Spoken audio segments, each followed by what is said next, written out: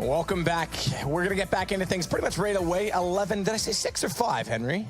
I think it was 6. Let me double check that. I have this information at my fingertips, much like the information that Mouz Sports is on. That is true. It's 11-6 is where we were. So we joined immediately back in Na'Vi T side. CT side. They did beat Virtus Pro on a CT side on this map, which is impressive in itself because we know that's usually their best stronghold, I guess we could say. Yeah, they're very strong on both sides of this map. It's a classic VP map overall, but Na'Vi have looked great so far. Great performances so far from Simple, Guardian as well, Flamey. Not so much impact to the gun rounds, but he saved them in a lot of crucial situations they're up against it. Here's where my scoreboards left me wrong because I may have the sides backwards in that because we saw Pasha playing in the pistol. Yeah, so I think Virtus Pro's on CT now. So that's something to watch because they could pull a comeback on that. Wow. My mistake. That's why I kind of saved you a little bit and kind of sure, you're always saving me. Just went with like they're good on both sides. But I have to say, you can save me only so many times. But if it ever comes to it that you have to give me the kiss of death, I'd rather die. Just remember that. Okay, I will. CPR, I've gone mouth to mouth. I've gone mouth to mouth with you once before, Henry, and I have to say, it was you know, I have to say, it was kind of rough. As we've got a blue screen, my favorite of all, and we're gonna get back into it, like I say. So, you know. Let me die, Henry. That's all I'm saying. Yeah, I'll let you die, Matt. Don't worry about that. So, guys, you are just joining us. This is the first game of this evening. This is the piping hot game of the night. And the week, I guess, I think it was billed at. So, Na'Vi versus Virtus Pro. You missed a hell of a first half there. It was VP going up 6-2, and then a valiant comeback from Na'Vi to finish things off 9-6. We had a few technical issues there, and they seem to be continuing a little bit slightly. Can I just say that I thought Twitch chat was bad, YouTube chat, you guys are impressive. What is this? I didn't know that I shouldn't have addressed it, but it is interesting to see. Is this a new meme? I don't know. Maybe it is. The interesting thing about this is I didn't know that I had a 700 hertz refresh rate on my monitor because that's how fast chat's moving, and I can read all of that. Oh, we're back. That's us. Hello. How's it going? It's good. I should probably get I'm wearing plastic surgery so I look better on camera. My granddad's jacket tonight. I have one very similar that belonged to my dad. I wore it at Katowice last year. I should have worn it. This is actually from the machine wardrobe. That doesn't surprise me at all. Not even in the least. I thought I'd mix things up, you know. You could have told me many other things I wouldn't have believed, but that is absolutely true. 100%. I'm good at that detective game. In fact, tell me a lie and a truth right now, and I guarantee you I'll get it right. Right now? Yeah, tell me one lie and one truth, and I'll pick them apart. It's quite a ambiguous question to put me on the spot with. Right, you ever think about that? I'm going to talk about how Simple on Na'Vi right now has been given. Now, you ever think, stop thinking about what I'm saying and think about the lie and the truth. Okay. I'm going to talk about how Simple has been absolutely incredible tonight in playing a very loose, dynamic style. This is something we wanted to talk about when he came into Na'Vi. Keep thinking about that. Because when he came in, we knew that they were a structured team. They played very strategic game. A well-oiled machine in the fact that Guardian was given the freedom, but he was still the Opera, which had his place in the team. Now they're giving Simple so much free reign, the others have to adapt, which puts them into a position that we don't necessarily know.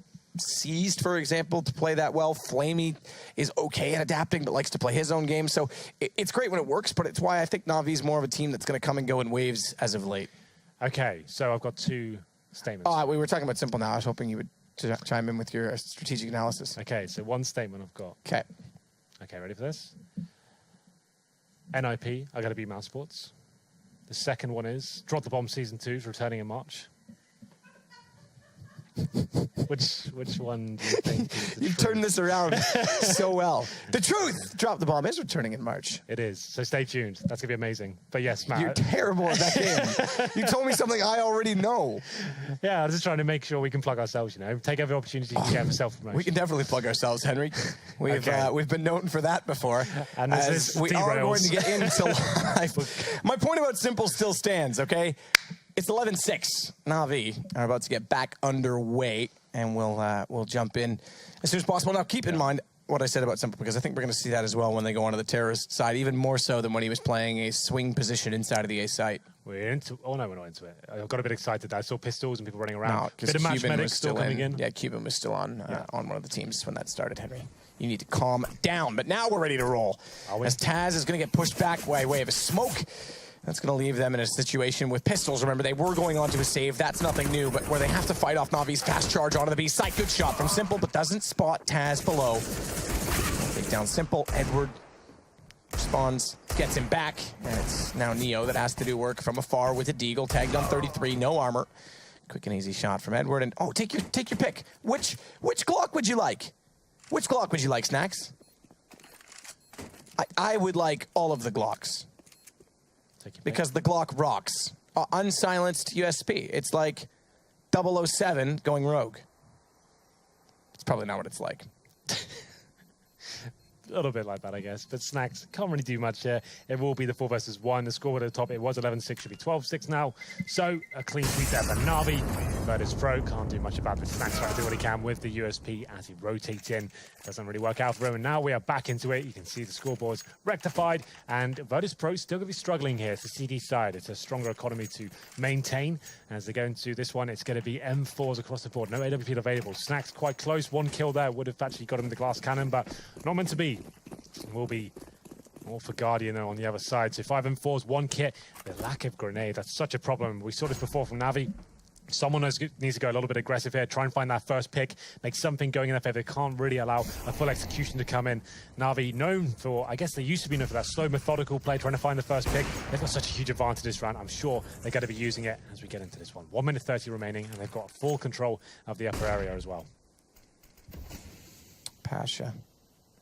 Waiting in the same position as we often, I can't remember who it is we often see. Is it Lowell that plays there quite often?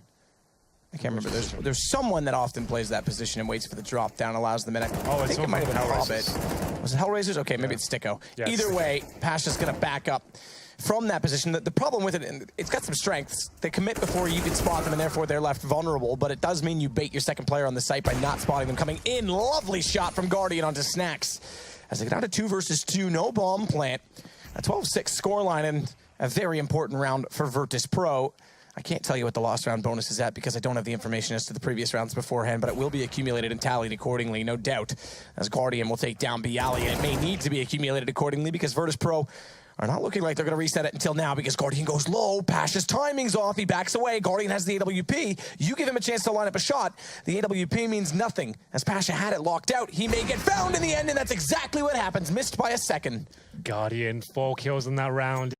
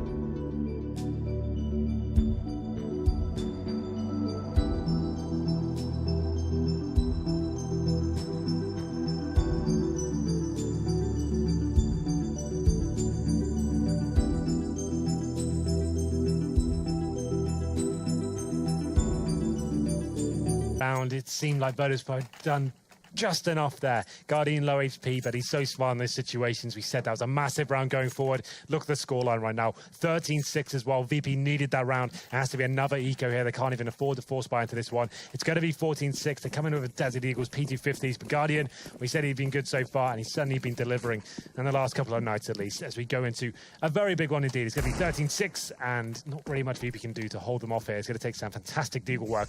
Neo's been good so far. Hopefully he can find a little bit more magic here. Oh, simple. That's a tag. Did Snacks just hit him through the wall? Yeah. With the Deagle from outer? Yep. Dear Lord.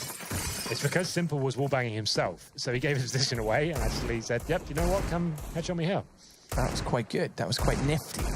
And I'm presuming they would have heard the headshot noise. Snacks would have heard he dinks him. So he's just trying to spam for the last shot. So he knows he's done some damage there. He's probably chuckling to himself. The op of Simple tagged to 4 against Pistols through a wall on a chance shot. Like you said, though, calculated chance shot. As Bialy backs away from the bottom of Pop Dog, Snacks will try and do work inside of the smoke at Ivy. That's where Seized is approaching. It's VP-esque. Smoke off the right, approach to the left, back away. There's going to be a gap above it, so you have to keep an eye on Green Train. As that smoke dissolves, though, Seized will round the corner. It's Neo. He spots rotating over from the inner sight. Neo's just trying to bait him into a reload situation as best he can, but he still had numerous amount of bullets left, so it would have taken a long time. A better tag still as they catch off Edward, but Bialy goes down to 21. Tries again to go for the peak. They're all low. Everyone's low. Seized as well. There's still a chance in this. The Seized Ed. Pasha's got 2. And Flamey's got 3 HP. Simple has 1. Edward has 5. There's more HP on Pasha than there is on all 3 of the guns of Na'Vi. And Pasha just has to isolate them and find the right chance shots. If they don't play this as a perfect unit on Na'Vi's side, he alone could pull this back. And there's the first opportunity, but Flamey makes no mistake to take his head off. Well, that was a very exciting round indeed. I kind of built it as being another redundant round there, but they did significant damage. And this will be a tactical pause coming in at that point. That got very scary indeed. You're absolutely right. Pasha in that position, considering the low HP, certainly had a shot at doing that. But unfortunately for him, just outnumbered there and outgunned towards the end. But a chance for Virtus Pro to fight back here. It's not the best of buys, but they have got the AWP in the hands of Pasha, as we mentioned before. Fantastic performance from him at the major. It seems that he's going to be the main AWPer, along with Snacks as well, depending on the map on the side. But Pasha was fantastic with this particular weapon and Train. He's known to be a bit of a beast as well as we go into this one. 14-6, a must-win round. 1 away from map point, and indeed match point for Na'Vi. And it will be the tactical pause. Tactical pause. I would say that should have been tactical. Who knows? We never know these days. Listen, Henry, you're the poker player. You're supposed to be able to call their bluff, so I'll believe you if you say it's tactical. Well, let's get back into it, shall we? This rush from Pasha. He's got the op. He wants the corner. They're just getting to the bottom of the stairs now, but a Molotov well-timed. He would have had a dead-to-rights shot down the lane. Instead, he gets Molotoved off, and he can't approach it. So nade over as well to continue to complement the act of pushing him back. It's worked. He's gone. He's down toward the CT side, the spool, covering off the long lane at upper. But in the meantime, it's his teammate down below that we have to watch and factor into this, because if they do go ramp, it's something we have to consider. Nice shot from Simple. Flash over. Pasha gets his head absolutely taken off by a single bullet, a single click. I like it. I love it. Bialy, meanwhile, finds that Edward's waiting down at the bottom of ladder already and was hoping to catch them off, potentially by pushing through A as they go B. That was the reaction. They lose that first player. Someone has to step up there. Bialy makes something happen, and Snacks looking to do the same thing as well. He's seen the smoke go over. Free kill eventually as Seized goes down. Nice recovery so far. Man advantage of Virtus Pro, and the bomb's down as well. It's going to be Snacks actually locking down that main area. He's locked them in towards inside. He's got so much information at this point. Na'Vi have to strike towards inner, and it's going to be Flamey going in first to see if he can find the next frag. Taz just going to try and open up the opportunities, not playing over to his side, and in fact flashing. Was that his own flash, or did that come down the ramp at the same time he threw the smoke? I think it must have, because he gets caught off entirely by that, and Bialy, as a result, has to hold this off 2 versus 2, and when I say hold this off, he's got to hold position because he's got to wait for this. Snacks rotating in. Flash goes into the site immediately, spots where Guardian's playing with the EWP, has ground. And the reaction time of Guardian is normally sufficient in those situations, but it's not quite this time, as Simple gets it down to a one-on-one. Both players, Snacks and Simple, with 2 kills, and it's going to be 3 for Snacks at the end of the round, and Simple perishes. Battle of the star players there. Like I was just about to say as well before this one kicked off, Snacks and his teammate Bialy there had no nades, no kits to work with, but Snacks makes it work there, picks up the AWP. The problem is only 1 player survives. They're not going to have much money to work with. He can drop 1 weapon over. You can see on the screen right now. It's going to be a real mishmash of weaponry going forward. Na'Vi have got enough to work with here. They get the AWP, the AKs have done repurchase as well, and this is where VP really get tested now. A UMP, Taz on the Mag 7. He plays towards inside, so that makes sense. There's a lot more close-range encounters towards that area, but this is going to be a real difficult one for them. Lose this round, that's pretty much GG. Obviously, there'll be a match point, but they'll have literally 0 money going forward. So, Pasha to step on the AWP now, gets the first shot, but Flamey gets one in return as well. Nade goes toward the E-box, but it won't matter because the shot came through from Simple to take down Pasha, but immediately after, his teammates perish, and Guardian finds himself very lonely. Alive. Something to think about. He's got 2 feet and a heartbeat, but he's very lonely. And Taz has decided to put him out of his misery with Snacks' favorite weapon.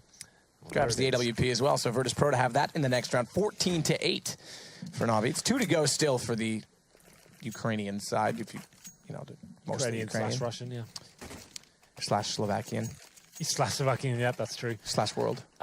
So the reason for Na'Vi doing a very simple kind of approach at that point is going for the rush outside. Like I said, they know they kept one player alive. There's no money really available for Virtus Pro. They're assuming the Orb's not there. There's no incendiaries. That makes sense ultimately. But Bialy stepping up tremendously there with the M4A1S brings things back into Virtus Pro's favor. And we said if they lose that round, game over. They managed to survive. And it's going to be a partial buy here for Na'Vi, not fully investing. They have a smoke execution. I explained this to you in the first half as well. Try and get the bomb down. They're setting up for smokes right now. They've lost that first player in the form of Simple, but they will just be continuing with the execution here. Smokes towards the bomb train, create that wall, but unfortunately for them, Snax is playing in front of those smokes. He won't even be allowing them to get in position. They'll be coming in. It might be a little bit in vain at this point.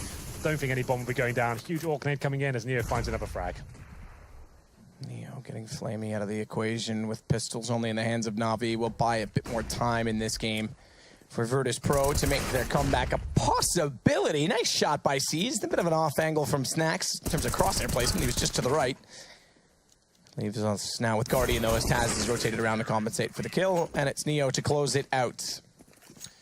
Yeah, well, there it is. Like I said, partial buy from Na'Vi.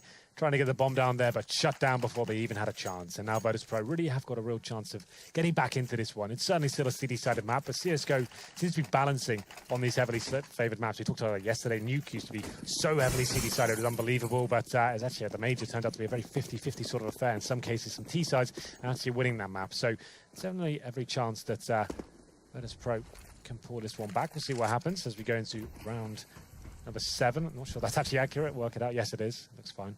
And AWP towards Ivy at this stage. It will be Guardian boosted up. Trying to use that smoke to just peek over here.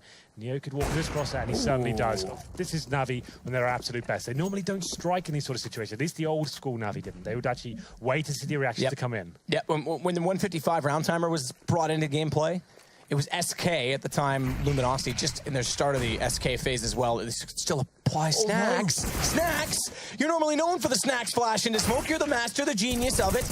And he blinds himself and Guardian. Very awkward exchange, and yet the rifle still prevails. However, it's Edward to pull this back down to a 1 versus 2, favoring Na'Vi, and that'll be map point as he takes out Taz. Point I was going to make when the 155 timer came in, and we thought teams like Na'Vi and SK at the time would benefit the most from it because they're so tactical, and oftentimes Na'Vi used to run out of time before planting the bomb after executing. We have to remember that was when Zeus was at the helm of the team as well. He has a much different calling approach. Obviously, we have a kind of hybrid between Seized and Starrex right now, and you can see them being a little bit more assertive. They get that first kill, they're smoking off to the right, they're getting towards those backtracks. They're not going to hold up for this amount of time anymore. So they get them out the round they need, match point, and once again, the money is a massive problem for Virtus Pro. It will be UMPs and aggressive play towards inside. Taz is known for this. Gets that first frag. Takes down Edward, but he wants a little bit more here. Knows it's not going to be enough to win the round just yet, especially when Seized takes down Neo in return. Taz as well. And behind the smoke gets found by Guardian. Snax finds a kill on the opposite side of the map out toward Ivy, which was potentially just to hold off rotations because it's now a 3 versus 3 and they needed information, but it's a good kill to get for Snax. He desperately tries to find a player on the other side of the smoke. Is there a weapon there? Okay, he did. Yeah, okay. He did get the M4. I didn't see it, but he knew better. He knew where he got the kill. Better still for Bialy. He'll find Flamey and Simple to follow. Oh, timing up in the same position, but Simple. Not the spray I might have expected from the young lad. As Snax will put down Guardian. Well, not meant to be. It's the UMPs, the scouts, and a couple of M4s there that stayed today. Virtus Pro still alive and kicking for now, and they have broken the economy for Na'Vi. When you have this situation, I would say maybe avoid the force buy at this point. We'll see what they decide to do. They have got 3K in the bank. In terms of the loss bonus, they get 1,900 next round, so they will be not going quite all in here, but they've given about $1,000 on Guardian, Seized, and a couple of other players as well. So they're going to be going for some Tech 9s, UMPs, smoke grenades, and we'll see whether they can get the bomb down here. It was going to be a double eco situation. The buy would have been poor regardless next round, so they're going to go for quite a heavy investment. Simple on the UMP, just trying to close this out. And it could work out for them. You know, you can see Pasha's only got the scout here, so a good chance than any as they throw the smokes towards outer. Whether they end up in that position is yet to be seen. You can see those blooming on your screen right now, taking that vision away from the CT. Edward. It's a fake, I think. Yeah, trying to get anybody to get caught up by a tick of the Molotov. No one's heard him or reacted to it. They're forced off towards Z, and they've rotated all the way over to B. Above in control, there's 2 players right now for Virtus Pro. That's uncommon. And Taz, that's a decent rotation because he's opened it up ground. He's taken the only player down on B, With all the utility, they thought they had the high ground. Then have to rotate back through Z connector, which means by default, bomb is planted, and they've got all the rotations covered off aggressively. That's what we talk about you needing to do when you come in from the B main entrance. That could be disaster, and it certainly will be. Good flank play as C's waited out at A, and 16 rounds for Na'Vi. Well, what can you say about that last round? I didn't think they had a chance. I thought the bomb was going down, but it doesn't get much more idyllic than that for Edward. He's supposed to be the ruse outside. He's supposed to be just showing his presence there. His teammates ready to go inside. He actually gets in towards connector mat. There's no call there being made. There's no actual awareness from the CTs. That inside player gets taken down, unaware that's a possibility, and the round falls apart. Simple doing a great job holding the flanks to connect at the UMP. The only player with an SMG as well. Couldn't have been better. And we finished things off there with a nice victory for Na'Vi. Well, nice victory indeed. That's map 1 of 2. We'll talk about that, take a break, talk about the other. But to do all of that, we have to send it to our lovely Alex Machine Richardson. Cheers, boys. Yes, off to a flying start for our second day here at the Pro League. Na'Vi managing to eventually close things out versus Virtus Pro. And it did, I don't know about you guys, but just seeing the little bit of fire exchange between the two to start off that game made it just that little bit more interesting, knowing that Simple, when he got those 3 or 4, I think it was 4 in the outside bomb site, just so added an extra level of excitement to it for me, Lauren. Yeah, he had a fantastic game. He did. From start to finish. It looked like Virtus Pro took the reins early on, but Na'Vi turned it right back around. Guardian had a good start once he got the AWP in his hands. Didn't need to be operating at a huge level. Everyone else stepped up too. So Na'Vi looked pretty decent, to be fair. That T side was incredibly strong as well. It looked like they were going to have the clean run to the end, I thought then, but a couple of rounds went back and forth eventually.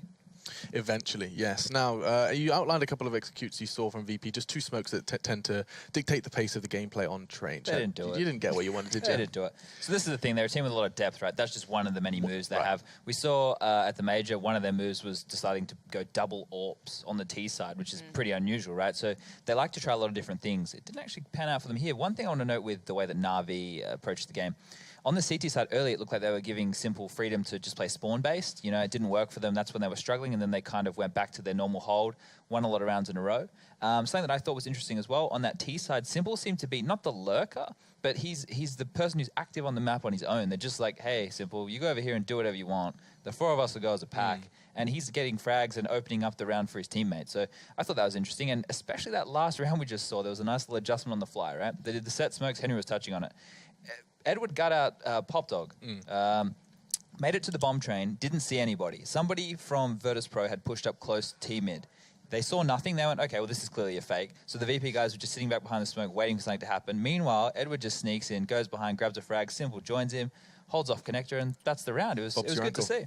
Yeah, and I've got to say, you know, the things that Simple does come out with sometimes sound quite arrogant, cocky on Twitter. You saw the reply, obviously, earlier to that from Pasha. But for me, a player in his position, you have to play these kind of confidence-based roles where he's the one making the plays happen. He kind of has to believe in his own hype as such, you know what I mean? He has to be willing to take these kind of risky routes as such, take kind of risks that don't always pan out if you're not going to hit a ridiculous shot, which you can almost depend on him to do sometimes. He was so on point. So many times it came down to him, like him and Snacks in that 1v1. The amount of clutches that went back and forth between them. Simple eventually won out in a couple of them, but Snacks still looked pretty good in those. But yeah, I think Cobble's going to be absolutely phenomenal between these two. We keep referring to this tweet. I know some new people have joined us. We can bring it up. This is the exchange that was between Simple and Pasha at the start of the day. In fact, I say start of the day, it was actually very close to game time.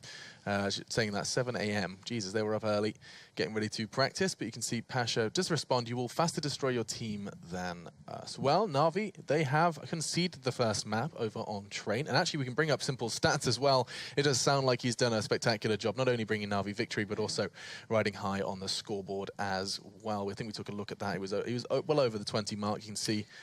Oh. KD's not.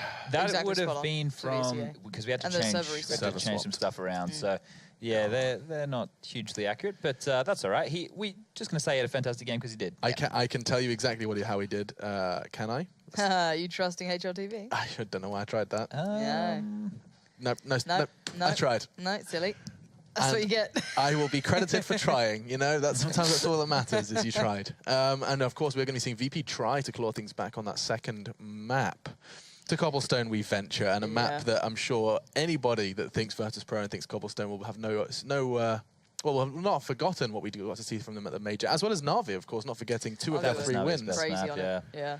This is going to be good, right? The scene is set. Both teams have done damage on Cobblestone. Just a couple of words, Lauren, of why we should be enjoying it. Quick reminder, it wasn't even the likes of Simply went off in that map during the major. It was Edward, it was Flamey, those sort of guys. So this is the combined force of Na'Vi on this map. So if these guys turn up, we could see something actually phenomenal on this one. Well, Na'Vi took Train, a lot of people anticipating that to be where VP did the damage, and now we venture to Cobblestone, where Na'Vi are going to look to replicate some of the success they found over in Atlanta. We'll be back after the break to guide you through the action.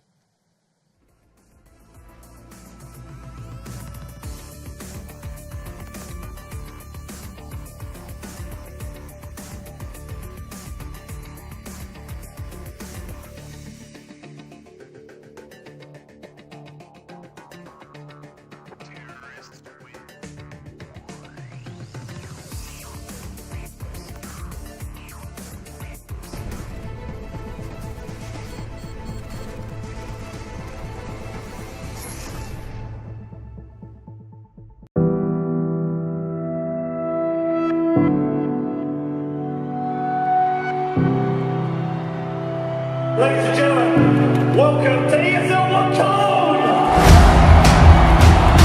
Two headshots in a row, and Fnatic about to bring it back now. All on Nico. Trying to see if they can get the defuse, and Nico. Oh no, Fnatic!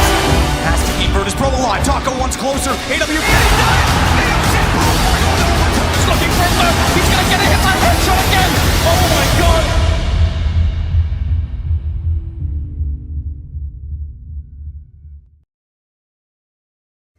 ESL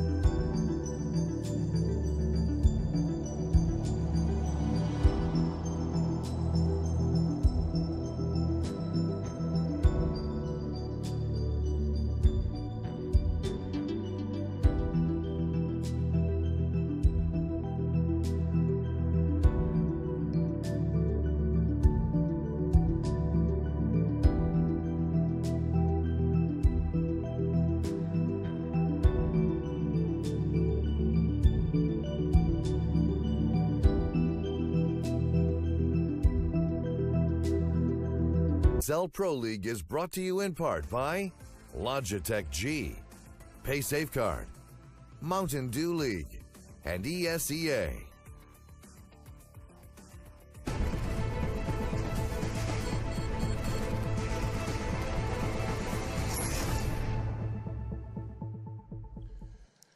It's time for our second map here, and our second day, Virtus Pro have to bounce back now after conceding the loss over on Trainer Map. Anticipating big stuff from the polls, but it did seem like Na'Vi and Simple in particular did exactly what was necessary. Now it's Cobblestone, and I'm joined by Chad Birchall and Lauren Pansy-Scott to analyze a little bit more about where this one is going.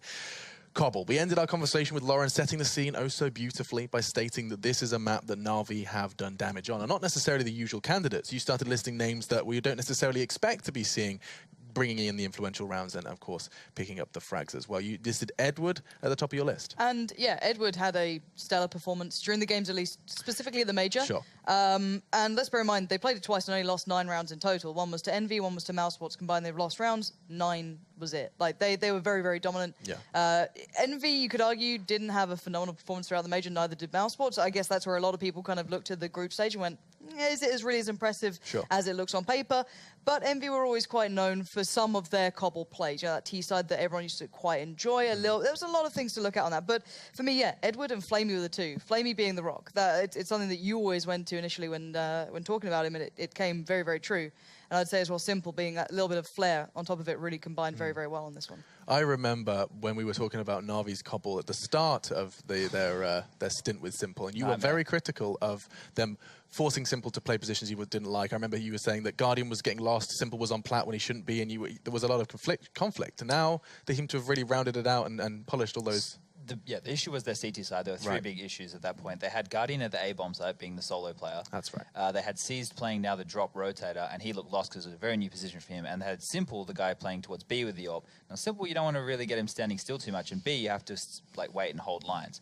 The swap they made was with Simple and Guardian. They've swapped the bomb sites, and now Simple has more freedom. He can do what he wants. You know, it's a much better position for him, and they've had a lot of success. With what Lauren was talking about, they played their CT side both times, I believe, at the Major, and it was very, very strong. You know, we haven't seen a lot of their T side, so this has shown that they've fixed up what some people consider the weaker side on Cobble. Well, I mean, we saw a spectacular CT side from Virtus Pro as well over at the Major. Quarterfinal versus North. I'm sure this will be ringing some bells for you guys, whereby they went down 12-3, moving into the defensive side of Cobble, arguably the harder side, and proceeded to win that game 16-13. Like, I mean, that's just a statement in itself that we've got 2 teams that have done big things on Cobblestone over in Atlanta at that Major. And that was Pasha as well, a name that you don't often... I know it sounds weird to say that, but again, he's starting to come back towards, you know, very much a forefront here. We didn't see exactly a massive display in the last game just now, but he really went off there, and everyone kind of started to turn their attention going, is Pasha coming back to form? Is this the Pasha we want to see? And again, I hope that this kind of comes into what this match could be here, because it could be very one-sided. Na'Vi could turn up and Simple goes off. He'd be pretty much just 4-1s on their CT side. Simple can literally solo out A all on his lonesome, occasionally gets help from someone if he really needs it. And then if Virtus Pro crumble, it's still online VP at the end of the day. I don't know where to put them sometimes. You look at them offline, it's a completely different picture still, or at least so far. I want to see a little bit more from them now. Okay, I mean, Astralis broke their semi-final curse. Maybe VP can break their online curse coming into 2017. It's the year of curse breaking, or perhaps some curses will be formed. We'll find out how this does go down. I need names, though. So far, so good for one of you. You had the split desk. Lauren, what are you thinking this time? Na'Vi. You are painting the picture for Na'Vi. She's going to swap sides. Are you doing the same, Chad? I'm still going to go with Na'Vi, yeah. Oh, stick with them. Has he got a team shirt under there? Oh, I should do. Hook me up. Yeah, I just tried to look under your shirt. Fantastic stuff. Okay, it is. You'll be interested to know that is just skin under there. We are going to go ahead and head over to your casters. Talking of skin, we've got a skin head for you. It's none other than Henry G and Spot, his co-caster at Stato. And speaking of curses, Alex, I'm sure we'll get a few of those with you hosting. We came very close yesterday, and I'm predicting we'll get one before you are done. What are you alluding to? Cursing? Oh, Language? Yes. Wow. Okay. I was like, what's going on there? All right, hang on. I wasn't at the desk when you did that. I don't remember everything you talked about. Yeah, you don't pay attention. I get it. I just remembered what you meant. It's fine. We get on fine without you as part of our broadcast. We'll continue that way, apparently. Virtus Pro Na'Vi, we go to Cobblestone. They painted it well by saying the 12-3 comeback North. Magisk, 29 kills against VP in the first half while he was playing on CT, and then they come out short. Yeah, the T side for VP looked phenomenal there. They never give up, so resilient, but you have to say, Chad pointed out quite nicely as well, Na'Vi had massive problems with their CT side when this lineup was first formed. They seem like they've rectified a lot of that now, and we'll see whether they continue that form. They pick up the first map, and it was Simple saying he's going to destroy them tonight. He just sent out another tweet as well saying he's going to continue the reckoning as we go into Cobble here as well. It will be Na'Vi, and they've got a Superman purchase in the form of Edward. He's got a Tech 9 and body armor, and 3 sets of armor accompanying him, and it's going to be Seized, who's the player who dropped over the Tech 9. He's got a smoke as well. Most teams go for the ace split here, smoke towards that connector, focus on the drop-down zone, and we'll see whether that comes into fruition as Seized looks to be lining up that smoke, but Snax, he's aggressive towards middle, and he takes down that first player, throws a cat among the pigeons there. What an amazing opening shot as always. Back away ever so slightly. Seized is trying to find Snax. The problem is that bomb, as you mentioned, Snax having that down, that's so much to work with. It pulls all the plans of Na'Vi away. They've got to go back over toward it. And VP's actually going to play an interesting mind tactic on this. They're going to back off that bomb just enough to lure them into Taz, who picks up another kill. They can get it, but this is giving them information. Neo pops out. They allow them to walk up mid. Snax backs away to bait them toward their teammates. Tech 9, Edward, you've got to hit a kill with it, and you will. Calm down, Matt. As Simple hits Pasha, it opens things back up, but he's now left alone to race toward the bomb as well. They know that's still down toward mid, and Simple's got to beat them toward it. He's got Snax in his sights, but he's got that Glock down to 4 bullets left already. That's it. As he fires away 20 to get him in that position. He's gone back for more. That time he'll hit Snax. Knows with a second is on Bialy, who has to be very careful. Head still showing, but he'll get the headshot and turn over the top of the rock very close as he hits 54 HP. That's just a classic example of the CT showing aggression there at the start of the round. Snax especially towards middle, shutting down any tactic that Na'Vi had in mind. He goes, pushes through the mid doors. It's an audacious play, definitely high risk / high reward, but it pulls off as he manages to get that first kill. Like I said, Sees having that smoke towards connector. He throws it, and just as he actually lets go of the smoke, that's when the push comes in. They have to stop the tactic in its tracks, and it will be VP picking things up. Comes down to a 1v1, but still, interesting enough, Virtus Pro not picking up a single rifle here in the second round. They've got an array of SMGs, a P90 and Taz, very good with that weapon, 3 UMPs, and Pasha with the MP9. There is going to be a force buy in return from Na'Vi. Tech 9s, P250s, a couple of smokes as well. But we'll see what they bring to the table here. For now, there will be one player towards the A side of the map. It's Guardian holding towards top and middle, and his teammates will be looking towards A. I think this will be similar to what we were anticipating the pistol. That smoke towards the connector area, and then maybe going towards drop down. There's the smoke towards connector, and they will indeed go for the split at this point. Ooh, lovely shot in return. Flamino into Bialy, works well for pistols. It Snax to hold off the connector. Simple's got the shot on him, 3 HP, and a 3 versus 3. Watch that flame. One careless step, and the big toe would burn him alive. As Guardian tries to find exactly where the player out toward A has burrowed himself into. Taz evading him at this point in time. Taz normally the one to hold off the backside of window as well, so keep that in mind when guns come out. We've seen Snax go there to start it, similar to how we saw Pasha playing B on the pistol round on their CT side of train. So there's dynamics in the works for VP, as they have the man advantage with Taz on a P90. Guardian doing what he can on a P250. P2000, PP Bizon. Para, as it used to be known. Do you remember the pair, like the Negev? Yes, it used to be called the Para. We didn't have 2 of those in other iterations. There's the machine guns now. I think I've got all the P guns. Doesn't matter, VP. There's a P. He's going to take down Seized. They'll follow it up as Taz gets Guardian. If I've missed any of the guns that start with P, tweet me. Good to know. Pause comes in, though. A chance to catch our breath. This will be a technical pause. We did have a couple of those on train as well. Like I said, it is an online game, so a little bit of issues here. And will be another eco for Na'Vi at this point. It's going to be 2-0 in favor of VP. An interesting buy. No rifles at all in that second round, especially when you know the force buy is very likely to come in. So we'll see what happens here. Going forward, it is going to be that redundant buy. And MP9, UMP, and P90. For the record, MP9 does not count because it's a start with P. And if anyone says pump shotgun, that's not what it's called. Who would say you're both shotgun? Wrong. Whoever's going to tweet me those names. Nova, yeah. No, definitely not the pump shotgun, although I guess you know exactly what they mean when they say it. Anyway, no bomb planted at all yet for Na'Vi, so they will be eco this round. Should be a 3-0. I said that with bated breath. You never really know as CS goes. Some crazy things have happened with Glocks in the past. We've seen it a few times recently. But at this point, Virtus Pro, Bialy and Snax trying to invest into this round. They've got $4,200, and yeah, it's going to be Snax. We have the M4 there. The first rifle's been purchased. But at this point, Taz, P90 definitely viable going forward. Same story for the UMPs as well. It's that MP9 on Pasha. He'll try and get as many frags as he can. He'll probably be quite aggressive this round. He's not too scared to lose it. If he gets 1 kill and dies, that's absolutely fine, as long as they secure the round at this point. Well, the play it thus far from Na'Vi is conservative because round 3, no bomb plants. They'll hold out with just the pistols, no armor. Taz again with a P90. He's going to work his way down in toward the danger room. Backs away as he clears his initial peek toward bottom of mid. Doesn't want to leave himself isolated either so that the gun gets stolen away from him as Flamey. He starts to look up toward long as well with the P250. Siege just out drop quite quickly on this. If they don't realize, okay, they've got it, they've spotted it. I was gonna say, if they don't realize it, he could catch off the M4 in the hands of Snax, but they've heard him go down, so Snax turns around aptly. They do catch Taz in the end. It will give them the MP9 to work with. Flamey's the one to hold it, but he's very low on HP as Edward picks up their only kill. After the subsequent first on Taz as he was isolated, Edward good shot on the Deagle, I will say, but again, it's gonna be Virtus Pro picking up the round. That time they lose 3 though, so decent force of reinvestment. And Pasha was not able to grab another gun out of that. They were too far removed from his position, so he stays with the MP9. Question is, does he stay with the MP9? All things considered, that was a reasonably good round for Na'Vi. Only had Glocks and PG-50s, managing to pick up 3 kills. But all for naught, really, you can see Virtus Pro still have a plethora of cash as we go into round number 4 here, the first real gun round. Pasha, the only player with an AWP. Guardian unable to bring that weapon to the first gun round here. So they will be with the 5 AK-47s. Looking like they'll be focusing towards drop down once again. Always a controversial point of the map. Very difficult to hold this one off. It's going to be Bialy, though. He's only got the MP9 to hold this position, so let's see what he can do here as the flashbangs come in.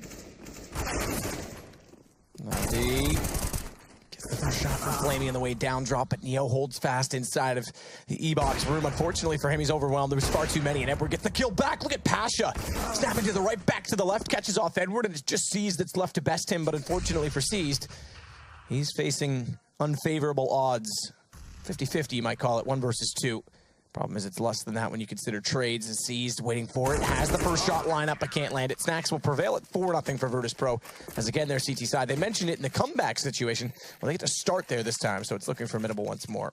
It was Bialy holding that drop-down area with the MP9. Can't find a kill, but Neo, strong as ever, finds 2 kills, pulls his incendiary out, but just slows him down long enough there, gets good information, as you pointed out. Pasha doing some stellar work there with the AWP, flicking around that B-bomb site, finds a couple of frags, shuts down Na'Vi, and there will be 4-0 at this point. It will be now a partial investment from Na'Vi. They're going to be a maximum loss bonus to go into the next round, and maybe just a little B-rush here, some misthrown flashbangs, but that's not going to scare them off as they rush in towards the B-side.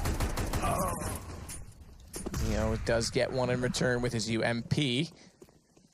Neo waits for another to wrap around. Smoke on the left side allows him to transfer onto the statue with bomb, but it won't allow the plant because Neo's in prime position to shut it down. Flamey Tech-9. Can you say Flamey's flaming with the Tech-9? Because he gets 2 kills with it. I'd say he's a little bit close to on fire, but it's going to be Edward that wraps back around to find Snax. And again, he obliterates his opponent. 1 versus 1, though. The rounds are coming close, which is going to keep the economy quite honest. Yeah, it's going to be a decent reinvestment for Virtus Pro, but still they get the 5-0 on the CT half here. So they're looking strong. Comes down to another 1v1. Edward suddenly had the chance there. A window of opportunity towards connector, but Snax pulls out the M4, takes his head off. And again, to round number 6. No AWP once again. So Guardian still yet to frag in this first half. He's on 0-5 right now. Hasn't got out that AWP, so struggling slightly, but still very early days. As we get into this one, no AWP available for Virtus Pro for the reasons we just pointed out. Lots of close rounds being exchanged. So 5 rifles for Virtus Pro, and they are lacking a little bit here. They do favor towards this A area. Snax especially, always very aggressive towards long A. Does take a little bit of a challenge there, but Edward just hiding as he takes his position around the corner. So just holding up now for any CT aggression will be the terrorist. As you can see, the boost comes in. Bialy, he's so good in this tree position. We've seen it time and time again. He locks down, gets multiple frags in this position. Pasha normally baiting him in as well. As you can see, that's perfect. Pasha shows his presence. He's going for 1 kill. He'll drop down, allow Bialy to go to the spray down after he's taken the attention away. Flamey with Molotov throw? I think it was just a nade. It was. Trail to no end. As they try and distill Neo from position on the defensive side of the drop room. It's Bialy that's close by, so they have changed it up slightly because Taz, unlike Cologne, Midsummer, and previous Pro League endeavors, Season 4 in particular, is not playing toward that window room and connector. He's playing A, complementing Snax's position, so they've got something up their sleeve, perhaps, in terms of strategy and teamwork. Pasha gets on top of the box as well. There's smoke down. He can't quite in the angle, and Simple slips in undetected. So a risky play from Pasha to try and get an advantage with the smoke down. Doesn't work out. It costs him in the end, but they recover well as Bialy gets one more from Tree before going down. Bomb. It's dropped inside of the site, and Guardian obliterated by Snacks means a long way removed is seized, but his timing's right to come out from drop. They don't expect him to be there, and another 1v1 that's won by Virtus Pro. Yeah, it's so frustrating for Na'Vi at this point. They're getting equal exchanges throughout, but they just can't find this round. This time it's Virtus Pro to find round number 6. This is reminiscent now of New York, when this map was extremely one-sided for Virtus Pro, but it was all clutches. It was all close rounds that left it very exciting, and Na'Vi were always on the losing side of that. They're the same position here. Well, they're on the cusp of breaking Virtus Pro. They know it. That maximum loss bonus. They're finding frags as well, so they can buy AK-47s. Problem is no utility to go with it. But this could be the round. You can see UMP and Bialy.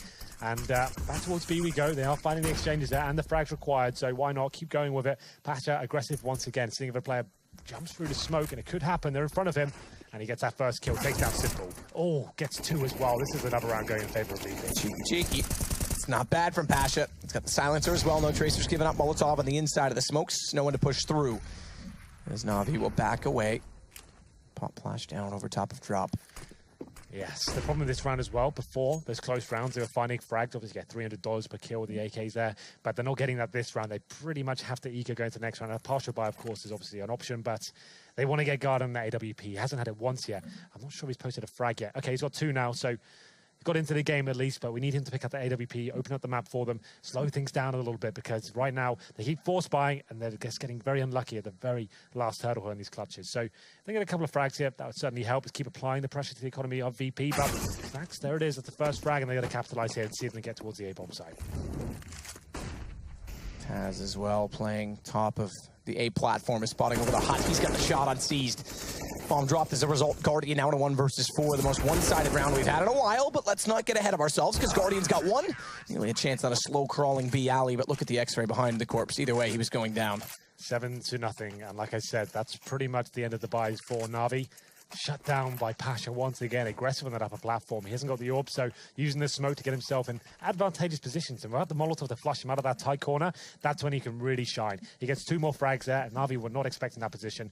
And as predicted, a little partial buy coming in. They get a $3,400 into the next round, so that's fine. So a smoke execution, a wall of smokes, we normally call it towards B, is looking very likely at this point. You're trying to segregate and cut the bomb site in half and apply pressure to the CTs. If you can get the bomb down, fantastic. A real chance to win the round here. That's the first objective. Get the smokes down, then the bomb, then we'll see what kind of options are available.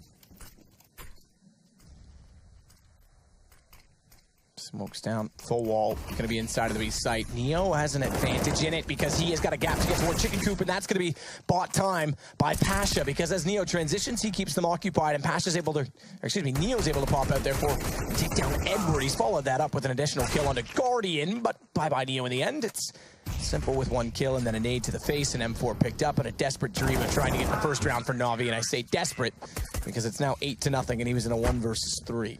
Well, we can get a Guardian AWP, but still, it's going to be a rough buy for him. $5,400. It's enough to get the weapon out, but not much to go with it. We can see, I would have said tactical pause at this point would be quite viable for themselves. There's the orb. Only against the body armor. That might not sound like a big deal, but against these M4s on the CD side, that means it's 1-shot potential there. Makes them almost like AKs at that stage. So he needs to be very careful. But finally, we do get that sniper rifle. It's what Na'Vi rely on to open up the map. Let's see what they can do here for the first time as we go to round number 9. It's kind of a strange fact there going forward. He gets the AWP. Let's see if he can have some impact now.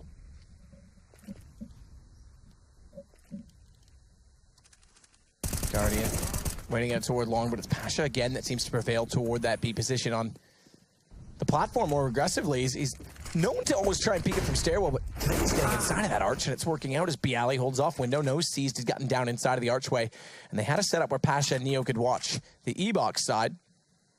So Bialy covers it. Now Taz will rotate in early to get toward the window, and as he does so, 4 players favor the B side, perhaps on information that they think they're above drop. It's actually Na'Vi with 3 out toward A long, setting for execution, but they've been slow about doing so, and that allows a rotation back over to the A side for Bialy, who goes onto the platform. In fact, he's going to play barrels so he can bait them in. Snacks aggressive will spot it, but Guardian, better shot. Yeah. I'm not sure Snacks had to be that aggressive at that point. That's such a 50-50 play. He gets 1 kill, secures the round. If he dies, he's actually given them a chance to win this round now. They will be going for it. 40 seconds remaining, dropping the utility towards Connector and the balcony area as well. This frag decides the round. If Guardian can find it, it's going to be Edward. Now there's a real chance to actually pick up round number 9 here. Pasha's got to try and push out to catch them off at APC, but inside of the smoke, Edward gets vision from high, and Bialy's gone early. He had to give himself up, but it's going to work out, though, because Guardian can't get the offset in time, and he hits headshots on the last two. Like I said, Snacks opening up the window of opportunity there, but Bialy, look.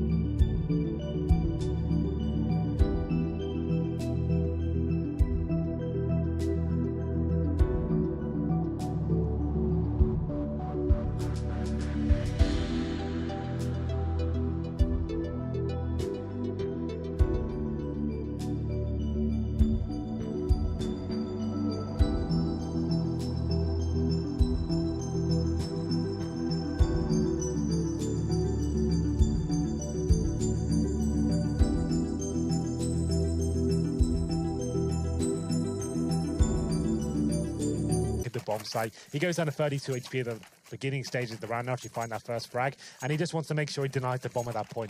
Gets 2 frags, and like you said, the AWP shot misses. He takes that opportunity to finish it off and gets 4 frags in the round. So very, very well done from Bialy. 9-0 now. A forced by in sorts from Na'Vi at this point. They've got 3 AKs out. 3 players, make it 4 now, fully invested into this round. It's going to be Siege just for that Tech 9, and he'll have a little bit more money, but it's Guardian once again, who doesn't have the AWP. This is a really difficult round for them. They won't be able to buy next round. 3,400 on top of this. This is getting a little bit desperate. They want to take a breather, tactical timeout, and Snacks, once again, looking for this first frag, sneaks through the middle doors. Snacks behind the smoke, but it's found by Edward, though. So down he goes, and Virtus Pro, losing early, will pull back again in the hands of Bialy. Bomb dropped again for Taz at bottom of middle.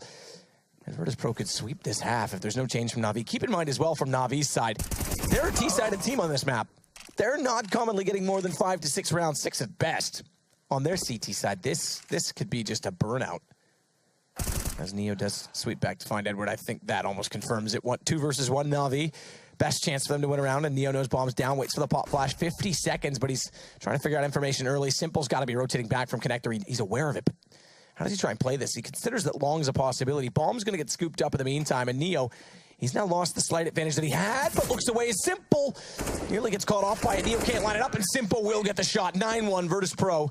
They finally can see it around that it's a reset for Na'Vi with 1 alive. You can see how close these rounds have been, Matt. It's 9-1. They've won 9 rounds in a row, but it looks like they might actually have 3 go here. Here's the replay from Bialy's POV at the back of that bomb site. Fantastic work from him, and that's the shot. Guardian misses the AWP shot there. He capitalizes, but this is testament. We were talking about it before.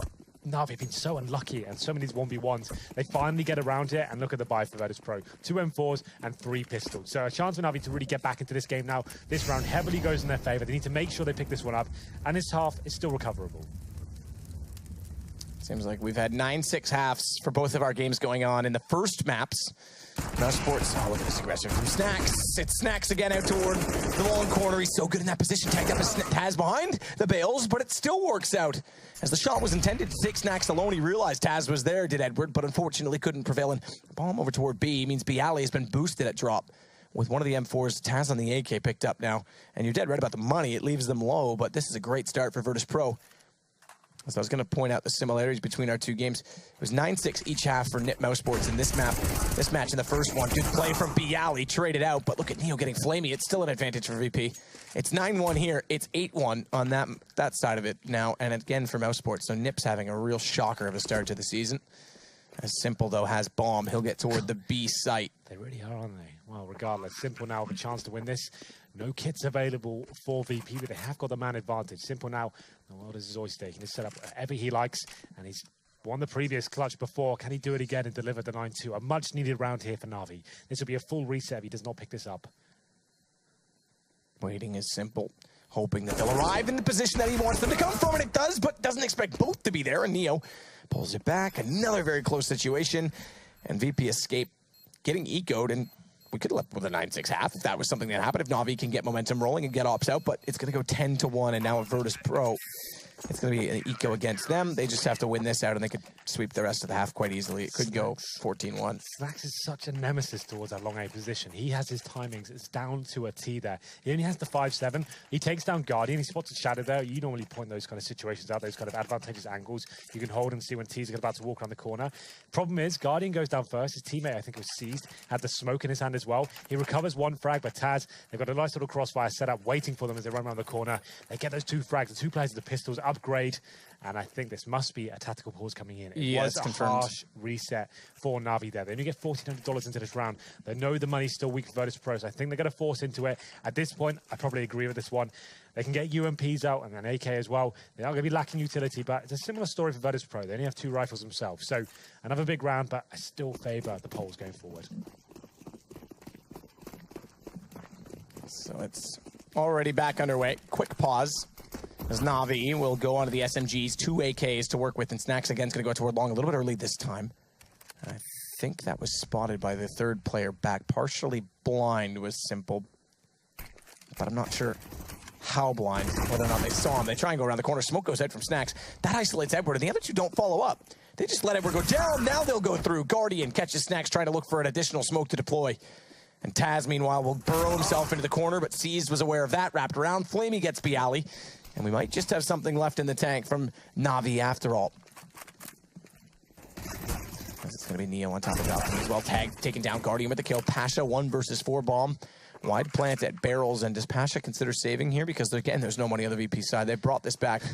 Yeah, so true. This money situation for both sides has been a bit of a nightmare. But like we said, it was an informed decision to force buy from Na'Vi. Once again, they know the money's going to be weak. If they can somehow win this round, going towards the A site, it's actually very effective this time. Guardian lights him up with the M4, and it will be seized with the UMP now, finding a kill. Just 4 Pasha remaining. Every kill he finds is valuable for the reasons we just stated. So he takes down Guardian, and it will be him left towards drop down. He wants to be saving this M4, but now a chance for Na'Vi to get a couple in a row, and Seas finds the final frag, 10-2. Like I said, this game certainly still isn't over. So Matthew, can you give us a little report on the NIP game? You said it was a bit of a nightmare going on. It's the same score essentially as over here. They're a round behind. It's 9-2. Okay. For Mouz Sports. My boy Lowell, I was going to pick up Speedy this week. I was going to be kind of ironic and pick up all the low-end players in terms of money that you spend in fantasy for the ESL fantasy. It's 10-2 now, so it is the same. I picked Lowell. I didn't go with Speedy. Both those guys are leading the board, so Lowell's killing it for me. Forrest, he's 2-9. That's going to hurt me. Yeah, that'd be a bit of a nightmare at the moment. But let's get back into this one. It's a full eco for Virtus Pro. About time as well we saw a full eco in this game. It will be USPs and just 1 P250 purchased for VP. So Na'Vi just want to keep all 5 players alive. You can see them sticking together. They know the money's almost non-existent. So stick together. Make sure you refrag it. Don't give anything away. Treat this like a proper gun round, which they are right now. Taking quite a lot of damage, though. Getting a bit hairy as Snax finds a kill, but quickly rectified. The rest of the Na'Vi squad strike. There it is. It finishes off 10-3. 10-5 would still be okay, Matt. But like you said, Na'Vi famously do have troubles on their CT. He didn't get the AK, did he? I didn't. Oh, maybe he did at the end. I didn't catch it. It looked like he missed it. Clicking E as the round ended. So 10-3, round number 14. I have this really cool feature on YouTube though that I can rewind. I can find out. Yeah, you can actually at any point on YouTube you can pause Rewind. the game and It's like PVR. come back to it. Yeah, it's kind of cool. Well, then it's going to be shotguns, but don't let that discredit Virtus Pro. They are so sick of these weapons, especially Snax towards long A position where he is right now. He is so scary. I always kind of discount him. I always say, it's not going to happen again. Surely not. But he seems to deliver every single time in this position alone. It will be simple on the other side of the map to open things up, but Snax knows they're coming. Can't find the shot this time. He has been shut down. That should be the round at this point. Well, should be. Strong words from Henry G. As Neo starts to push up toward long B as well. And Virtus Pro. Now V's going to get the shot back and take down Bialy. In reasonable form as of late. Obviously, major finalists. well and truly in the lead here. Neo again flashed off, catches C's dropping down. He may get more as he goes for a fast peek with a flash on Guardian, but Guardian is ready for him to be in the corner and hits the shot. But looking on this form, it's encouraging. Sold out already is Katowice, and I'm sure there's lots of Polish fans in chat who will be at that event. Always awesome to see them playing well in front of their home crowd. Last year, they were on a slump as Guardian closes out against Taz in a 3 versus 1. Last year, they were on a slump in that event. And the fans took a while to get behind them, but with them coming in hot, that's awesome. That's going to be exciting. Absolutely. Well, one of the best crowds in esports, in my opinion. That event is always nuts, especially when Vodafone Pro get on the main stage as well. The roof gets blown off, and it's a sick atmosphere. I can't wait to go back. So round number 15 comes in. It will be UMPs and a shotgun. So, like I said, Na'Vi, even though they are 9-1 down, that game was far from over. It looked like the VP were going to run away with it, but still, 10-5, still a winnable scoreline here. There's no reason why. I'm given the same treatment in the second half as well, though, but it still looks very promising for VP. Should be 10-5 with the weaponry they have at the moment. The Snacks, once again, being a nuisance. They're caught with a nade out this time. Shut down. That was their first port of call, Na'Vi. They've taken him down. Now they can slow things right down. Wait for the reaction. This is it. The boost up towards drop down. But sees, he seems to be aware of it, and Bialy won't dare stand up in that position. Oh, flash off. What? But Taz, somehow, no monitor, no eyes, no problem. He gets the headshot on Edward with the season 75. Boosted up again as Bialy, and he catches off C's. Second time they've done that play. And it works out for VP in this, the round number 15. Double up, set up on the T side as well. How do you pull back from that situation? Well, you've got to do it with Flamey. On the AK-47, Guardian can do it on a pistol, apparently, but Flamey's still looking for kills inside of the site. Passes the one with the shotgun this time. That's a bit far away, and they've pulled this deficit back, in fact, down to a 3 versus 1 now, leaving only Bialy 18 HP. And a flash that goes deep. Could have tagged him up and taken him down to 16. But he goes early, double peek, and Simple makes it 10-5. Not bad, all things considered, from Na'Vi. Yeah, I don't think the scoreline tells the full story at the moment. There are so many close, clutch situations there. Don't take anything away from VP, of course, but Na'Vi certainly within a shot of winning a lot of those rounds. They turn things around, though, forced by an educated decision, I would say, at that point, managing to win one of those rounds of the AKs and the UMPs, pulling it back to a respectable scoreline. Still very possible, and we'll find out whether they can bring this back to a more convincing scoreline in the second half.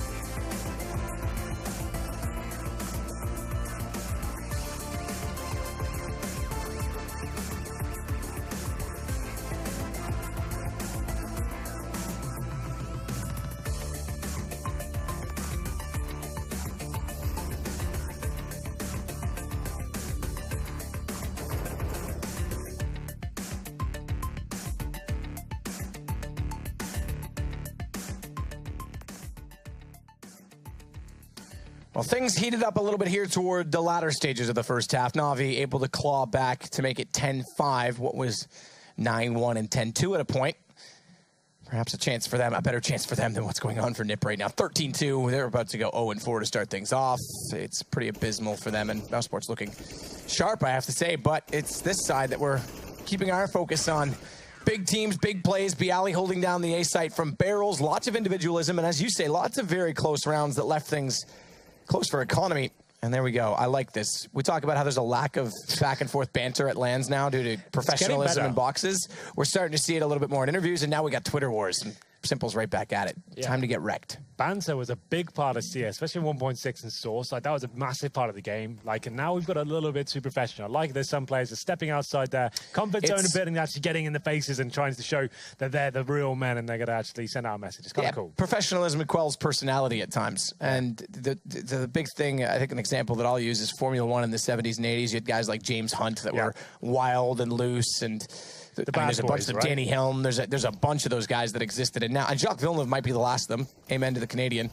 Even he was limited in what he could say with all the PR stuff going on. He seems more vocal now that he's not connected to the sport. So it's funny how none of them want to say boo anymore. No, it's cool. I think we're slowly getting into our comfort zone in that sense. And it's actually kind of nice to have these like rivalries. Of course, at the end of the day, it's like a boxing match. You have that build-up and banter. They'll always shake hands at the end of it. But it's good to have those kind of interactions before the game and have a bit of fun. I won't shake your hand. We're not playing, so that wouldn't make sense. But I'm always playing, Henry. They call me a player. Do they? Could have fooled me. It's going to be round number 1 here in the second half, and it will be Taz with the Tech 9 and Body Armor, the Superman we've been calling it, and they've got 2 smokes as well on the T side here. They're much needed pistol here from VP. Well, I should say from Na'Vi. The VP actually fine. They don't actually need it, but of course it certainly helps. And Guardian boosted up towards a drop down here. P2000 in hand, trying to get the first shot. He might have been spotted there. Bialy jumping up, certainly has now. So he wants to fall back at this point. Still going to be challenging for now. And might have outstayed his welcome, but does significant damage towards Snacks. Guardian's going to rotate off of the position from drop as well and get back toward the B side. They've got an inkling based on this 2-man drop position that this is going to be B. They pull both players in A well and truly away from long. They still hit the shots as they try and sell it and walk in from A corner. It's a great shot from Flamey. He goes down immediately after, but it's given Simple space. He's got a headshot on Pasha, and Na'Vi may just pull his pistol back. We might have a game on our hands because it goes 10-6, and we've got potential to go 10-8. Absolutely, we do. Well, there it is. Virtus Pro trying to hand towards the A bomb side, but shut down there. Some nice work with the USP towards that A side. It started off with Guardian. Boosted up towards the drop down there. A little bit of a hunting mission. Gets some information. Does a bit of damage there. Manages to survive. Funnels them back towards that A side. And everyone starts landing their shots. And that's just what Na'Vi needed. No bomb going down. Suggests this will be a force buy from Virtus Pro, which it is indeed. Tech 9's P250s. A couple of smokes here. Try and get the bomb down. Certainly possible to win these rounds, but a much different approach from Na'Vi. We didn't see a single rifle from Virtus Pro in the second round. This time Na'Vi, 3 M4s and a FAMAS as well, just 1 SMG, so a complete opposite approach in terms of the second round buy here from the CTs. We'll see if it works out for Na'Vi. It means you are limited in terms of grenades, and you can see they haven't got a defuse kit as well, but they have a lot of firepower to work with. Bialy with the Tech 9 at the top of the drop. A little bit of pre-fire. I pre-fire like that too, except for me it's a panic. I'm the guy, like, Bialy's the guy that sees a tarantula on the wall and he just hits it once and it dies. I'm the guy that hits it once to kill it. Or put the cup hits it over once to knock. Yeah, I hit it once to knock it off the wall, hit it once to kill it, then 3 times in a panic. That's me. It's like, drop room, click. Do what I can. Bialy's a little smarter than that. Well, it looks like a B-sided approach coming in from VP. Like we said before, wall of smoke's quite common there. Either side of the statue on the bomb site traditionally. Could go for the A-split as well, considering they have players towards drop down, but sees Incendiary dropped at a perfect time there. Actually pushes one player back, and Neo, he's going to go down first to the hands of Edwards. So this is looking really good for Na'Vi now. Edwards patrolling that position, and they have to use a smoke here to take his vision away, but Guardian, he finds another frag. Should be the round secured at this point. Good shot. Simple catches one in drop, literally dropping down. It's Taz pegged before he lands. But Seized is there to clean up the rest. Bialy and Pasha to go by the wayside. It makes it 10-7 for Na'Vi. For Virtus Pro, but the last round for Na'Vi with momentum in their hands. They're going to keep the UMP out. That's dropped over from Simple onto Seized, so he doesn't have to buy much.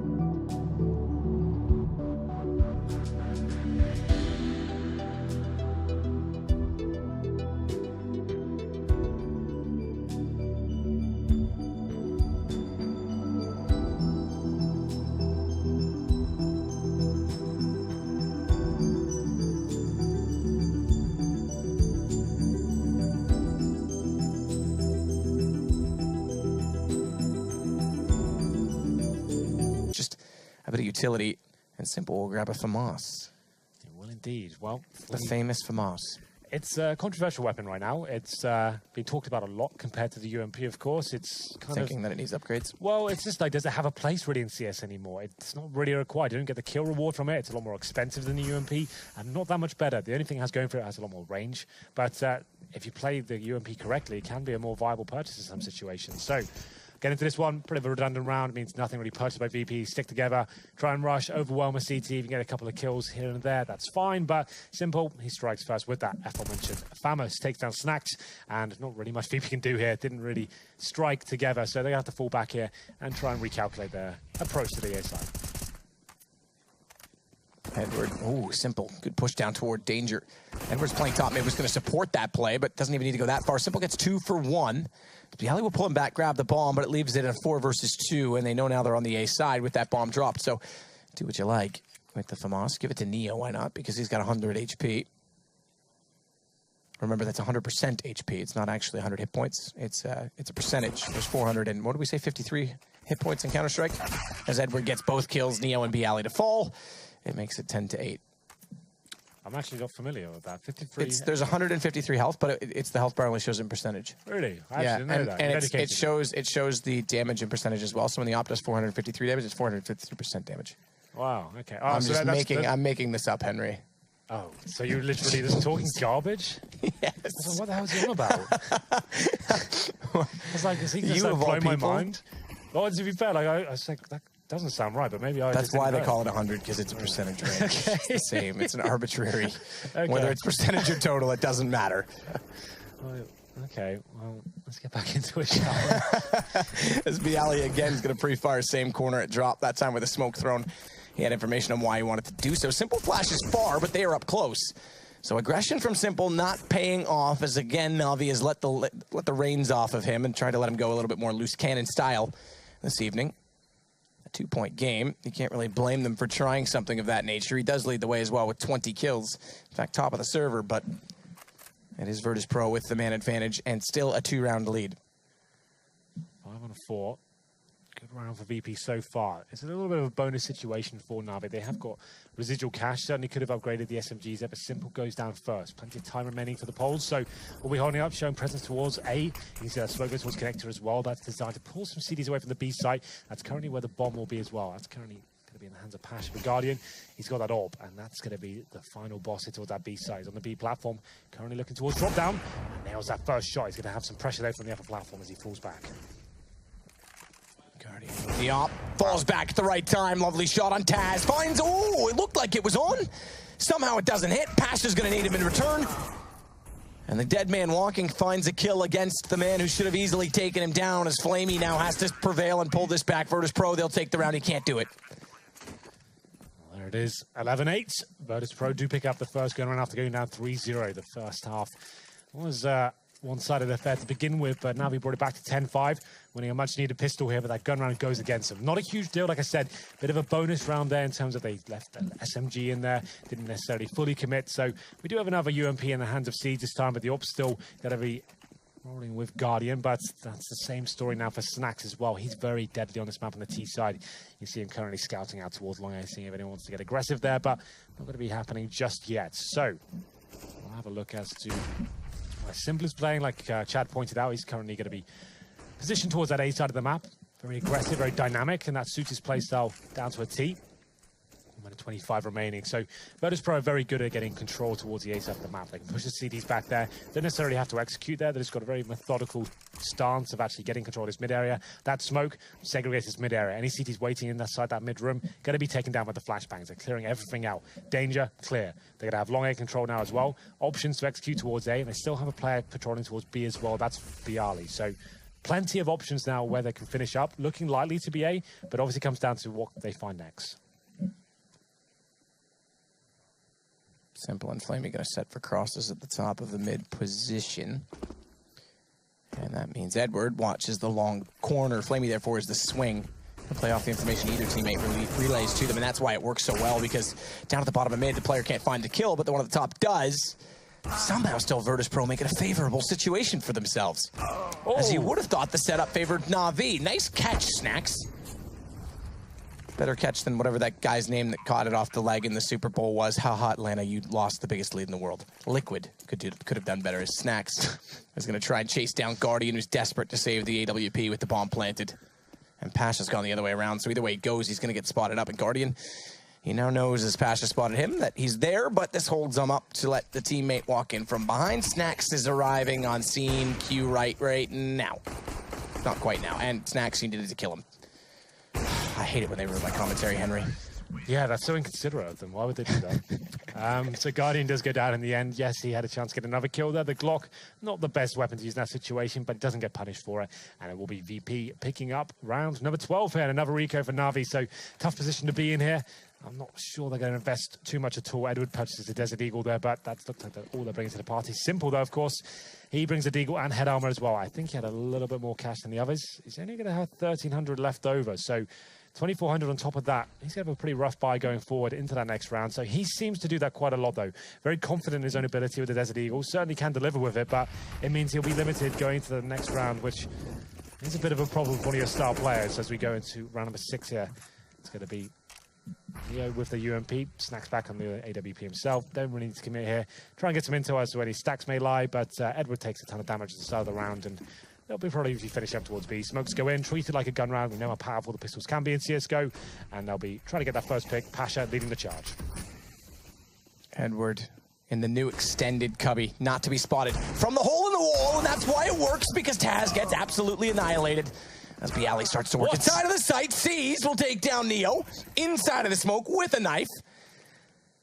That's lovely as well. We've seen lots of great things in this round. I like this one. This is one I want to remember. Snacks is going to try and find the shot down the lane toward the back of tree at drop. Can't find it on the second approach either, as Guardian seems to be able to dodge a wrench and a bullet as Bialy looks for an additional shot of the AK-47. No peeking from Seas. He's playing off Guardian's information. He's in red HP. They're hoping to get the Bialy, the other two, Snacks as well, down to that in return with the pistols by picking them apart. Death by 1,000 paper cuts as they limit it. But look at that. Limit it all you like. Snacks finds both in one shot. A little collateral there to finish things off. It got a bit scary towards the end there. None of those games. No, he's certainly not. I'm sure we'll catch up from his POV momentarily. But Snacks whiffs a couple, but gets 2 for 1 in the end. So nice work from him. 13-8.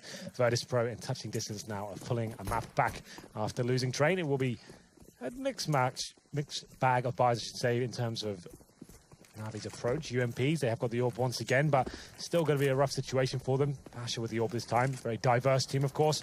Boosting up towards that upper platform, just trying to boost up that little box and jump over any smoke that may be on the other side. But Guardian this time, he'll be a little bit more passive. He's holding towards the chicken coop. Flashes in, might go a little bit more aggressive, but Pasha's waiting for him, though. Needs to be very careful here.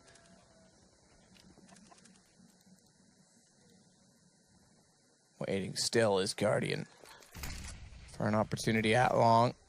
Ball, meanwhile, over toward bottom of middle. And it's Snacks that starts to approach from the long corner. They're going to double up the bottom side of mid as well and then clear out danger. All three will head out toward that long corridor for an execution potential. Smoke's likely to go to door. And then, ooh, Pasha, good hit on Guardian. I would expect that's going to pull off rotations, but one to go drop. They're going to go 2 on platform. So now the bomb's going to hold up to see what else the players at B can find. That's why that position is so good. You're not necessarily peeking. You're waiting for a tell from the CTs, like a flashbang like that. Then you face as soon as the flashbang pops. The CTs will be not necessarily scoped to that position, but here it is. Seas recovers it. He gets a UMP kill, takes down Pasha, and gets the AWP back in his hands. The secondary AWP for Na'Vi, and Simple now up against the A bomb side. Oh, shots back in from Neo, though, and down goes Simple. It's Neo to follow up. Now they take that back. It's Bialy to follow up as Flamey gets the shot. Edward falls to Snacks. Everyone chiming in to get the team ace. Taz needs to find Seized. He's hunting, but he's gone the wrong direction. Colder. Colder. Warmer. Warmer. Warmer. Taz can hear me. I knew he was cheating. As they try and hunt down Seized with an AWP, looking to save that, but it's going to go 14 rounds for Virtus Pro, 8 only for Na'Vi. Yes, this is looking pretty rough now. In terms of loss bonus, 4th stage, that's not really enough to buy on the CT side. So, after this round, $2,900. Seas desperately needs to save this AWP. VP definitely well within their rights to hunt him down. And Neo with a stellar shot to finish things off there. 2 kills for him in total. And there's some really pinpoint accuracy coming in from VP that round. Everyone contributing, almost a teammate, as you pointed out. And now this is make or break time, really, for Na'Vi. Not going to take that tactical pause. Going to have to force into this round, I think. CZ's, head armor, grenades. not an ideal situation to be in. 1 round away from match point. May I just remind you, Pro League works in the way it's not a series necessarily. Yes, they play 2 maps, but both maps contribute towards the league. You can actually tie it up and have 1-1 for the night, but it was Navi to run away with things on Train, and now VP pulling it back on Cobble. And looking like they'll close things out convincingly as well, as Pasha once again waits towards the upper platform. That smoke designed to take his vision away. He misthrows the Molotov, but you know what? That actually works out quite nicely for him. He wanted to throw that deeper, but it lands in front of his smoke. It means he can't be overwhelmed. So in a roundabout way, that's actually perfect. Or even though he did a misthrow there. That's kind of cool. Oh, shots coming through. Edward gets Taz down as he lays right in front of him inside of that smoke and seized, getting Bialy. Watch Seized looking for more drop because he's got an AK at his leisure, but Pasha catches off Guardy and thinks he's clever to sneak in behind. Doesn't quite work out. Neo as well pulling it back for Virtus Pro, looking for the 15th round. Discipline as well to tap away, but poor timing on the smoke. I mean, Simple will pull it back to an even situation that's winnable, 2 versus 2. But inside of the B site, bomb already planted. Simple still over on A. Smoke going to door. That's going to confirm to Seas that, yes, in fact, I've got company. Will you please come to my help? Please aid me, Simple. And Seas doesn't wait long enough for Simple. And I think he's going to have to... what's the money? Because right now, they're going to have a bonus against them, but just go for it at this point in time. They're not going to have enough money to buy it up. It's a 1 versus 2. He's got a kit. UMP's decent enough, but looks the wrong way to start it off, and it's going to be 15 rounds. Yeah, they have enough to buy with this one with the maximum loss bonus. It's a reasonable buy, but now they need 7 rounds in a row on the CT side. And as you kind of pointed out at the beginning of this game, famously Na'Vi known to be weak on the city side. I think that was kind of rectified at the major. I don't think we can really say that anymore. They looked much stronger on this map overall, but still, this is going to be very difficult indeed. It's going to be Virtus Pro on this T side with 1 round to take the second map here. It will be round number 9. So Guardian back on the AWP. No kits available. They're going to have to go with something a little bit more aggressive here. Guardian boosted up. Looks like he get his first kill, but denied. And Bialy with a hell of a shot there to take him down. Bialy tries to find more than that as well. He's been feeling out that position to drop to try and find those options and availabilities the entire match, and finally get something working. Taz as well is going to take 2 as he finds the boost, catches off Edward, and we may have the writing on the wall because this is a task too tall as Simple gets down toward the ramp. He's going to shrink himself into the corner perhaps and try and hold them off, trigger discipline, but he's spotted up for the bottom of the middle. I would have taken the clean shot first before he turns back to try and find the other player shooting at him. It's 1 to go. Seized. Pre-fire at the window. Tags up Bialy, but that's just going to draw everyone toward him, and Bialy just waits. I think they're well aware. Seized pulls the knife as if to say, let's have some fun. But it's all done. It's VP. They strike back 1-1. These two split for the evening. Yeah, they're actually 9-1 up there on the first half, looking incredibly strong. It was a difficult one to tell. It doesn't, like I said, it doesn't paint the full picture here. There were lots of 1v1s there. Na'Vi unlucky with the economy. They pulled it back to 10-5. They win the pistol in the second half, but VP looking tremendous there on the second map. Some really great individual performances, especially from Pasha and Snacks as well, who always do well on this map. Always do indeed. We'll send it back over to the desk. We've got more games coming up for the evening. I'm sure they want to talk about this one as well. I definitely want to hear it. Alex, Chad, and Lauren. Thanks, Matt. Yes, the series split, and almost unpredictably so. Expecting to see Na'Vi succeed on their map Cobble, and indeed it did seem to be vice versa. VP this time going to take this one and split the series. Another one for Na'Vi, so going 2-2 currently in the standings. I said that with conviction, and I'm right. Yeah, you hear the giggle of Lauren. We'll start with you. We're seeing VP pick this one up, and especially, I mean, the CT side, a side that VP have notoriously claimed to be their weakest, and they start with double digits. Well, the thing for me as well is we finally got to see what Na'Vi brought on that T side. You didn't get to see much of it at the major. True. And it didn't look all that great, to be fair. Yeah. Well, I say that. I think VP just looked very good. And Alex, do you know what? You look very good. Thank you so much. The Vision Mixer is in love. You just want that close up. That was nice. I like that. We enjoyed that. Intimate. I wish we had a zoom. Or there probably is a zoom function. I should Zoom try. Here we go zoom again. in, come on. Can we, you give them a little bit of a nip peek then, I'm not sure what that was about. Chad didn't like that at all. Disgusted. But you know what cheered you up was the CS, because that was much sexier than I. VP looked flat to me in the first game, and in this one they slam dunked it really. Like it looked, Na'Vi were running into that B-bomb site constantly. You know, they wanted to hit that site a lot earlier. It didn't work for them. Eventually, they won around and broke the economy, and then managed to string 4 together. I think it was at the end there, which was really good. You know, it looked like they stabilized, and 5 rounds on the T half. It's not terrible, especially after being down 9 9-0. I'm sorry, What are we I can giving hear Mitch constantly in my Can ear. you? It's making me giggle. What's he saying? Just wandering around the studio. It's very funny. He's lost. Carry on. Ah, Apologies. we just got an update from the Mouse Sports game. It sounds like Mouse Sports just won. That's good. Good for them. Now, It's he's in good the for ticker Matt's beneath. fantasy. Matt has lots of fantasies. We won't explore those. Yeah, the specific maybe league that we've got going. Ah, that I one, guess. yes. Yeah, okay, let's yeah, put it back in no. line. Mouse Sports versus Number one. Astralis. There it Okay, is. yeah, he is very happy with his current. I mean, it is week 1. Let's not go crazy. And you can see what is coming up next. We have, of course, North versus Fnatic. We'll be talking about that, as will Mitch, as he's currently talking to himself, walking around the studio, and Lauren, for some reason, can hear it. Wonderful. I was going mental. I was Like, what? That's not my inner voice. It's someone else's inner voice I'm hearing. We haven't done too much analysis on this one. Just want to get a couple of points, any extra points hit regarding this. VP winning Cobblestone. This is, Chad, if I asked you for like VP's kind of strength on maps, would you feel confident and kind of have the conviction to put Cobble up there in the top 3? Definitely. Yeah. Yeah, I think so. So would you put Train, Cobble, and +1? Is that kind of where it stands at the moment? I mean, Dust 2's just been removed, right? So VP's map pool just got stronger. Yeah, people say that, but You're not feeling Inferno that? wasn't like, it was a good map for them, but it wasn't like hugely successful. No, it wasn't a Cobble. It wasn't a Train. Yeah, like they're able to play it. They wouldn't ban it like with Dust 2 and stuff, but it wasn't one of their go-tos, and there were better teams than them on those maps. Whereas Cobble and Train, you could say they're probably some of the best in the world at that. And I'm trying to think of the third. What are we saying? Like Overpass? We've seen incredible stuff from them on that. Lauren, anything else to I'd put say in the top Overpass 3? was always pretty Overpass solid pretty from good. them. You saw a lot from them. Maybe Nuke. Ooh, that's a good one. Yeah. I just feel they're good on most maps. That was the thing. They've always been pretty good, and they excelled at a few recently. So. Well, we have seen good stuff from them already today on both Train and Cobble. We'll conclude things there for our first series of the night, and another one for you to get little look forward to. Yes, indeed. North and a little look forward. That's going on Twitter. There we go. Thanks, guys. I love their clips they're doing at the moment, where it's just like Really useful What's your content. prediction, Navi? All right, we're hitting a game. And we are going to do so after the break. In fact, North versus Fnatic is going to be coming to your screens in about 5 minutes' time. We get to see new North, new look North. AZ is joining the roster. What happened to me? He is going to be joining the roster, and alongside that, we get to see new look Fnatic. The same Fnatic Old that look Fnatic. lifted trophies. Old look, exactly. Chad summons it up There much he better. is. Old mate says old look. We'll find out after the break.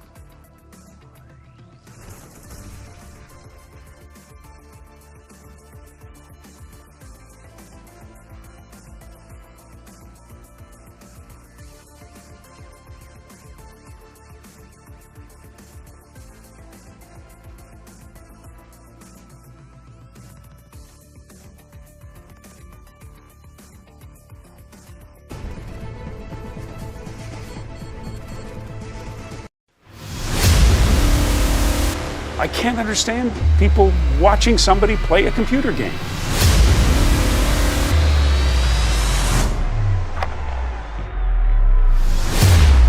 It's still not a sport. It shouldn't be on a sports network. But I don't know if athlete is the right word.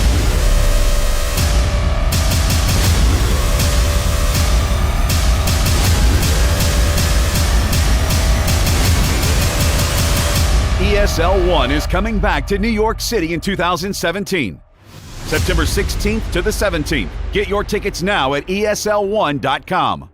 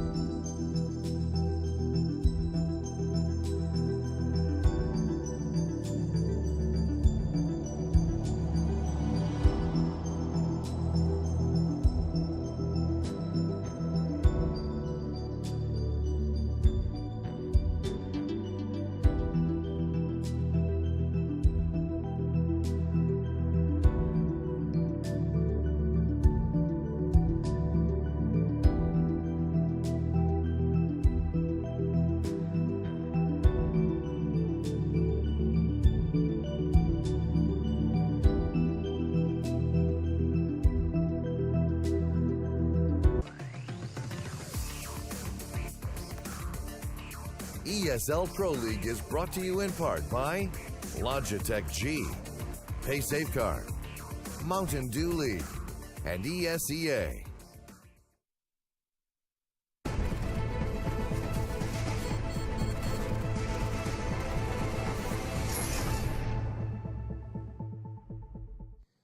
Hello, ladies and gentlemen, and welcome back to the ESL Pro League, and of course, welcome back to my little corner here. We're about halfway through the night, and I just want to take a chance quickly to keep you guys up to date on the results happening on our second stream. It was NIP going up against Mouz Sports, and a very slow start to the season it has been for NIP. 8-16 was the scoreline on Dust 2, and then 10-16 was the scoreline on Train. Mouz Sports are all over them like white on rice. Not a great start for the Swedes, and I'm sure their fans will hope to see them improve going through, but Mouz Sports are looking a little sharper. Now, before we jump into our next game, of course, it is going to be North versus Fnatic. We do have a little pro tip to share with you from the map of Cobble.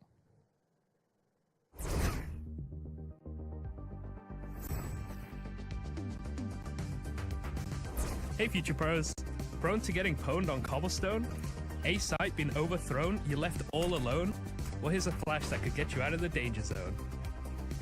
To do this, jam yourself into this corner and crouch down. Aim at this incredibly distinct dark spot and throw the flash full strength. It's certainly a noisy flash, but the lineups are easy and consistent.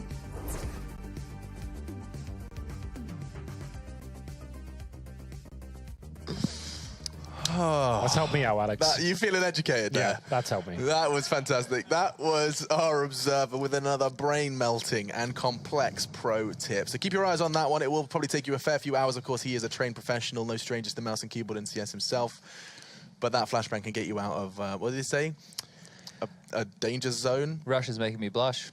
It was good. I loved it. Yeah, of course, you'll see him navigating you through the next game, which is coming up, Fnatic versus North. New face on the desk. We have Henry Greer. Oh, my God. He's back, ready to go. Yeah, about that.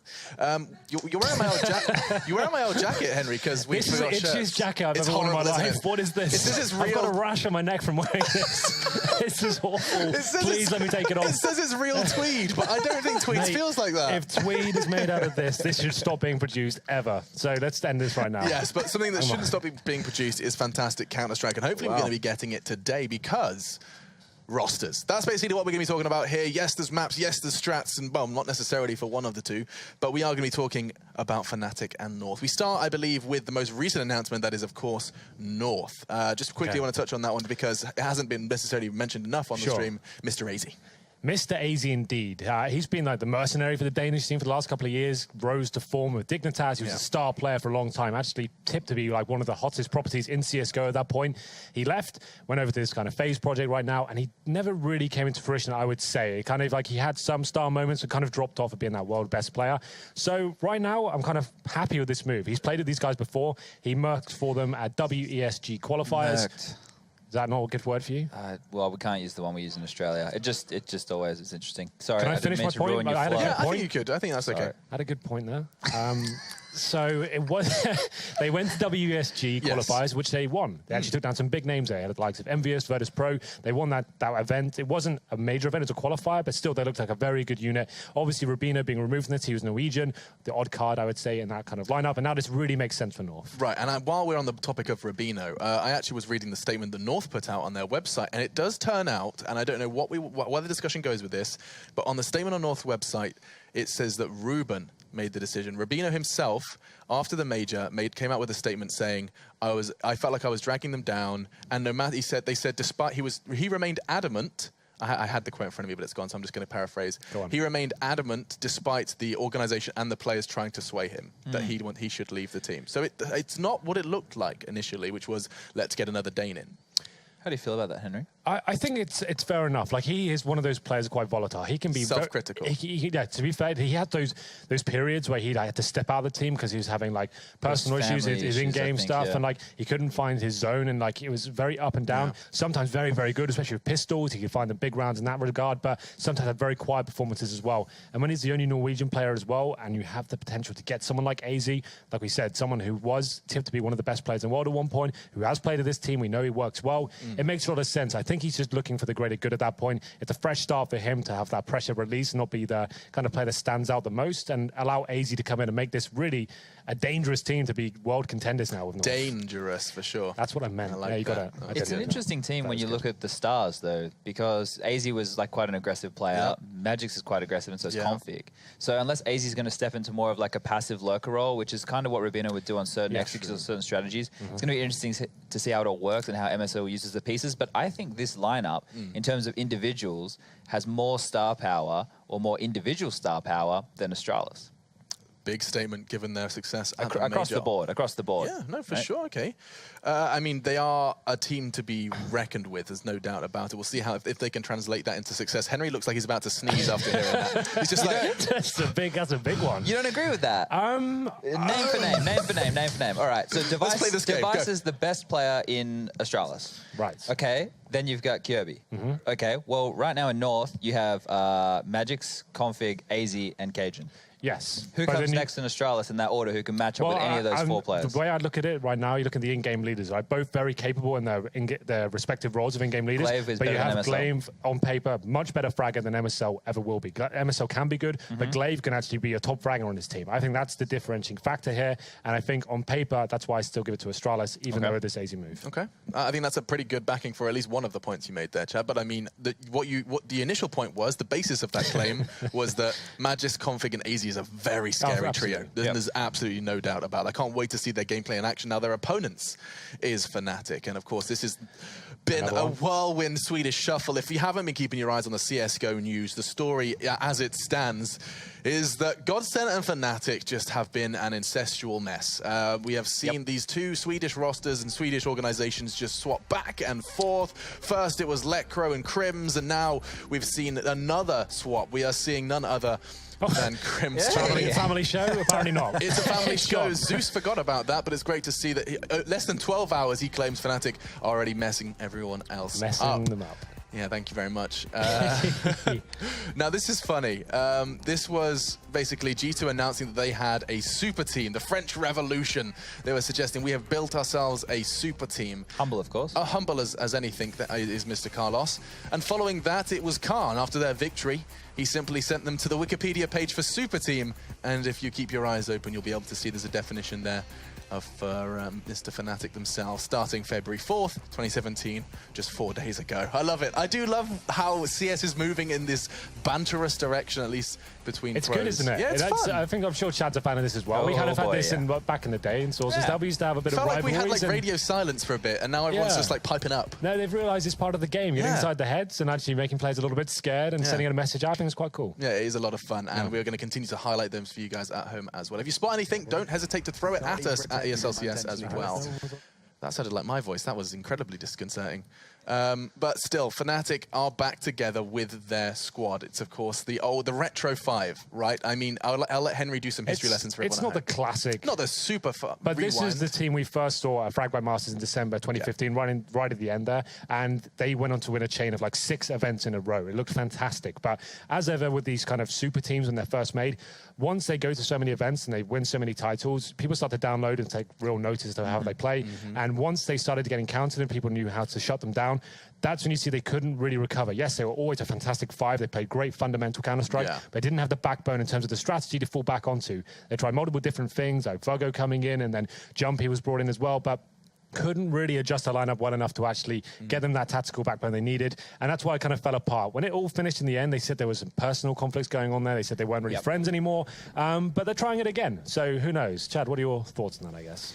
Well, I think that, you know, this roster, like you're saying, just needs that tactical element. Apparently, Flusher, he's the one who's going to do the in-game leading again, which is a little bit weird because I don't see him... He's the cerebral player, right? We were talking about this before, but you saw better stuff when he was playing for Godsend in terms of him being able to do that because he can focus on his own game more. I don't want it to detract from him because he's one of the best players at majors. And to note with this roster, even though they won all those events you were talking about, they never won a major, which is what people like criticize them for that. Right. And I think as well, you were saying as personal issues, I think that the core of the team wanted to replace JW. This is rumors, of course. Sure. But Flusher wanted to stay with him, and then the offer to go play with Pronax and stuff came back. And, you know, they reminisced of the good old days when they won that first major, and that didn't work out so well for them. For sure. I mean, there's no doubt that we'll have plenty more time to talk about this as the game does continue. We haven't quite touched on, of course, what's going down right now.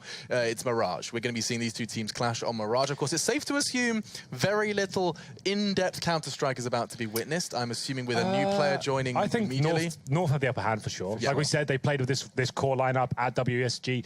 Mirage was a great map for them at that event. Right. Fnatic, of course, they're going to have a lot of stuff in the back burner. Yeah, but I would say they're going to be a lot weaker, like Chad has said. In-game needed to be flushed, and now they've always relied on this fundamental Counter-Strike working well as a Type 5. But in terms of this map in particular, it's always been a Danish home turf. I feel like they've got the upper hand going into this one. Or they're going to be making calls like, do you remember what we did on like the Tuesday 2015? Yeah, right. All right, we've been told to get ready and jump into this one, so let's get our casters on the screen. It's none other than Mr. Mitch and Miss Pansy.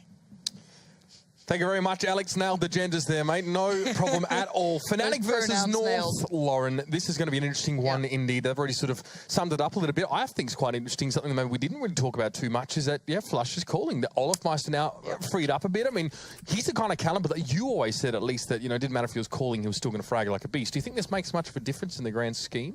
I think we're going to find out. That's the only way with these guys is... the proof's in the pudding as such, isn't it? And the brilliant thing to me, the one time that really caught my attention with how good Dignitas were on this map was against the classic Fnatic lineup. And of course, that was when North were in Team Dignitas, back when you still had Kiebi in there and Tensky, but still, proved a little bit of a point. But we see what Fnatic can bring. They were never known for their incredible strategic ways. It was more the power they bring in. The power is already shining through. 2 kills this round, and the A-bomb site looking a little contested here. 2 players on site, 1 pushed towards jungle there, and actually went through towards window. It didn't work out for a lot. Yeah. Pretty interesting round, pretty much all over the place here, but both of those last Fnatic players up on that side. Midisk tries to challenge. He spent a lot of time just sitting back, actually, towards CT. Finally comes forward, and with 8 HP, Flusher manages just to thread the needle and get across the gap. Bomb is down and ticking, and it's all up to AZ now. The newest inclusion here for North to make it happen. The man's got star power, there's no disputing that. Let's see if he can put it off. No kit, so a huge problem there. Wants to try and isolate one of these 2 players, but they've created a nice little bit of play here. Crims, though, gets his head taken off, and now AZ's got the 10-second Flusher, you are going to peak this. Flusher, you are going to peak this. There we go. Does step around, he gets punished. But timing is going to be the factor now. Yeah, it's going to be a big problem here to try and get that defuse. It'll be pretty close here for AZ, but he's navigated this one very, very well. And just on the nick of time, the defuse is going to come in. North are going to win that pistol round. And AZ navigated that treacherous sea very, very aptly. And the shots towards lower dark, that definitely caught Crims off guard. Yeah, that was a nice little quick pickup, and we're going to see the UMPs coming out. This is going to be something so common now. They're a really powerful weapon, so not too surprising. But it's just, let's see how North does. Let's see how they're playing with AZ. Let's see how he fits in. And for me, it's all eyes on Fnatic, though. I want to see how they're gelling back together. This line did certainly have a turbulent history. Individually, did they get along? Were they, friends outside? Does that matter when they pick up results? That's the big thing. These guys were absolutely god tier. So you've got to see what they can bring down the line. This is very, very early on still in this formation coming back together. So you have to wait and see. But this round might be a bit of a throwaway at this point, not getting too much given to them by North. You can see North just holding back a little bit, holding angles, making it hard work for Fnatic to get any work done with those pistols, really. Config walks into 1 bullet there, fired off by JW. He was obviously looking for pot shots through mid. None forthcoming. 3 players up top mid here for Fnatic now, and no utility to work with here, so essentially they're going to have to grind and slow roll their way through the map. I think Crims was trying to go for a little bit of a quiet lurk there in Palace. He just made some noise to try and imply that he was leaving. So we'll come back to the story at A, but it's going to be Config there again. Another peek out of Connector, gets his 2nd for the round. First it was Olafmeister from Underpass, then JW, then the lurking Crims takes Config very low. Yeah, and look at Flusher instantly wanting to respond. He knows the damage that came through from Palace then towards Config, so he does at least get down 1, but can they recover anything? Can they do anything with it? So far, the answer is a pretty adamant no. Flusher's still looking for chances, and they're going hunting for it now. You're going to get those UMPs hopefully trailblazing the way AZ gets reminded that it's still Flusher. It's still a pistol. Let's be a little careful here. It may not be Dennis, but let's be honest, Flusher certainly has his reputation in CZs, maybe P250s in the future, but for now, they've gone through the round. That's it. They only got a kill there. That's not the best they would have. It maybe a little more they'd have hoped for. Maybe they'd hoped that North wouldn't be so reserved towards mid and they'd have taken a couple more fights. It wasn't the case. But Fnatic get that 3rd round buy-in, so it's not too bad at the end of the day. Rifles galore and a little bit of utility to make the play with. Yeah. Bomb plant in the pistol, definitely setting him up for an earlier buy-in. Molotov in towards apartments here. JW's going to have to just chill and maybe make a frozen TV dinner for the moment. Dennis Flush working. Hey, that's going to be MSL. Great flash, pushes on. MSL actually starting to make things happen for himself there and gets himself that AK to boot. It's lovely as well. Just a little bit of presence towards BF makes it uncomfortable and kind of begs a response from Fnatic, and there's that. Flusher finding KGB is a really nice gift, and Flusher finds a follow-up. This man, you know, he's in-game leading, and he's still individually certainly showing signs of good performance so far. It's still very early doors, though, and Config's going to at least control where the bomb is. That's down at ramp, and now the last two players are going to be left trying to fight their way back towards that, if not try and find the last remaining 3 players for North. It's Crimson Olafmeister, the terrible 2 left there, are separated, not able to play together over the map right now, and MSL catches Crims trying to make his way through. Olafmeister is there with the trade, something Fnatic was so good at orchestrating with this roster. It's not about deep strategy, it's about angels and trades, and that's what Fnatic did so well. But now Olafmeister doesn't have that option. He's got a 1v2, trying to split it, hedge his bets, and no, it's going to be easy there to get the refrag, and North with 3. Not clean, but around on the board, and North being able to keep this one going so far. They'll be okay for this round. They know that Fnatic aren't going to be able to get much, so you can maybe imagine those UMPs coming back out to play. Oh, actually, no, an MP9 for MSL. Maybe just fancy wants to run around a little bit. Obviously, you can just kind of run around the place. Hell of a lot of bullets in that thing. Jump around. Nice little Call of Duty gun. Yeah, I mean, given that it's unlike a Fnatic really buy much armor, I guess it's okay to sort of dispense with UMPs in this round, save a little bit of money, even though, you know, facilitate aggression in towards apartments, which MSL is playing. But Config just going to knock him down straight through mid. It's JW and Olafmeister try and find something and get sent packing with Null. The Deagle? No. MSL, that's that push we were talking about. The MP9 lets him move just a little bit faster and get up in the face of the Fnatic lineup.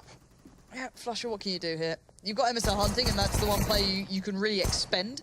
Here he's only got the SMG, and that's fine. He's done perfectly well there. 2 kills for himself. Money in the bank, and that's going to make it nice and robust. Up to 9k here, so that could be an AWP dropped out. Over to Cage and B. There's the rifle back. That's the perfect way you wanted that to play out there.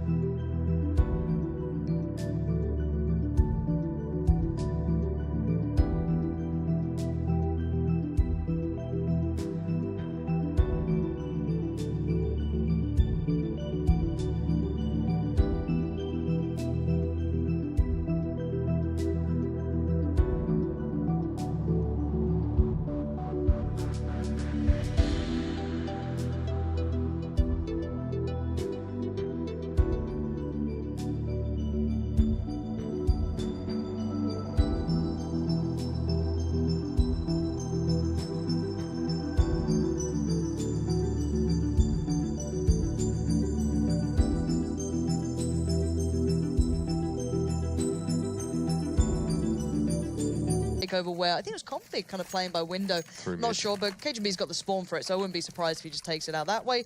No AWP on the T side yet either. This time though, they've got way more to play with in the forms of mollies. They've got, you know, a couple more smokes in there, so hopefully they can build something into this, because so far they haven't been given much play, but still, the last round was close. Yeah, I don't know if there'll be an A set piece at the moment. If Fnatic expend any smokes in towards mid window or connector now, they won't have enough, obviously, to try and make a set play. And it doesn't seem to be the plan at this stage. Again, staked out in mid seems to be the default approach for Fnatic thus far, lacking an AWP and anything really deep in terms of that utility. Pretty easy in mid window here at the moment. Yeah, KGB's playing short on a bit of an off angle. I guess if you go towards your Delpan or anywhere towards that side of the box, that's where it's going to happen. Really nice angle. Going to find Crims. Can back away from it. You can see JW instantly wants to respond, try and find the frag back on it, but you've still got MSL watching the push out on B, but we'll see what the angles are like. That's the Pronax flash, isn't it, really? You're waiting with this in the air for any signal or just that feel, that gut feeling, and there it is, and it doesn't work out, but he gets the shot anyway. Nicely played out from MSL, and actually individually so far holding his own, even though JW's been certainly testing the waters. Yeah, MSL has an unenviable job of having to be sort of that floating B play, kind of like a Zipnix as well in the same way. You know, play towards truck and try and deal with that, you know, that inevitable 1v1 you often have, even if it's a loose player on the T side pushing B. He does have Cage and B back at the side for support. MSL has backed away here, but Flasher, 4 points of health. Now he and Dennis will need to work together here. The Molotov won't stymie the speed of Fnatic too much, as it was thrown a little bit prematurely. Flasher needs to let this molly go and get back and stay alive here. Dennis has a smoke and a flash to work with as well. Now, CageNB's moved over towards Kitchen, so MSL now has 2 angles being followed, and that's it. CageNB gets on towards Flasher pretty comfortably. Only 4 points of health. 1 bullet is definitely going to be enough to get the job done. And now Dennis has to brawl his way through, but it's not going to be enough. MSL, yet again, 2 kills for him there. It's not often we say this about MSL. It's not often he's at the top of the scoreboard. It's early days yet, but he's definitely been getting the key contributions at that B site. Oh, he's denied refrags coming in from JW. He's kept him under wraps. So if JW does get the kill eventually, then sure. Then we start things getting picked up a little bit, maybe starting to push people out from being comfortable on short. Things can really change up then, but there's no AWP yet out for JW, so he's not going to have a chance on that one. He's not exactly a slouch with a rifle, though, so that's no real issue, but Fnatic definitely tendering towards an A hit far more than previous, but Flash not ideal for Magic. Still in a good spot if he'd made it out, but no, Olof wants to punish that sort of, I guess, bravery, and now Configs to fall soon as well. This is going well for Fnatic, a fast hit, and depending on those individuals to shine, and Dennis is at the forefront. 2 for him. The follow-up from Flusher secures the site with the bomb planted. MSL nowhere to be found. Flusher to close, and Fnatic looking very strong now. Fnatic love nothing more just to pull that thread out of the woolen sweater and watch it all fall apart there. It was from 1 kill, and they managed to exercise their dominance over on that A site, pushing forward and exploiting the fact that Magisk was a little bit aggressive towards them. Now they get themselves an AWP the first time in the game, and JW might be able to add to that single lonely frag. Plenty of utility, everything that Fnatic need, and a couple Famises on the side of North here. Not the healthiest budgets. CageNB is not fancying that mid fight. They've kind of absconded away from mid. There's Config playing connector, and that's about it. AZ a little bit passive on towards short. No one's really wanting to take the fight with JW. You can't really blame them directly. Flash from Palace keeping them eyes trained towards A as 3 players still mounting a bit of an assault here through mid. Easy on short. Smoke pop just in front of him. That's going to allow JW to peek in towards the connector, but CageNB responds, catches him out there. That was all the way over towards CT. Across the map, frags, whittling the numbers down. Fnatic now working with 4, and it's going to be Flasher to find Magisk there. That was a close push over towards Palace, so he and Dennis, who's been lurking over towards T-Ramp now. Oh, Olafmeister. And when we check that one, and Config's able to spring forth and get him from behind, it's still a 3v4 situation now, and Fnatic are losing out in the numbers game. MSL, another patient frag from him. He pushed in towards Courtyard. And now Dennis to respond. CageNB needs to flick downward. That's not easy. Straight down on the Y-axis, and he doesn't connect. Now 2v2, bomb being planted. The timing on both of those playing out was just brilliant. I don't know if they planned it, just kind of did it from intuition, but playing out on different angles like that forced CageNB to be incredibly uncomfortable. But Dennis now tries to lock down CT, but MSL has a little bit of a toy with it now. Going to instinctively turn the flash, and MSL will still pick him up. So now it's Flusher in the 1v2. The man's known to be able to keep these situations under control. Molly goes down towards the back. North clearing the site out as best they can, giving them the opportunities, but MSL! What is happening? Out of anyone on that North lineup, he is not the player you look at to provide these sort of kills, but he's come up and he's turned up today. 3 for him this round, bomb defused, round secured. After that looked really dangerous with Dennis. I think it was probably Pronax actually back in the original Fnatic lineup. There was a particular game where he was top fragging, and this is by the by, but he himself said, look, if I'm top fragging, then there's probably some problems here. That's not the intent. But this is, I guess, a contrast because North are playing well, and MSL's getting involved in a lot of the play here. Probably purely incidental, just a bit of a, a factoid for you guys to take on board there, but he is able to have an impact across the map. The late rotations from B in sort of retake scenarios is where he's making his impact felt. First time JW's doing this, though. That's a bit of a difference, and Crim's already picking up the pace towards mid. A bit of a trade out, though, 1-for-1 thus far. Olaf down and CageNB down, but where's the next follow-up? There it is. AZ finds Crim's in towards mid, and that's going to tilt this way back into the favor of North now. Look at where the last remaining players for Fnatic are. Magisk did have the drop on ramp, but Dennis checks it. This kind of close play from Magisk really isn't paying off for him. He's having a bit of a tough time dealing with Dennis working through there, and JW just too slow. And MSL will deny a bit of a foray towards B, as now Flusher has the bomb towards mid. And he's all they've got left. Down teammate in front of Flusher now as he would just pick up the flash that was dropped. He's got 2 to work with here, and that might help him with short, but he doesn't really check it properly. It's going to be MSL. Greets him yet again. 2 kills for MSL in the round. And look, if you're that solo player over a B playing apartments, if you win a 1v1 there to stop the B push from that angle, you've already done your job. MSL performing above and beyond the Call of Duty here. 7-1 for North. And of course, keep in mind, Fnatic are still relatively new as this roster, coming back together, the thing that kept them so far ahead of the curve, as they said themselves, was the fact they had that communication down. They had that kind of instinctive play to each other. They knew how to really complement and supplement each other's play. Yeah. It's been a while since they've had this roster, so it will take time to fall back into it. But North giving us a good display so far, looking like AZ's falling into the lineup well so far. Not yet been fully tested. 7-1 is a good scoreline though, but Flusher is still deadly. Yeah, we've got AZ playing in tandem with the mid player on short there as well, so nothing, you know, I guess crazy for him to sort of wrap his head around to begin with. We'll maybe see more of it on the T side, how they want to use AZ there. But already, first kill, Config. And they go down, it's the trade. Flusher managed to pick him up. Patience from MSL, it's going to have to be there. This time Magic's not pushing too deep. He's going to sit there and cut out and trust that KGB will have Overwatch over towards the T ramp.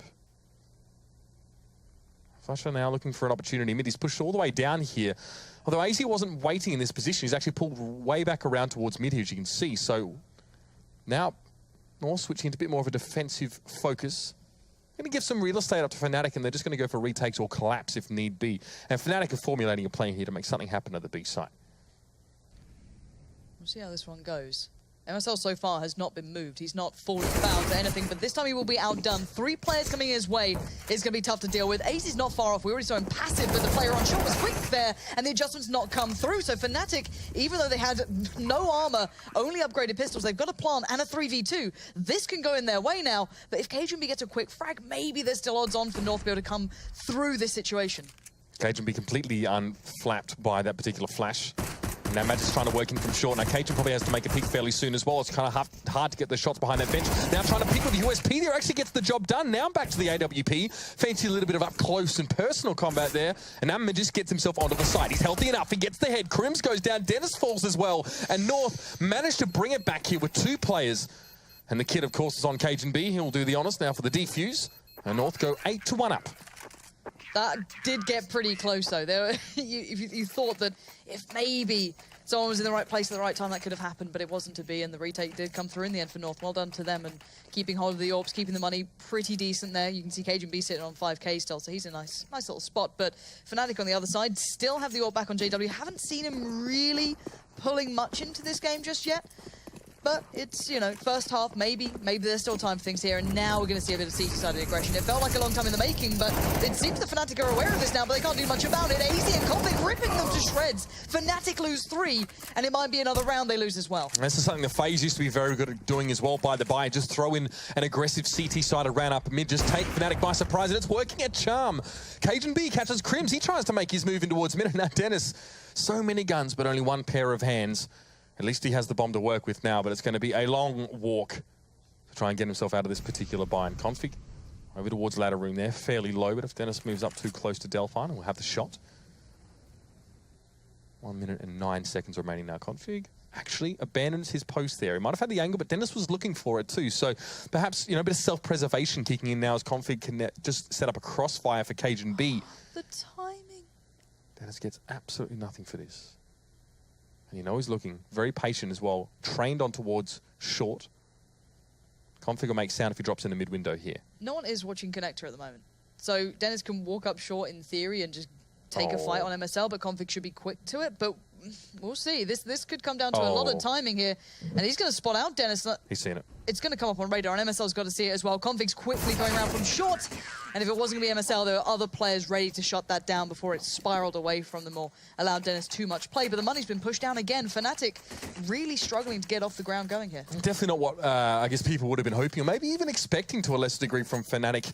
Coming in, you know, with this reunion of sorts. I mean, this is not a team that, you know, ever, you know, spent reams of paper on developing complex strategies. Pansy, it was all about the communication like you brought out earlier on, but it has been some time. And yeah, they all speak the same language, but again, CS is a language unto itself, and might just need to refamiliarize themselves with it now. Looks like B might be the order of the day, or at least the moment here for Fnatic. Again, Tech 9s, Deagles, a little bit of utility on Crims, but not a heck of a lot. Yeah, let's see if MSL's ready this time. He has risen to the occasion time and time again. He did get outdone a couple of rounds ago, but 3 players facing isn't easy. But the flash in does not work close, but the deeper one does. It's good for him. Tags on the follow-up, but now Cajun B needs to come into the action. Doesn't get the shot on JW towards the plants, and now the bomb's going to go down. and Fnatic are going to have a site to work with. Armor as well this time. So JW's got armor, he's got the M4, and the retake begins. Oh, lovely hold of that corner there for Olofmeister, forcing AZ to go for the wide peak. Then he just comes in with that Tech 9, of course, the dastardly weapon that it is. Cater responds, though, now pushing down forward, looking for another target to present, trying to, I guess, raise a rabble with that USP. And Config now with the off angle just gets the refrag there as well. But it's going to be JW to peek out there. He's second in those last few moments. 2 for the round for him, and Fnatic do bring it back. So once they access the site, once they get more than, you know, one player there, it's been working out. Multiple players peeking in towards the challenge in apartments. Get rid of MSL, okay, accept the trade. Once you have access to that site, they look like they can lock it down pretty comfortably. Yeah, no doubting now. That showed some just firepower coming in through JW and Olof. Pretty much those two as a collective did pretty well for themselves. Now they've got an AWP as well, so JW might fancy a bit more of a challenge here. Conflict's going to be taking up the post again towards mid, but CageandB this time decides he wants to go for a Palace peak. And I like that. I like showing a little bit of intuition, a little bit of kind of taking matters into your own hands, trying to find a way back into the game, whether you want to just take map control, and they've done it on B as well. 2 players pushing up towards B apps. Put AZ up there, and they can just kind of bait him in as such. They can do a smoke towards it, and people wouldn't expect players to be in front of that. Yeah. And this now means that Config goes for a more passive hold through mid here because he doesn't really have anyone to cover him. So he was holding a very fine angle towards short from mid window, and that does give Fnatic mid control, but they're not really using it. Now at least Crims has got himself on towards short and ladder room, and they're moving around towards A. And I like this. It gives MSL such a lean point. He can just lean on AZ to lock down B alone. Pretty much he's the early warning system to anyone coming towards B. That MSL can pull himself over towards kind of middle a little bit. It depends how AZ feels about this. If Crims tries to give something over towards it, they might start believing it. But the bomb's over by A, so that's why you've got Config, Magisk, and CageandB all eyes still trained towards this. A little bit of a worry towards Connector as Config puts down another smoke to ensure its safety. But CageandB now is going to be challenged. And does he see it? I think he might have seen a glimpse then, and a glimpse is enough. JW will fall, and the follow-up, CageandB pinning Olofmeister to the wall, but he can't find Dennis. He tries as much as he might, but there's still 3 players standing in front of Dennis. But maybe that's not a problem. Apparently not at this point. No, Dennis is healthy, 72 points of health, a flash and a smoke to work with. This is going to give him a nice wide peak, or at least let him get out wide. But no, he's going to go straight through the smoke here. Oh, North were confused for a moment, but MSL does bring them deliverance. 3 kills for him in this round. The in-game leader from North, leading from the front this time around. It's only been 12 rounds. He's 17-5. I just like that from North. It just shows...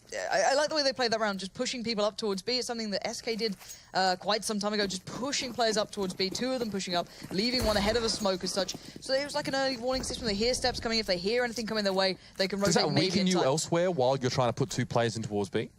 Maybe if they're doing fast hits, but Fnatic haven't been. They haven't been just plowing through towards the site, but Dennis somehow is doing this sort of damage. Finding Magisk is a bit of a hit, and now here comes the wave to fall off the back of it. Fnatic are going to flood this site. Dennis again finds CageandB. This man's doing some damage individually, but whether that transfers to a round, we're about to find out. Well, Config smoking his way now, but he knows that the site is beset by Fnatic players, so he wants to try and find a route in. But Dennis, again, looking to be nasty with that scout. MSL to late rotate towards CT. He's found Flusher. Bomb is down now. Flashed over the top for Config. And AZ is going to help him push this one down. The smoke's going to dissipate. Give a little bit more sights to where the bomb is. But Olaf, he's sitting back. North still have 3 smokes. They should be able to shut off ramp, but Dennis is still finding shots before then. This is so dangerous. Crims can play into it now, and he has. It's a 1v1. Config touches the bomb, but Crims will take the fight regardless, and that is beautiful from Fnatic, forcing the issue, but it's Dennis at the forefront with that scout. That was just obscene in that round. Yeah, and the positioning was brilliant as well. 2 Fnatic players were heavily flashed as they pushed ahead on towards the site. Dennis stayed back in towards T-ramp. He wasn't affected by that flash. He managed to get the kill of the player up on top of the stairs there. That was very, very crucial.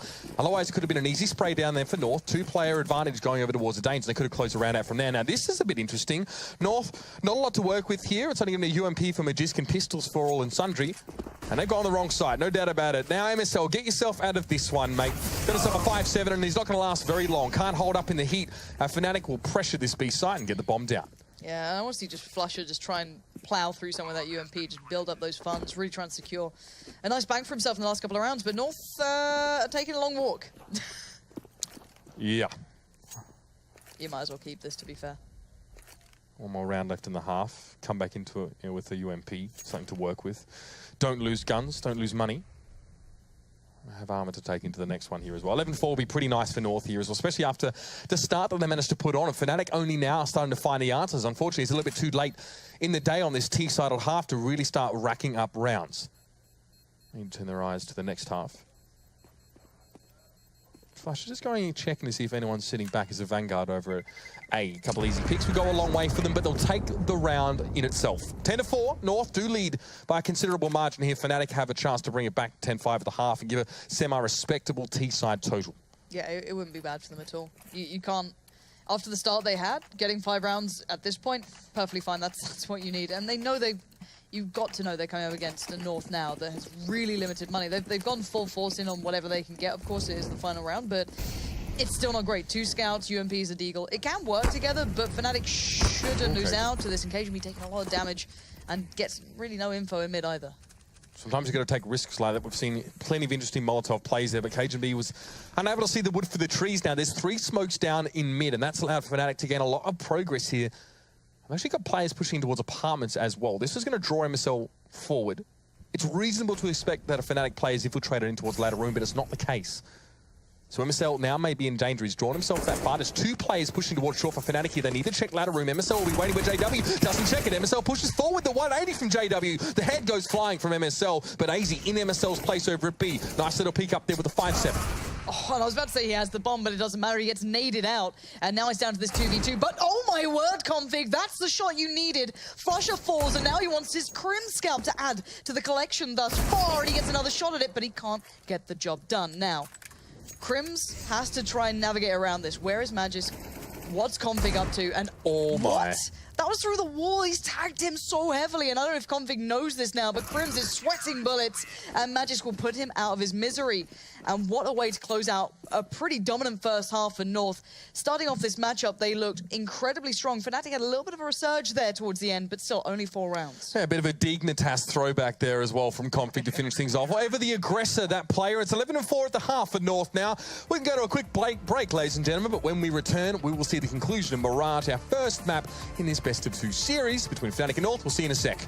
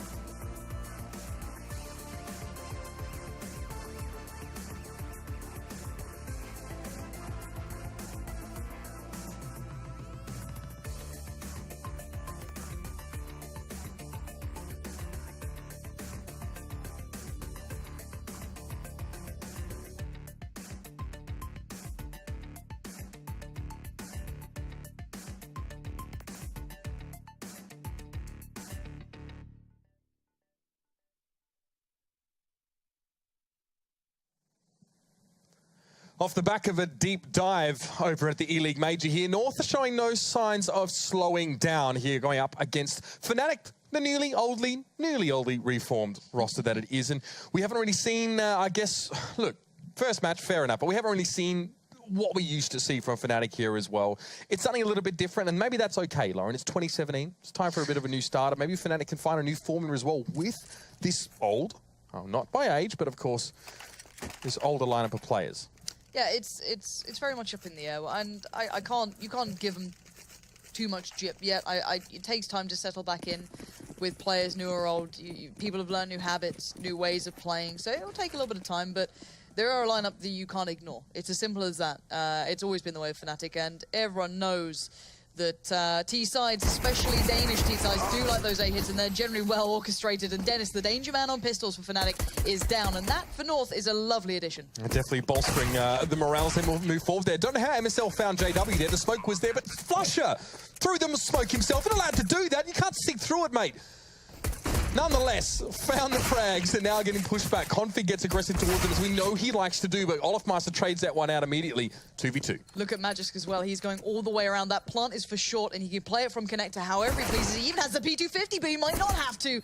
AZ is putting up an outstanding fight already, buying time, and Crims knows the game plan from North, but that just might not matter at this point. He does have a kit, so there's still danger on board, but no bullets means no kill, and AZ reminds him of that. And some fantastic.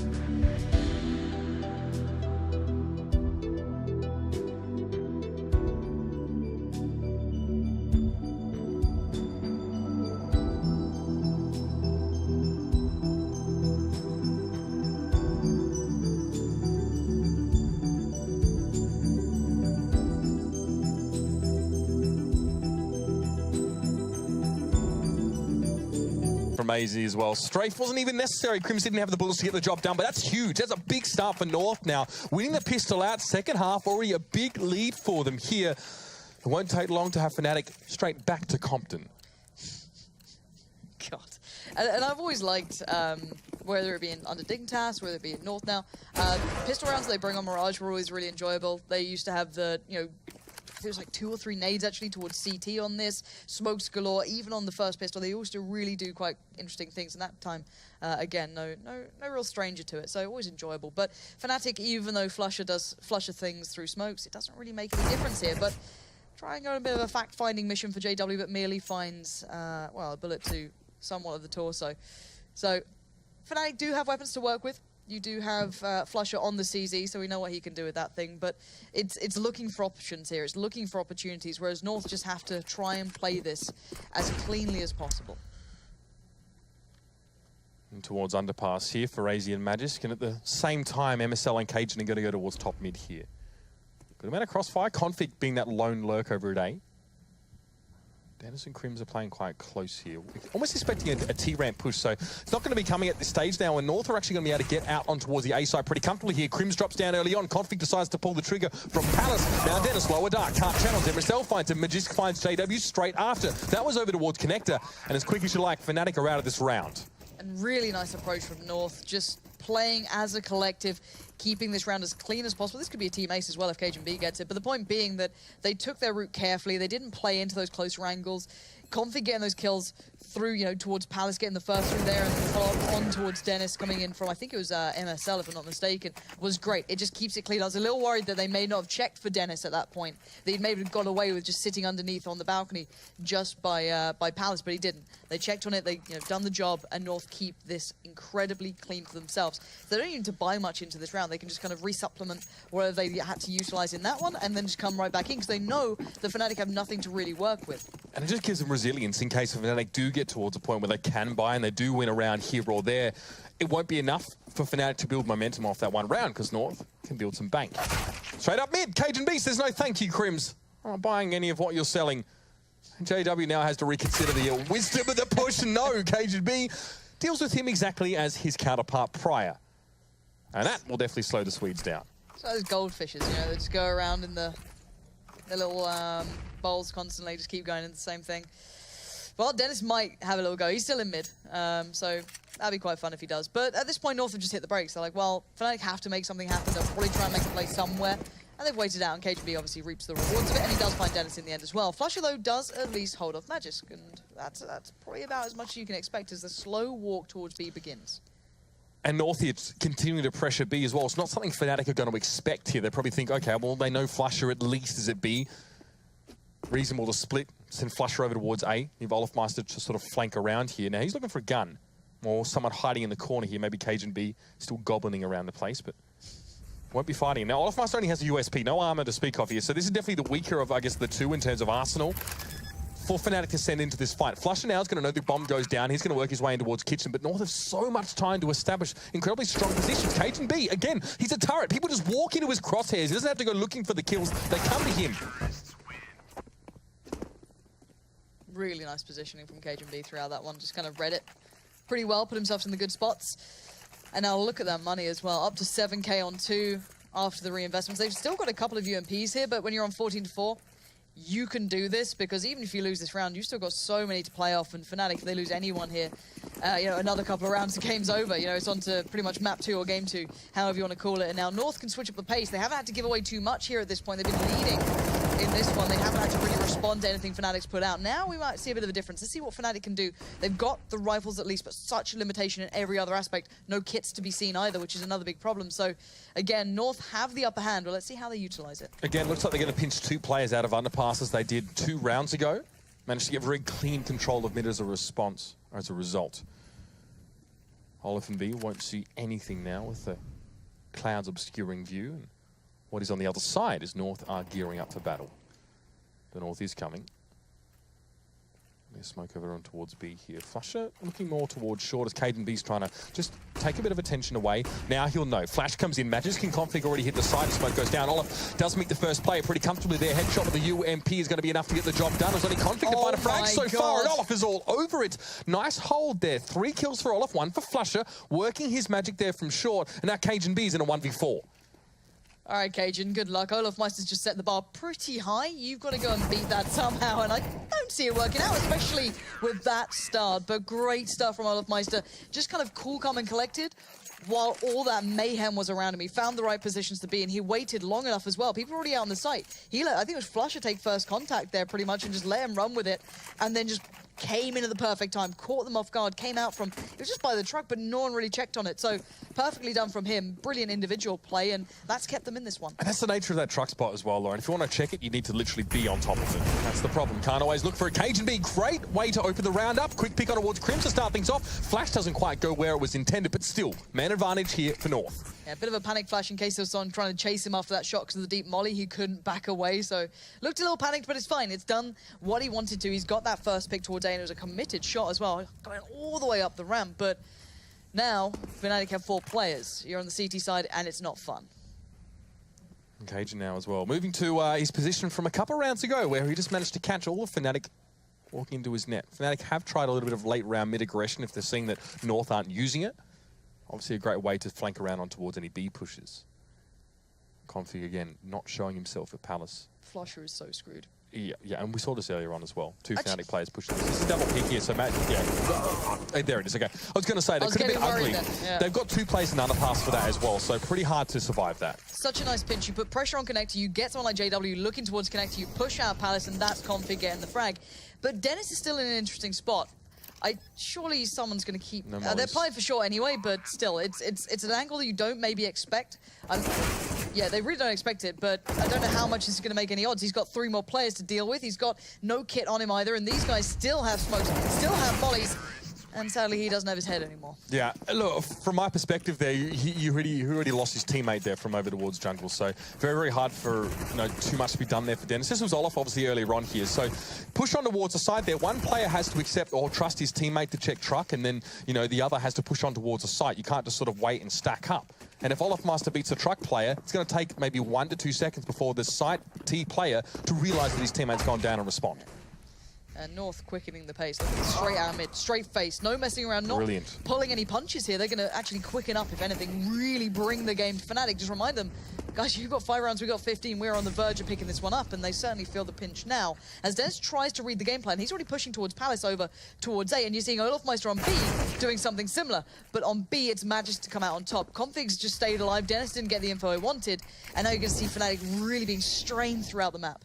And that's one way to safeguard truck. Quick volley thrown down there. Magic taking his time, though. He's not pushing off the back of the utility he's used, hoping to draw some players across. Crims was angling towards B, but then thought better of it now and is staying towards mid. North of 1 minute and 5. A lot of time to work with here. Magic goes in towards underpass. So they're still using that double angle there. Dennis looking for config. We'll find him there. That was the FAMAS push, and that's going to give his position away, though, and give North some time to get in. They don't really know where Crims is, but the flash is going to give it away, and MSL's going to come straight through. Dennis would have had to stand and deliver, but a little bit too much. And now Flusher, of course, with a CZ and Flusher, you never know what might happen. He's going to even be able to trade himself up to a UMP, but the bomb is down, and there's 3 players to deal with here for North. There's 1 in connector, 1 in T-ramp, and 1 close towards that A side. Flusher, long-range stuff on the UMP. Took a while for Magic to realize he was there, but once he did, his shot rang true. And a very anemic performance from Fnatic on that particular map. And my fantasy team is completely screwed. Olofmeister, you've let me down. Lauren, not much to say there, really. Fnatic just haven't shown us much this game. Yeah, it's still early for Fnatic. It's still very early in the season. It's very early for them as a lineup. So we're going to have to wait and see what they can bring into the next map. All right, and before we get there as well, we're going to pass over towards the desk to put this game under the microscope.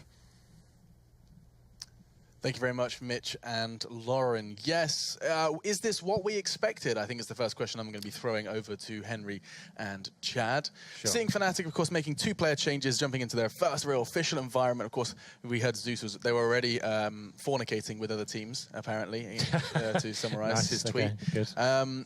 However, we are seeing this kind of fall flat versus North with that easy at the helm. It's kind of as I left it before we kind of finished the analyst section up. You could feel like North were going to be a lot more comfortable coming into this one. It's a lineup they've played with before at big events as well. AZ coming into this, he fits in very nicely indeed. He saw him taking over Rubino's spot, but pretty comfortable throughout, and just business as usual for them on the CT side of Mirage. On the other side, though, Fnatic, pretty much a similar story to what the demise of this team led to. They looked like they were relying very heavily on individual plays, winning a lot of ecos, not really bringing too much in terms of a tactical game there, and that's going to lose you big games like this against teams like North, who are just going to lock you down, be dynamic, shut things down in terms of setting things up towards middle, aggressive everywhere. And one thing as well I wanted to point out, MSL with a big game. I called him out for not being as good as Glaive, and he actually had a very good performance. He must have heard you. He was very aggressive at the B apartments. Caught out JW that one round, pushed for information, killed someone from underpass. He did good work, you know, and he's making a lot of frags that you wouldn't normally expect him to. So good form for him, maybe more confident in the team. That's good to see.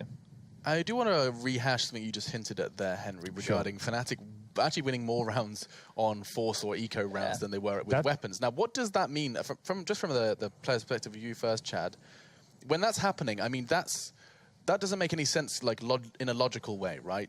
You have less equipment, less means to succeed, and yet you find more of it. You are playing CSGO, though. Okay, so on the T side, they won 4 rounds, 2 of which were mixed buys. Right. So they have lower money, obviously, and they're buying weaker utility and weaker weaponry. You aren't as scared when you have stuff like that. You know, you're willing to take more risks. You're willing to run through smokes or maybe jump and try and do something a bit silly, and it tends to pay off because, it is CSGO.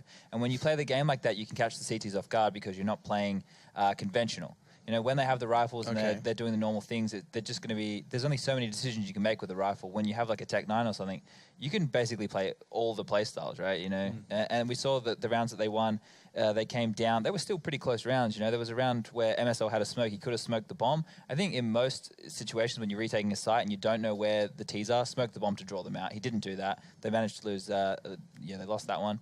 It's just a different mentality when you have lower weaponry. Yeah, and it somehow leads to success. I mean, this isn't always the case, but it does seem that Fnatic and XXX Envy both fell into that category where it somehow works.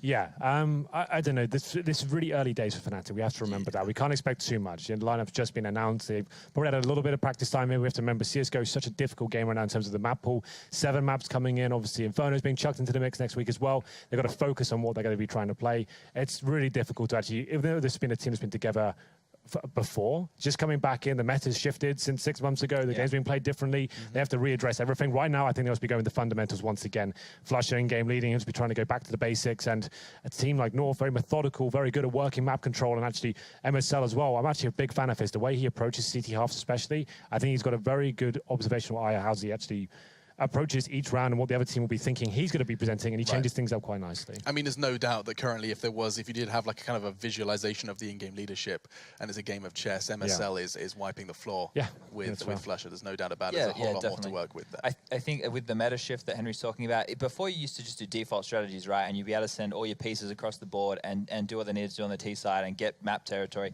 And then after a certain period of time, start working together. Now what you're seeing is teams doing a lot more pack rolling stuff. You know, you're doing a lot of 3-2s or 4-1 stuff where you're taking a lot of, like taking one part of the map with your majority of your numbers, because CTs now, when you do a default, if you as CTs know that that's the strat they go to, you just kind of mob them, take out the members there, and then the rest of their round is kind of screwed, right? So you're playing a lot more like Virtus Pro are an example who like to do like a 4-1 on A on Cobble. You know, they like to walk 4 in an area where you wouldn't normally expect 4 people to be needed. And once they make that frag, the world's their oyster. Yeah, I mean, it's a constantly evolving meta. That's the beauty of the game that we love. Indeed, Counter-Strike will be played after our break. In fact, before we take it, Overpass is coming up next, and we had a tweet from JW. Now, this is a quick insight into how he's feeling. He says, it felt nothing went our way, and everything went theirs. They play better. We won't happen 2 maps in a row. See you on Overpass. GG. More banter. It's good. Yeah, more I like that. This is great. I love these little highlights. You get to see an insight into those players. He said it's not going to happen again. Chad says it will. You only find out if you come and join us after the break. We'll take a quick one. When we come back, we'll see if Overpass goes the way of Olofmeister and his bunch of merry men, or if we'll see more success from the Danes. Join us then.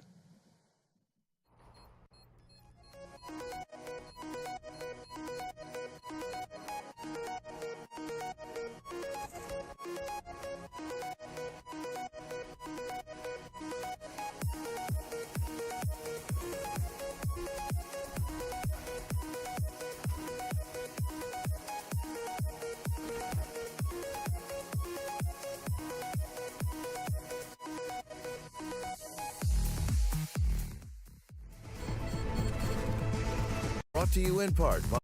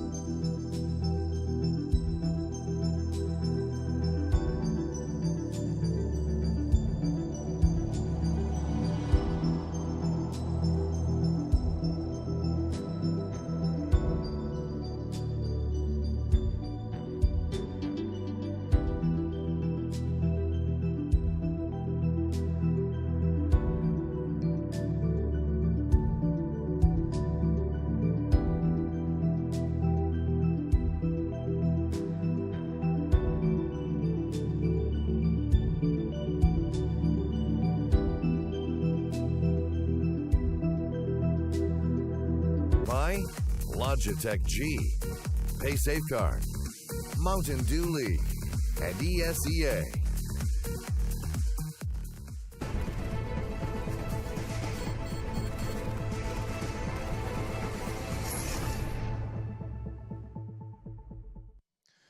It has been a rather rough ride for new roster Fnatic. I say new roster, I should highlight new look Fnatic as 2 new names, or old new look. Old new names. I already made that one. Isn't this getting this is getting a bit silly now? But basically, the Swedish Shuffle has completely reverted, and Fnatic are back amongst with their regular 5. I say regular 5, of course. The only deviation you may be expecting is Pronex for that of Dennis. Well, Swedes are confusing. Swedes are confusing. Okay. Yes, but what we're saying here is that we are getting to see JW battling back alongside his brethren, as well as Mr. Flusher joining in. Flusher, it's actually meant to be Flusher. Is it actually? Yeah.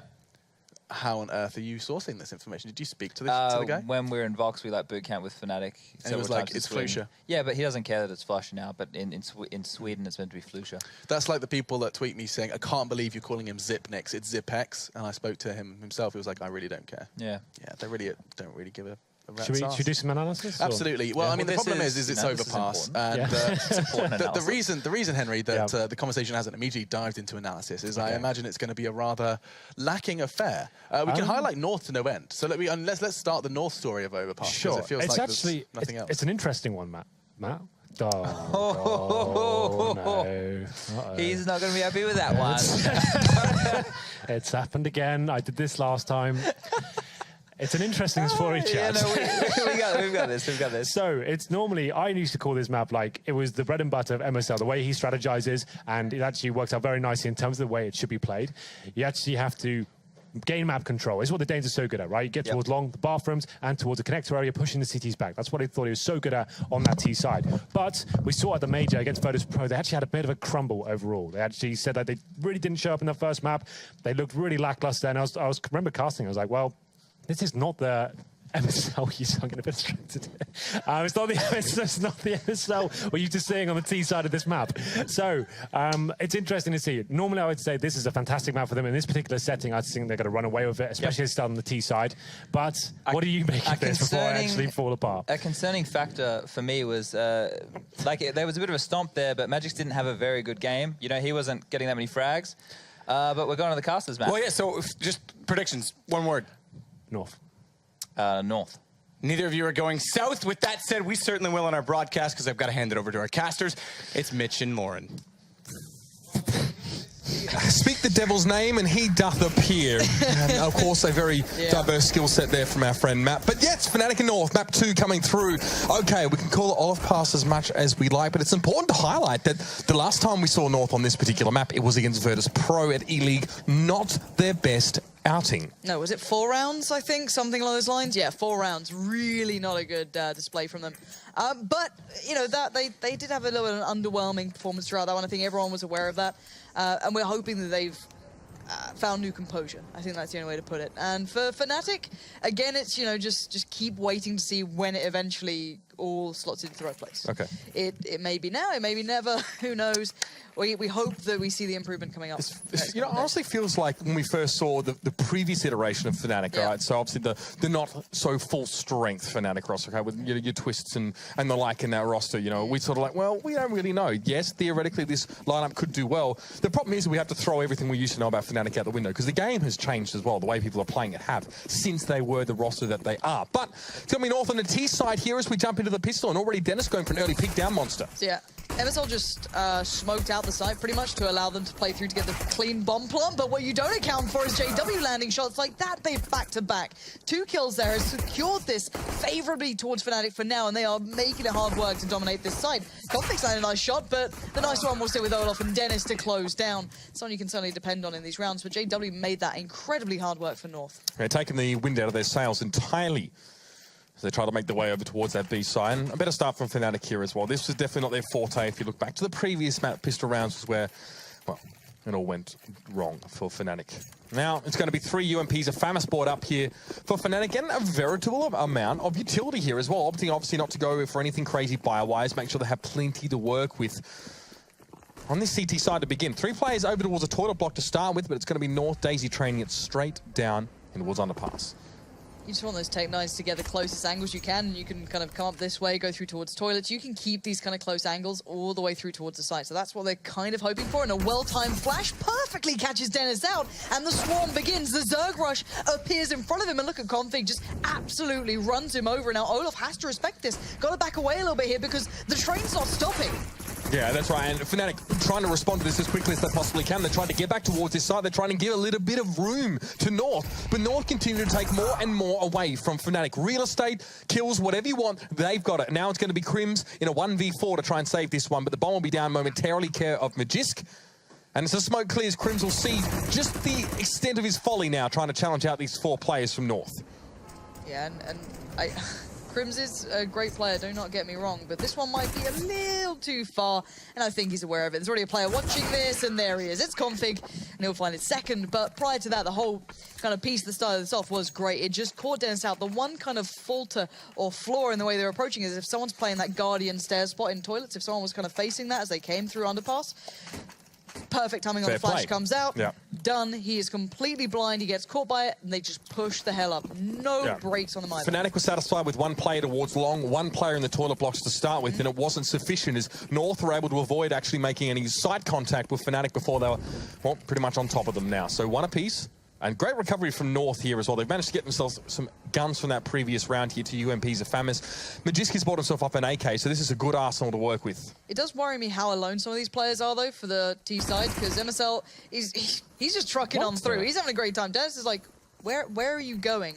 The rest of the team's over by B, so basically MSL is selling this huge presence that actually isn't there, and he's pulled 2 players over. He's got 2 players on his side, but the rest of Fnatic are in Underpass. They're looking for other ways to get back in towards B that has been completely evacuated. Yeah. And look at this from MSL. He's just, is this the game where you just hold W as long as you can and see how far you can get? He's made a lot of sound, though, so he definitely gave his position away to Crims, who was stalking him, but it doesn't matter because this site is under control of North right now. Olafmeister was sort of caught between a rock and a hard place. At that point, you can only really run away towards Underpass to avoid North just collapsing on you. 4v3. Dennis, oh, that's not a great start. As soon as he makes the peak and Cage and B going to finish the job, at least Crims is there for the refrag, but it doesn't help in the numbers game. North still with the man advantage. They got the bomb down. Magisk is sitting right back towards that T-spawn where JW is now as well. He should be able to catch him as he comes through. We'll see if JW checks for it, or if he even goes that far. He might just wait behind the stack and just listen out to see if anyone comes past. Don't know if they're going to exit that far. Magisk might need to be careful. They actually might do this. So he's got a bit of a chance here. I'm imagining they're going to check it. No, they're okay. They don't even need to go that far. So JW is going to have to take the fight to them. Timing is of the essence and easy. Waits so patiently. And now, you know, it swings and roundabouts. North have huge amounts of money now to play with. They know that Fnatic have pretty much soddle. Crims did get the UMP at least with the armor still to support it, but so little to be done with this. It's what happens when you win an anti-eco with so many men alive, right? That previous round, North bought a Tech 9 and an AK. That was it. So great opportunities for them to buffer their economy, which is so important right now at such an early stage, and on the T side here of Overpass as well. Yeah, that didn't connect, and that would have stopped JW. But that's a problem. That might fall into Fnatic's mindset that, okay, they mess up that molly, we can still push this. Because if you see it coming in, you might, you might just write it off. If they know that maybe they're not landing this every single time, we can maybe exploit that. If we get towards short, if we get towards water side of things, then we can actually make a play happen. But North are being, well, the rest of the team take the fights, and Fnatic get pushed back again. Plenty of shots in towards Cage and B, though one even hit him in the dome, so a little bit lower than he'd otherwise like to be, but he is the most underarmed player on the side of North. Shots are coming through. Fnatic keeping a respectful distance from North now. It's Flusher making a peek from the armored truck well back on A side. Timing is important here, and I'm wondering how they're going to utilize this. Olaf's gone on the long flank, and now everyone else is over by A. North are making no secrets about this by this point. They have no one holding that B play. They've got no one in Underpass. So you know that the opponents are surely going to have some idea as to where you're going. And they've not checked every corner. Dennis has been able to get away with murder. You've got Olafmeister on long. And now this is a problem. It's going to cost them a little bit of time. They're down to 30 seconds here, Midge. This could get worrying. And JW fancies to go at it. And not going to be the case. Yeah, with the bomb going loose, that was a bomb planter down. At least finally now it's been put to rest and ticking along here, but Fnatic had the great opportunity to mess things up, and Olaf comes in for one and gets a good amount of damage on towards the second, and that's Flusher to get the job done. Now the 2v2, but Magisk is there, and it's a hail of AK bullets, a salvo to take Olafmeister down. And Flusher to smoke towards the bomb. He can hope to bait some attention here, stands up on top of the stack. Magisk reciprocates just out of view. This is ticking way too fast, and Flusher doesn't have a kit, but a kill before the round ends wouldn't be too bad. Magisk not going to take any chances. Doesn't know if he had a kit or not, so had to challenge, and that's going to be Fnatic at least able to cut North down to one player before the round is out. But look at the bank on the Danish side. Yeah, they are good for cash. You're going to see that AWP straight in the hands of CageNB. No surprises there. JW, not exactly able the option either. Didn't have all the cash for it, so going to have to stick on the M4 for now. Not going to see that battle go down. Obviously, a couple of other players well and truly able to AWP for Fnatic at this point, but at the end of the day, you want JW on it. And let's see how Fnatic approach it now. They've got weaponry beside them. And we've got Dennis going straight towards Underpass. You've got Flusher to support him from Toilet, so he knows he can at least back away for now. But now he's going to be isolated. If Flusher falls back, he'll be very much alone. But still, at the moment, North, again, not taking any risks. No gambles here, really. You've got Config holding the push out by Monster. Over on that side of things, you've got CageNB and AZ. On the other side, again, waiting to see if Fnatic have any tricks up their sleeves, trying to turn the tables, trying to turn the odds, because they know maybe we can't sustain, you know, longevity-wise, but we can catch them off guard. Yeah, and maybe also hoping that Fnatic get a little bit, I guess, flamboyant now as well. Maybe expecting, okay, you know, we know how they like to play. You know, that aggression, players like JW always go for these audacious peaks. So we sit back, we give them a lot of space towards Playground. Obviously, this boost here is allow Flusher to see straight into both angles, of course, coming out of Underpass and into Toilet Block. Sees MSL come across. It's not enough to get the shot. And MSL, tough one to challenge there. He can't see much of Flusher's dome, and now he's forced to back away anyway by the Molotov. But you can see the bombs already heading over towards B. Spotting out those two players on the boost might have been a signifier they wanted to see. I don't know what they're reading into this just yet. And there's time of plenty. They've got so much utility still on board, and they don't yet have a pick. So maybe just trying to find something out here. JW better be ready for what's coming his way if they do commit towards this. MSL was trying to keep people from Fnatic towards the middle of the map. It hasn't really worked out, though. There's 3 players in attendance here at the B site for Fnatic. And JW unperturbed so far by the flames in front of him. Nade, the timing was good, but Crims is even better. Gets a quick double, and now Config, hardly any health left, and it's an easy job for JW to pick up, and now Magisk has to just walk, stand and deliver, but it's all but over there. Crims, very nicely done. The timing was definitely on his side, but Fnatic had 3 players over at B. They had the men to work with. Yeah, from start to finish, it looked as though Fnatic had a really nice read. The boost then gave them the information. Magisk not able to go any further, kind of just tucked in after that molly. No one played up. I think they only left, I think it was only Flusher really was left towards and MSL stayed mid after the Molotov to try and keep them there, or to try and bring some people back away from B, but it wasn't going to happen. Fnatic were adamant. Yeah, North running out of a couple of options at that point, kind of just forced to try and make something happen. And JW this time playing again through towards water, just going to try and make a play happen through short. Why not try and get an early position? Maybe watch some of the angles. He's got the smoke there for a couple more seconds, but by the time that dissipates, you've got someone like Config kind of waiting in the wings to go. You can see the battle's about to go down, and AZ's getting so much room to work with. MSL took this route before. Insane. And now Magisk just gets the drop on JW. That's a shame. Maybe hoping there was be a bit of a better angle they held between the two of them with Crims, but it's not to be the case. Now AZ can secure this side. The problem being, it was Flusher, but he predicted him. But I don't think the prediction's enough at this point. There's 4 players for North, but where does MSL take them toward? And that's a lot of information that AZ managed to gain there as well. A lighter presence, very much a deeper hole for Fnatic over on the A site. Less players, perhaps at B. And now that's what North perhaps want to even test. Olaf drops down in towards Pit. Not sure if he's going to receive a push from Monster yet or not. And North are taking their time on this one. They're bringing the bomb. MSL's joining the rest of the team. And a Molotov thrown by Fnatic will have no effect at this stage, as North are more than happy to spend a few seconds to set up. Yeah, time's going to be a problem, though. You've got 40 seconds. Any kind of hiccup in that hit that you're about to plan is going to pretty much thwart the whole thing. And it's Monster that's going to be the main point of this position. And now Overpass is going to take the peak, but it's CageNB who waits, and he gets the shot first. Now, Crims has to respect this, has to back away and hope that Flusher can help him out here. And Flusher is en route. With the bomb going down, there's limited options, and Crims takes the fight that he can't win. Smoke as well makes it very hard for Flusher to do anything about this. North had 2 smokes and a flash, and they've used almost all of those very effectively. Cajun still has a smoke, but he won't need to use it here.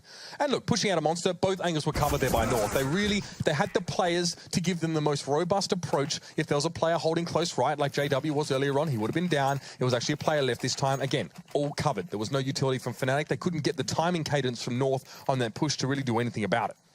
Yeah, so far as well, Magisk is having a great game. His ADR's pretty high as well. He's going to be hitting up there pretty heavy, so above a kill around at this point, kind of a kill and a half, if you want to look at it that way. So he's certainly doing well for himself. We'll see if that keeps up at this point. Again, this round should be a nice bit of farming for them. Where's this play? Where's that going to go for Config? He gets the molly this time around. No early push for JW. Flusher going deep. Now, this is kind of what North were waiting for in the prior round, or 2 rounds ago when they were sat just like this inside playground. Flusher has heard nothing, though, and there's no real reason for him to suspect anyone close.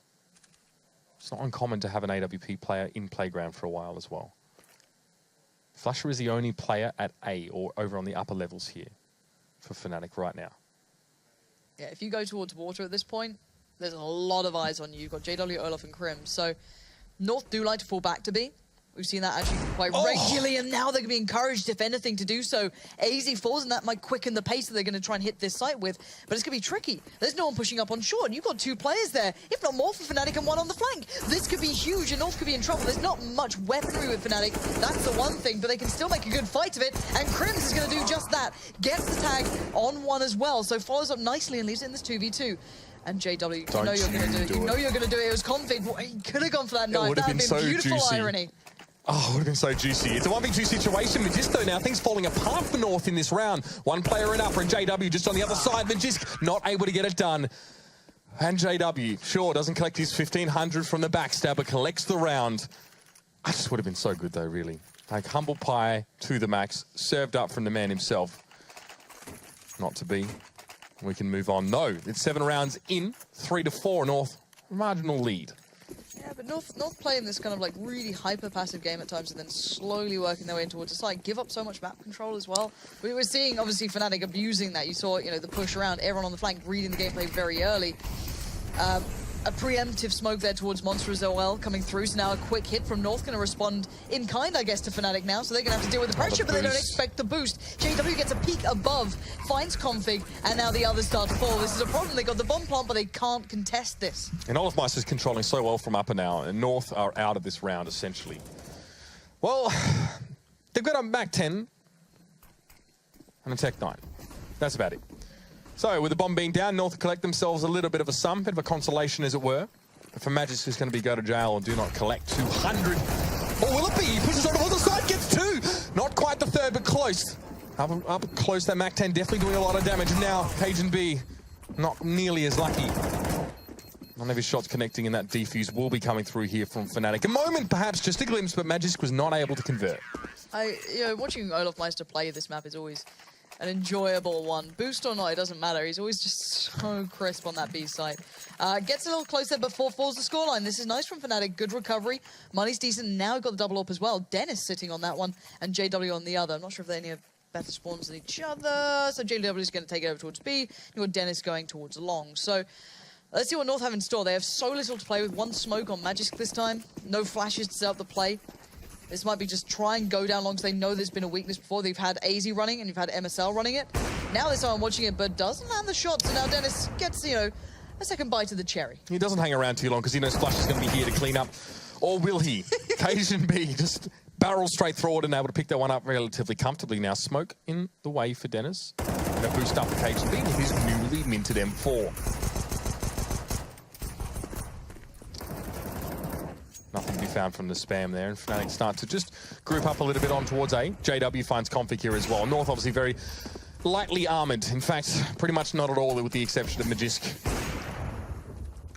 I don't think they can rotate faster than Fnatic right now, but it's still a nice idea. If they can buy a little bit of time for those 3 players who are up on A, maybe they can possibly overwhelm Krims, but Krims is good at these sort of things. He was known for kind of being able to hold solo sites, and he's very much alone here. This is certainly not a solo site, but this is the type of player you'd want in it. Let's see if he gets, I guess, overconfident, over peaks. It's about timing now and how he reads this one out. If you're Fnatic, you're starting to wonder what's going on here, and he certainly does. He takes a bit of a wide step out by Monster, and this is going to surely be a plant. Depends on the timing now. 30 seconds left. Cajun B does have the M4 still, but crossing towards the site is not going to be easy when there's still 2 orbs up for play. And it's not even the orb to follow up with the kill. It's just the Tech 9. JW's hands will do the job just fine. Yeah, Krims was hoping there as well just to use distance to his advantage up against the pistols of North, but Cajun, of course, had that M4. Still, not going to be enough. North able to inflict a little bit of damage there, maybe leave a scratch on Fnatic, but they are in the lead now. They maintain the double AWP setup as well. North coming in with 1 here for Cajun B. And we'll see if they want to speed things up a little bit here, or just they just try and play for picks, because they have been, a slow roll into a build-up, into an attempt at taking sight so far, and not always working out the way they'd like. That's certainly not the start you'd want That either. hurts. Cajun B on 67, but this time North keeping map presence, but it still doesn't work out. Flush has found 1. He's going to follow up comfortably. MSL gets punished for that. And well, at this point, North are being shredded here, and it must be frustrating as Flush is going to close down, does not back away, does not step off from peeking out towards Party, and he's certainly having one. He shouldn't win that as well. If Flush is already backing off, he's backpedaling there as well, and then just plants his feet when he sees MSL go for it there. Realistically, MSL, you'd think, would be in a perfect position to get that refrag, but it was not to be. And MSL had an excellent first map of the night. Just a reminder as well, Fnatic now have strung 4 rounds together. They really are getting to the swing of things here. The start off was good for North.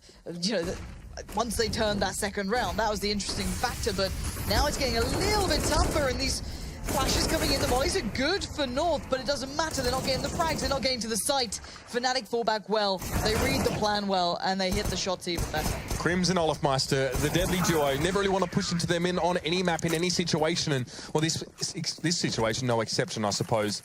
And credit to Crims there as well. Molotov was thrown pretty much straight at his feet while he was at barrels and hung around at least for that first frag. Took a appreciable chunk of damage, but knew his limits and knew when to back away, and let Olofmeister do the rest. All right, what's the game plan, MSL? How are you going to get around this one? Because it looks like they hit a bit of a wall for the last couple of them, when they've had money at least. I want to see how they get around. Now they've got money, now they've got the AWP on Cajun B. How are you going to try and get this one sorted? Dennis going for a bit of a different approach here. Last time he was playing long on the AWP as well. See if he wants to actually take the fight here. He's now in a bit of a predicament. He can't comfortably back away. They could be close. He's not too sure. He's going to have to take a bit of a gamble either way he goes about this. And he does want to take the fight, and he wins it. Great stuff for him. And now he can try and readjust. You've got JW doing the same. We talk about aggressive AWPing generally from one player, let alone 2 now. And that's not even that aggressive by JW standards there as well. You see he's been trying to rush towards Monster, you know, or sort of in towards Canals most rounds. Sometimes North have got a Molotov there for him to catch him on his way through. This time he either waited or there wasn't one there. Either way, he didn't get the kill from it. But the stacking towards long here, Fnatic trying to get a positive trade, but no. It's a 2 for 2. Flusher getting 2, but North had the players there to respond, and Cajun B will step forward and scoop the bomb up. Now let's see how far Config can get. If he can maybe secure somewhere on B, this is great. But the problem is that Crims is still here. He does not want to let this go because there's still a chance this could happen. Now Cajun B's making the rotate right about now. Dennis is actually doing the same as well for Fnatic. He's heading over because Config spot out Crims. Here comes the flash, and one in return. They both blind each other, so equal so far, and Cajun B is still en route. It's a long rotate, but the support is there, the backup's there. JW's clearing toilets as we speak, so they know what the game plan is now. Config's already so deep on this site, though. There's not actually going to be any help from Cajun B. He would have had to do it on his own anyway, but he makes it work. Now, Dennis, things get a little bit more stressful for him. It's 2 AWPs for Fnatic on this, well, eventually retake attempt, and with the smoke, Cajun B able to move towards the site and plant the bomb. It's going to be JW to flank through short. Double AWP retake, not too easy, but the lineup looked good then almost for Dennis. Oh, you do get worried when you see these players going for sorts of shots like that, but now, how do you find your way back in? You've got flashes, you've got mollies. But still, the angle works for Cajun B. The tag comes through. This is so tight. This is a ridiculous situation. Config's the most mobile of them all at this point, and Dennis slowly creeps his way in. He can't get the shot in time, and now it's JW in the 1v2. Essence is time at this point, and now JW is dancing around the center of the site, and he cannot make this happen. He's going to have to back away from this one. He knows it as well. Oh my God! Get wrecked, Cajun B. That's not fun, but it doesn't matter at this point. They've got the round, finally breaking the back of what was a string of rounds coming in for Fnatic. Yeah, North needed that one, no doubt about it. That was disgusting from JW. Even Molotov's himself slightly as he tries to back away, but of course this is the Crims Olofmeister do-si-do.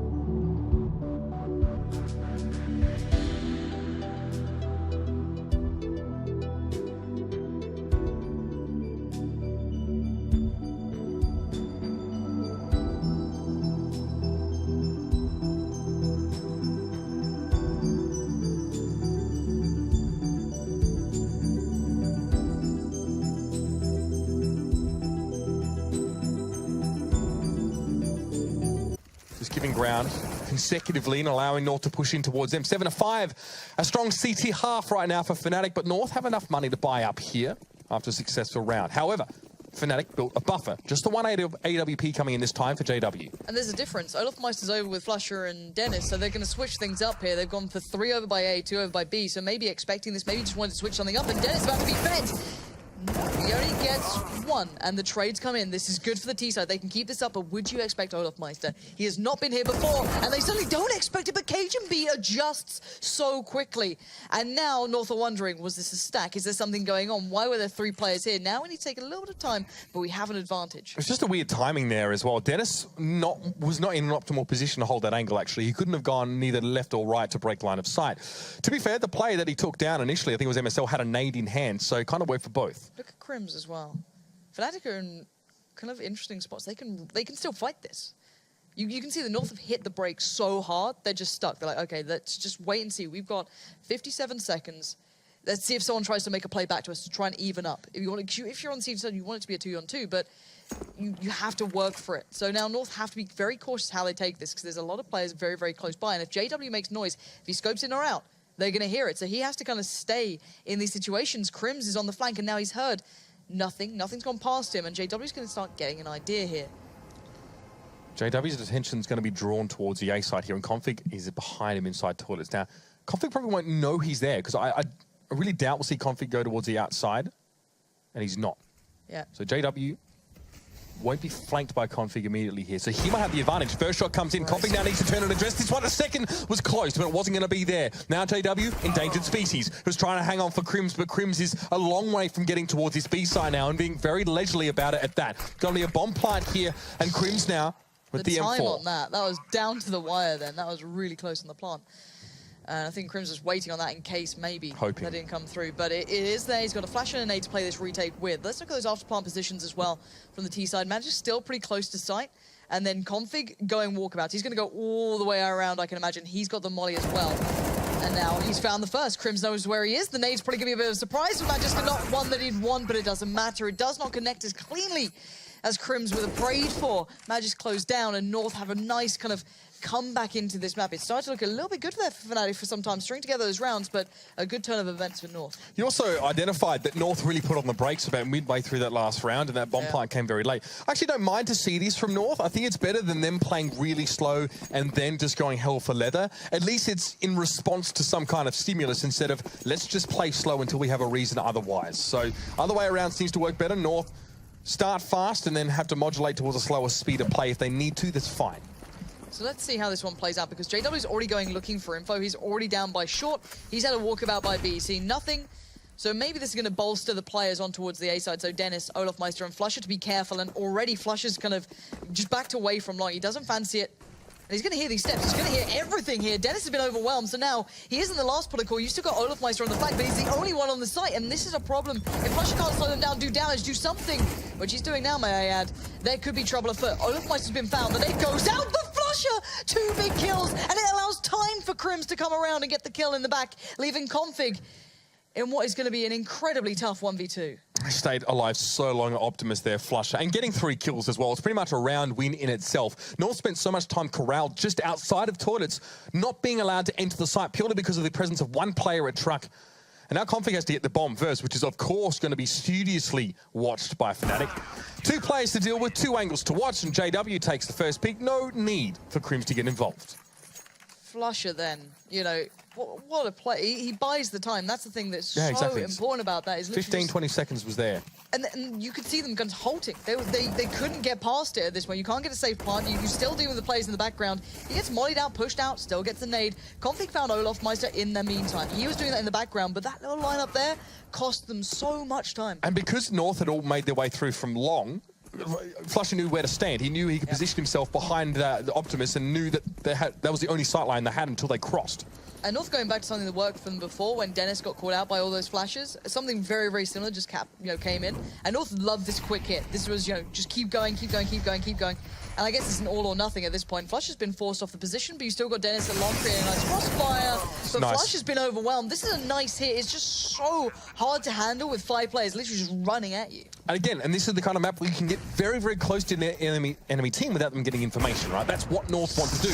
Now, this aggression North are known for, is it going to pay off here? Well, the Tech9 seem to be definitely leaving their mark. But it's a 3v3. JW is so close through the smoke, and Magisk, no indication, no need to fire through it there. It was lucky. It was a wall bang or a smoke bang from JW, and he hangs around a little bit too long. Now, Fnatic only coming from one particular angle. They try and spill on towards the side as quick as they can. Crims across Optimus, and Magisk is there to receive him again. Tech9 gets the job done. Olaf just presents his head, and Magisk is more than happy to take it off. 8-7 at the half here. Fnatic lead by 1. Do you know what? It is way more competitive than the first map. I'll give them that. JW's words holding true for now, but whether that keeps up into the second half, we're going to find out. Well, we'll be back in a sec, ladies and gentlemen. A quick break for the half, and then our final half of the night, our second half of this map, Fnatic versus North. North already 1 map up. Let's see how this all finishes.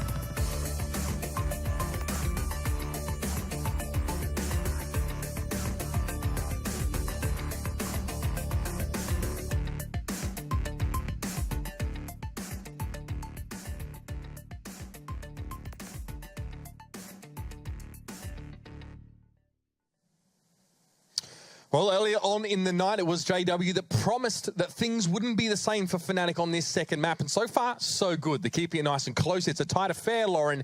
And at the half, Fnatic lead by 1 round here on Overpass.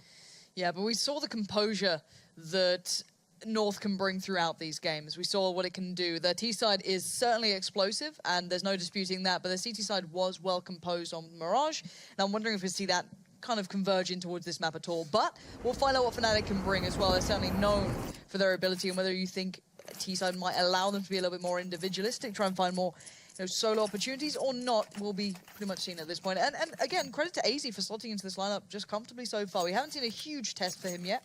I think this is just an easy kind of step back into it. Obviously, the scoreline is very close, but, it's not a huge expectation. It's still early season. There's still a lot of games to be played. So for North, good game so far from them. We've got to see if they can really solidify this scoreline and take it back into their favor. For Fnatic, this has still been a very good game. And absolutely, and a good opportunity now for them to sort of do Fnatic things. And, I don't want to just throw that away as a line, but get aggressive, play on their own a little bit. But North, ESL and Config have heard all of this. They've heard everyone's steps then. Now kind of, I guess, backed up by what was seen. But look at this. Fnatic are just running around all the map. They're just doing the train. Just go everywhere. Make them over-rotate. Make them question what's going on. You have Flusher waiting on B like, guys, I'm ready. Return to me. I'd be so confused if I was North right now. This is matchmaking. This is what Chad said before, actually. He said it's really, really hard to analyze a Fnatic game because it doesn't actually make sense in terms of your standard CSGO principles. They just kind of run around and frag, and AZ's trying to reciprocate, but this is Fnatic we're talking about here. This is the team that sort of invented this kind of play, but it's a 2v2. Config, nice little catch to the head of Dennis. He falls. It's now Crims v Config in a 1v1, and Crims has got himself a USP and has opted to go for the other site. Now, Config's got to make up his mind. Is Crim's playing a long game here? No, I've just heard him run. Okay, off I go. Right, time to try and play this one out. Crims is going to go for the plant by Optimus. Perfectly fine. It's, I guess, a safe one. It gives him a nicer position in the after plant, possibly. And it gives him this angle to wait for. And Config won't expectably adjust well. And now Config's HP is still slightly better off here. And especially now, Crim's down to 7. And an easy cleanup in the end for Config. But a pressure situation nonetheless. But Fnatic doing the train around the map. Yeah, and getting them, getting some decent mileage, to be fair, with that one.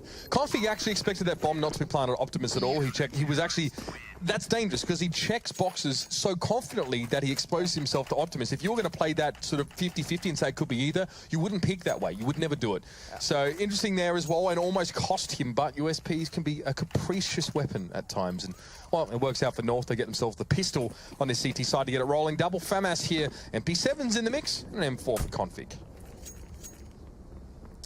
All right, Fnatic, how much damage are you going to do? You've got Deagles, you've got P2 Swifties. I'm not sure. Swifty-5. Man, yeah. That's not about, that's childhood stuff now. Yeah, I feel old, man. I feel old. I am old, what am I saying? The point is, though, so far not a great beginning. The SMG already in the hands of MSL, claiming one person, that being Crims. And Fnatic, you know, you're just hoping people feed into it, hoping people walk into you, get a little bit complacent, and just try and, you know, pretty much feed. That's it. You don't want to lose these guns at this point if you're on the CT side. You do have, what, 3 rifles up, and a lack of UMPs. Yeah, they're up for the MP7s and the FAMASs instead, which is a bit interesting. A lot of teams have really got on that UMP train saying, hey, yeah, we understand that obviously, you know, sometimes at range and the spread, but the penetration can give us so much and can do a heck of a lot of damage at medium to longer range. Still, it's going to be JW. Speaking of long range. JW, what is that? Yeah, we're back. Yeah, Cajun B, just crouch peek the Eagles, please. Do more of this. It'll make me really happy. But Manchester's holding on for now, and yeah, he's found 2 kills, which is really good. He knows where the bomb is as well now. Dennis, you know, it's like the Jaws music, just slowly building up on long. Not going to happen, though. Always get a little worried when it's Dennis with a pistol, no matter what it is. I wonder if it gets to him as well. You know, he knows that everyone expects him to perform on pistols and, you know, the pressure. I don't know. Still. Quite a name to live up to. When people call you Pistol God every time you got one in your hand, you're like, well, better keep the fans happy. Not this time, at least. So if Nico can do it. Oh, God. That was nuts. Remember that one on Mirage last season? Oh, absolutely disgraceful. Point being, though, North are stuck on the SMGs. So what are you going to do with them, boys? You've got AZ and MSL sticking on the old SMGs and maybe just going to go running about. Let's have a little look. AZ's already taken himself down towards shore. That's gone well. As JW's found him in an instant, having none of that. And it's a very stark buy, I guess, for Fnatic. They don't have a great deal to fall back on. No smokes and 1 flash. That's it. So they are looking for these fights. Yeah, the return on investment for the MP7 buys sort of remains to be seen here. Matchday gets a peek on towards JW now. Cajun doesn't have to reveal himself for Fnatic to know he's there because you can't boost without another player. So Cajun knows he's going to be in immediate danger now. Left and right he's looking. Unfortunately checks the wrong direction and Flusher is able to hit him in the blind spot. However, Config uses distance to his advantage, gets back behind the mid now, a couple peeks, just to buy some time. Do what Crims did earlier on. He gets to the side with only 3 points of health, and that was well played by Config. Good composure, and that's going to give North another round.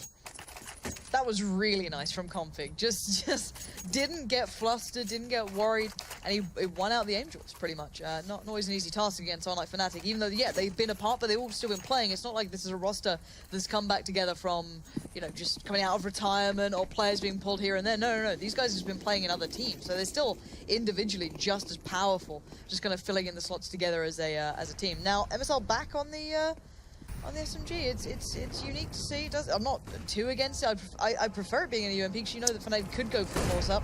And we'll see how well it goes out. They've got utility, and oh my god, this position actually works. There we go, Olafmeister.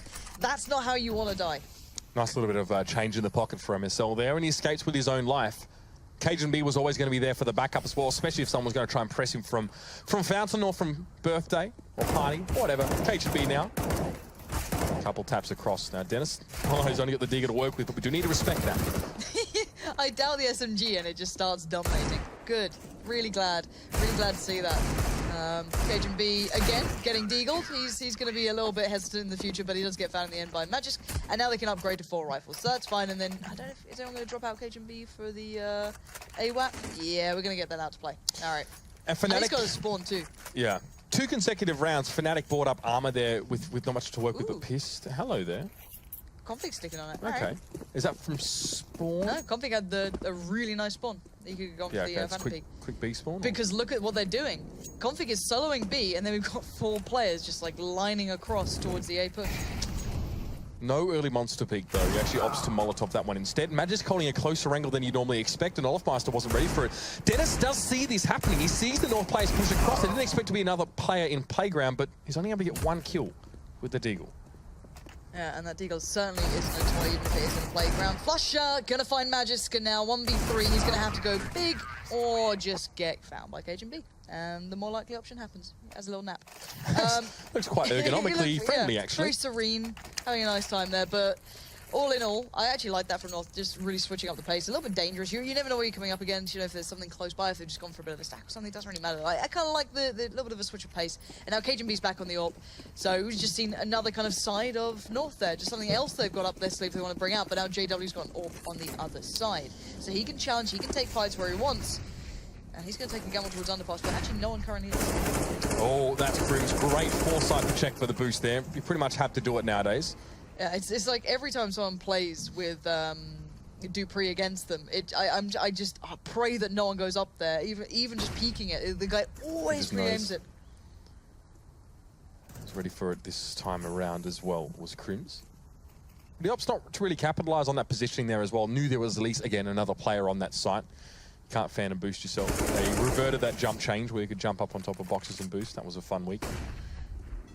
Especially inside Longhouse on Dust 2.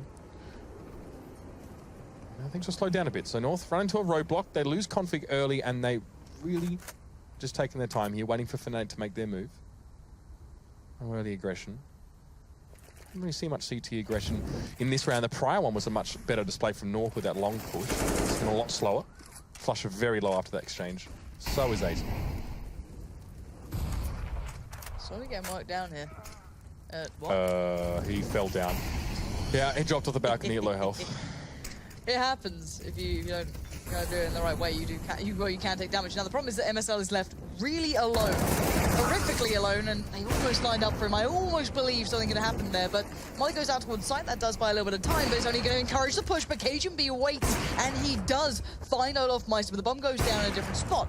Now they've got to know where that is, but can they play the retake off here? You've got Magisk as well, but this is getting to the point where timing is going to be of the essence, and they don't have much time left. Yeah, and if you're North, how do you provoke someone from Fnatic trying to get a frag? Like, how do you draw them out of hiding? It's impossible to do. KGB was hoping for something, but Crim's got a wall bang on him there. It's very, very difficult to play from that position in North. You've got good vantage points, but you need to be the ones to make the move. And Fnatic knew exactly how to play that one there as well. So comfortably going to be able to buy themselves up fairly well. North had a buffer to work with, so no harm, no foul in the grand scheme of things. It'll be occasion be to buy up an AWP again. JW... Okay, just checking. He has an AWP himself. Both sides of the map. 3 rounds in it. Still close here. All right, Fnatic, where's the next step in the plan?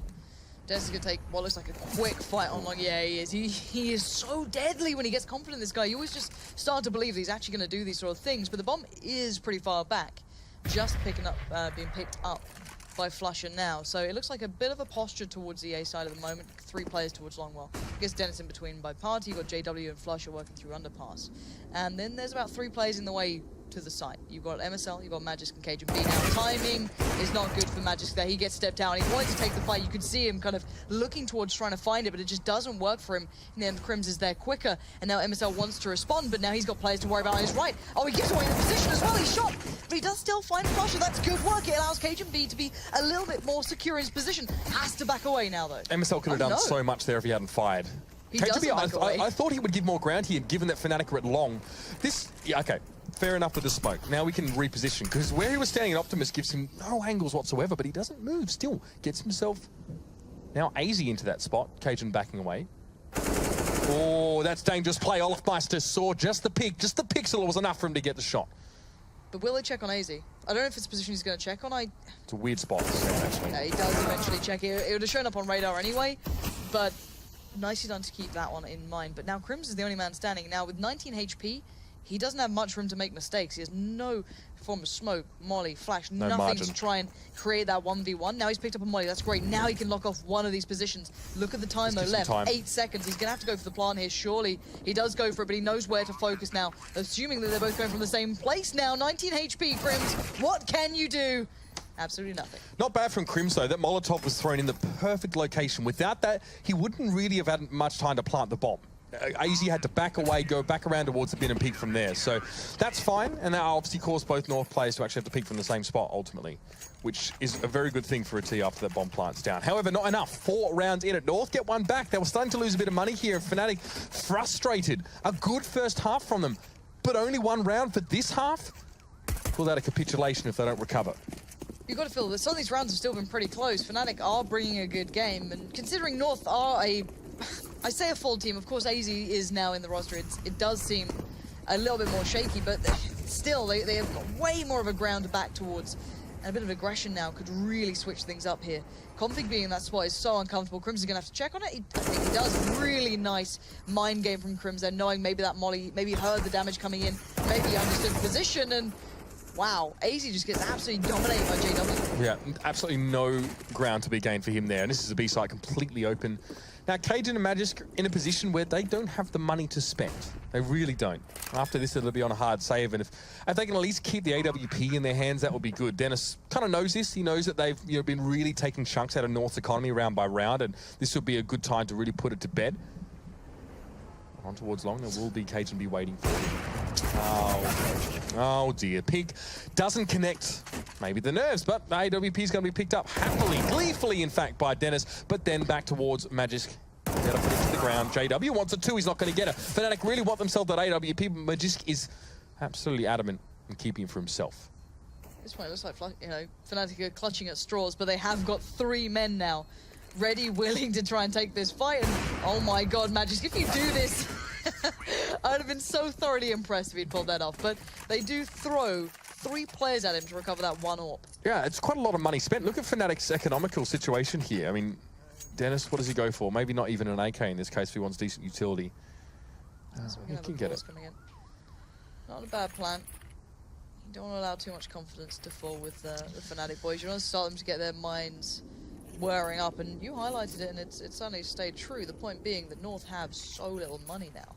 They're down to almost double eco territory at this point, so it's going to be a rough ride going forward. Maybe just to soften the blow, talk it through, keep in mind what's been coming their way, try and understand what Fnatic are going to bring. We'll find out in a second what they do actually run with, but at this point it does seem as though Fnatic have spread the wealth pretty well. It's a technical pause apparently. Yeah, we get those every now and then, Lauren. Online CS and all that. Yeah, my mouse stopped working.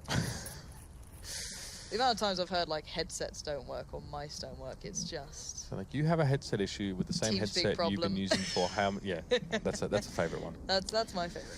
Oh dear. Well, ladies and gentlemen, if you just joined us, this is the last game of the night. If you didn't actually notice, the first map on the other stream actually that featured, I believe, was it FaZe and Heroic went to overtime, and ultimately it was FaZe that took that map, even with obviously Jacob coming in as a stand-in. It's not a substitution necessarily. It's not him joining the roster necessarily, but they did manage to get that first map out pretty comfortably there as well. So they're continuing still on train for the second map. We'll try and keep you updated with that as we go. It's 6-3 currently in favour of FaZe.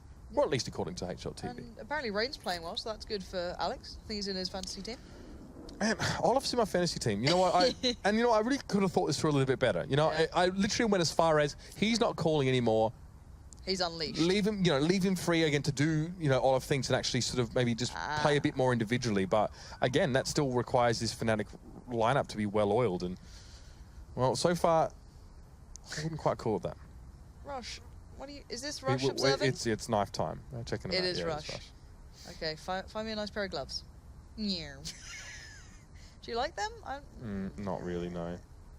The default. Thank you. Gloves. Really? I don't know. Like some of the gloves even have things written on them that I don't understand. Like that don't actually make any sense. Is it Tor something? I can't remember what it is. Either way, this was earlier on. This was obviously Olafmeister and Crims holding down that B site. Crims actually got a first frag initially, then backed off after getting a little bit singed over at those barrels. He hung around, went down to 36 HP. Then, after getting that kill, he backed away and let Olaf do the job. So, I mean, this is what we're looking forward to seeing. It's what we love a bit of Crims and Olafmeister, combining up on a site together. You know that 1UP is a famous piece of graffiti in Berlin? Isn't it a crew? Isn't like a isn't a gang? Well, not a gang, but like a crew that make artistic sprays in Berlin. You're one up crew. Yeah. And I think there's Portal music as well. If you go down to the White Rabbit thingy. Oh God, you can find it. Yeah. Music from Portal in the doorway. I think it's Portal. It might not play if it's not live. Does the train run if it's not live?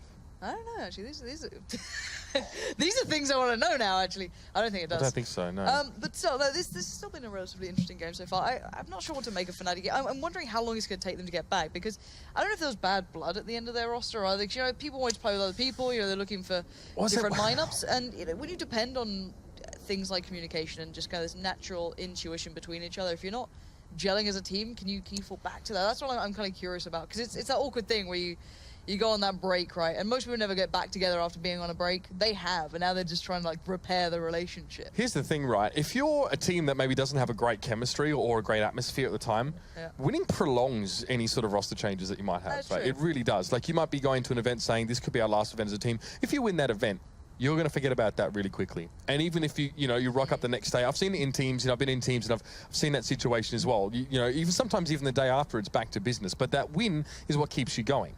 You know, and so these issues for Fnatic, you know, if they did exist or however severe they may have been, could have been existing for quite a lot longer than we realized, and only actually became a problem when they started to lose games and lose tournaments. I mean, we remember the big BM timeout of Astralis versus Fnatic there.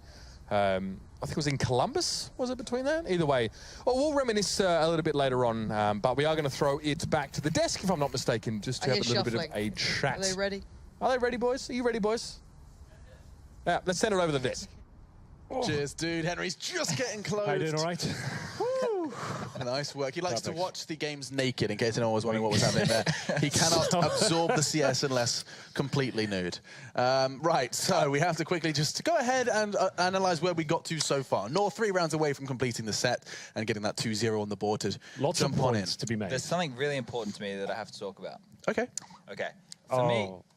Come on, Alex. I'm so sorry. What's the point you want to make, mate? UMPs. All right, now the harp at the moment is the harp at the moment is they're very powerful. We'll talk about this later. Don't worry about it. Let's just go back into the game. Okay, so it sounds like come on, Chad, that was like so that. passive aggressive. Yeah, come on. God damn. I thought I had time. It's a long point. Alex, Henry, back to you. Thank you. All right, so it sounds like Chad is going to be passive-aggressive for now, but the point about UMPs will remain. We'll let the casters explore that a little further. North close to closing this one out, but JW's tweet does still stand. In case you forgot, he went out to say, we felt like we were never in it, and they got all the luck they needed. Now, it looks like he's turning a little bit around. They've got themselves double digits, something they were unable to do on Mirage. Let's see if they can complete the set on Overpass, or if Fnatic are going to bounce back. Over to your casters, though. It's Pansy and Uber. It sounds like things are getting back underway over there. It's still pause for us, Alex. Yeah, but the look on Chad's face.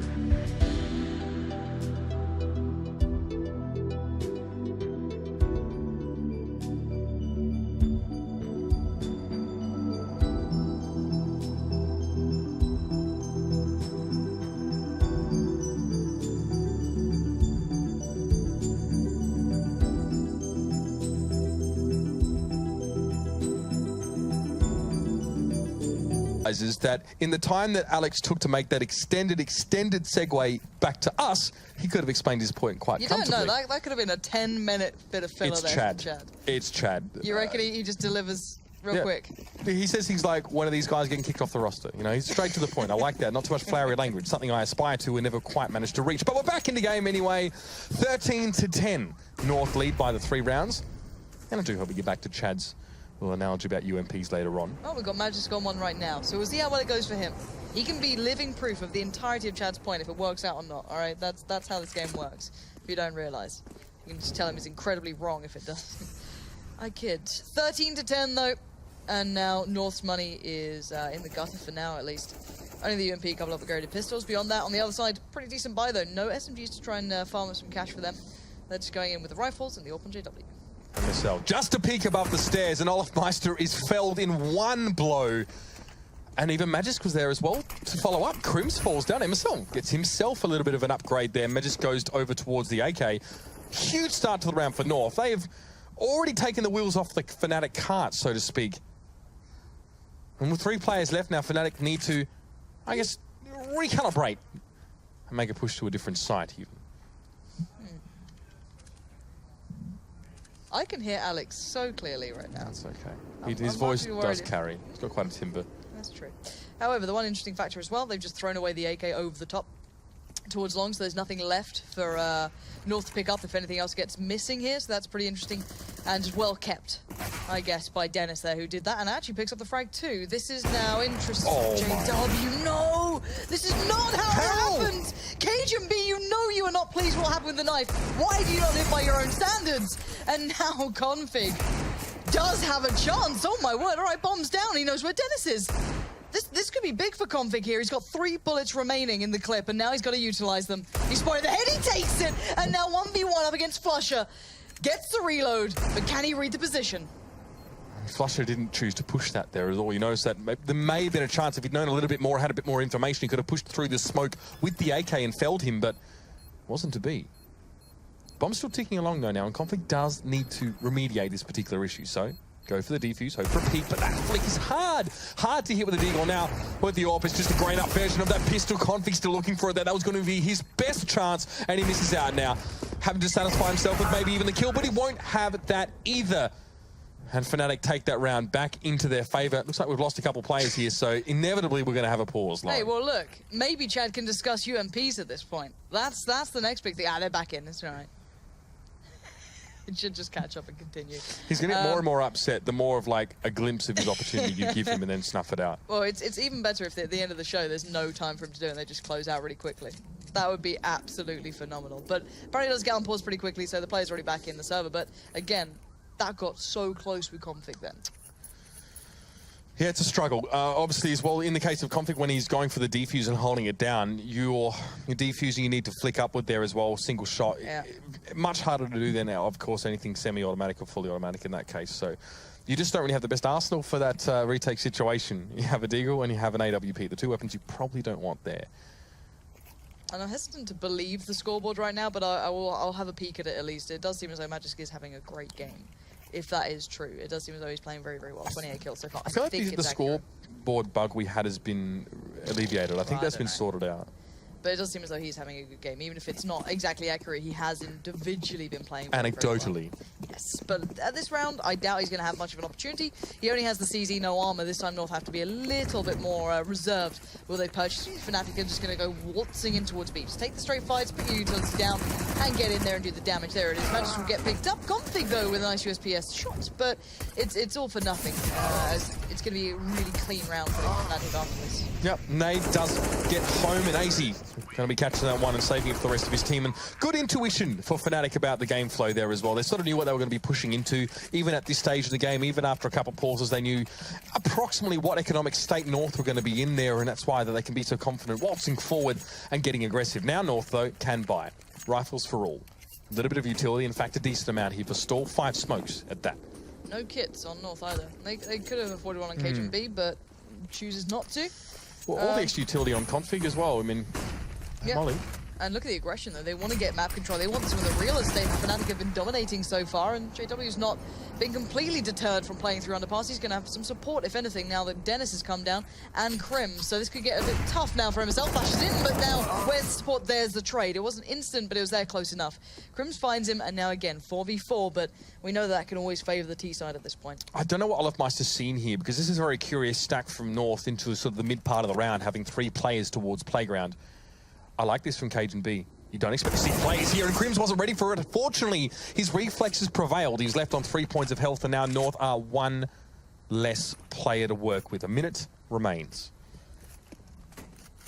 What do North have to just hold them off? I guess just further forward positioning than you'd maybe expect. Players still kind of close up on long a little bit. Magic's playing towards the edge of toilets, but the bomb's not committed either way at this point. Fnatic can still pull it either side, but it does seem as though they are looking towards B. They've got the mollies, they can clear out places, either be it short if you want to allow someone with a quick hit up there if they want to. I doubt that's it. Maybe go towards barrels. That'd be maybe a better idea if you want to just make sure you can enter in cleanly through Monster. We'll see what they go for here, as they still do have those smokes and a couple of flashes that they can try and make something happen here cleanly for themselves. And at the moment, Magisk has actually read this well. He's put himself towards B here.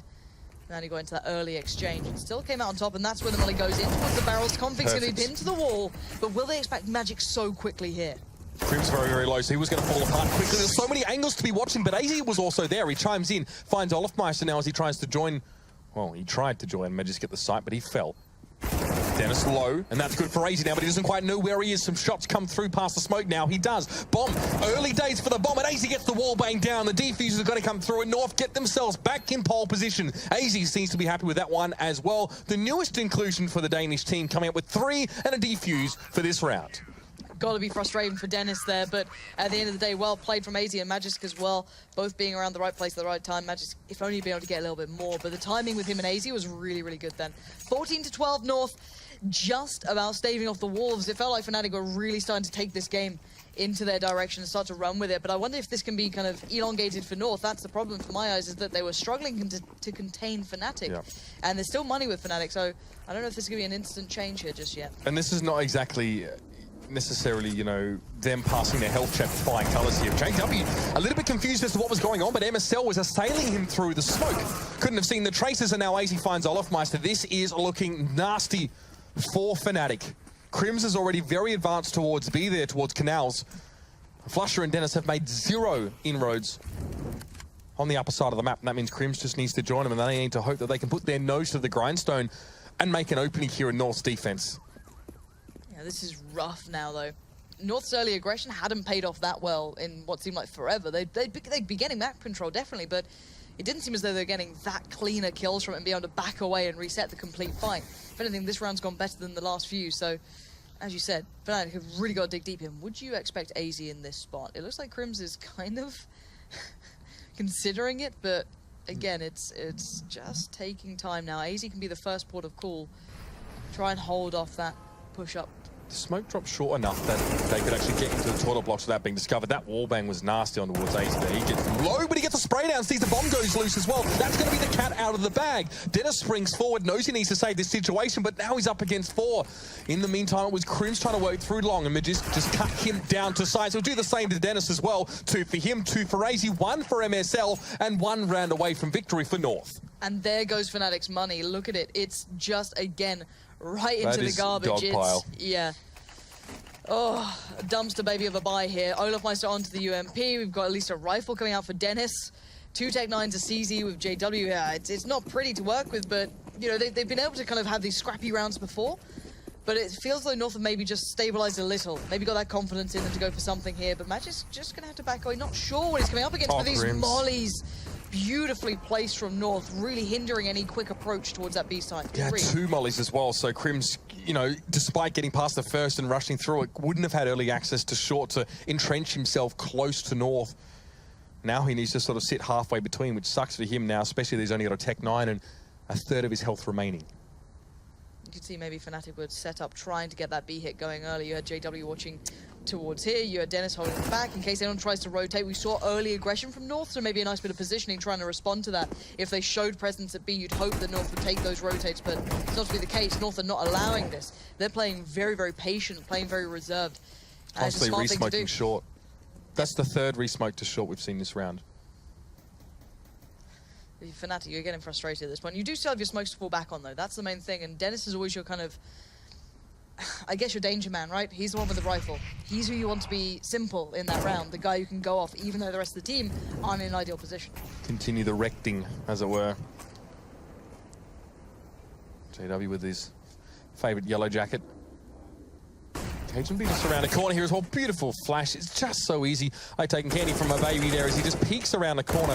Config has the long angle there through Monster and it works out. And AZ able to get one. That's going to be enough. And that'll get the job done. North will take both maps here against Fnatic, who started to show us a sign a little bit of a team returning to health, Lauren, in that second map, but it's going to take a bit longer. Yeah, there's glimmers of hope there, and I know everyone will be looking at Fnatic going, yeah, not too surprising that they've been able to do individualistic sort of things throughout this game, but to come back as a collective is going to take some work, and North, even with the addition of AZ, seem to be able to get themselves in order. Yeah, that's right. Newest edition looking reasonably good, but Magisk there as well. Big performance from him, but I'm sure it'll be mentioned on the desk as well as plenty of points that came up through this game, so Alex and co, take it away. Thanks you two, of course, Pansy and Uber there guiding you through the action as we got to see North strived to victory. Oh, yes. Oh, yes. It did happen, of course, Fnatic. It was outlined that they had a lot of, I don't want to use the word excuses, but they had a lot of room for improvement. Given the roster changes, they had a bit of a period where they can grow. And so seeing them take, double digits and making North sweat just a little is probably a good step in the right direction, Henry. It is better. It was definitely a more convincing map for them. I had a bit more confidence in them actually winning that one. Came down some tight clutches in the end there. But to be fair, North, they looked a little bit more rattled than I expected. Like I said in the build-up, I expect them to be really methodical and kind of slow pace and have a lot of control on the T side. They actually looked a little bit lost in the gun rounds, I have to say. That the defaults weren't working, the executions weren't really on point. That is to be expected with the addition of AZ coming in. Yes, he's played with them before, but he's not going to have the same tactical depth when they had Rubino. You could see towards the end of their T-half as well, almost calling the kind of Hail Mary plays, right? It's like, okay, you know what? This isn't working. 5 long. Let's just take the duels, see if we can get exchange frags. It was a really scrappy T-half for them. They managed to get the 7 rounds. Comes down to a Tech9 force buy to win the 7th round at the end. But come back strong in the second half. And Chad, I believe you have some nice specifics for us that you're going to break down and elaborate on those points. Well, we're talking about Nice. all these new roster changes, right? Everyone's in honeymoon periods and stuff. Well, I think everyone needs to go to marriage counselling because I have an issue here. On the second round, and we got a little clip that I want to bring up here. Oh, on the second round, I'm seeing this from so many teams. You're seeing 4 UMPs. Look at this. On the second round, the arch nemesis of UMPs is Tech9s, especially on a map like this. You need to put in a lot of work. You have to make sure that you are buying the right weaponry and playing the right positions. You can't just go, well, the ump is the super weapon. Let's just get that. Because when the terrorists get up in your face, they have those Tech9s. They're going to chase you down. It's an even duel at that point in time, and I've seen so many teams, it's failing for them, a little bit more structure on these anti-ecos, please. It's absolutely true. It's something I've been commenting a lot on my casting as well. I feel like the classic, like the 2 rifles and 3 SMGs, like you feel like that's a strong rifle. You can have the anchors on either side. The UMPs can work as a tighter fragging unit. I feel like 4 UMPs, yes, it's a very viable weapon right now, but it's still a high risk, especially against the Tech9. I still completely agree with Chad. We're both very vanilla CS players, I guess, in our own right. But it certainly says something that I find too much is 4 SMGs, and that's going to be some downfalls there. So it's more 4 SMGs than it is 4 UMPs specifically. So this is the clip as well. AZ was actually very quiet on this one, like we said. Understandably, one of the first showings for this team, but he actually stepped up tremendously here. This is one of the pivotal rounds that I would say actually won North the game in the end. It crippled the economy of Fnatic. It was a big 2 versus 1. He gets information with the final player as well, takes down Dennis, and that kind of actually gets North over the finish line. Yes, it's not match point or anything like that, but breaks the money and makes them look like they gave a lot more confidence and they had finished things off from that point. We use the buzzwords all the time, but that's a prime example of impact frags, right? That clutch impact frags late in the game, getting them across the line. Really important play by AZ there. Yeah, I mean, I'm sure there is some criticism to be held towards North as well for that game going as close, right? I mean, these guys were a team to be reckoned with, a team to be feared coming into the major. Everyone expected big things, and of course that's going to be the primary basis for a lot of our discussions early here in the Pro League. It was our latest viewing of these teams. North, do you think they disappointed, and do you think they're gonna, or do you think they kind of got what they asked for? I think it's a fair enough performance, all things considered. AZ joined today. Let's remember that. No, right? I meant just at the major. Then I see what you mean. That, okay. They were obviously they got to the semi-final, right? Like that's a pretty. If you look at the beginning, they look so torn up. If you look at the beginning of like when Dignitas kind of transitioned and like the kind of lineup changes they had have always just been the farming team for Astralis, basically. No one expected them to be making a semi-final, right? And I think it's like, in terms of the trajectory, it's just been going up steadily, and it looks like they'll be getting better and better. I think with the addition of AZ, I think that they can be world contenders now. And their standings have gone up as well. I mean, we can bring them up. They've gone to go 2 to start off the Pro League. They're going to be happy with that one. Yes, indeed, Mirage and Overpass, they find success versus the Swedish battalion that is none other than Fnatic. And Na'Vi VP splitting series. Train going the way of Na'Vi and Cobble going the way of VP. If you weren't watching the secondary stream, you want to see which VOD you want to go check out, it looks like FaZe pulled a monstrous comeback. I know if you had an IP on your fantasy, like every single one. Forest, my boys. Oh, I'm so sorry. This has gone horribly wrong. Yeah, their most recent results, I saw a recent post, I saw an image just showing how poorly they have done it. It doesn't look like they've got a win on the board in a while. Can I just point something out right now? Look at the caliber of Counter-Strike we have going into this year. Virtus Pro, Astralis, Na'Vi, North, now the new G2 and Fnatic super teams. That is high caliber Counter-Strike coming at us. That's some nutty teams. Some nutty teams both in Europe and maybe, just maybe, in North America as well. Because coming up later on this night, it's none other than Renegades, the Thunder from Down Under, going up against the OGs. Going to see them in Vegas, boys. The Thunder from Down Under. Third time saying that? Yeah, let's go for that. We took it in turns. That was lovely. Yeah, and we get to see the Selfless Pride clash with the guys who have no logic, or at least counter logic, and they play games as well. Over on the secondary stream, you get Rush going up against Misfits, and we get to see Immortals fresh off of their demoralizing defeat versus, of course, SK on the Brazilian side. They're going to be jumping versus Luminosity themselves. And coming up tomorrow, we have our final day of our first week here for the 5th season of the ESL Pro League. And we get to see more from Virtus Pro. Now, this could be great. The Polish clash. This is always a great game, Alex. We saw this actually recently at WESG, and Kinguin came out on top and actually looked like a much better team in that match in particular. That's actually going to be a really sick game, so do not miss that one, I think. You don't want to miss that one at all. So there you go. Pop it in your diaries. We'll be seeing our faces and, of course, the guys you did just have you guiding you through the games all coming up tomorrow. Same time, same place, this channel. No jackets, though. None of these. Should we actually burn these, Henry? Yeah, I think we should. After this, we're gonna destroy them. Lovely. You up for that? Chad, do you want to be part of that? Jackets, so. Yeah, you're just far too cool for that. You are going to Vegas, though, and that is coming up. Well, yeah. You guys didn't get my Thunder from Down Under reference. There's a show, Australian strippers in Vegas called Thunder from Down Under. That was the reference. There's male strippers, sorry. Right. Well, we need to process all of this information. Good show, is it, Chad? Then when you said third time, I thought you meant I'd seen it for the third time. And this is where I just went over the head of everyone. Australian male strippers aside, we're going to leave it here. This has been an absolute pleasure to guide you through. Welcome to Counter-Strike and welcome to the Pro League. We'll be back tomorrow, same time, same place for more of the same. Thank you for joining us.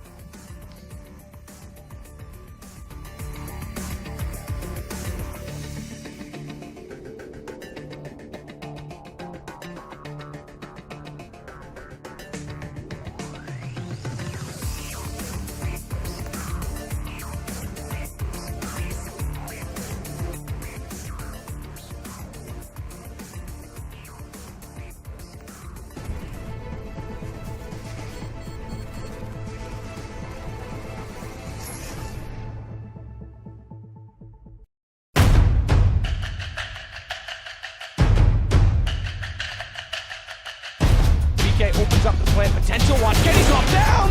Hit 6 hit stop. 1v1 spotted up. Oh! Kenny! Once again, very quickly trying to score that epic shutdown time after time again. Automatic!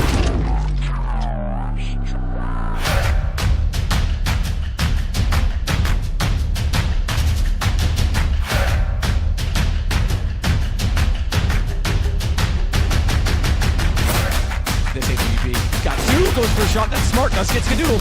Jumps up. Still a bit of time on this. It's going to be a 10-second defuse. He's got to hit the shot right now. Oh my God, Fallen!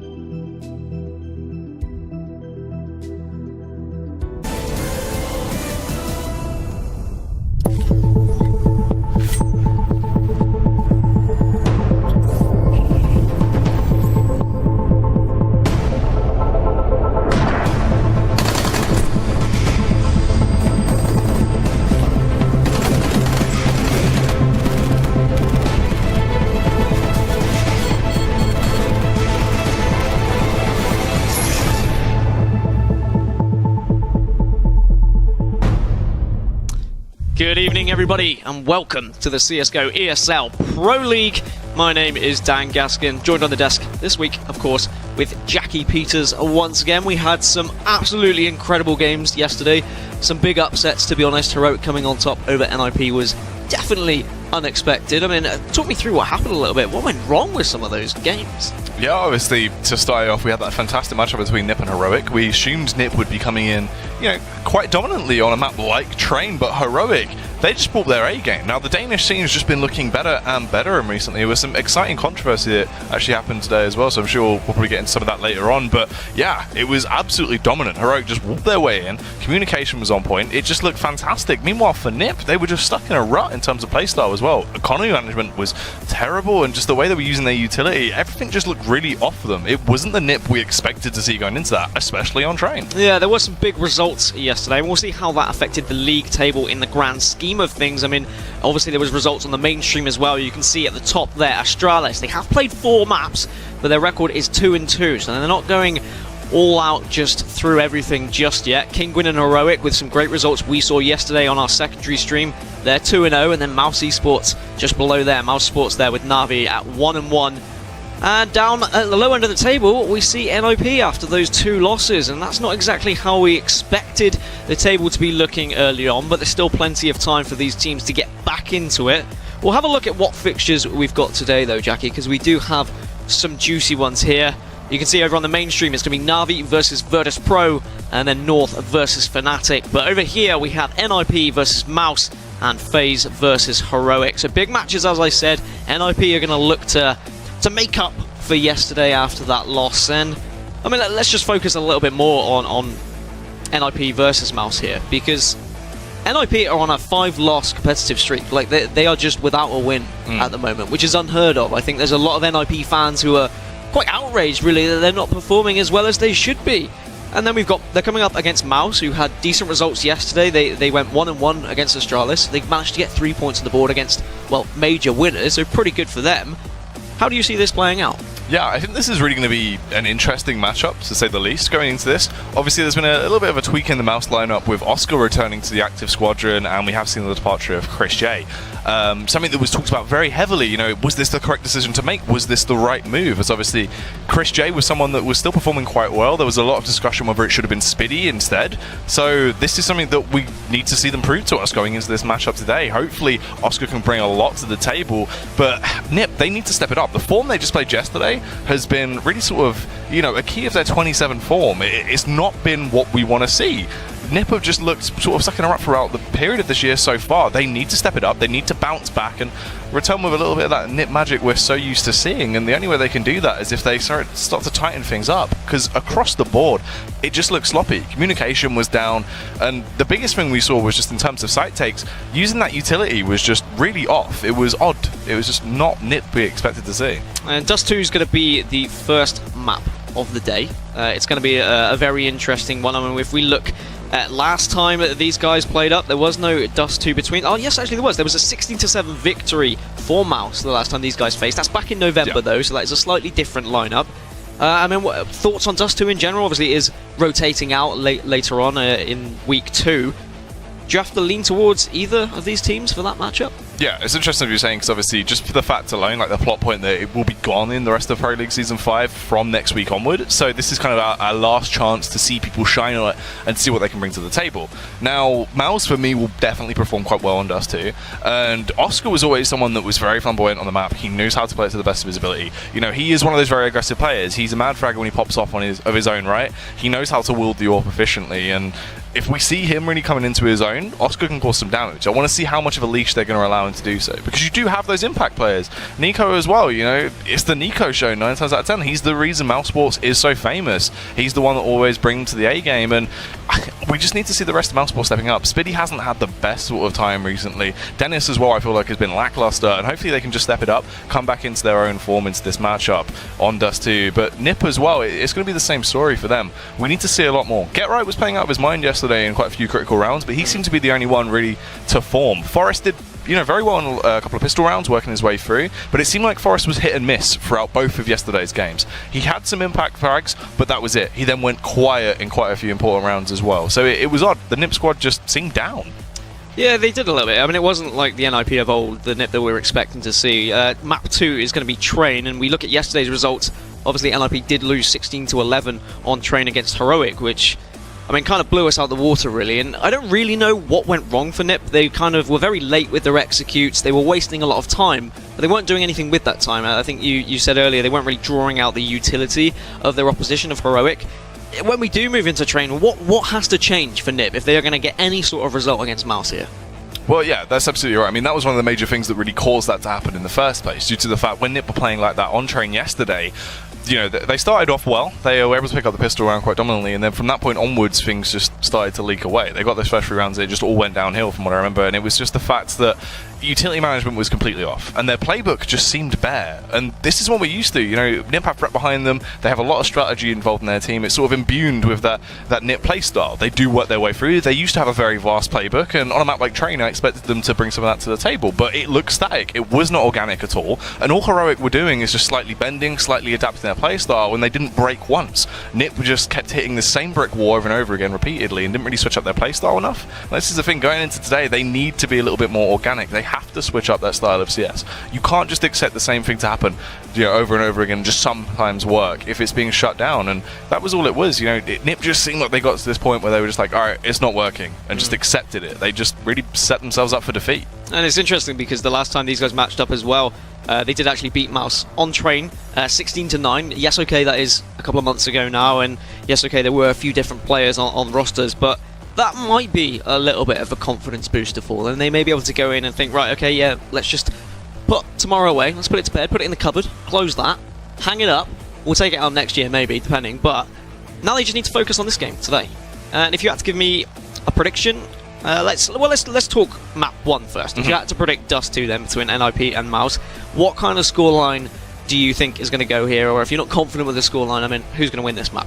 Honestly, just going in terms of like what we saw from NIP yesterday and what I'm hopeful to see coming out from Mouz going into this, I think Mouz should be able to take it. I think it's going to be a close affair on Dust 2, but this is more so a map where they're going to be sort of slightly peeking ahead. And I think this could be, you know, in the region of sort of a 16-11 scoreline if NIP are still playing to that style they were playing yesterday, because it did just look sloppy. It wasn't NIP. And against Astralis, I mean, Mouz had a good performance. They won 16-8 on Mirage. They did then go and lose 16-11 on Nuke. So they're more than capable, but we did have a Twitter poll. I think we've got a Twitter poll going on. Get involved with that. You can tweet at ESL CSGO and just let us know who you think is going to win. We're always interested to see how the community is thinking here. Or go on to facebook.com/ESLGO, ESL CSGO to get involved as well. Let us know your thoughts. But whilst we are waiting, let's rewind a little bit and let's have a look back at some of the best moments from the Season 4 finals.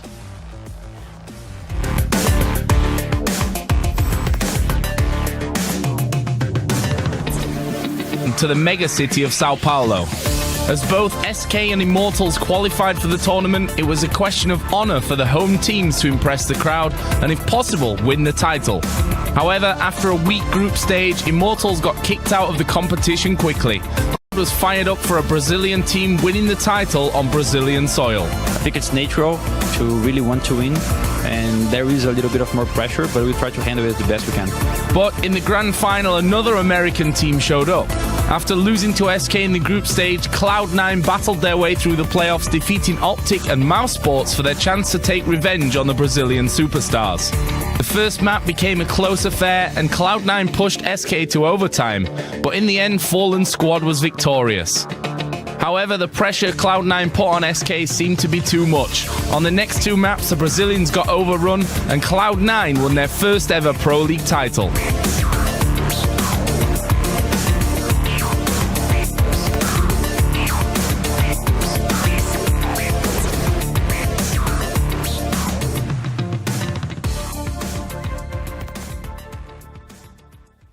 So that was what happened in the Season 4 finals. And I think I would be asking you, Jackie, realistically, can we see NIP or Mouz making finals themselves, like to the grand final? But after what we saw yesterday from NIP, I'm struggling to even make that question for you, to give you that question. So instead, I'm going to ask you, what is the realistic expectations for both NIP and Mouz after the results that they had yesterday?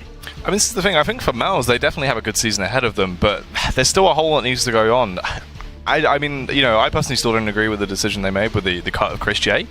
Oscar is a talented player, but I feel like he's too volatile for that lineup, and there was issues in the past. You know, that was set precedent off the basis of what we saw when he came into the team, and I just don't know how it's going to go with them. I feel like they can definitely, you know, really achieve something this season, but they need to bring their A games to the table. As for Nip, I feel like it just looks like it's kind of too far gone for me. It's really odd. It just seemed like even though they had the passion, you can tell they're a team that definitely had that behind them. You know, by their reactions post game after, you know, they realized what happened, they were just like, okay, we don't know how this happened. You know, we just got beat straight up. And this is the thing, Heroic definitely, you know, they're not a bad team. It's not like we're sticking our noses up at them. It's just this was an upset. You know, this was straight up the underdogs coming in massively off the back of relegation. They look dominant. They've been improving and improving more and more, and it's great to see, you know, Heroic in that position. But it was definitely odd. So it's going to be a hard one to call, but I definitely think there is a good season ahead of Mouse Sports. But for Nip, I just don't need semi-finals last season. I would expect them both to be up there.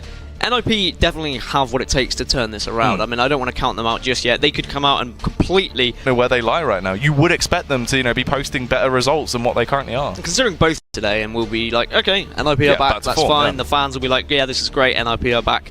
But we spoke about Dust 2 a little bit, and you've kind of given me your prediction then. Okay, let's move over to Train, where NIP really struggled yesterday on Train against Heroic, losing 16-11, as I said. There was a few flaws in their T side, but there was obviously flaws in their CT side as well. You said Get Right had a lot of important decisions to make when he was down in Pop. Who do we need to be looking at from Mouse, though, to kind of change the game on Train? Where are they going to be able to exploit the weaknesses from NIP? It's going to be interesting for me because I want to see what Oscar's going to bring to the table on that T side, especially when he has the AWP in his hand, because he's going for, you know, a lot of aggressive style of CS. There is a lot you can achieve with the AWP on, you know, on Train. It's one of those maps that is scope heavy on either side, depending on where you're playing, you know, from that CT half or T half. It can be very effective, and it is needed to be brought out. You know, we see double AWP setups being donned fairly often, and it's just how vital the weapon can be to stop pushes, really give you those opening frags, and allow you to set a precedent of how you're going to take this one and set the pace of the game very early. So Oscar's should be quite important going into that matchup. But obviously Nico as well is always that star player. He just has so much individual skill. He's very talented, and he just has a great understanding of the game in terms of his, you know, his own restrictions. He knows when he should back off from a fight. He knows when he should take a confrontation. He doesn't really overextend too much. You know, in the past that used to be slightly an issue, but you know, he's very tame. He's tame, but he's also very volatile. So he's a great player to watch in those sort of scenarios. I feel like it is going to be reliant on those two in Mouse. And if you had to go for a kind of score prediction on Train? Obviously with Train, it's hard to call because Train is a map that Nip are superior on. I feel like, you know, Nip used to have a really great Train, so it was weird when we saw that result coming in there with Heroic, but it just looked sloppy. You know, there was nothing in there at all. Their T side looked barren. There was nothing they brought to the table. It just like they were banging their heads off the wall over and over again. So I feel like Nip really, if they want to come into this, need to roll back the years. They need to, you know, get that confidence back, come in with a reset today. And that's one of the things as well we need to speak about is the fact that yesterday they were just absolutely defeated. You could tell, you know, how effective it was after Heroic just dominated them going through those two games. So they need to snap out of that, come back in today fresh, and really bring it to the table. Because Train is a map they can win on, and you know, I'll be surprised if once again Mouz are able to overpower them. Because if you know, if they go down 4-0 already this early on into Pro League, it's going to be a bit of a shame for them. It would be more than a shame. I think there would be a lot of unhappy fans, and they are obviously a huge team with a massive fan base. And a question I'm going to pose to you is, if they do go 4-0 down, if they've lost 4 maps on the trot, I mean, at what point does a team like Nip even consider making a roster change? I mean, is that something that may be going through kind of managers' minds, coaches' mind, even players' mind, if you have lost 4 on the bounce? Bear in mind, they're also losing elsewhere as well. It isn't just in Pro League that they've lost. They've lost in other tournaments. As I said, a 5-match competitive loss streak. What's your thoughts?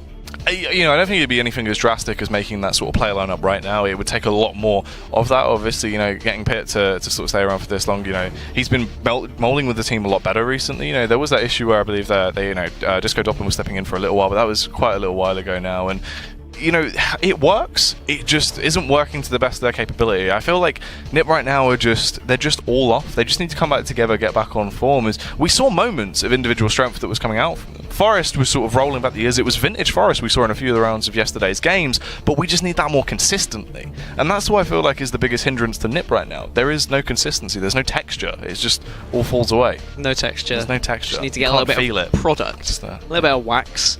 Unscrew buff it in there. Get it in Get Right's hair, and then he'll be ready. He's also, I think he's got rid of the mustache now. He did that. He was donning that mustache for a while. Didn't look fantastic. He looked alright. You're not a fan? Of mustaches in general? Yeah, or? what are your thoughts? I mean, I can't grow facial hair, so... Me neither. No? No. What is that on your face then?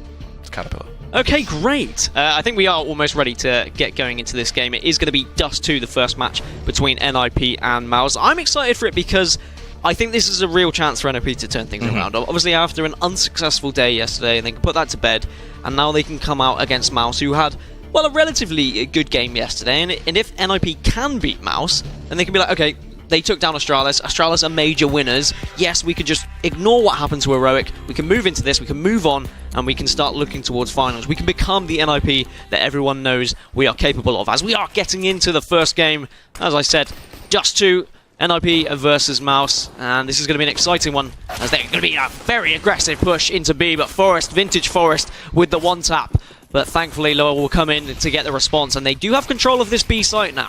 Yeah, he knows how to hold that USP, so it was a great opener for Forest. Lau firing back very heavily, though. He's one of those massive explosive players as well. Mouse Sports have an abundance of talent on that lineup, and you're going to see that just in terms of individual strength.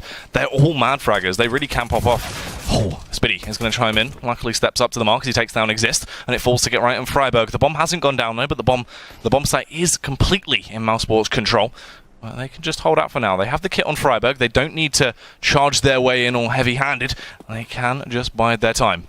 They're making Mouz a little bit nervous here, but Freiburg very low on health. They are going to jump up, they are going to challenge it, they're going to have to back off because they're low on health as well. Bomb now goes down, and get right here. Trying to get an angle on anyone.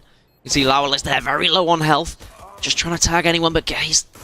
Now that's Freiburg down, so it just leaves Get Right on his own. Just go for the 1v3, but Nico walks around the corner with the one tap. Mouz get the pistol, and they can start things off in style. And NIP starting things off how they ended it yesterday, to be honest. They had a few opening frags. I thought it was good as soon as Forest got that one tap as they started rushing in towards B, but he wasn't able to follow up. It's almost like they were caught by surprise. Weren't expecting that fast B rush from Mouz. And that was just nice play from Lau, though, really coming out there. You know, he was able to get that double kill. He was sort of the gel in the round that really broke down the armaments of Ninjas in Pyjamas. Oscar as well. He will go for the Scout by a weapon. He's very favourable. That's the thing as well. Scout is a great weapon you can utilise on Dust 2. It's one of these maps that complements it very nicely. You're able to roam a lot with it. You can be quite organic. And he is going to get a massive tag off early into the round. Dennis is going to try and capitalise off the back of that. Will wander his way out. Takes down Piff very easily. Quite early on into the round, but already damage has been done to the side of Nip. Yeah, smoke at the ready, but they're going to get charged by Forest, who picks up 2, and this is the perfect way to get back into the game, but it is a 3v3, and Forest has to back off to CT. Knows that there is someone on A site, that's why he's a little bit worried he's going to get dropped from behind as Nico is creeping and crawling onto the A site himself. Does check all of the angles. We'll give a shout out to Oscar to come and plant this bomb, and NIP are going to have to retake once again. Planning it for good visuals from long here, as Lowell is now just in middle, trying to one-tap through, finds Get Right and Freiburg. Can he find the third to finish things off? Yes, he can. Great stuff with the AK. It looked like NIP had a chance with those 2 frags from Forest, but thankfully, good AK work to keep Mouz at a 2-0 lead. Yeah, great way to work your way through it there. They're just going to try and keep this ball rolling, secure all 3 of those rounds off the back of that pistol round win. Dennis reading the economy as well. And we'll go for that Mat 10 so we can try and rack up a little bit of cash. What are Nip going to bring to the table, though? Seems like we'll be going for a bit of a long push to try and work your way through. Obviously, you can't really play out these eco rounds like a full bite. Can't play it like a gun round. You have to just try and throw a spanner into the works. Get Right will just lurk his way on that B bomb site. Hide him behind the boxes, so they won't be able to spot him out. He will get all of the information, and then his teammates can just attempt to do something. They haven't invested much into the round as well, so it doesn't matter if they try and go for this. Tiptoeing out is going to be Mouse Sports, though. And when does Get Right pop out then? He goes. Lowell is having none of it. Takes him down. They'll be able to put this bomb on the B site, and everyone else is at A. Freiburg gets a pick onto Dennis, though. That might be a weapon that they are able to recuperate and fit into their push, but they do have the advantage. Mouse here, and it should be very easy for them. It's just pistols to work for. No retake coming out of NIP. They're just going to try and get some weapons for themselves. And I wonder whether Oscar is going to walk into Freiburg's trap here, but even if he does, still felt like it's going to be difficult for him to pick up the kill. Forest. Yeah, that's been doing an efficient job with that USP so far into the game. Unfortunately, he isn't going to be able to take down Lau. That has just been tearing Ninja's arm as a new one so far. Oh, Freiburg as well, nearly getting chopped up. He wanted to try and take him down with that knife. Unfortunately, won't quite be able to do so. Freiburg firing back with a scout, but will be punished by Nico. That is so cheeky that he's gone for that. just great guessing work. He was Yeah. thinking, oh yeah, there's probably a guy here in A-Long. We've checked pretty much everywhere else. I don't think he had the information just yet. And look at that being highlighted loud.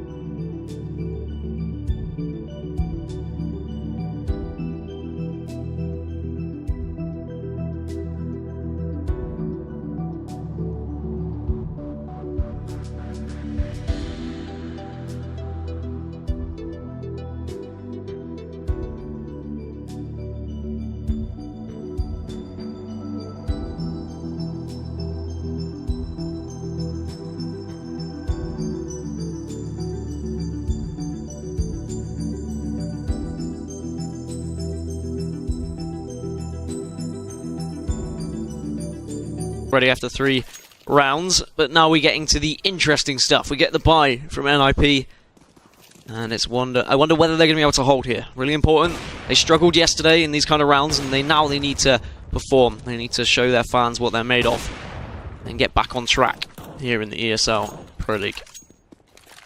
Yeah, this is going to be a massively important first full buy coming into this. Great play as well from Oscar early on into the round. Gets that tag off on towards Get Right, knocking him down to just 35 HP. And you can see they will be tiptoeing their way through, trying to get this control here. Nico just going for the spam, seeing if he can do any more damage onto those players. The mid-to-B smokes will go up. Naden to short as well as transfer any damage. Anyone just hiding, waiting to peek out. Oscar trying to take an angle here. See if anyone is going to peek out through middle, but nothing just yet as his teammates are going to edge their way up to short, see if they can get any more information as well. There is going to be a couple of members of NOP on a site that will be more than ready if they do push short here. Grenade will come out as well. Oscar now just down to 50 HP, but Nico is going to be the entry fragger here. He's not so sure about it. He's going to line up a smoke instead. Does look like it is going to be an A site. Execute. Well, as I say that, he's just going to smoke and back off. They fake, they wait. And this is like Train yesterday, to be honest. Wasting all this time, but not drawing out much utility from Mouz. Yeah, just on their angles for the meantime on the side of Mouz. They are going to be waiting before they go for this mid to be execute, slipping their way through. Exist will chime in though, is able to eliminate Spitty very quickly. Nicely played, actually backs off through the smoke as well, so he's going to stay alive into this. And this forces the hand of Mouz now. They don't have too long to play with, only 26 seconds on the clock. They have to sprint their way towards B. Forest will take down Oscar. The Battle of the Orps commences there and ends very quickly. Fires again through the smoke, eliminates Loud. Juicy stuff on display. Nico is on the scene of the crime, but will get taken down as well by Freiburg. And that is a nice round from the News and Pyjamas. Just what they needed to get back into the game. Exactly what they needed indeed. Good work. And it's always nice hitting those shots through the smoke as well. It was a little bit fortunate. We'll even watch it twice. Why the hell not? Great double kill from Forest. And now we move into round number 5. There is money to work with for Mouz as well. They're going to try and get an AWP down here. See if they can find anything through middle as well. But Forest is going to be the challenge that they have to try and overcome. And he backs off to B site here. And what kind of difference do we need to see from Mouz if they're going to be able to do anything with a buy round? They struggled last round. They didn't really know where they were going to go. Jackie. Yeah, I mean, that's the thing. They wanted to try and just go for that fake play towards the A-bomb site. Smoked over and then backed off with that mid-to-B strike. Exist did a great job of getting that frag off as well. You know, it slowed them down for long enough. And Forest just went huge towards the B-bomb site after they'd forced their hand. They had to push out. Time was limited. They run straight into his crosshairs, and he just took them down one by one. Into this as well, once again. Going to be getting that map control very easily. Lax played towards mid, and they are just going to be watching it from that B-bomb site. But short play will be coming out. Dennis leading the charge here, just scoping in, checking in case anyone is playing from Gandalf. The smokes will go over. Why is it called Gandalf? See, no one knows. I've asked so many people that question. No one knows. As I said, people just pop out and say, "You shall not pass." That's my only reason. That's all I can think of. As the flashes will now come out, and Mouz are going to gallop towards the A side. Freiburg has had to back off the long. He has got a teammate there with him. They're just being wary of that backstab as Freiburg will get a nice headshot onto Dennis now. And they're just going to wait around as Lowell is the man they are worried about from pushing A long. They do have the man advantage now, Mouz, though. Thankfully, Nicotech gets the frag on to exist. The bomb goes down. So Lowell with a lot of responsibility. I wonder how long they're going to wait at A to see if anyone is going to come through these A doors. Yeah, they have all that information as well. Lowell will try and strike now. Great play from the man as you see him sliding his way through. Takes down Freiburg, Spitty as well. One off on towards both. Forest will take down Nico, but it's short-lived before he gets traded out by Oscar. And Mouse Sports bounce straight back into it, busting the economy of Ninjas in Pyjamas. A lot better from Mouse. They still took their time, but they were able to get onto that site. I think the important thing was they were able to push NIP back to long, and they waited so long at long, watching A doors, and as soon as they turn away, that was when Lau came in with the strike. And it is just going to be an eco for NIP now. A chance for Mouse to create a very nice cushion early on in Dust 2 here, as Oscar still just trying to find anything through mid doors. Nico's found his way onto B site, and will also find the head of Forest. Get Right's having none of it. He's backing off. Doesn't want to take the fight. Does try and go for the jumping pistol shot. It's not going to happen today. No. Look at this mid-aggression coming out though from Nip. It will be Exist leading the charge all the way through. Lau is aware of the positioning though, and just lines it up and takes him down very quickly. And now falls into the last two remaining members of the side. Ooh, Get Right. Snapped his neck there, clean off by Nico. It's just Pit left all on his lonesome. Coming up long, and the bomb will go down. Such a difficult round for NIP though. They tried to get a little bit over-aggressive. They extended into both mid and A and tried to find any sort of information, but unfortunately for them, Mouse were more than ready and punished them. And look at that, wow, 12 kills. Pyth though, doesn't have any yet. Needs to find one, needs to get some confidence. Needs to inject that confidence into NIP. They look a little bit lackluster. This is their chance to get back into it now with some money. And Pyth on those 0 kills has an AWP. Perhaps this is his chance to put some points on the board. Yeah, there is that possibility. Towards B bomb site though, you can see 3 players grouped up in upper times right now as they just hold their own for the meantime. Aren't going to overextend too far and burst their way into the site. Get Right is there, just holding the angle. Nice little double boost being utilised on towards shorts. You can peek over the top of the smoke and look out, see if anyone is going to be there. But no one was around, I think, to be seen. Waiting for the smoke to disperse now. The Molotovs will go in, the flashbang into the site, and then they'll explode their way out. So much on Get Right here. He can get 1 or 2 as his teammates do finally join him. He gets the first onto Dennis, but they are going to continue with their push, but they're going to meet Forest as well, who gets the second. Spitty takes down Get Right, so now it's just Forest as the only point of defense, and the M4 won't quite be enough as Oscar picks up the kill, but now Forest comes in and gets one thanks to Exist, who just has Nico to work against. And he's on short, so he wasn't involved in that push whatsoever. And he's going to be thinking, what went wrong? It was looking like there were some good trades going on as he's going to push mid, try and find Freiburg, but Freiburg's just got a pistol to work with, so Nico should win this encounter, which he does, gets him through the wall, and now it's a 1 versus 2. Yeah, Nico, the one-man army of Mouse Sports. If there's anyone you'd want alive in this situation, it would be him. Has that Molotov to work with. He's going to chuck it into the site, land straight on window, dive straight through. That's smart play, actually, confusing them. Obviously, they wouldn't think he'd go straight through window off the back of that Molotov. He tried to go for it, didn't really work out though. Unfortunately, Exist was able to pick him off. Very interesting there. Big round for NIP, but their money isn't great, actually. Still got just about enough to work with. It isn't going to be an incredible buy. You can see UMP coming through. But UMP, a very powerful weapon. Too powerful, some would say. As Mouse still with 4 AKs and the AWP in the hands of Oscar. And Oscar is actually going to go through this smoke here, see if he can get an opening pick. Freiburg is going to be defending here with the UMP, but Oscar comes through and gets... Was that through the smoke? I think it was. I think he just went off the back of his teammate there and just was able to take him out with that pot shot. And Oscar, he's dangerous with the AWP. And that double AWP setup being in play from Nip as well. It's going to be interesting to see how well that goes down. Forest towards mid. Hasn't been able to sniff anyone out just yet, as everyone just takes map control over towards long and just holds their own. A lot of pressure on Forest here if they do push middle. We saw earlier he had to take a pistol fight when Nico tried to get through those doors because he didn't want to take the AWP at such close range. As Lowell trying to take an easy peek. Just going to throw a grenade as well as he's going to push up A long. And Pyth sitting on site, needs to get some kills with this AWP as well. The double AWP isn't going to happen though because Oscar comes in and gets a kill with the AWP of his own. And Lau is going to push around smoke. We'll be aware someone is just to his left. Doesn't get sprayed on though. Exist gets the kill. Can anyone get the trade off? No, Exist backs off through the smoke. Continues to spray. He is worried about short though. As Flashbang will come out. He's going to be full white, but thankfully Get Right is there to save his back. And Forrest gets one of his own, leaving just Oscar and Spiddy. Bomb goes down though. There is every chance because Get Right is very weak here. Yeah, Get Right just on 1 HP, but he's still alive, and he will still be trying to fight through to win this round. You can see that flank coming in from Get Right as well. He'll be the one coming from long. He needs to shut down Oscar in this scenario. Spiddy, meanwhile, just be covering short. Is Oscar going to be aware of this? Sitting in pit. He's slightly sticking out. Get Right really has to try and find this frag. We'll see him popping out. Fantastic job done by the man. It just falls into a 2 versus 1 now. Spiddy trying to fight from short. Unfortunately, can't quite connect the shot off on towards Exist. They're going to sprint their way up onto that site. They do have the kit, and will defuse the bomb just in the nick of time. That's a lot better from NIP as well. Fans will start to just breathe a little bit more. NIP getting back into this game now. And money-wise for Mouz, they should be able to still work out a bite. However, they've got to be worried about losing this next one, because that is going to be extremely harmful to their economy if they do lose, and that will really allow NIP back into this game. On the other end, Mouz might be able to put another one on the board. Suddenly they're looking like favourites once again. They're just going to buy up. They have got the Scout and Tech-9 to work with alongside the AKs and Galil.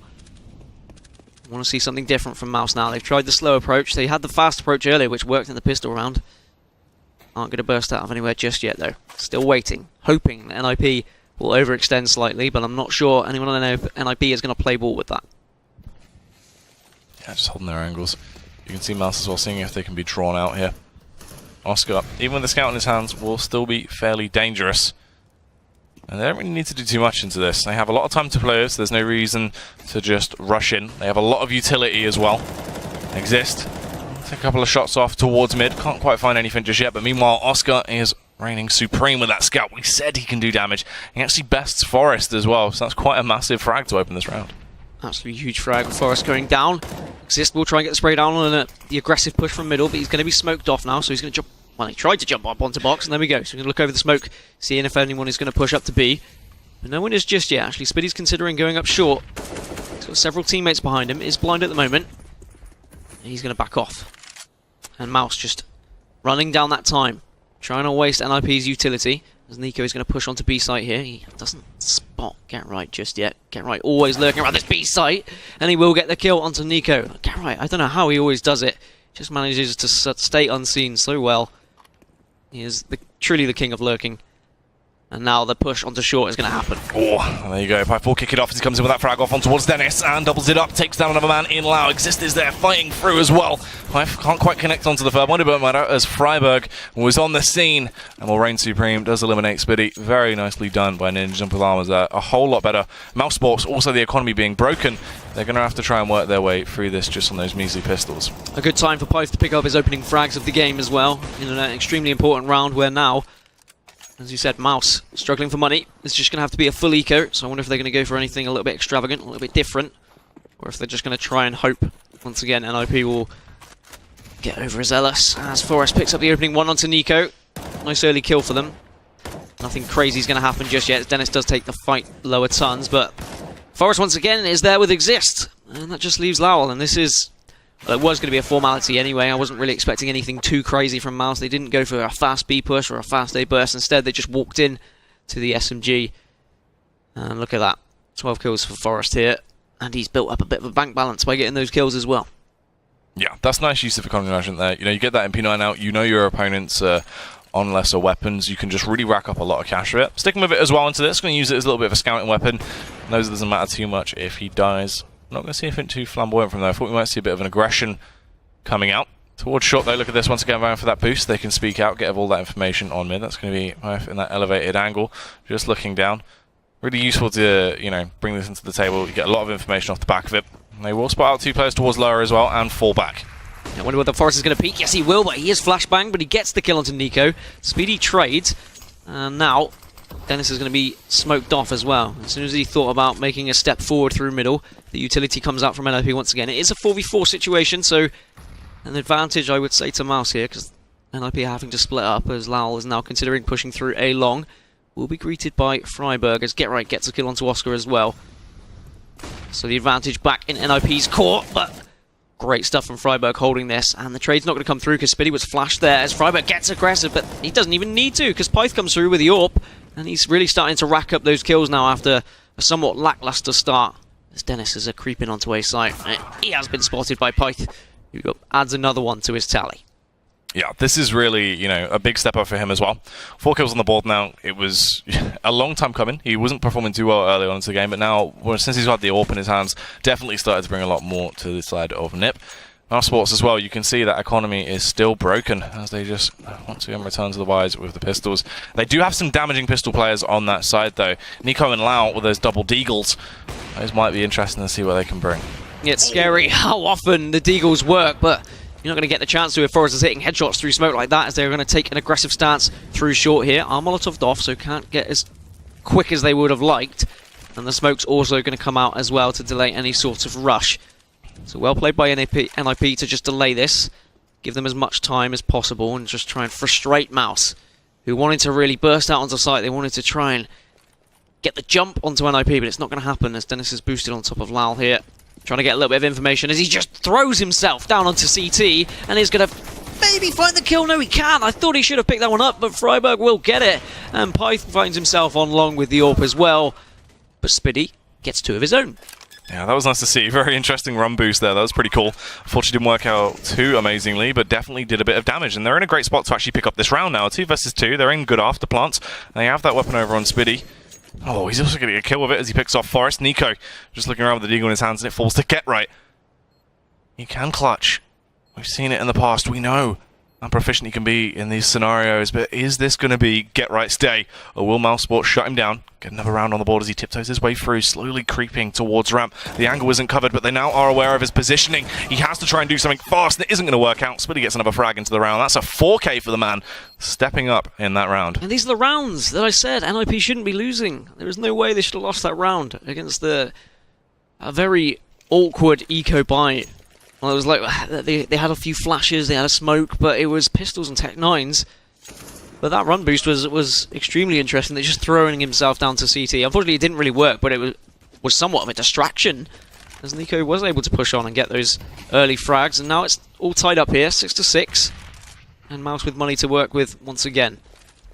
And despite NIP losing that, of course, they still have plenty of money. Gone for the double AWP setup now, and Mouz going to take the aggressive stance once again onto short here. It has been their favoured push. Not entirely surprised. If you can do it without guns, then surely you can do it with guns, Jackie.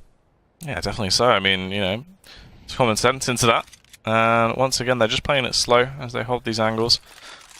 Mousesports have been doing a good job of actually forcing out some of the utility from the side of NIP though. And this double AWP setup, you know, I feel like we haven't seen too much from Forrest into these early rounds. He's been getting shut down quite a lot. Oh, towards mid, he will try and achieve something there. He's got the odd frag here and there, but needs to try and link some more together. This time around, he wasn't able to get that opener like he did, and they went up short. Didn't get the information from it as well. Here's those meant to be smokes. The aggression comes out, trying to force the hand, plant that seed of doubt in the mind of NIP, making them believe that it will be that mid to be play, and they will burst out of short on towards that A bomb site.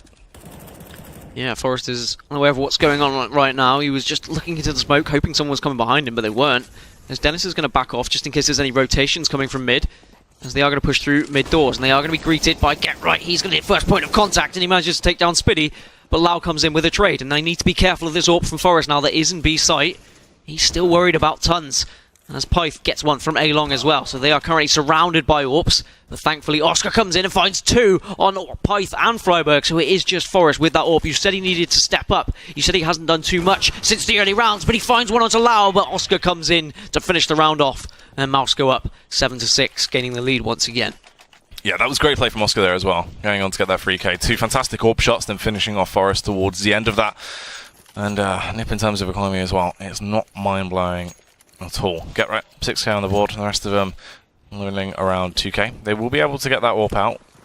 And they have something to work with, but it's just not a fantastic buy, not too consistent into this. What they actually achieve. GetRight's going to stick with the AWP as well as he plays over towards that B-bomb site still. Early peek out on towards long from Mouz Sports. Freiburg is on the scene, but only has that P250 in hand. His teammate will come over to try and help him out. They have that 3-man stack, but short control has been compromised. Dennis, as he bursts his way out, shutting down Pyth. Now that A-bomb site has a welcome out on it. Yeah, they've got the bomb site and they've also got Exist as well, so just 3 players remaining now. Forest also gets shut down, so that leaves Freiburg on his own, down at long.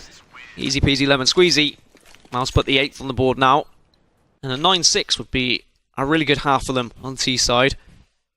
And they are going to be facing up against an NIP once again, trying to make what they can do with this money. I mean, look at it. It's very sparse. They can just use the scout and, well, Deagle. A couple of CZs. It's going to be an extremely difficult round for them. Maybe we're going to expect something different. An aggressive stance, maybe a push together. Really risky plays might pay off here. And this Rads and Oscar trying to get this pick towards that B-bomb site as well. They know where GetRight plays, and they get a huge tag off early. They're going to force him out of position using that utility. GetRight actually goes in the aggressive. He's going to reposition, just play close by first box there as they work their way towards lower. But look at the mass rotate this has caused. As you can see, all of Ninja Pyjamas shuffling around to try and adjust this as they get picked off one by one. Nico towards mid, though, will get bested by Forest. Nice use of the scout there. Can he get anything else out of this? Just trying to stay alive, trying to hold on as Dennis watches the cross. Yeah, just Dennis. Trying to watch anything, see if he can catch anyone. Forest's only on 5 HP as well. A lot on GetRight with this AK. As now Forest goes down, so it is all on GetRight. Needs to get 3 kills here. Would be a 4k in total. His bomb has gone down. It's going to be watched from long though. He's just keeping an eye on pits, and if he can see anyone. He might have seen a head bobbing. Doesn't look like he has though, because his crosshair hasn't just moved. Throws a Molotov towards short. Does force the player out, but he can back off. He's going to just tap the defuse, but Dennis cleans it up. Finishes the round. That will be a 9-6 advantage for Mouz Sports here. And that will be half time. So we're going to go for a short break. We'll see you soon.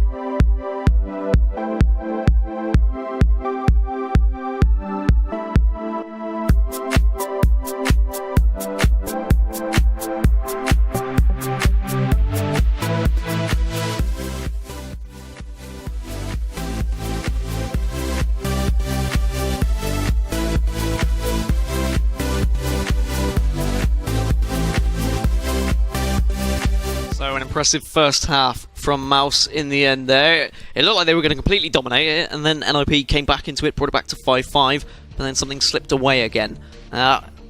Anything you can diagnose? Can you dissect from that first half?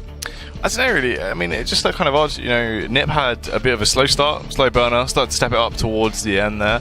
It was just really a good play style. You know, the Mouz Sports there was they were playing with that slower sort of style of CS. A lot of mind games going into it, a lot of lampooning. They tricked everyone quite a few times. It worked out quite nicely. Oscar had a few great openers into it as well, and they tried some spicy stuff. That's the thing. Like, you know, there was a few rounds where it was looking a little bit experimental. We saw that run boost that came out where Dennis was propelled on towards long. Oh, yeah, he did get one frag off of it. It was cool to see as well. You know, it creates enough of a distraction that they could then leak their way out on towards that A bomb site, and that was a huge round from Spiddy as well. A 4K that came out from the man. Someone, you know, has definitely been touched on. You know, are him and Dennis performing up to par? And that was a good round. He needed something like that to sort of, you know, bring himself up there and sort of work on that, and it was a good way to kick it off. Can I ask, what is lampooning?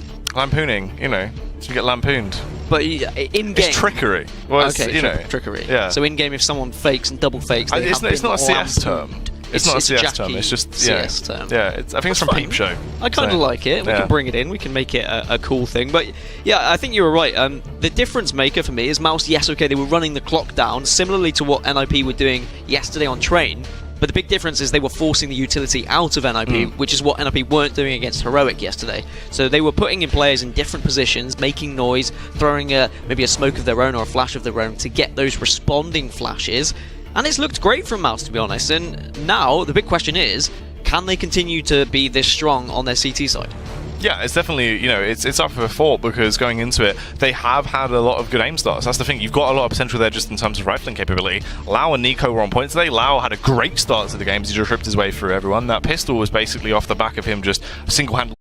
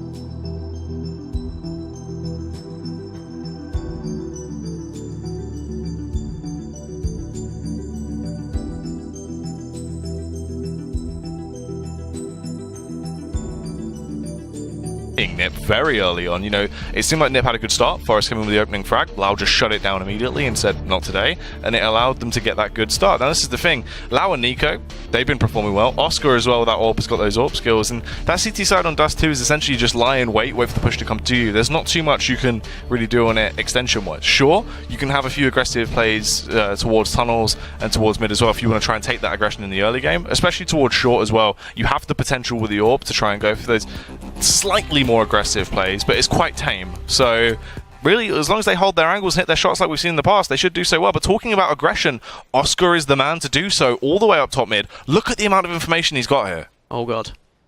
This could be ugly if he's able to get through long and find some of these players. It depends if they dilly-dally and bide their time going up A long. It does look like they are making a relatively quick move up A long. They're trying to not make any noise, but now here comes the movement. The pistol sprays come through as the push through middle happens at the same time.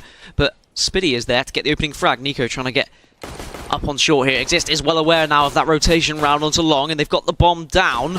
But in comes the Mouz train. Let's just get right left.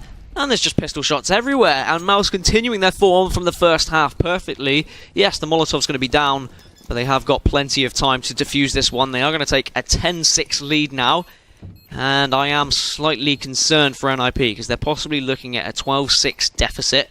If we judge from their performance yesterday, their terrorist performance in particular, they really did struggle. Their executions were poor. They seemed to run out of ideas. They just couldn't draw out the utility of their opponents. So we're going to expect to see more.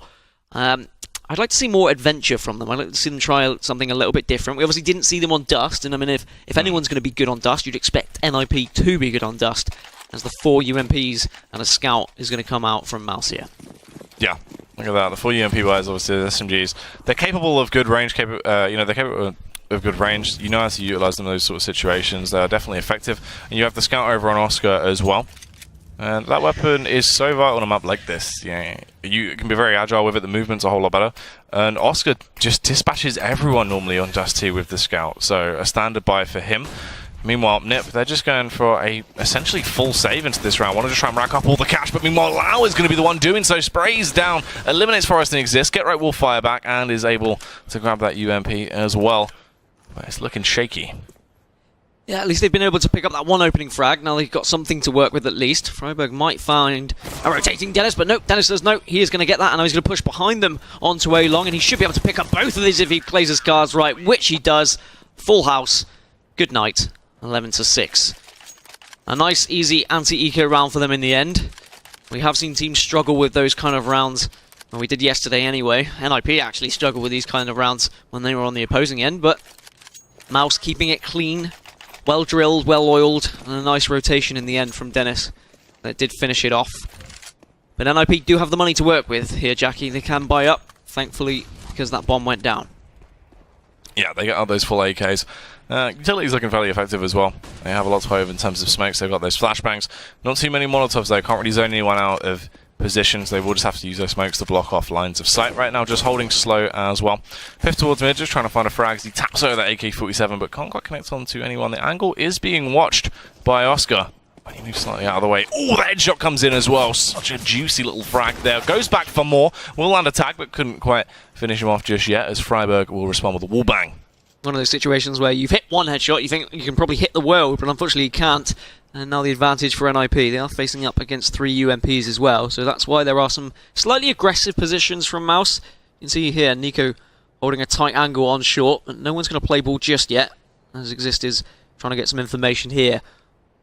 And B tunnels, as Nico does overextend slightly. He wanted to do something with that UMP, but Freiburg can get right now, get kills of their own, leaving just Dennis and Spiddy with these UMPs. And Dennis doesn't really know what's happening. They are going to rotate. They think it's an A take. But actually, there is no take happening right now. NIP are just biding their time, and they're waiting for more overextensions. Yeah, it's playing mind games with them, forcing them to peek. Mouse Sports right now are looking really aggressive. They've won quite a few faces that were unnecessary, and given Pajamas early kills that they didn't need to. They didn't have to go for some of these faces, so NIP are just using that to their advantage. They know they can force their hand. Spiddy does have Molotov to work with. A little bit, not enough utility though, as bomb finally goes down, and they will force Mouz out of hiding. And just as the bomb goes down, Forest finishes it off. NIP back into the swing of things. They've got a round on the board now, but Mouz can buy up. Are going to drop weapons here, there, and everywhere. It's not going to be a perfect buy, but it's still going to be something they can work from.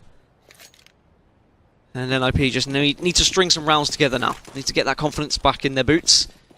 As Oscar is going to take an aggressive stance here in mid, try and find anyone rotating across, moving across, but there isn't going to be anyone walking across his crosshair today. Yeah, as they try and take that control once again towards Long Forest. Just bounded his way out. There's a lot of information off the back of it. You can see the shaky play on Mouse Sports affect their style of play. Oscar does have the AWP though, and he's so damaging with it. Comes in with a great opener off on towards Piff. Is able to take him down. Repositions as well. He's roaming quite a lot here. That's what he needs to do in this round. He has to try and gel it all together, as he really needs to kind of be the key. Dennis does have that M4, but he just needs to stay alive in this scenario. Tries to get the peek. There are 4 members there at A-Long. He will convey that information, but Forrest gets a great headshot, and now the stampede can begin. They're going to push down A-Long fast. Lowell is here on short and somehow manages to find a kill with a pistol. Finds a second through the smoke as well. This is disgusting stuff, as he has got teammates now coming to support him from short, but he can just hide on Gandalf. He can just wait for this plant to go down, and that's when he can make his move. His teammates will slowly be rotating to help him as well. The fake comes out from Freiburg. No movement just yet. And eventually, Lau does pop out and finds a third with his pistol as well. This is incredible stuff as Dennis comes in to sweep up the round, and despite an awkward buy, Mouse do put a 12th on the board. Great stuff from Lau though, Jackie. Yeah, Lau is so scary. He's such a he's so crisp in terms of his aim capability. He's just damaging. It doesn't matter what you give him in his hands. Even with a pistol, he can land those just sick shots. As long as you can get those headshots off and actually pick off your opponents, I have a lot of faith in Lau in those sort of scenarios. That's why I was saying this Mouse Sport lineup is kind of scary, and it just feels like it can be so much more as well. That's what the fact is with that progression. Here we go, that replay of that Lau clip here as well. PT50 just on short. Look at the range distance here as he's just able to rip his way through them very easily. Goes up for another peek, another frag, quick headshot off on towards Freiburg. He really is just a sick gamer. He is an incredibly sick gamer. I think you've hit the nail on the head there, and I'm guessing possibly a tactical pause coming out of NIP just to discuss what's going wrong here, and if you were a coach of NIP, I mean, that would be a great job to have. You probably wouldn't be here if you did have that job, and it's probably not going to happen. I hate to break that to you. What would you be saying to the boys in the pajamas to get them back into this game? Well, this is the thing, it looked quite good, because basically all they were doing was drawing Mousesports out. They were going for these overpeaks, they were going for these overextends. They had to, they were just taking fights that weren't too necessary, and NIP were being able to pick them off because of that. They don't need to really throw too much into it. I think it's just more of a pause because they're that far down than to work out what's going on as well with their economy and just try and clarify things. But that slower style of CS was working. They were drawing a lot of utility out, and they were drawing sort of the confidence here, because I feel like Mousesports as well, they look pretty confident, so like, alright, I can take this 1v1. They tried to face it and then got picked off by NIP. Into this as well, you can see the effects of the economy there. 2 rifleless players over on Piff and Forest, but they have utility to work with. They've got those smokes. That's going to be one of the key factors as they make their way out long once again. They've proven that they can actually get out long quite effectively. These are always the rounds I find most interesting as well after the tactical pause, because they've had a little bit more time to discuss what they're going to do on T side. So they've clearly come up with a strategy. This is going to be the push that we're going to go for. This is the execute. So I'd be expecting something a little bit more flashy, a little bit more well-rehearsed, well-oiled. As 4 members are just waiting around A, with 1 lurking in B tunnels. I'm going to take 1 guess as to who that might be. It's not Get Right, so my guess is wrong. As I see him just waiting there at A along with the rest of his team, as Oscar has a really big opportunity to get some important frags here and edge his team closer to victory. Can he see anyone over the smoke is the real question. Yes, he can. Takes out Freiburg, looks for a second, and Exist goes down as well. Is he going to go for a tag through the smoke? No, because Lowell is there to take him down instead. Pyth will follow suit. And now just Forest, who was looking in tunnels, is left without a hope, without a dream. He's trying to tap away, but it's not going to work. Yeah, not too much to be done in that round. We'll get picked off once again. You can see the economy completely broken as well. This could be round number 14 snapped up for Mousesports. And, what a way to go. I was saying, I believe, somewhere in the region of a 16-11, I thought this game would be going, and it's looking to be the case as Mousesports right now just tear their way through, round in, round out. Pajamas, what are they actually going to bring to the table here? Will this be a mid to B play throughout this? They don't have a smoke to go with, maybe just an aggressive B play. Nope, they're going to decide against it. Just wait around in tunnels, see if Mouse are going to overextend, but Mouse just staying put for now.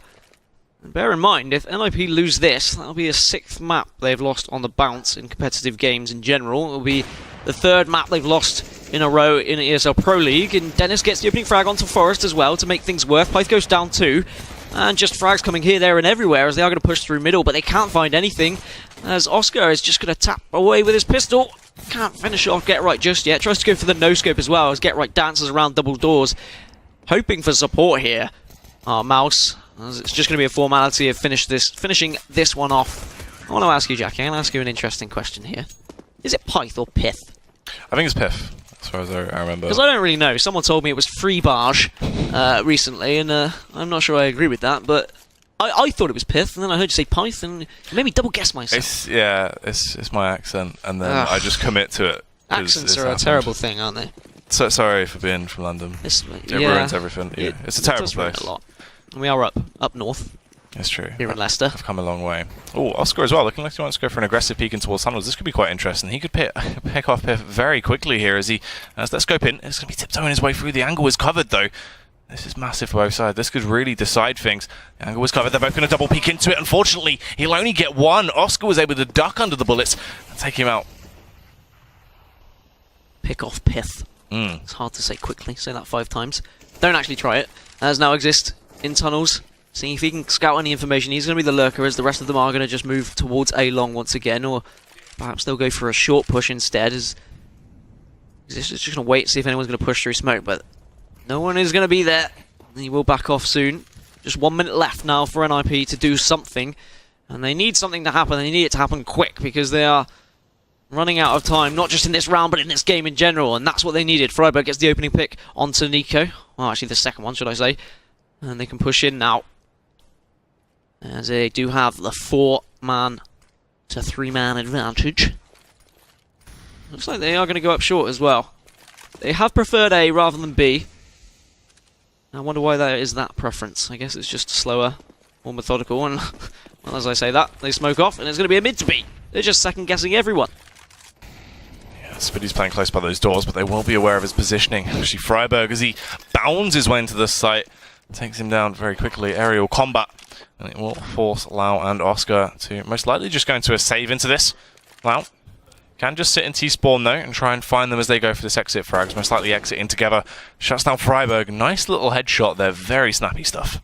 Yeah, I wonder whether that... He was thinking, oh, with that frag, do I push in? But no, they don't need to panic, Mouz. They have so much rounds to work with. They have such a big cushion. They've got room to breathe here.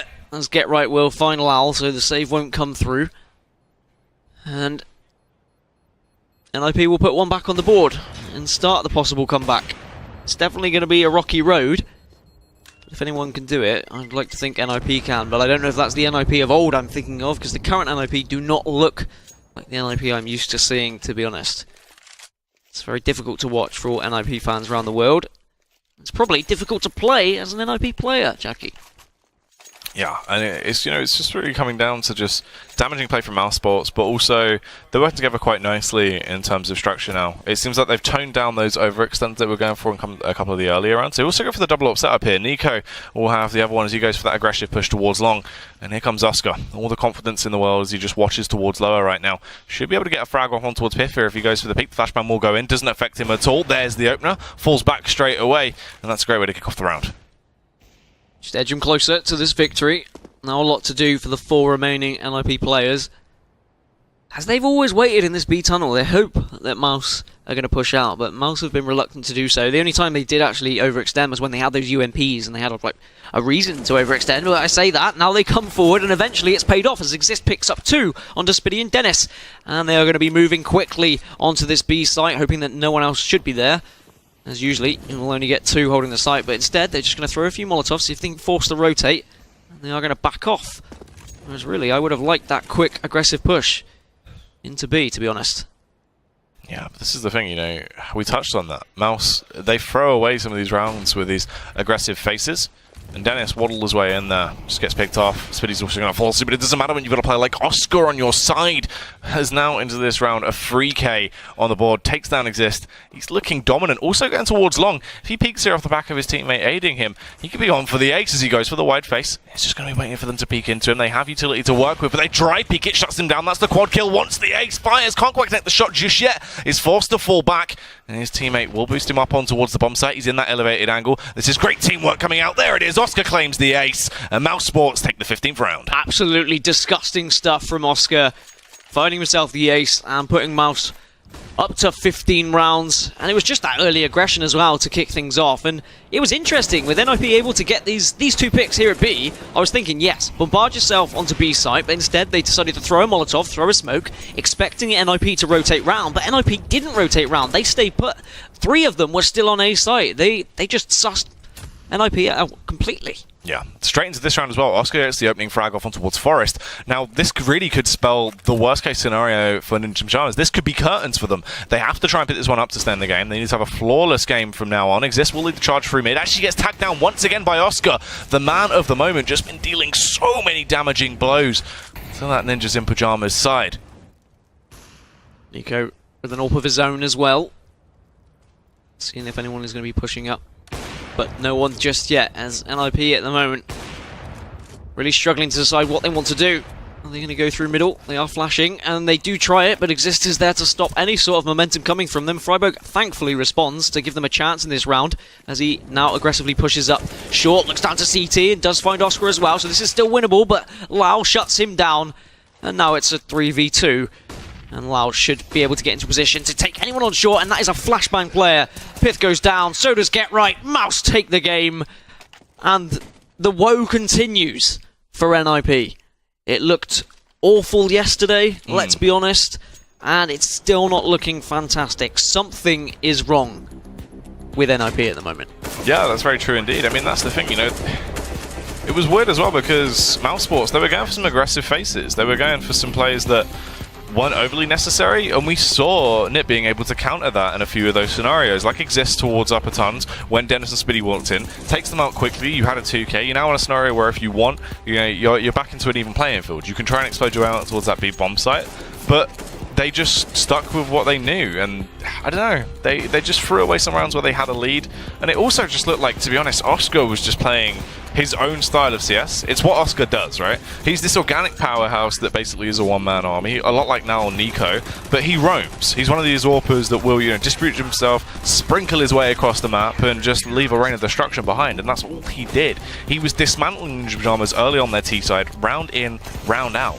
And this was the thing, last time these guys did face up, these two teams, I mean, Oscar wasn't there. It was Chris J instead, and now with the introduction of him, they look like a powerhouse, to be honest. I think they really could be like contenders for winning this whole Pro League. They took down Astralis yesterday as well in a map, and that's no easy feat. I mean, Astralis just won the last major, so amazing stuff coming out of Mouz. There is still questions to be asked about NIP. They did really struggle, and perhaps they'll come back into their element on Train, but judging on what happened yesterday on Train, I really worry for NIP here. They could be looking at a 0-4 deficit after the opening week of Pro League, which is a worrying thing. And what do you think's got to change if they are going to move on to Train here and take anything away against Mouz? I'd say it's looking scary, because this is the thing going into Train as well. A map where they should perform better on. A map, that they used to be very dominant on in the past. They have been able to overpower Mousesports, obviously, with that altered lineup. And the thing is, going into it like this, if they're playing like they're playing right now, they might just get obliterated, as Oscar was performing tremendously well with the AWP, and Train complements that style of play as well in some of those scenarios, especially on that CT side. He can shut down a lot of pushes single-handedly, and we know, just in terms of the fragging capability they have in Lau and Nico, easy site holds will be coming out for them, especially towards that B bomb site. It's so simple to ward off those pushes if you're getting those first 2 frags. Essentially, all your job is to delay. You need to try and get those initial 2 frags, buy your teammates enough time to rotate over, and I feel pretty confident that, the majority of the players in that team can do so. Spiddy was also performing a whole lot better than I expected to in that, had a few key rounds, a couple of nice clutch moments, seemed to be doing a lot better. Dennis as well was providing his role a little bit better. Seemed like, everything was kind of a bit more working. The cogs were in order and the machine was turning quite nicely, whereas Ninjas in Pyjamas just need an oil change. They look extremely lackluster. I'm not going to lie. They look like they're out of ideas as well. On their T side, they just don't really know where they want to go. They didn't have any crazy executes. They didn't have any yesterday. They struggled on Dust 2 as well. Is it just a case of the teams they are playing are just more well-rehearsed, they're better practiced at the moment, and they're in better spirits? Is that why NIP are losing so badly right now?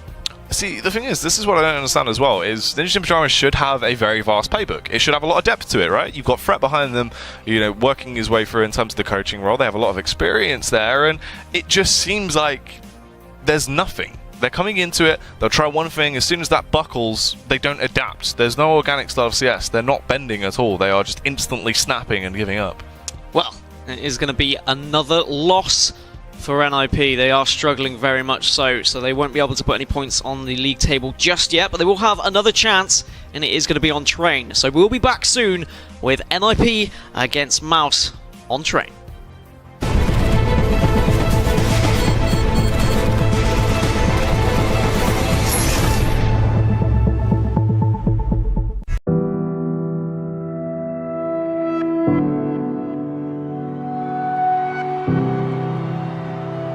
Ladies and gentlemen, welcome to ESL 1 Code! 2 headshots in a row, and Fnatic about to bring it back now. All on Nico. Trying to see if they can get the defuse, and Nico. Oh no, Fnatic! Has to keep Virtus Pro alive. Taco once closer. AW. He's looking for him though. He's gonna get a hit by headshot again. Oh my god.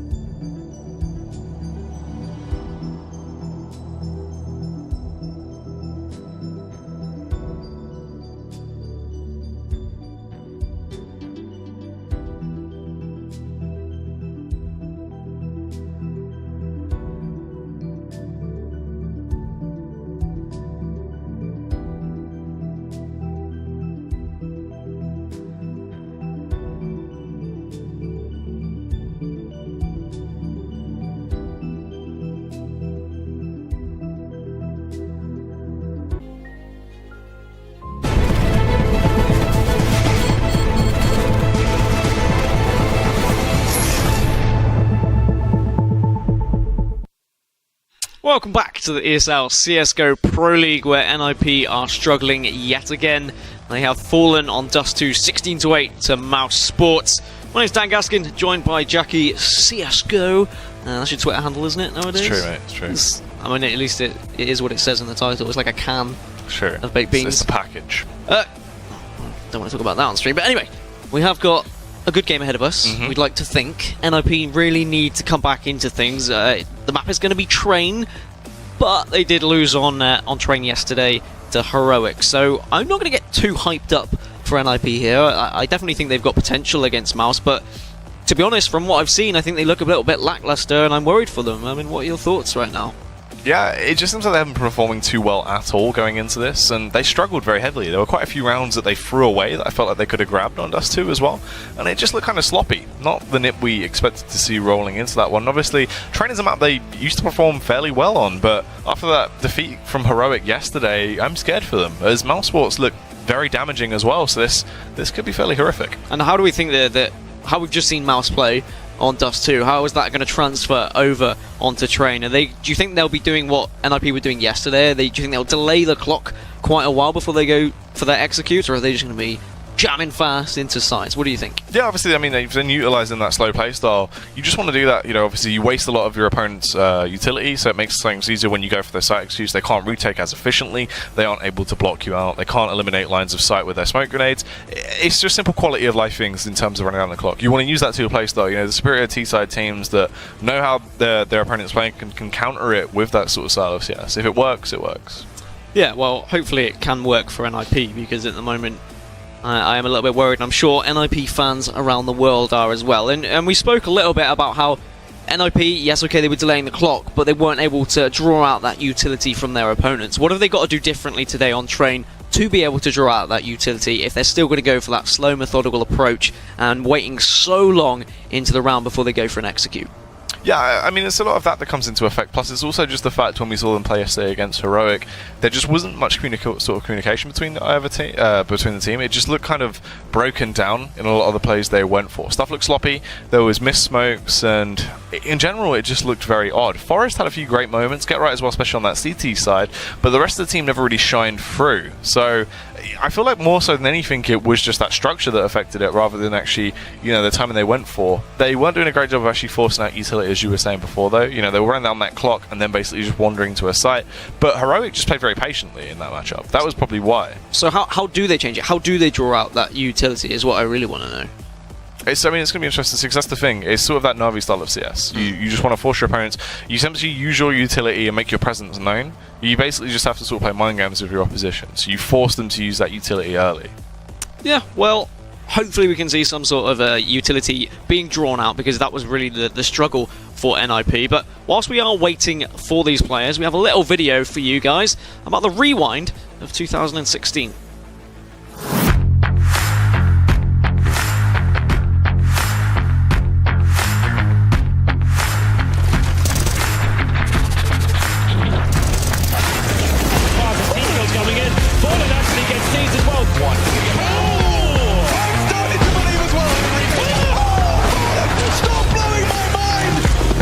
Smoke over still. Nice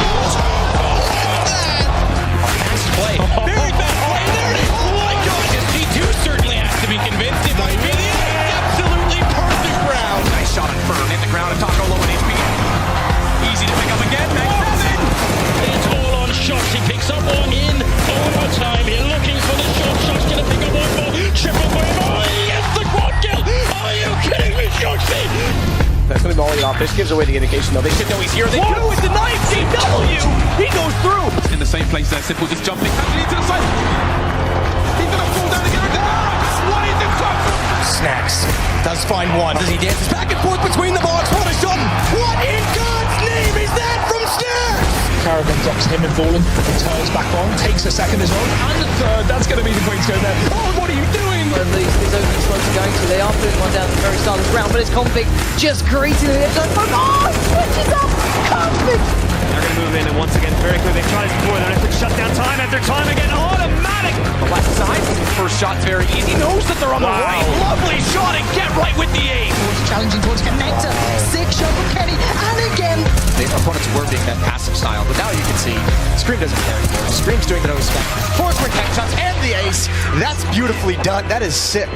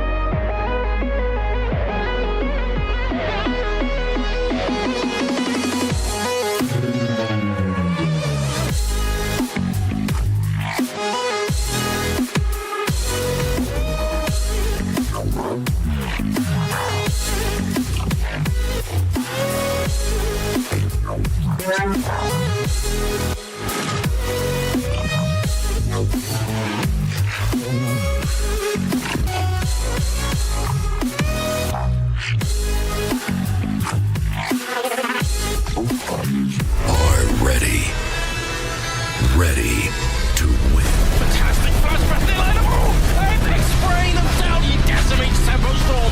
Second fire, and they line up again. Cold, 3, nearly 4. He gets it at the end. There has to be quick from plays. They have no kids, but Boris in a lovely position. Oh, Boris, that was sick.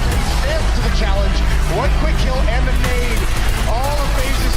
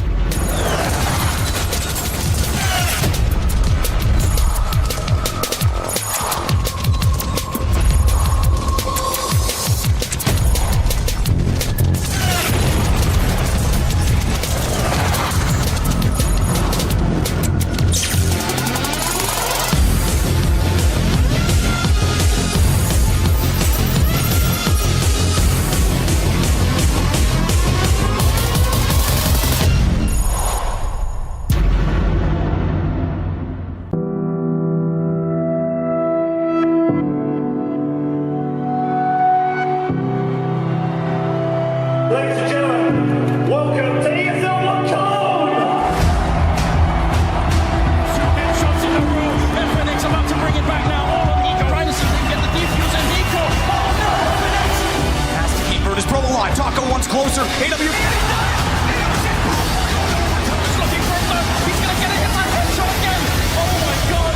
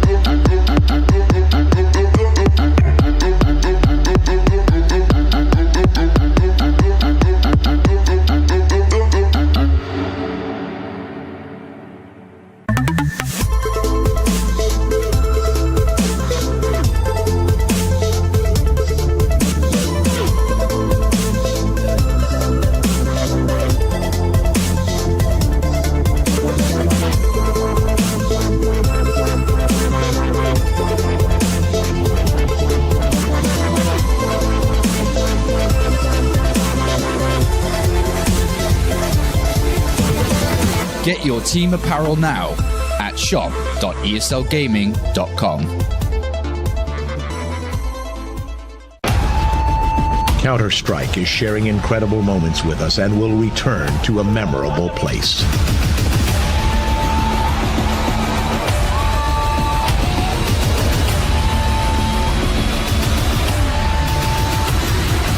Get your tickets now at proleague.com/Dallas.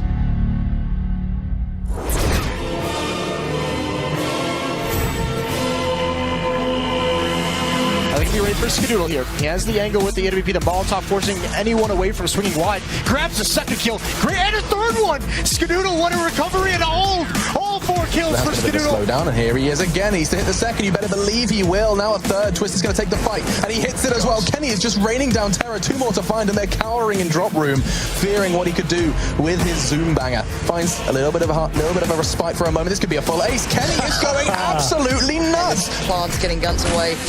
You're going to make the investment into this isn't around win. Nico, though. Smoke will plume in front of them now, and Christian is able to pick through the windows. But there's Nico again. Gets himself the second kill. There could be something here for Mouseballs. And the third through the wall. Nicely done for the man now. The bomb's ticking away. There's no choice. Shefan has to stand and deliver, and Nico shuts him down. He may have gotten away with it, but unfortunately for him, not to be. It's Dupree next in line. Does find Wave still behind that E-box, but they're pushing too quickly for him to find a secondary angle. Good dink up from Zipix, and that might buy them time, because Kerrigan, he's going for the flank. There's an AK down. He's smart not to go for it immediately because he picks up a second kill. Snappy finds one in return, but he's isolated. Can he find it? Down to the one-on-one, and Kerrigan's timing is everything. Here come the bodies as well. Guardian just put 1 down. Can he find a second? You better believe he can. Not another. Surely! Guardian, stop it! Guardian shuts down 4, and the dream is real as he melts all 5.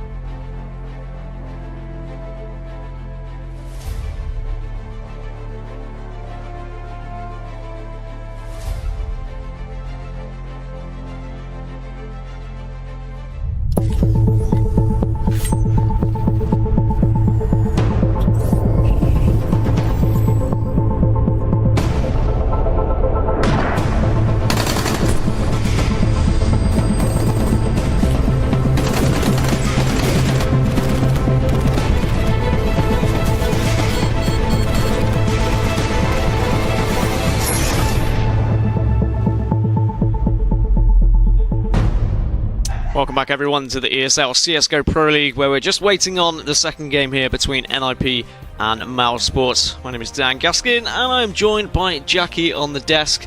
Now, whilst we are still waiting, we'll have a little babble. And let's talk about, yesterday, NIP, they lost to Heroic, and I hear there's a little bit of a interesting goings-on in the kind of Danish community with Jugi, I believe. Yeah, Jugi. That's the one. Jugi? Jugi? Oh, you put a J or a G? Yeah, but obviously it's quite interesting because Heroic, they wanted to pick up that new fifth coming into there to replace Freeze that's departed from the team now. And Lom's been standing in as the coach. And obviously, sorry, not standing in as the coach, he is the coach. He's been standing in, playing with them in their active roster throughout the first week's games. Now, obviously, they want to snap up a new fifth, so they look to Jugi, someone that has really been a fantastic warper. He wants to come in to fill the boots of Freeze, come in with what I'd say is one of the highest talented AWPers in the Danish scene. He genuinely can bring a lot to the table, very powerful, he has a lot of power behind him, but he's playing for Tricked Esports. So obviously they came to an arrangement where he would join the team, but they wouldn't come to an agreement on it, so he cannot join the team until the 1st of January 2018, and he's locked into that contract, but he won't be playing with the active Tricked Esports roster either. So it's a bit of a shame, because obviously you've got this really great talent that now isn't in an active roster and cannot join Heroic until the new year. And then what's going on as well? Obviously, Heroic are going to be facing off against FaZe later. What's going on with AZ? Because he was a big part of FaZe, but now he's left them. Where's he going? That's what I mean. He was one of those players that I spoke so much about, obviously, in yesterday's games before we realised that, obviously, Jacob was coming in as that stand-up. And now we look further into it. It's now officially been confirmed that he has departed from the team and will be joining North as their new fifth. And it's interesting because he is so talented. We spoke about that. He's one of these players that day in, day out seems to improve, and so much mechanical skill on this guy. This is what's cool about him, is he understands the game to a perfect level, and he's such an individual player, but there's no real, it seems like there's no overextending from him. He plays things by the book, and it's great to see. There's just so much going on right now, which is awesome with that, and him joining North could definitely be an improvement to that lineup. All right, well, those are the ins and outs. Those are where the players are going. But let's go back to Mouz versus NIP, and we've got Train. And I pushed you for a prediction earlier on Dust too. How do you feel Train's going to go prediction-wise? Can you see a specific scoreline? I know you said it might be quite difficult with Train. This is the thing, right? Because if this was a blind bag and you looked at this normally, you'd be like, okay, Mouz Sports versus NIP. NIP should come in quite hard on a map like Train. This is where they're going to be performing to their best. This will be a really close affair, but NIP should take it out. But NIP have just seemed weak. They've seemed broken, and Mouz Sports were performing very fantastically. And I just feel like Mouz Sports are going to lock this down. I think we're going to see them actually just steamroll this. All right, well, if you think that you know who's going to win this one, or if you think you have more interesting facts than either Jackie or myself, get involved on Twitter, on Facebook. Just let us know who you think is going to win, really. You can see there at the bottom of your screen at ESL CSGO or facebook.com/ESL CSGO, and get involved in the poll. Decide who you think is going to win. It's really going to be a tough one, because we look at yesterday, NIP were really struggling, and today they are continuing that poor form, really. On the other side, Mouz, they had good games yesterday against Astralis, and now they're continuing that form against NIP. I think I have to go with Mouz, to be honest, because just continuing that form from earlier today, it's definitely going to be a close one. Unfortunately, we are still waiting for the games to get going. That's why we're babbling on a little bit. So, whilst we are waiting, rather than listening to us talk to us, whilst we're listening to us talk, because no one wants that. You want to watch something interesting. So let's look at some of the top 5 plays from last season.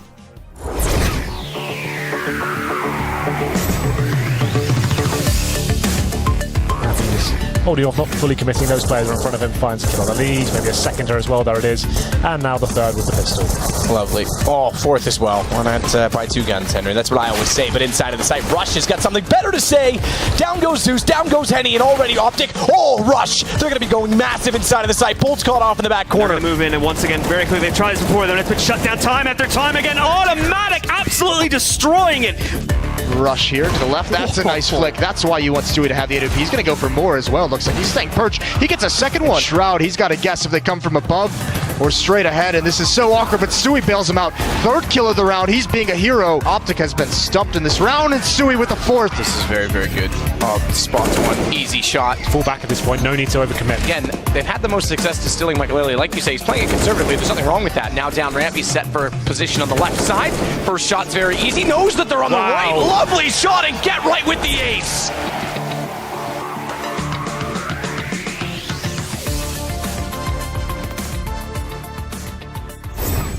Need to see a little bit more of that from NIP if they're going to get back into things. Whilst we're waiting though, let's focus on the later game today. FaZe versus Heroic. Heroic coming off the back of course, beating NIP yesterday, and FaZe, well, they lost to Kingwin. They well and truly got smashed, let's be honest. So how do you think that's going to go? Obviously, we can go in depth a little bit later, but in general, do you think Heroic are going to continue their form, or can FaZe finally bounce back? Yeah, I mean, Heroic were playing great yesterday, right? Like, they really seemed on point. Everyone was popping off, and it was cool to see. Now, that's even with Lom standing in as their 5th player there, and it was cool. Everything came to fore, and that's what you sort of want to see coming out of those players. It's been a long time coming. They're finally started to get themselves up there, back from relegation, doing damage. And then we speak about FaZe, a team that, you know, it was weird. They just looked like there was no effort in them yesterday. It just looked like they got to the point where they were like, look, we're out of fuel, and that's it. They were broken, and it just seemed like their spirits were down throughout that entire matchup yesterday. In both maps, it just wasn't FaZe, and it was weird. And do you think that Heroic having Lom in, having the coach in, and obviously they were facing up against NIP, do you reckon that affected NIP at all? Knowing that there was a stand-in, and then they started to lose, and they were probably thinking, right, we shouldn't be losing to a 4 with a stand-in. Is there some sort of mind games going on there? There's a possibility for that. And I mean, Lom held his own, right? Like, he didn't play too terribly at all. We had a couple of key rounds. I remember there was one round where he actually got 3k and was sort of the Joe in that round that bonded it out. So Lom definitely played to the best of his ability, and Heroic, they didn't seem staggered because of it. It still worked out quite well, even with the departure there. And Snappy had to actually pick up that AWP as the primary AWPer for that side, even though, you know, it normally is donned by Freeze. So a lot of things were changed in that team, and it still worked. Well, it looks like we are just about ready to finally get into Mouz versus NIP. Thank you so much for waiting through all the ad breaks, through all our nattering. I know it's been a while, but we have got there in the end after a few server issues, I believe. And it is going to be Train. And we are going to have NIP on the Terrorist Force and Mouz on the CTs. Yeah. Close angle being held by Lau here as well towards Popdog, so he can strike from behind if he needs to. Get right now, just creeping down. The smoke will go through, and then they'll slip their way in towards that B bomb site, just waiting for the burst, and here it is. That will be the cue. They need to get the bomb planted. The thing is, they need to be aware of that backstab as well, as Lau will be so dangerous as he comes through. Yeah, big opportunity for him coming up Pop. There's actually 2 of them that are going to be coming up Pop, as Oscar is going to be taking the fight. Lau does get that kill onto Freiburg, finds another one onto Forest as well. Will he continue this barrage of kills? He's going to poke out. He's going to just take little short peeks here. He's not going to go for a wide one, but in comes Pith. He just jumps out with a jumping headshot. Always frustrating to get hit by one of those. And we're back to a 3v3. Exes does have a few nades to work with, but in comes Spitty from behind. And now he just taps away. Oscar finishes things off as well. Great stuff from Mouz to come back into it. They just allowed NIP onto the site and said, you're more than welcome to plant the bomb, because that's when we're going to come in for that backstab. They came up Pop, and they just pincered NIP. Yeah, great retake coming out from them. Smart style of CS on play. And that's the thing, we touched on that. The angle was covered by Nip. It's not like it was open. It was just they went up, peeked together. Sure, you get that first initial kill, but the instant trade back from Lau, then follows on to double it up, and just caused so much of a mass rotate as well from Nip. They had to start focusing from behind. They knew Popdog was under constant fight. They had to fall back, and it just caused fractures in that hold there, which just allowed Mousesports to retake the site very easily. Nice job from Spiddy as well. Into this round, confidence on display. Nico goes for a push, shuts down Piff. Dennis as well went for that wide peek all the way outside of Ivy. Got so much information off the back of it and gets away with his life. Yeah, he can just hold now, knowing that the players are likely to be pushing down Ivy. Exist hasn't backed off after seeing that information, as Dennis is once again going to flash out, finds 2 players, gets the spray down onto both as well. So any kind of hopes of pushing through Ivy has been thwarted as Forrest tries to go for the knife, but Nico turns around and shuts him down and then finishes it off onto Freiburg, and Mouz put a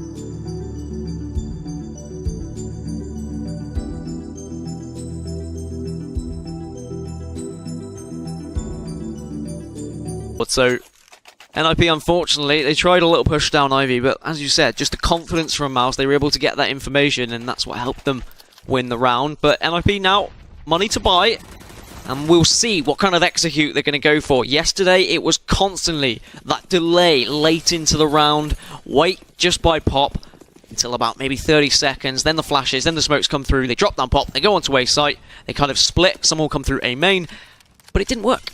It wasn't working yesterday. They tried it a few times, it worked, yes, a couple, but I wonder if they're going to go for the same kind of thing as they do shoot out a few of the windows at B site. Yeah, that pincer play potentially going to unfold off on towards the A-bomb site. Nico, throw that smoke up, is going to try and go for something a little bit sneaky beaky as he works his way up to the top of pop. Get Right has got the first frag into the round as well as he took down Dennis, and here we go. Nico slides his way through, bounds out, but unfortunately Exist was able to pick him off through the smoke. Couldn't see him, but could still put him into an early grave. Yeah, and I wonder how much research Mouz did if they watched yesterday's games from NIP, and they know that they're likely to be up there at the top of the pop, and perhaps that's why he went for it, but it hasn't worked out, and they find themselves in a 3 versus 5 deficit now. Oscar only has a UMP to work with, but 2 M4, so nothing to sniff at for Mouz. There's definitely still a possibility, with Exist being very weak as well, as NIP still not budging. They're going to wait. Wait this one out, see if any more members of Mouz are going to push up pop, or if they're going to get excited and push through B or even A. But Mouz now with your 3 members should be waiting patiently, holding their angles. And there will be a scout now found for Oscar off the floor. Yeah, and he is deadly with that weapon, that's the thing. Nip, they want to try and snap this one up. They have those AKs, the superior weapons. They are in the better position in terms of the battle of attrition as well as they work their way in towards that B-bomb side. But look at Spitty creeping up from the sidelines. Ooh, won't get the tag off, but couldn't punish Pive just yet. Oscar is close by on the scene as well, scopes in. It's going to be that 2 versus 5 scenario, lands the tag, but it's looking so hard for them to achieve anything into this. Most likely we'll just have to back off and hold on for another day. Yep, not having any of it. We'll back off, as you said. And that is going to be an early round for NIP. A confidence booster that they really needed. They needed to get back into this game. They've lost 3 maps on the bounce across today and yesterday. So confidence definitely isn't going to be flowing through them, but perhaps now they can push on, return to the NIP of old. And they were better then. Yes, okay, I wonder if Mouz kind of played into NIP's hands there, because NIP were obviously just going to wait and they were going to delay and go for that late execute, and Mouz just overextended slightly. If Mouz do hold their ground, then that's when I wonder if NIP are going to struggle here. Yeah, I mean, this is the thing, there's potential to that, obviously. Mouz into that scenario as well. You know, they didn't invest 100% fully. They still have cash to work with into this buy. They are going to go for the double scope setup, and you can see Nico will be sticking to the south. Oscar is going to go with the big boy Self, the AWP. Up against those 5 AKs on the side of Ninjas in Pyjamas. Aggression coming out heavily towards Ivy early into this round. Looks like they might just go and bombard their way through, try and burst out, but Oscar claims the first souls. He takes down Get Right with that wide peak. Dennis is there to aid him as well if they try and overpower him. The smokes will come in as they set themselves up to try and go for this face. His teammates start to fall all around him. Nico hits the deck. Dennis also goes down. Oscar doubles up his frags now as he takes down Freiburg. But Ivy has been taken. It's been compromised. He wasn't aware of the positioning of Piff. He's picked him off from behind. That has got to be devastating to him. Lau tries to fight back as he gets that pick off on towards Forest. It's a 2 versus 2 scenario now, and it's getting better by the second. Lau will take down Piff. Exist will fire back onto him, and it falls just onto Exist to try and win it, but it doesn't quite work out. Spitty was quite speedy and picks him off. It was looking so good as well. I thought that NIP were going to be able to do that one. Once they got through Ivy, once they were able to flash out and pick up those kills and get Oscar from behind, and Oscar was one of the key men in the previous map, but with him going down, I was thinking, yep, they can push onto the site, but fortunately there was some crucial kills coming out of Lowell, just hiding around on bomb train there.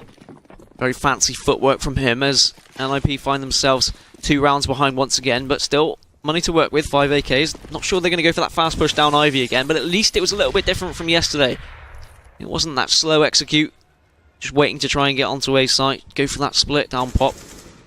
As now NIP slow things down once again, and I wonder if Nico is going to do what he did earlier, go for that smoke, see if he can catch anyone out. He's very aware they are up there, and they obviously are spraying down, but he's just going to hold an angle with his UMP. Yeah, just covering it daintily. Doesn't want to extend too far. Dennis, nice use of the utility then. Molotov will go around, try and burn anyone out of position. Get Right is tucked close into the angle though and won't be affected by it, but the peek comes through. Oscar Slow and steady, but stable as he picks off Get Right. The rest of his teammates are just doing work as well. Nico actually playing a little bit of gun games. He got the first frag with the UMP, switches out to the AK, and picks up another. Yep, he obviously just pushed up Pop like we thought he was as he gets another one onto Forest now. So just Freiburg left, and suddenly NIP are looking behind, and Nico just jumps and one-taps Freiburg. 4-1 now, and that is going to be dangerous waters for NIP as they're going to have to eco. Obviously, it is a CT-sided map, but NIP are going to have to start putting them on the board at some point. One was a good start, but they were just allowing themselves, and they were just waiting in Pop once again. They tried to get through Ivy, but that peek from Oscar, I mean, such a crucial player Oscar has been. And just the thought process to be peeking that angle was fantastic from him, to be honest. Yeah, but I mean, especially you've got to highlight Nico in there. The finesse of this man is just ridiculous. That was such a highlight play. His movement is just unbelievable. Such a sick play throughout that round that just really was able to pick him up. Just beautiful stuff. Great understanding of game mechanics, and wow, that was nice to see that. Anyway, into this one. Slow stuff from the side of it. They've already taken some damage and now have worked their way back up Pop. And they will just be holding out. They don't have a lot to work with. It has been the full eco into this round, so they have cash into the following one. And what are they going to try and go for here? Will they best their way out until it be bomb site, see if they can grab something? Or with that first bit of confrontation, Piff has seen one player just on the top of the smoke. That's Lau getting knocked down to 5 HP, but he is going to be able to stay alive. I mean, you say what they're going to do. I'm not even sure any NIP know what they're going to do. They all dropped into Pop, and then they all went back up. Like, oh, no, actually, we've given up too much information here. We're going to back off. And they're just trying to make Mouz try and second-guess themselves, but no one budging just yet. Spitty taking an angle here on upper. And he should be able to get a couple of kills here. They are just going to walk into his M4 crosshair. Finds one, finds two, should find the third as well, but has to reload, so whips out the USP instead. Going to try and tag someone as the bomb is going to go down, so that's going to be some extra money for NIP. Spith going to push through smoke and will be eventually put to bed. As Mouz put another one on the board. An expected round for them. NIP, I wonder if they sussed out any sort of information. I wonder if they have found a weakness yet in Mouz in their defences, if NIP know really what they're going to go for. Because honestly, the only execute we've really seen is onto A site across both yesterday and today. We've not really seen any sort of crazy execute onto B, anything through Ivy that's been like somewhat rehearsed. It just looks like all on-the-fly decisions, Jackie.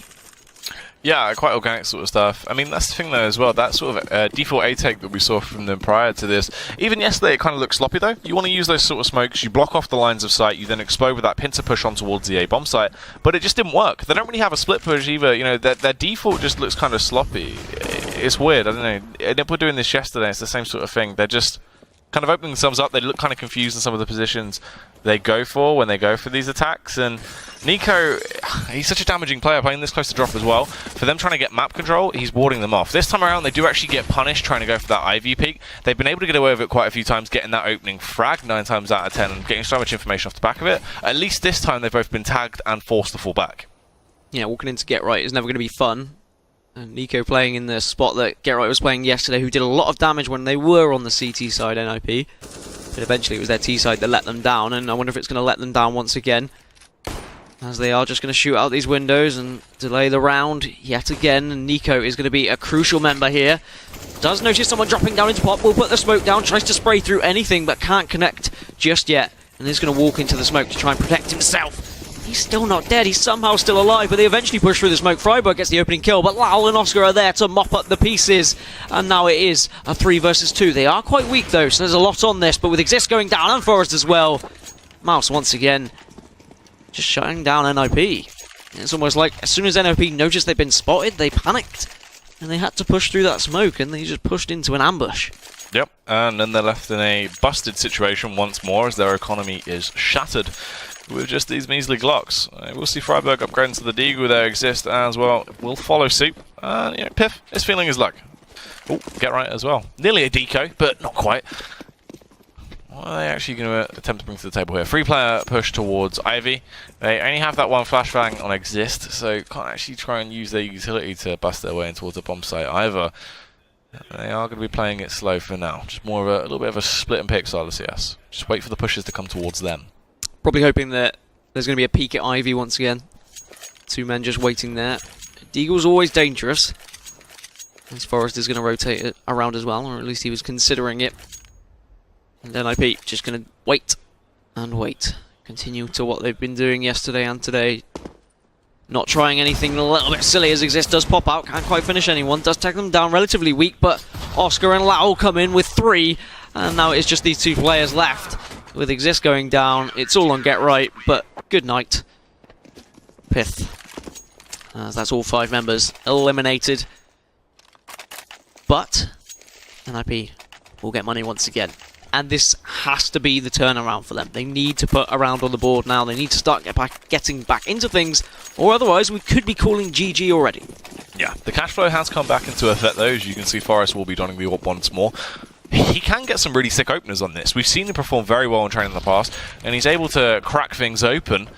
But will that be coming into fruition this time around? As they set themselves up in Whitehall, just holding that default slowly for now. They actually get the opener, and there it is. That's what we wanted to see. Forest, he's that key piece. He shuts down Oscar. Best the man that's been causing Mousesports to have those early leads in terms of frags. And this is where things could get better. Yeah, he's been the nuisance maker in Pop. He's been the first point of defense waiting there, but after getting that frag, they are now looking towards B, which is where obviously the AWP went down.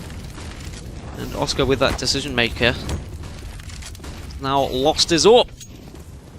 And they have managed to find their way onto the B site now. Bomb does go down. No one going to be able to challenge them just yet. And the retake is going to have to happen from Mouz here. They're going to try and take any angles. And the angle is good from Spitty. Finding Get Right. Is just going to tap away at upper, see if he can find anything. Gets another one as well. And Lau chimes in with one of his own. And it's a 4v2 advantage. And what can they do with this? NIP, they're really struggling here.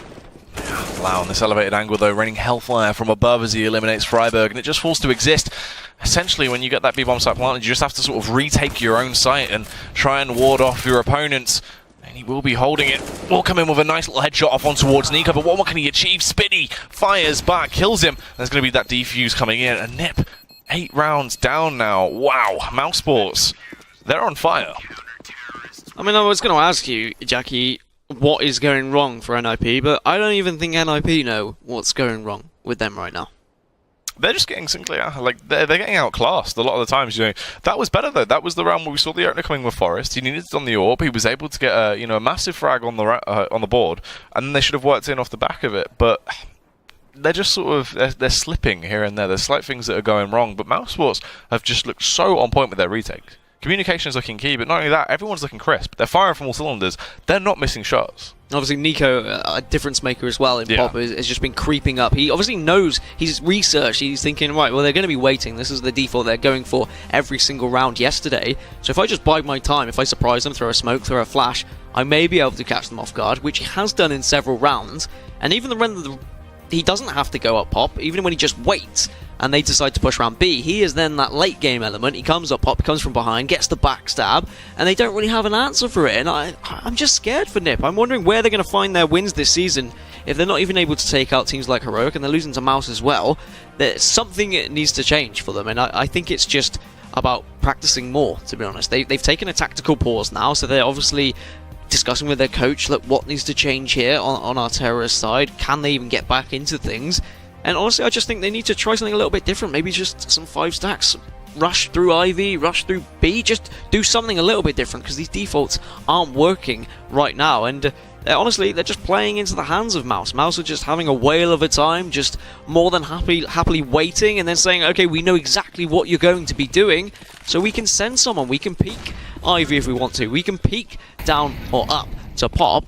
And if we catch one of you, that should be GG. But I think you're right. The rotates have just been absolutely fantastic. Yeah, it's been looking absolutely on point. Spitty as well playing on this close angle by the ramp here. If they push into him, he's actually been doing a fair amount of damage. He's been getting quite a few tasty frags here and there. So I wouldn't put it past him to definitely throw a spanner into the works and delay them enough. Essentially just getting 2 frags towards that B-bomb site would ward them off by his teammates enough time to rotate. But they back off, deciding upon what could potentially be a pincer play here towards that A-bomb site as they line up those smokes here just outside of A and burst their way down Pop. You flash your way through, flash down Pop, and burst out onto the site. There you go, as they seem to be getting ready for that now. And look at Nico changing up his positioning as well. Isn't going to be so close into Pop. Instead, he's back on the A site as flashes will come in, smokes as well. So are they finally going to find their way onto A site? Yes, they're going to come through Pop. Nico isn't going to be up close and personal. He's blinded, so he needs to back off slightly. And I wonder if the rotate's going to come through. And they shouldn't do, because it is going to be a fake from NIP. So they have tried something slightly different as Nico picks one up, but he is well aware that it's going to be B site now, so he's going to rotate accordingly. And just 3 members to try and defend this bomb here. Yeah, that was good enough. You know, they were able to keep him on the site for a little bit of time, but Speedy did his job well. He got 1 frag. Sure, it would have been better if he was able to pick off 2, but still did the damage. Oh, Forest should have gone huge there. He's in a prime time angle to tear them to shreds, but couldn't quite dismantle them as he just got picked off. So unfortunate. That would have been such a different round if Forest would have been able to get those frags. And that's the thing. I mean, 3 months ago, Forest would have got both of those. Probably all 3 of them. And we're looking at an NIP team that won a major 3 months ago. Looked absolutely incredible. And then suddenly, they've just fallen from grace. How can that happen in just such a short space? Yeah, I mean, it's odd to say the least. Definitely not performing to the best of their ability from what we've seen them do in the past. Oscar now. Just going to take his spot at A once again, and Nico now switching it back up, going for an aggressive approach here in Pop.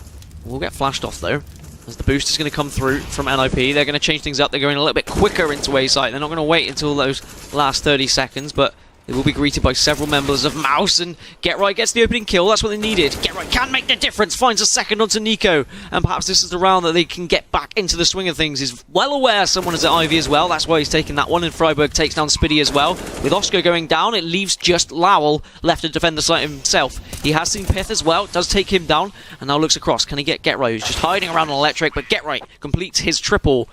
And I think that's a difference maker, is Get Right just getting those opening frags. Someone needs to be getting the entry frags, because it's not been happening for NIP. Forest, yes, he got that 1 pick towards B once, but even then they weren't able to do something. The pick towards B isn't as good as getting that pick onto A. It is very vulnerable if you can get one of those picks. There is always an angle that you can get onto that isn't going to be watched if you're able to get that early presence. So good stuff from Get Right. Need more of the same if they're going to get back into it, though. Yeah, definitely so. Look at this position, though, by Piff. He's been able to slide his way out very quickly. Quite agile. Should have the drop on them. Oh, Oscar will come in with the opening frag, though. Lau as well can eliminate Piff. It's not looking too grandiose for the side of NIP, but they make it better as Exist and Freiburg go blow for blow, take down Lau and Nico. Freiburg will eventually be traded out, though. Oh, Oscar, he had the higher ground, but unfortunately Forest will prove he's the stronger Jedi as he cuts him down. Exist will chime in with one off on towards Dennis, though. Spiddy, the auto sniper of all weapons, will be what he has in his hands. Can he find the frag, though? Tiptoes out towards the bomb site. Easy pickings Exist. Trapped underneath Heaven there as he was just looking out, trying to find him, expecting him to come from drop down or connector. He had the drop on him. Interesting decision, taking the auto. But it worked in the end. He's going to carry it on through as well to this round. It can be a very scary weapon to go up against, as it is going to be a slightly sporadic buy from NIP. You've got Tech 9, Deagle, but 3 AKs to work with, so a lot of responsibility on Get Right and Pith here. You'd expect them to be entering fast, trying to get some information, trying to do a little bit of damage, and then let those riflers come in to mop up the pieces. As Forest will get the drop into Pop. No one to contest him early on, though, as Nico taking an aggressive approach towards A main this time. Oh, Nico rattling away. We'll get the opening frag and the follow-up as well. The spray transfer over on towards Exist. Piff fires back as he finds that Deagle frag. Dennis will chime in, though, utilising that M4 to pick off Freiburg. 4 men left standing. Now, Spiddy, that auto sniper can be very, very useful on a map like Train. Range capability is so useful to have, as you can hear him hammering on the trigger. But it'll be Dennis and Lau to pick off the dynamic duo in Piff and Forest. And Ninjas in Pyjamas, still only 2 rounds on the board, just getting manhandled by Mouse Sports that now lead with 11. Lead with 11. And look at that bank balance for NIP as well. Not pretty whatsoever with that force up in the previous round just to get 3 AKs, 3 rifles. That's why they find themselves in this situation. But they had to try something, so I do commend them going for it. Unfortunately, it seems whatever they try, they are thwarted by Mouse, as it is going to be an early presence onto the site from Exist, but he's going to be greeted by Dennis's AK right to the nose. And back to just 4 now for NIP, as the rest of them are heading towards B. I don't think this is going to be all too pretty, though, Jackie. No, definitely not. It should be an absolute massacre. Spiddy comes in as he just rattles down that trigger. Get Right was actually able to eliminate with a Deagle, a long-range shot, but it doesn't matter when you've got someone like Oscar who can just slide his way in and single-handedly tear you apart with that AWP. The hand cannon it is. And there's the follow-up frag off on towards Freiburg. A free K for Oscar into that round. Knows how to wield that sniper rifle. Bomb goes down, a little bit of extra cash going into the final round of the first half. And somewhat of an ugly first half. Well, a very ugly first half, like the stepsister that you'd kind of meet. Has a bit of a mole on the side, hair growing out of it as well. That's kind of the first half that we're seeing right now, Jackie. And then NIP need to turn it around. They need to dab a bit of makeup on that stepsister if they are going to be able to get anything from today. They could be looking at 0 wins and 4 losses in the Pro League. Yeah, that's very true indeed, and especially with this flamboyancy that's coming out from Nico. Look at him as he sprints his way up with the AWP, gets the opening frag off onto his existence, able to reposition himself as well. Great play there as he gets the opener, but isn't overconfident, and the backstab is also coming in. They're pincering. Ninja Pyjamas are trapped. They're caged in like an animal. Lau will get picked off, though, by Freiburg. They were aware that they were starting to converge on top of them. Nico, small pixel angle. As he went for the shot, couldn't actually connect onto it, but he knows they're trapped. Just dancing around the ladder as well, as Dennis is going to come for the backstab. Can he get anything through stairs here? He's going to smoke off and probably back away, as he knows he doesn't need to take that fight. Doesn't need to get too excited, but it makes NIP have to second-guess themselves. They need to be careful of that angle now. They can't focus on the push ahead of them. Instead, they need to keep someone watching just in case. And NIP find themselves just trapped here in Whitehall. Still not knowing what to do. If they push towards B, they're pushing into the AWP of Nico. And it's going to be difficult for them, as the smokes now will come out. And they're going to try once again for this standard A take that they have tried so often. Perhaps it's even going to be a fake from them. On their angles right now. Waiting for this to come out. It's going to be Nico. Still just waiting with the AWP. If he wants to go for that wide peak round, you can see the confidence building. He will decide to go for the strike. There it is. Shuts down Get Right. Wants to get the follow-up frag as well. The tag will go out. Can he convert into the frag? Unfortunately not, as Freiburg proves to be too much of a nuisance as he reigns up him with the AK-47. Dennis in the rear with a gear. Can he find these AK frags? Spiddy is on the scene, causing havoc with that auto sniper, spamming away. Takes down Piff. And Mouse Sports claim another round. And that will be nearly a flawless half. 13 rounds secured. Wow. Well, that will be the first half over. We are going to take a short break. We'll be back soon.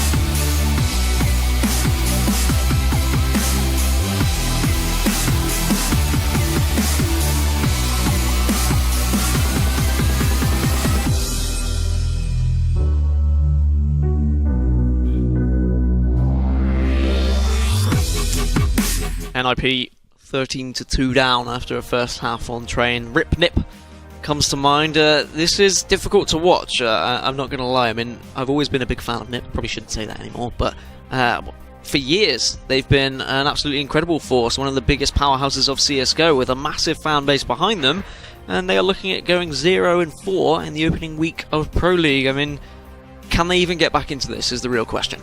Yeah, I mean, it's crazy. They're just getting completely discombobulated right now by Mouse Sports. They're just tearing them apart like a child that's angry with a Stretch Armstrong down. So, can you tear a Stretch Armstrong? I always thought they were unterrable. Well, you can. Well, my sister cut mine, so I mean, I don't know. You kind of have to have scissors, I guess, but maybe Mouse Sports aren't playing by the rules. They brought scissors into the toy box, and they've cut the Stretch Armstrong, and now the beans are everywhere, and it's just sad. All right, you bring about bad memories. Can you stop, please? Sorry, mate. It's difficult, though. I mean, they're trying everything. Well, I say they're trying anything. It just seems like they've run out of ideas now, NIP. Yeah. They went back to that default kind of take that they tried yesterday, which worked a couple of rounds, but then just went back to not working again. And honestly, it just seems like Mouz have got the read on them. It doesn't matter where they go. There's always someone from Mouz to step up to the plate and shut them down immediately. It doesn't matter if it's Ivy, or if it's Pop, or if they're going on to A site. Mouz just look like an indestructible barrier that they can't get through right now. And it's going to be whether NIP can set up a wall of their own, whether they can hold off on CT. But it's all going to come down to the pistol. And how often do we say, win the second pistol, win the game? Yeah, it's true. I mean, this is the thing as well, and that is exactly the case. And we know how strong Mousesports can be on these pistols. You've got a lot of talented pistol players on the side of NIP as well, but Forest, I want to see old school Forest coming out from right now, utilizing that USP and able to get those massive frags on the board. Freiburg spamming away with the man to kick it off though as he claims the head of Nico, shutting him down very quickly. Speedy returns the favor as he taps away with that Glock, and here he is. Forest getting not 1 but 2 frags. Huge play coming out. If he can keep this up, this definitely will be the pistol round going to the side of Nip as it's just Speedy left standing, and there are bullets flying all around him, whizzing past, and Forest will go on to pick them off. I said I wanted to see him go big. A 3K, the hat trick. And there it is. Ninja Pyjamas save themselves from potentially losing those 3 rounds and getting picked off very quickly by Mousesports. Yeah, they're putting the possibility in place of a comeback. That is, they've just laid the first layer, and now they just need to build on top of that. And they can put the underflooring, and then they can get the paving on top. But whether they are going to get the decoration is the real story. Is they really need to hold off. Well, an incredible Mousesports at the moment. It's going to be difficult for them because Mouz have looked really on their A game in terms of their individuality, and Get Right opens it up with the grenade onto Lal, so that's always a good start. He's going to back off into Pop, but Oscar's going to try and pop out, see if he can find anything with the Deagle, but he can't just yet, and they'll have to back off with just 3 of them as well. And in comes Forest with the M4. He does enough damage, walks away and says, "Oh, someone else finish off that last guy." Yeah, Dennis here traps all on his lonesome. He does have that scout, will peek out, but unfortunately will be put down. Freiburg was ready for him and just bursts him out with a FAMAS. Tough situation for NOP, but they're making the most of it right now.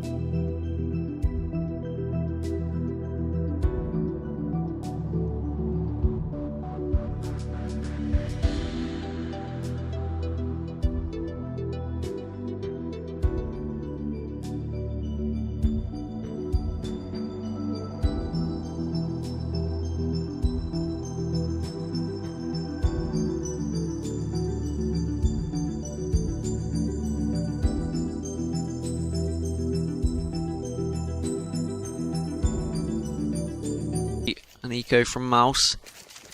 To expect another solid hold from NIP. I wonder what Mouz are going to do in this eco situation. We didn't see anything particularly flashy or exciting from NIP on their ecos, but Mouz have a little bit more breathing room. They can try a little bit something more flamboyant and maybe just drop somewhere fast or push onto B site fast, as actually Forest gets the opening kill onto Nico, so he won't be joining his comrades onto B site here as Pith takes a very aggressive stance with the UMP, takes down Spiddy as well, gets the spray in case anyone else follows as Get Right comes from behind to take down Dennis and Oscar. And once again it's Lau left on his own. We'll get a consolation kill onto Get Right, but Forest comes to clean it up. And now we can get started. Are Mouz actually going to be able to put this game to bed? Or are NIP going to miraculously come back into this game? It's definitely doable.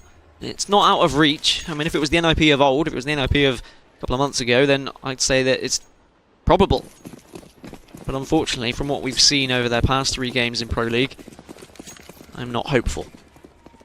Oh, They really haven't been able to perform too well at all, as they've just been getting constantly shut down. But Nico, back to his old tricks, bounds his way out. So much agility on display there. He was able to eliminate Get Right. Oscar as well will find the header of Freiburg. Wants to mount that one on his wall back at his apartment as he rips it clean off. Spiddy waiting to capitalize as they're all going to go for this pincer play and converge off on towards that A bomb site. They have control of Ivy here as well. If they decide to go all the way back through CT, they could do so. But actually, just deciding to take the fight. They're going to go all in, balls to the walls, walk into the site. They do get that frag off. Piff will respond as he lobs that nade in wide and blows Dennis out of the server. But what more can he achieve here? AWP in hand, hoping to try and find these Mouse Sports players. So much on Pith. He struggled in the early rounds of Dust 2, and now he's really got a chance to keep NIP in this. Finds another one onto Lau, just dancing around bomb train at the moment. Can he see Spiddy? Does he know Spiddy's coming from behind? He has got eyes on Ivy. He's going to spin around, and he does connect with Spiddy, and now it is a 1v1. Oscar is weak.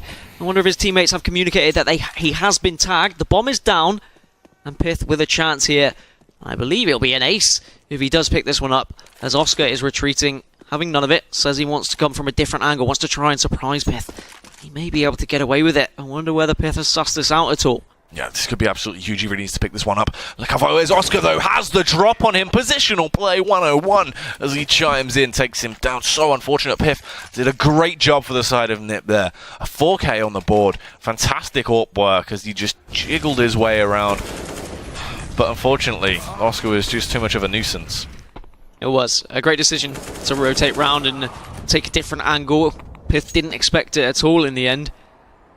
And it was so close for Pith keeping the dream alive. But now they are going to force up NIP and hope they can hold off Mouse. But Mouse just didn't allow NIP to breathe in that previous round. They bursted out so quickly and showed their confidence, to be honest. And it's quite contrasting from NIP's T side, where they were always waiting, delaying, giving Mouse time to think. But can Mouse finish them off now? Can they put that final nail into the coffin will be the real question. They're certainly looking confident to do so. Yeah, they definitely are trying to bring their A game towards this. They've been looking strong. Nico has taken a little bit of damage early on, a bit of a dink. You can see he's been scraped down to 35 HP there. Aggression towards Ivy as well. Freiburg, he's just playing contact here, so as soon as he sees or hears anything, he'll drop that smoke and drop back. Oh, the little run boost, as you can see, to get Oscar over, so he'll get that information, but can't be taken off. And we'll just go for the spam through now as well and rotate. And Mouse not going through anything crazy right now, hoping that NIP are going to push out, as they are going to have a relatively weak buy, and Mouse will be well aware of that. They need to be worried about Forest. They're not going to. They may not know he's got an AWP. That is going to be a fear for them as time is slowly ticking away. And now they are going to have the decision of where to go, as smokes will come on to B site. They've got Molotovs to work with as well, so it is going to be a B take here. As they begin to ready their engines and start to unfold, they put their foot down on the pedal. Lau will get the opening frag off on towards Exist. Piff will fire back as he takes him out, but Nico is there hammering away with that Galil as he tears Piff a new one. Get right, CZ close range quarters. Combat will work out fantastically as he eliminates Oscar. Look at him just leaping and bounding around the site as he glides around, skating. Get right, look at that movement. Fantastic play as he tears them to shreds. Unbelievable stuff from Get Right. And he does just about keep NIP in this. Need more of that, though, if they are going to be able to make this comeback happen. I'm not sure Mouse really expecting him to come bounding through onto B site so successfully. And I mean, this last one was disgusting as well. Yes, okay, he was weak, but just having that knowledge, despite the fact he was walking. Good communication from NIP. More of the same as this round should be theirs. There is 4 Deagles that they're going to have to face off against, though, and we know how deadly these Deagles can be in the hands of some of these Mouse members. So the majority of the lineup are machines with them, and they start to prove that, as Dennis is going to be devastating the opposition as he pops out with that nice little Deagle frag to kick this one off. Forest fires back, does eliminate him. That'll be a good trade. Nico, look there as he tiptoes up, close and personal. He has the drop on the opposition here if they don't know where he is. Yeah, he somehow creeped onto the site, and Get Right might walk right into him, but Exist gets 2 whilst that's happening. But Spiddy and Nico come in with 2 of their own. And now it's a 2v2 situation. Deagles versus AWPs. I mean, where would your money lie?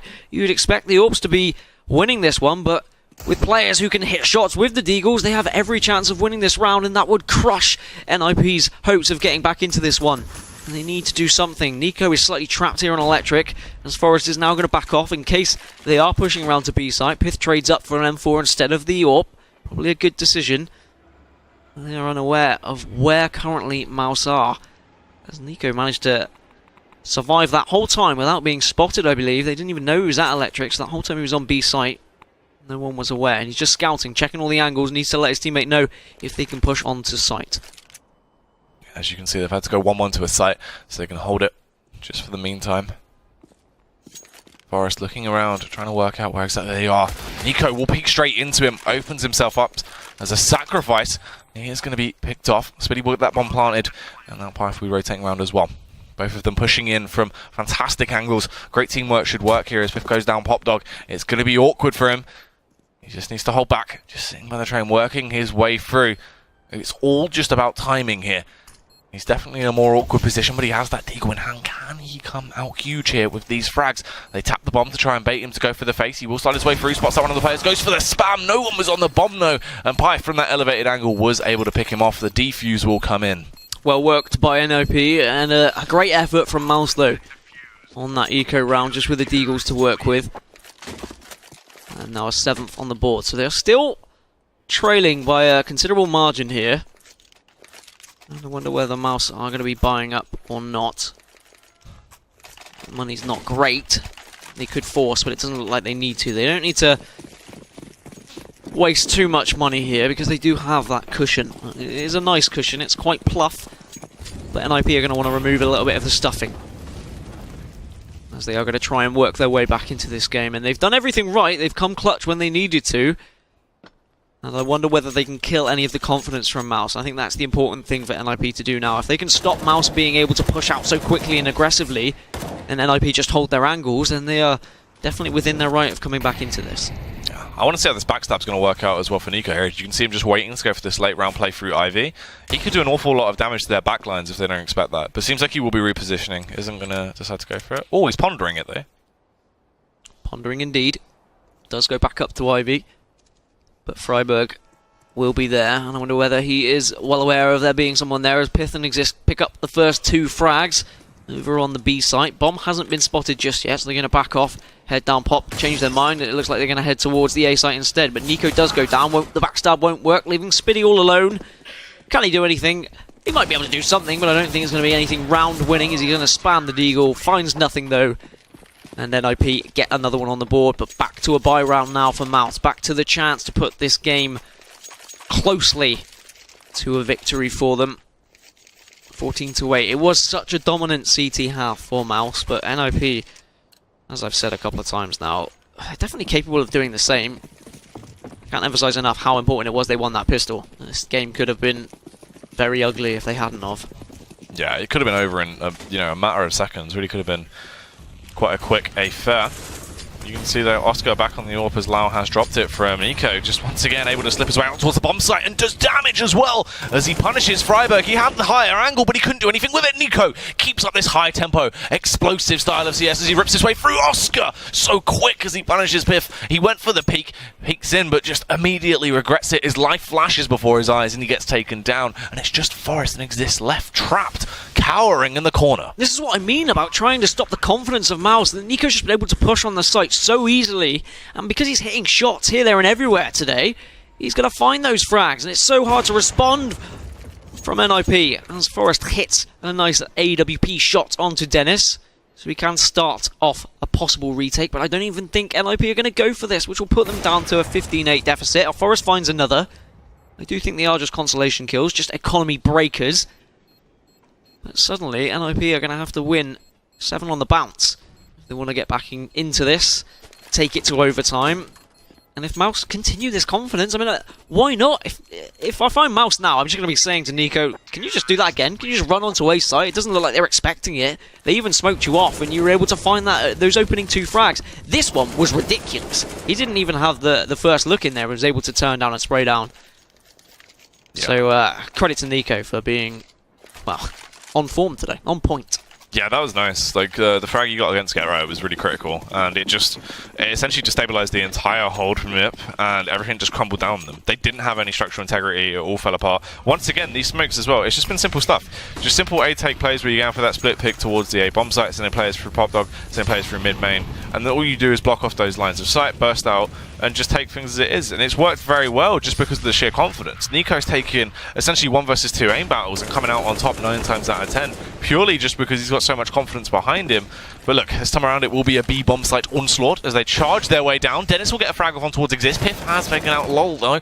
Oh, Get Right as well chiming in. And Pife will get one of his own. It's into a 2 versus 3, not looking as fantastic for Mouse Sports. The bomb is in a bit of an awkward situation, and they're spread thin. Nico over on the A bomb site. Spiddy trapped here towards the back of B. Yeah, this is going to be tough for Mouse. Great work from NIP just being able to hold them off on that B site. And they did well using their Molotovs as well. They just kept Nico away, didn't allow Nico to burst onto that A site. He would have had to go through the fire and the flames Dragon Force style, but instead he had to back off. And now he is still alive, rotating around. He may get caught off here. And no one is going to be there. Sorry, it looked like someone was in Z, but they aren't. They are all just hovering around B site. Wonder whether Pith might find him though. He's going to just peek round and hits Nico. Body hits the floor, and now it's just Speedy, who's going to come through speedily. Gets a nice shot onto Pith there. 1 versus 2, but only 20 seconds to work with. Not too long to play with. He doesn't have any utility either. It was a nice little frag to try and start it off, but still needs to get 2 more peeks down. Get Right had the angle covered though. And a flurry of bullets charge out of his M4. Go straight into the body of Spiddy and take him down. Back to an eco now for Mouse. Still can be patient. Still have room to work with. They don't need to panic just yet. They don't need to get out of the tower. They don't need to start dabbing any sweat. NIP, however, they should be sweating, and they need plenty of towers around them as they need to play flawlessly if they're going to take this game into overtime. Well in the realms of possibility. They've been playing pretty well so far. Get Right being one of those key members, getting those important frags. But Pith actually has done some great work with the AWP in this map, as he did in Dust 2. It took him a while to warm up with the AWP, but eventually he was getting a lot of frags. He almost got an ace earlier as well, which would have been absolutely filthy. That ace could have actually changed this game completely on its head, and NIP could even be in a better position than they are now. But still, questions going to be asked by Mouse. How do they get through the NIP wall? They've tried several different approaches. It has worked a couple of times. But they will be worrying, thinking, well, what happens if this does go to overtime? Are we going to be able to throw this such a heavy lead away? Hopefully not, but Pith opens up the frags onto Spiddy. And I wonder if any are going to follow suit. Dennis. Nice bit of positioning here. He's actually been able to soak his way through Ivy into the backlines, but it doesn't matter too much as Forest was locked and loaded and was able to execute. And the peaks just coming out, just offering themselves 1 by 1 right now. Facing into Piff that is just taking them down. 2 frags already. Wants to try and get the 3rd, make it into the hat trick. And Nico will not give it to him. Juicy deagle shot, but Exist was there to respond. So they do now have 10 rounds on the board. Mouse Sports still only 1 round away from closing out the 2nd map of the series. The buy will come in. And is this going to be the fairy tale round? Is this where they close it out, or can NIP keep it going? Yep, reset, reload. I mean, where would you like to see Mouse try and push here? Where would you like their point of attack to be? You know, these takes towards the A bomb site with Nico going as that first point of contact has worked fantastically. As well with this Ivy control, it seems like this is what they're going to go for. They'll utilize those smokes, converge together, go for that pincer play off on towards A, off Nico going in for the entries. And Oscar as well gets an opener on towards Ivy as he takes down Freiburg. This is looking good, and there's Nico, vintage stuff as he's able to pick off Forest. And they can just fly in off the back of this to follow up as well. Get Right, absolutely destroyed. It's just Piff and Exist left. Piff will fire in. He has to do what he did in the prior round. Call it back, revive that energy and utilize that up, but he won't have anything to stand on as he gets torn to shreds. Exist will come in with a frag off on towards Nico though. A 1 versus 3 to try and keep his team in this matchup. He knows what he needs to do, but it's going to be a hard-fought fight. Getting picked off as the bullets just ram their way through the smoke, taking him down to just a mere 15 HP. He's trapped in connector. All angles are covered. Can he achieve anything here? No, I don't think he can. He will find the first onto Dennis, but he's got so much to do, and the positions from the rest of the Mouse should make this impossible. Yes, that is going to be the 2nd map in favor of Mouz, so they will put 6 points on the board for the league table. And NIP still without a win in this opening week of Pro League. They've lost 4 maps on the bounce and their rut continues, really struggling. They looked second class today, they looked second class yesterday, and a lot of questions to be asked. Back to the drawing table for NIP, but champagne for Mouz, as they took a map off Astralis yesterday and now 2 off NIP. They're looking good for the season, Jackie. Yeah, definitely. That was fantastic. You know, we saw so much performance. Just, it looked great. Everyone was kind of stepping up. Spitty as well had a few critical rounds, which was nice to see. He kind of gelled a little bit more throughout today's 2 games. Dennis even had a couple of impact frags still in there, here and there, but it's got to be that trifecta. Lau, Oscar, and Nico have just been dominant, and that's what you sort of expect to see. Single-handedly towards that A bomb site, every time Nico was able to slip his way in and always get those 2 picks. Get Right didn't stand a chance. You know, he'd always get that opener. Get Right attempt to respond, instantly got picked off. They could never get that trade and reset the playing field and just go off the back of a 4 versus 4. It was, you know, every time they're getting put in this 5 versus 3 scenario just because of Nico on these entries. It was just huge. And I mean, NIP's CT half was actually fairly good. If they had had a better T half, they were well into that game, but only 2 rounds on T is not good enough. I mean, why weren't they able to pick up more? Where did the problems really lie, do you think? To be honest, they were just getting shut down. This is the thing, you know, it comes back to those sort of 3 players. Everyone was going huge. Nico towards that B bomb site was so energetic, so much finesse in some of the picks he went for that were just ridiculous. He was just outrageous and just being able to tear off the majority of times 3 players from that NIP squadron every time they went towards the B bomb site. You know, but by the time they had fully committed towards a site, they essentially were left with sort of 2 or 3 players left standing, and it's not the situation you want to be in. And if you had to look towards an MVP from the game, I'm going to presume it's no one from NIP. It's probably going to be someone from Mouz. Who are you going for? I think Nico performed fantastically. Obviously, it's always got to be Nico in terms of that. Oscar definitely stepped up to the mark, and Lau as well had a couple of critical rounds, but I think Nico on train just sort of sealed the deal. And do you think Mouz are capable of being one of those teams like right at the top of the table this season after that performance, including the performance yesterday against Astralis? Well, that's kind of the thing with Mouz, right? It's like they've always made it to sort of the finals of events, but they've never been able to secure themselves a title. They've got someone that has been spoken about as possibly the best player in the world for so long in Nico, but the best player in the world that has not that many achievements tied to him other than sort of, you know, if you look at like, sure, they won APM and stuff like that, but they don't have that much in terms of a team. They've never really been able to go the whole hog and shut things down, which is like, what the hell, right? And this is the thing. They are one of those teams that definitely can win those pedigree of events. They just need to gel things together, and this looked good. It seemed like it operated quite nicely. It seemed to be more so as well. You just had that duo of Dennis and Spitty that seemed to step up a lot more in today's game. So it all sort of worked out for Mouz. But yeah, they are one of those teams that can perform now. And it was so easy as well for Nico to just burst onto that site on the train. And yes, okay, there was a couple of rounds where Molotovs would come down, slow him down, but then he would still just jump through and he would just pick off heads here, there, and everywhere. And how can NIP respond to that? I mean, what could they have done differently to even try and held A little bit better? Is it just a case of they weren't able to hit their shots, or could they have just tried some different crosses, some different positions? What do you think? Well, that's the thing. They were repositioning to try and deal with what had affected them there, and that was Oscar going for those Ivy picks. Oscar gets that first initial pick off on towards Freiburg. They then have to shuffle around to try and deal with the Ivy push that they expect to come in. So, you know, that forces Pit to refocus, and obviously then Get Right is caught in the crossfire. So when he goes for that push just off the shouts of the smokes going over as well, and they converge, all angles under fire at once. Nico instantly was taking down Freiburg every time, which, you know, sure, maybe Freiburg should have tried to say, all right, I'm not going to try and take the fight. I'm not going to be playing from on top of train anymore. Just try and reposition this. I'm getting picked off. It's not worth me doing it, but he didn't. And then Get Right was just basically having to rotate and reposition himself, and just every time, even when he had the drop on Nico was just so crisp with some of those shots that it was just unfair for him. He just got picked off. Yeah, the NIP drought does continue as they fall to a 2-0 loss to Mouz. Mouz will feel very confident, and they will look to move on from that in later weeks. Well, that's going to be all from the first game, as we will move on later to FaZe versus Heroic. So we will see you a little bit later on for a stonker of a game.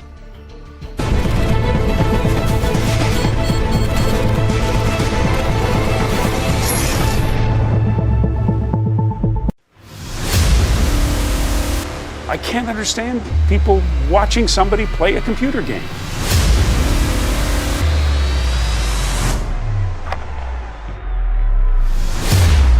It's still not a sport. It shouldn't be on a sports network. But I don't know if athlete is the right word.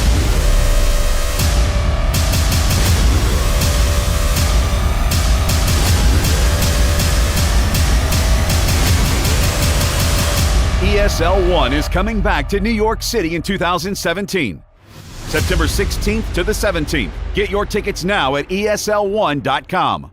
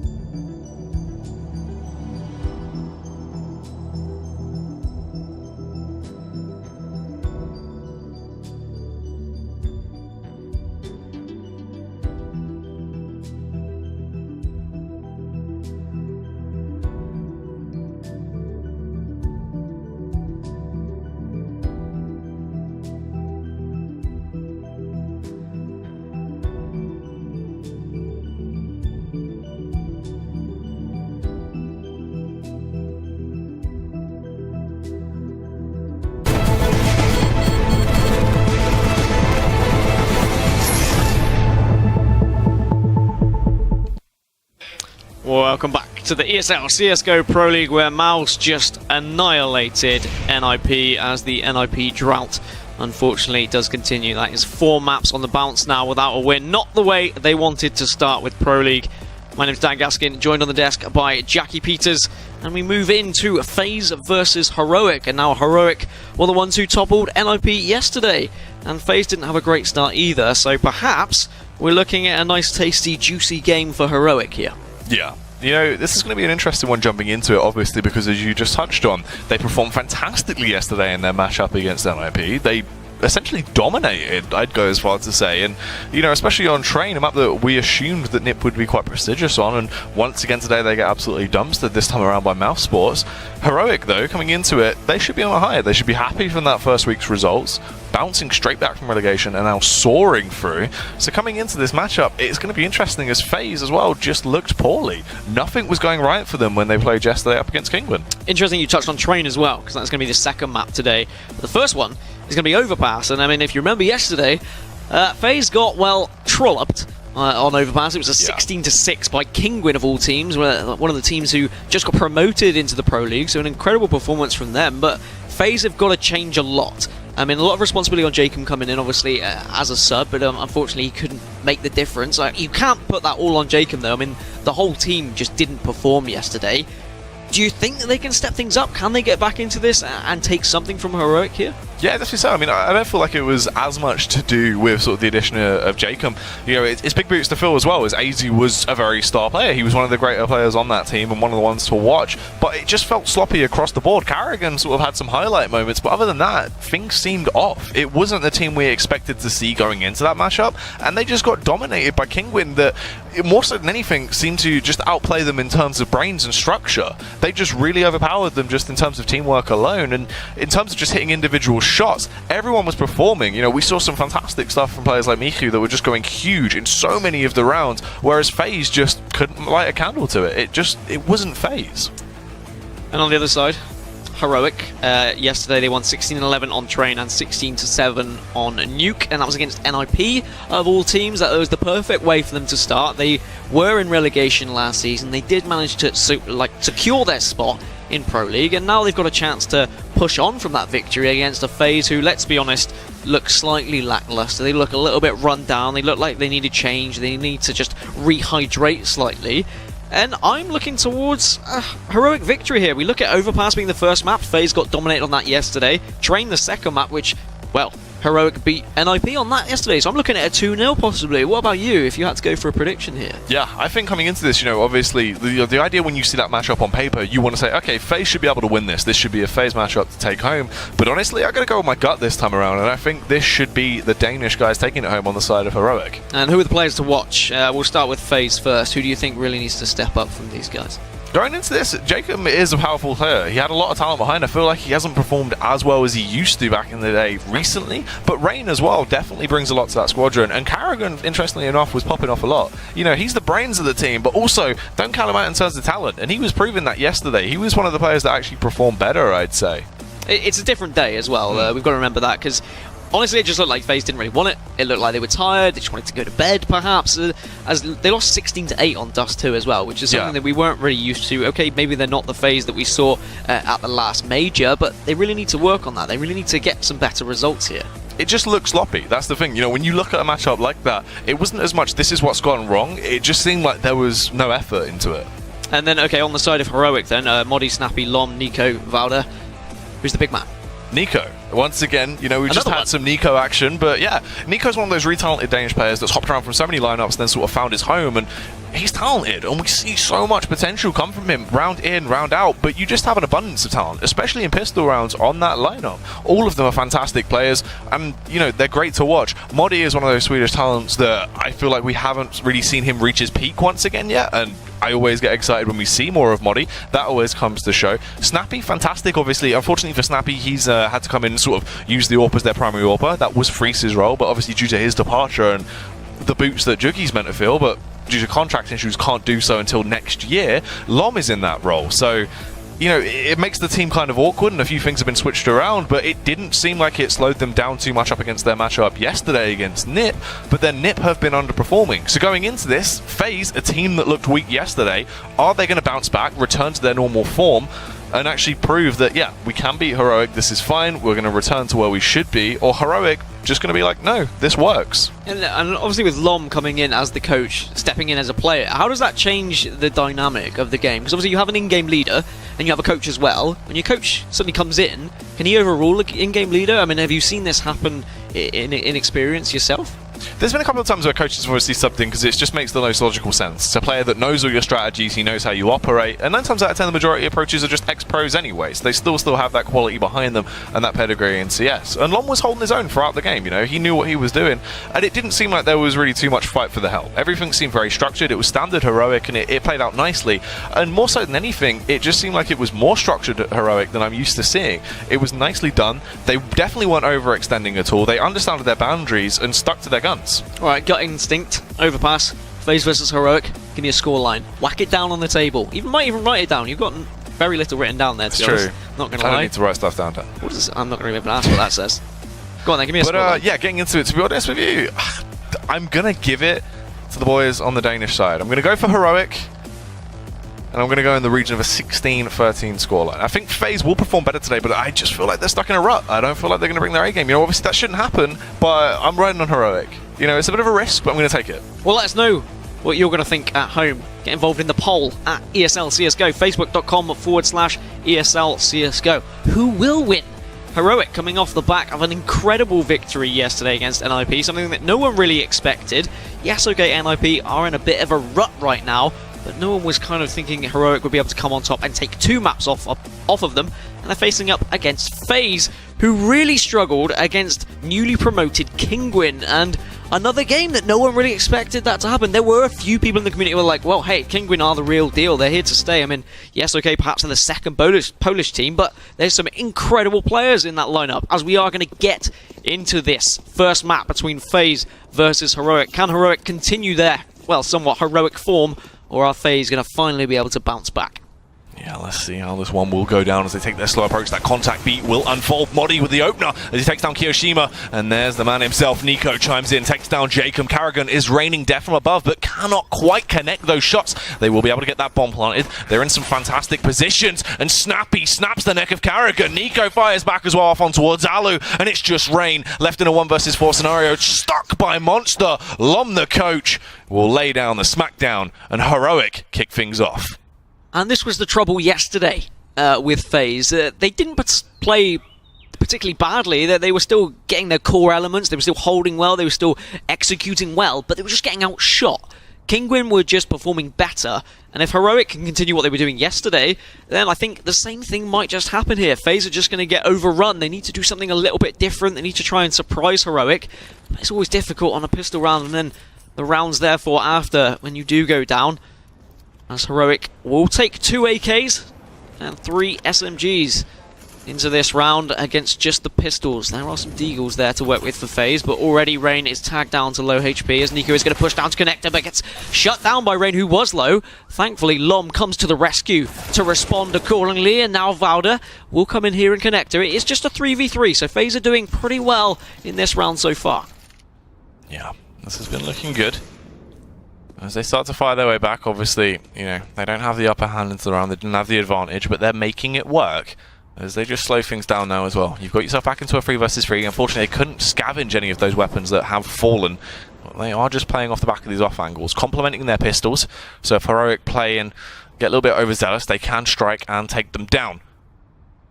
Alu and Kiyoshima, just all of FaZe at the moment, just holding really tight, aggressive angles. Reluctant to push out as the time slowly ticks down, and eventually Heroic are going to have to make a move. A little bit of information is gathered, that's why FaZe are moving, seeing if they can overwhelm Lom here, which they do eventually, so Kiyoshima will be rewarded, but Snappy comes in, chimes in, gets one of his own, and now it is just Jacob left on his own. Does pick it up onto Snappy, so a real chance of winning this round here. I wonder if he knows where Valda is, though.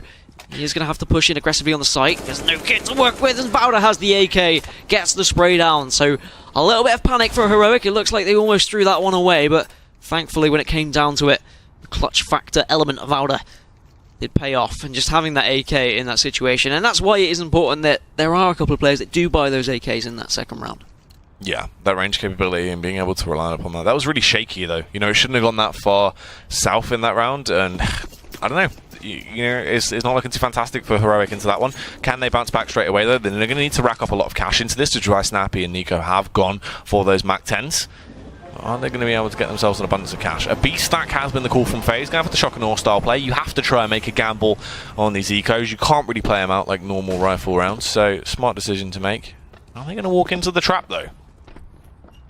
They did favour A in the last round. I wonder if they will suss out any sort of information that will allow them to decide to push A rather than B, or whether they're just going to go for this one. If they walk into the trap, it definitely could be interesting. FaZe might be able to pick up some key kills. However, it doesn't look like they're going for it. Rain is actually going to rotate round now, or just try and give some footsteps away. Try and suggest to Heroic that they were rotating round, try and make them double guess, second guess themselves. As they slowly creep up short here, next to toilets, as Lom is just going to lay down a smoke. Make sure that no one's going to be able to stop them from Dumpster.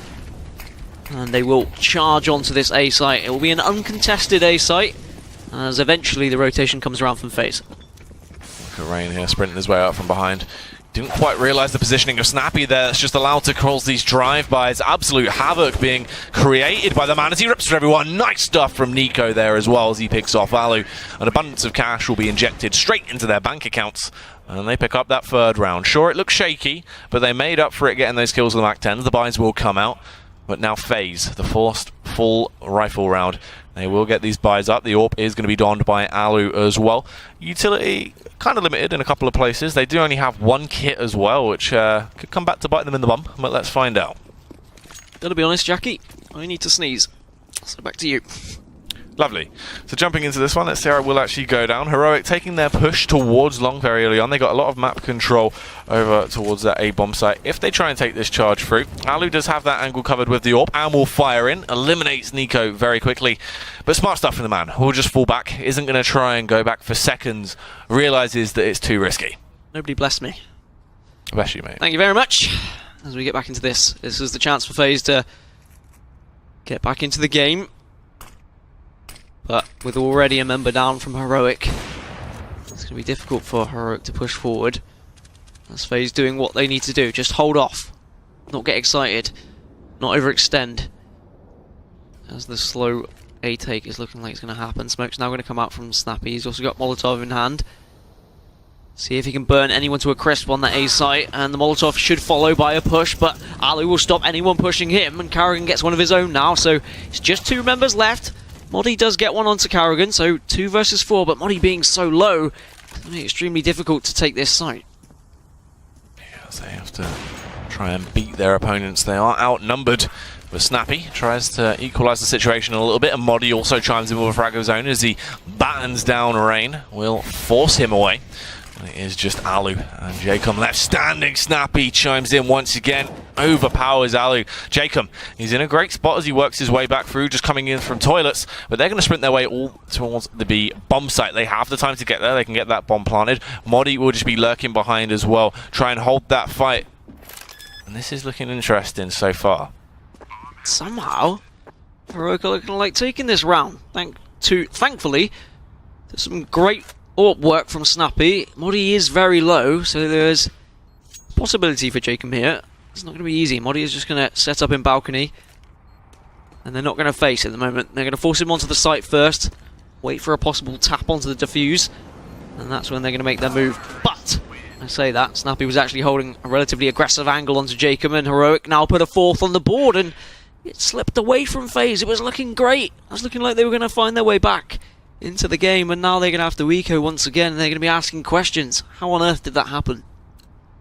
Yeah, it's, you know, it's one of those things around that shouldn't have gone the way of Heroic, but all of a sudden a little bit of individual skill spiced in there, and they just pull their way back out on top. It was great to see. FaZe into this as well are going to take the aggression card. They're just going to try and push their way in, see if they can overpower their opponents, catch them off guard, and potentially beat them down.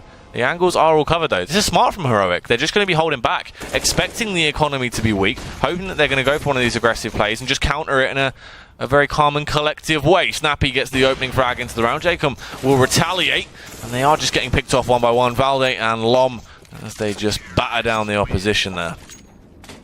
Yeah, great stuff from Heroic. Nice and patient play.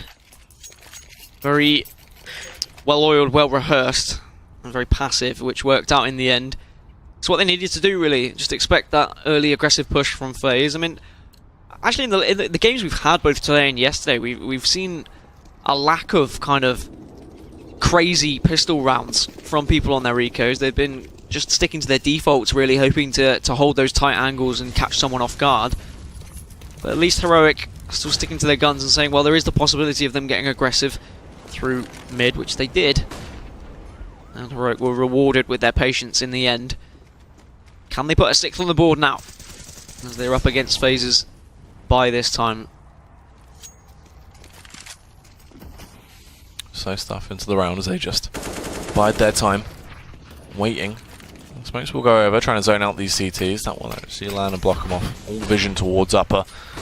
They're eliminates Carrigan into this round as they start to flood their way in. Modi with the opener will take him down, executing him with that AK-47, and they follow their way back through. But can they get the rest of these frags? Modi, he's doing God's work as he starts to pick them off very quickly. Kirishima with one off as well. Over on towards Nico. Rain will chime in, but he's very quickly ushered out of the server. Jacob in close proximity, tiptoeing around. They aren't aware of his position.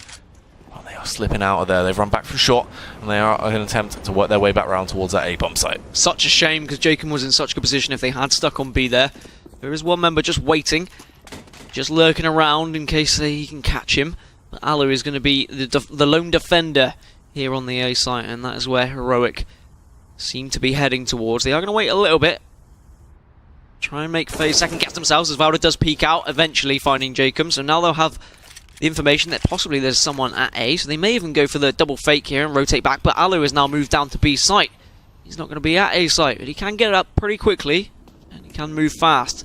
Speaking of moving fast, Heroic do need to move pretty quickly. Just 10 seconds left. They are going to get the bomb down now, and Alu will have a lot to do if he's going to win this round. Does have an AWP on dumpster.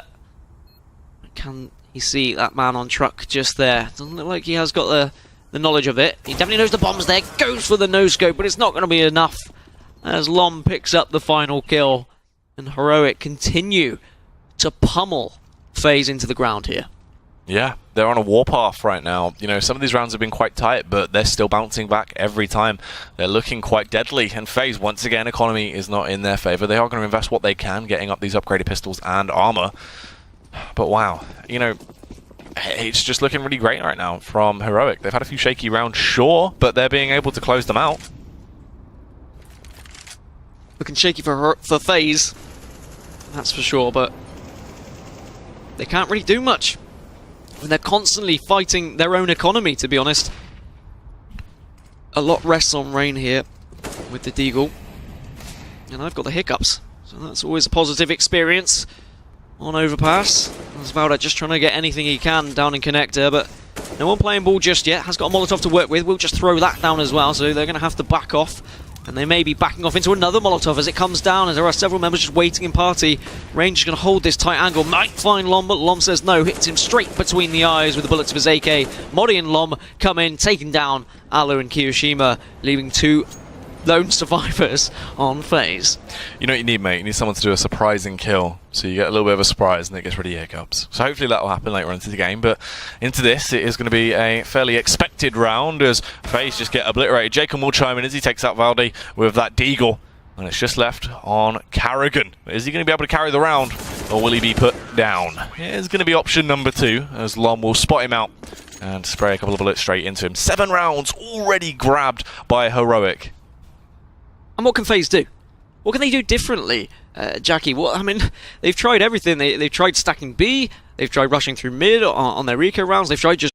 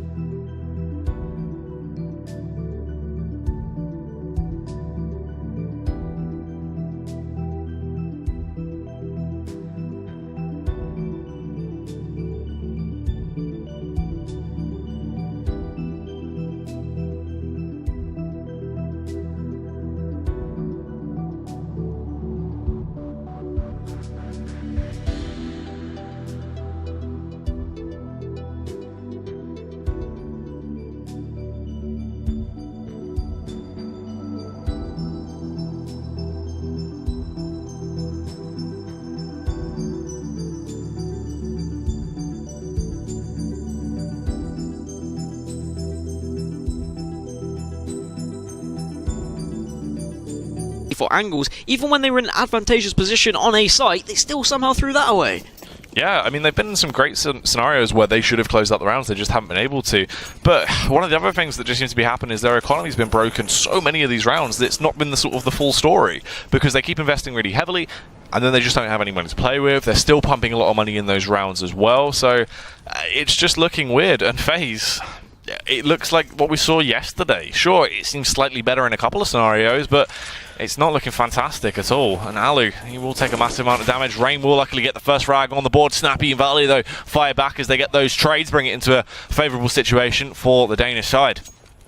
And now they have got a lot of mid control as well. Looks like they are going to go for a boost here, see if they can get anything, any sort of information on B site. Just throw a Molotov over, and now they're going to back off up Squeaky through connectors to join the rest of their teammates, as the haul onto A site is going to begin now.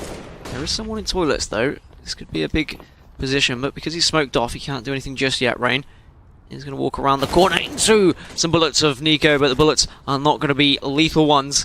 He gets the bomb down. Information will be said, and I wonder if that's going to be a rotate now from the rest of FaZe up to A site, but Heroic have an opportunity here to make them second guess themselves. It's going to be a double fake. He's going to move towards the B site instead, as Karrigan just throwing down his utility. Somewhat of a waste as well, because no one is pushing him just yet. Spamming over that AK-47, but couldn't quite take him down. Rain, he really is one of those star players. He had so much potential, and he wants to try and show it off here, but Snappy is going to be a little bit too quick for him. Meanwhile, towards the B bomb site, Valde goes in all on his lonesome and gets taken down. There's only a few seconds left on the clock. Snappy won't be able to recover the bomb in time. It's all gone south, and that'll be the way that FaZe secure their first round. Yeah, I think that Heroic were just hoping there was going to be the rotation round, that the kills from Snappy would be enough to just lure them away from the B site, but thankfully there was one lone defender on that site, and as you say, it is enough to finally put a point on the board for FaZe, and that may be the turnaround they need, just stringing 2 rounds together, just keeping their economy relatively healthy. There's 11 kills for Snappy on the side of Heroic. He is performing fantastically, done some great things with the AWP. But no AWP to work with for FaZe this time. Okay, they didn't really do much with it in the side of Alu last round anyway, so I guess it's not going to matter too much, but it is always healthy having an AWP on the CT side.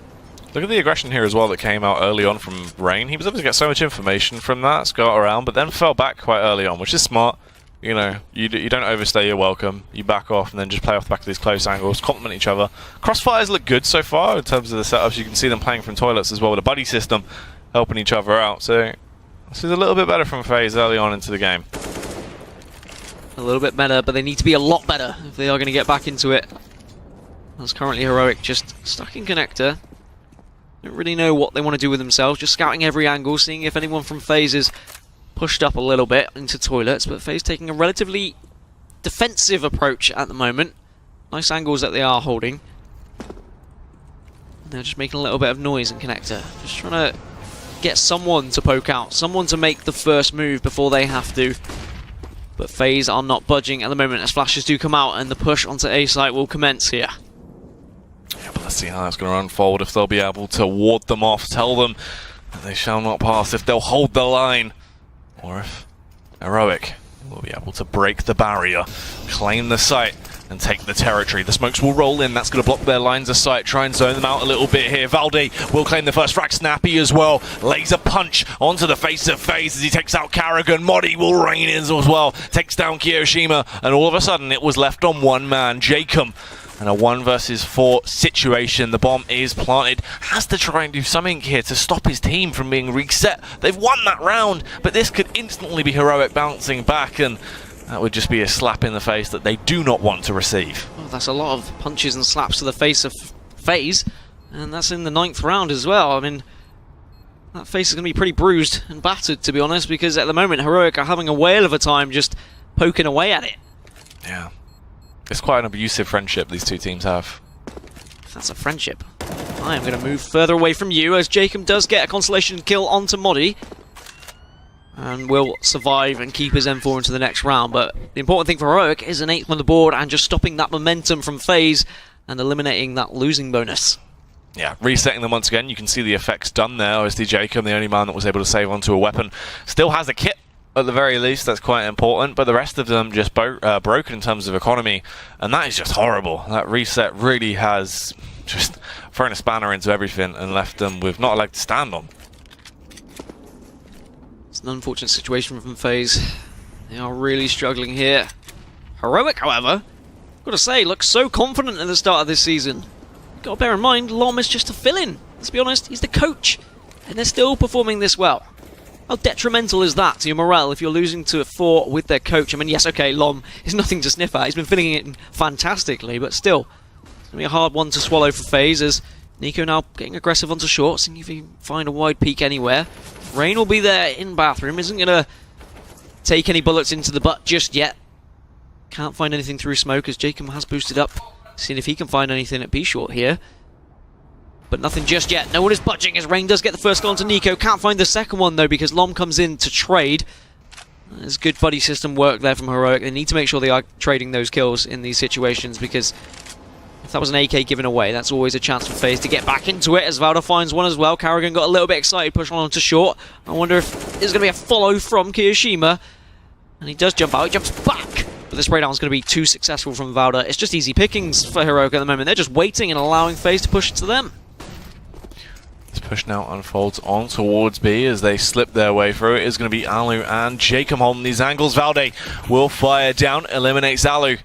And Jacob, once again, wouldn't be surprised if he decided to go for the save, but won't even get the chance. Valde eliminates him. No chance to save. No chance at all. 9-1 now for Heroic. And look at that scoreboard. I mean, across the board for FaZe, they are struggling to find frags. Just 2 on both Alu and Karrigan. And Alu, as the AWPer, hasn't been able to pick up any kills. I mean, he struggled to find an AWP. I think he's only had an AWP for 1 round.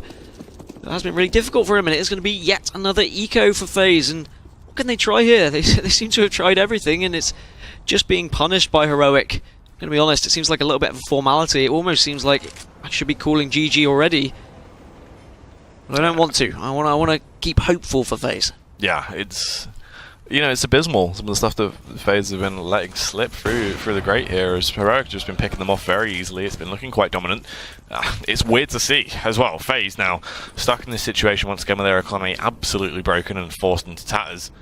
Alu has an angle he's going to try and work with, peeks out on towards long, already takes a bit of a dink and is forced to try and reposition. Rain taking damage as well very quickly as he hits the deck off the back of Nico. It will be that A-site onslaught. Luckily, all of the remaining members of that FaZe side are there.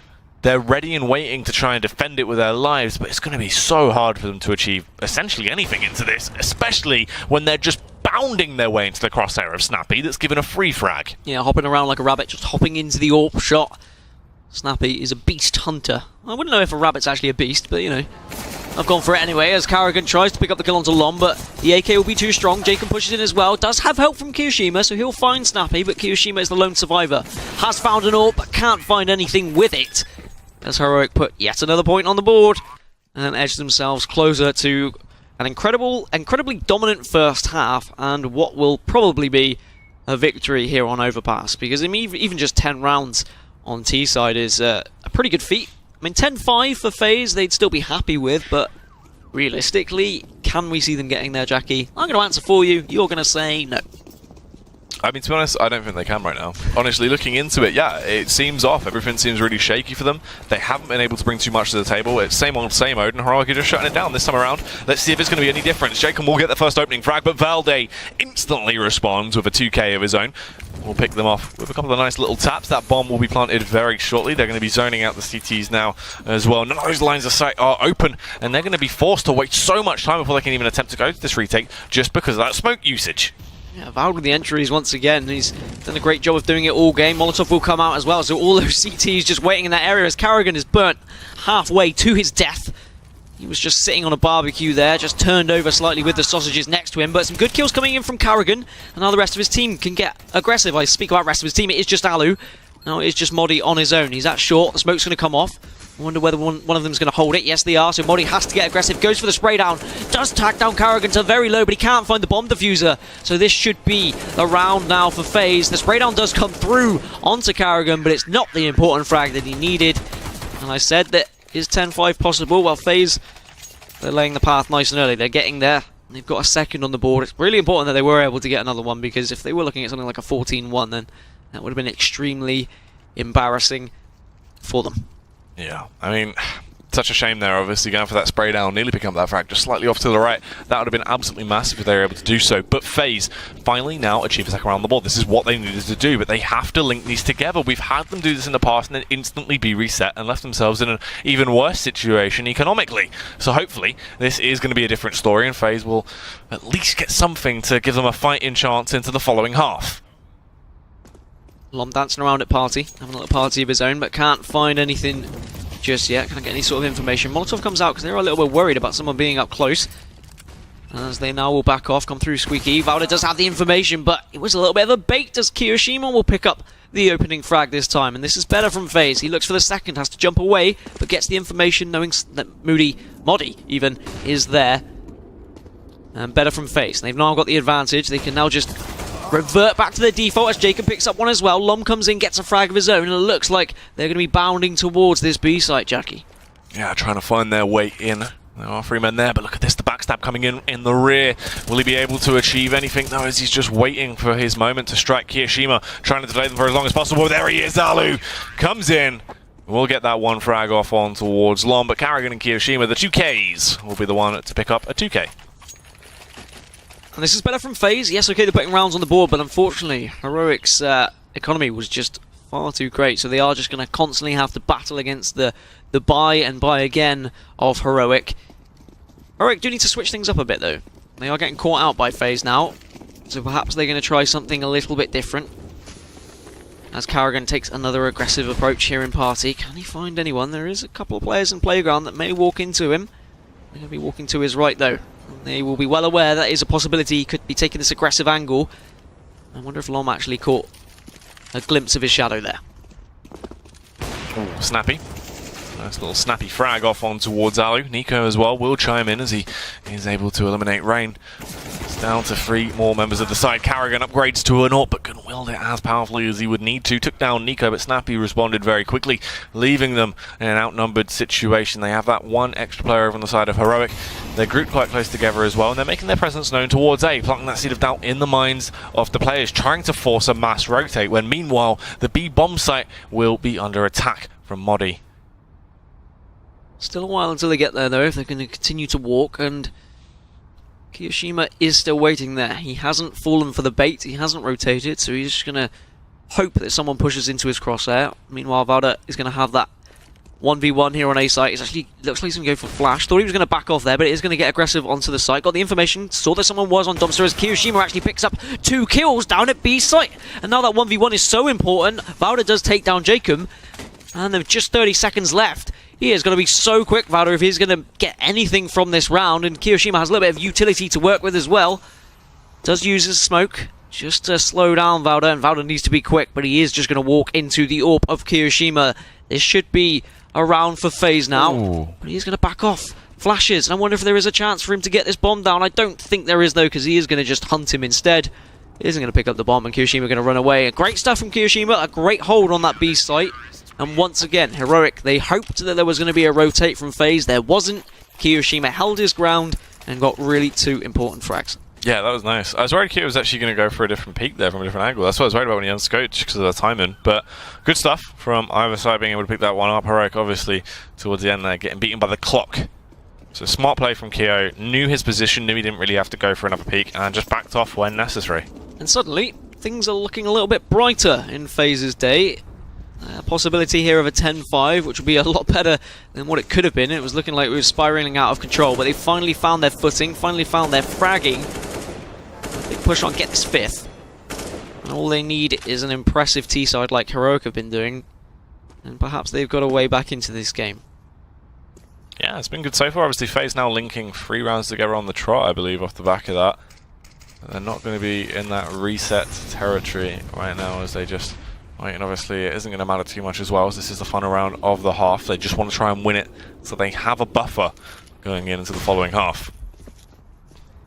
Lom pushing through toilets, and Heroic once again just leaning towards this A site take, as they have been for the majority of the game. Rain will be taking an angle, but Alu picks up one onto Lom. Great stuff from Alu. I said he's been struggling without the AWP, but now he's got it back in his hands. He's doing a little bit of damage as Modi goes down to Alu as well. So 2 opening frags. exactly what FaZe needed. They're going to get into a 10 versus 5 situation. Flash is now coming out, and Heroic are going to have to get quick here before any rotates happen. Nico gets an opening onto Karen, but Alu comes in with a third. Can't quite find his fourth, though, because Snappy, with an up of his own, finds the kill. Vauda gets one onto Rain, and now we're back to a 2v2. Vauda's very low, though. They need to work together. They really need to coordinate if they're going to win this round. Yeah, it's going to be so hard. The duos of either side. Who will come out on top, though? Who will be more depth-defying? Kiyoshima shuts down Snappy. Valdi had the angle covered, rattled off a couple of pot shots, but couldn't connect them. And Keo, with a 2K, will pick up the round for the side of FaZe. That's going to be a 5-10 scoreline. Better than what it looked like it was going to go. But is it good enough for FaZe? Yeah, 10-5. Somehow, as it looked like FaZe were down and out, but they have found themselves back into it. This is great stuff from FaZe, being able to find, well, just being able to find a little bit of oomph. An oomph that they didn't really have beforehand, and now they can slowly get back into it. But it is half-time, so you know what that means. We'll be back in just a little bit.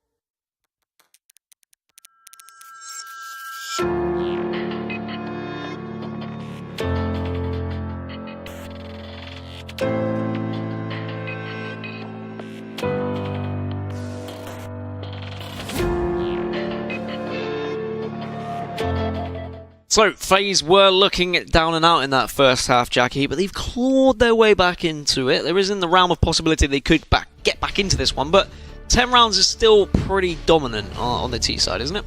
Yeah, I mean, it was definitely a depth-defying affair. They were able to pick up a ridiculous amount of rounds just in terms of out-aiming their opponents in a lot of situations. And the thing is, FaZe should have done better than they did. They had rounds that was stolen away from them, that slipped away when they were in the driving seat, you know? They had no right, they had no stake in the round over on the side of Heroic, but they still won it, which is crazy to see. And this is the thing, right?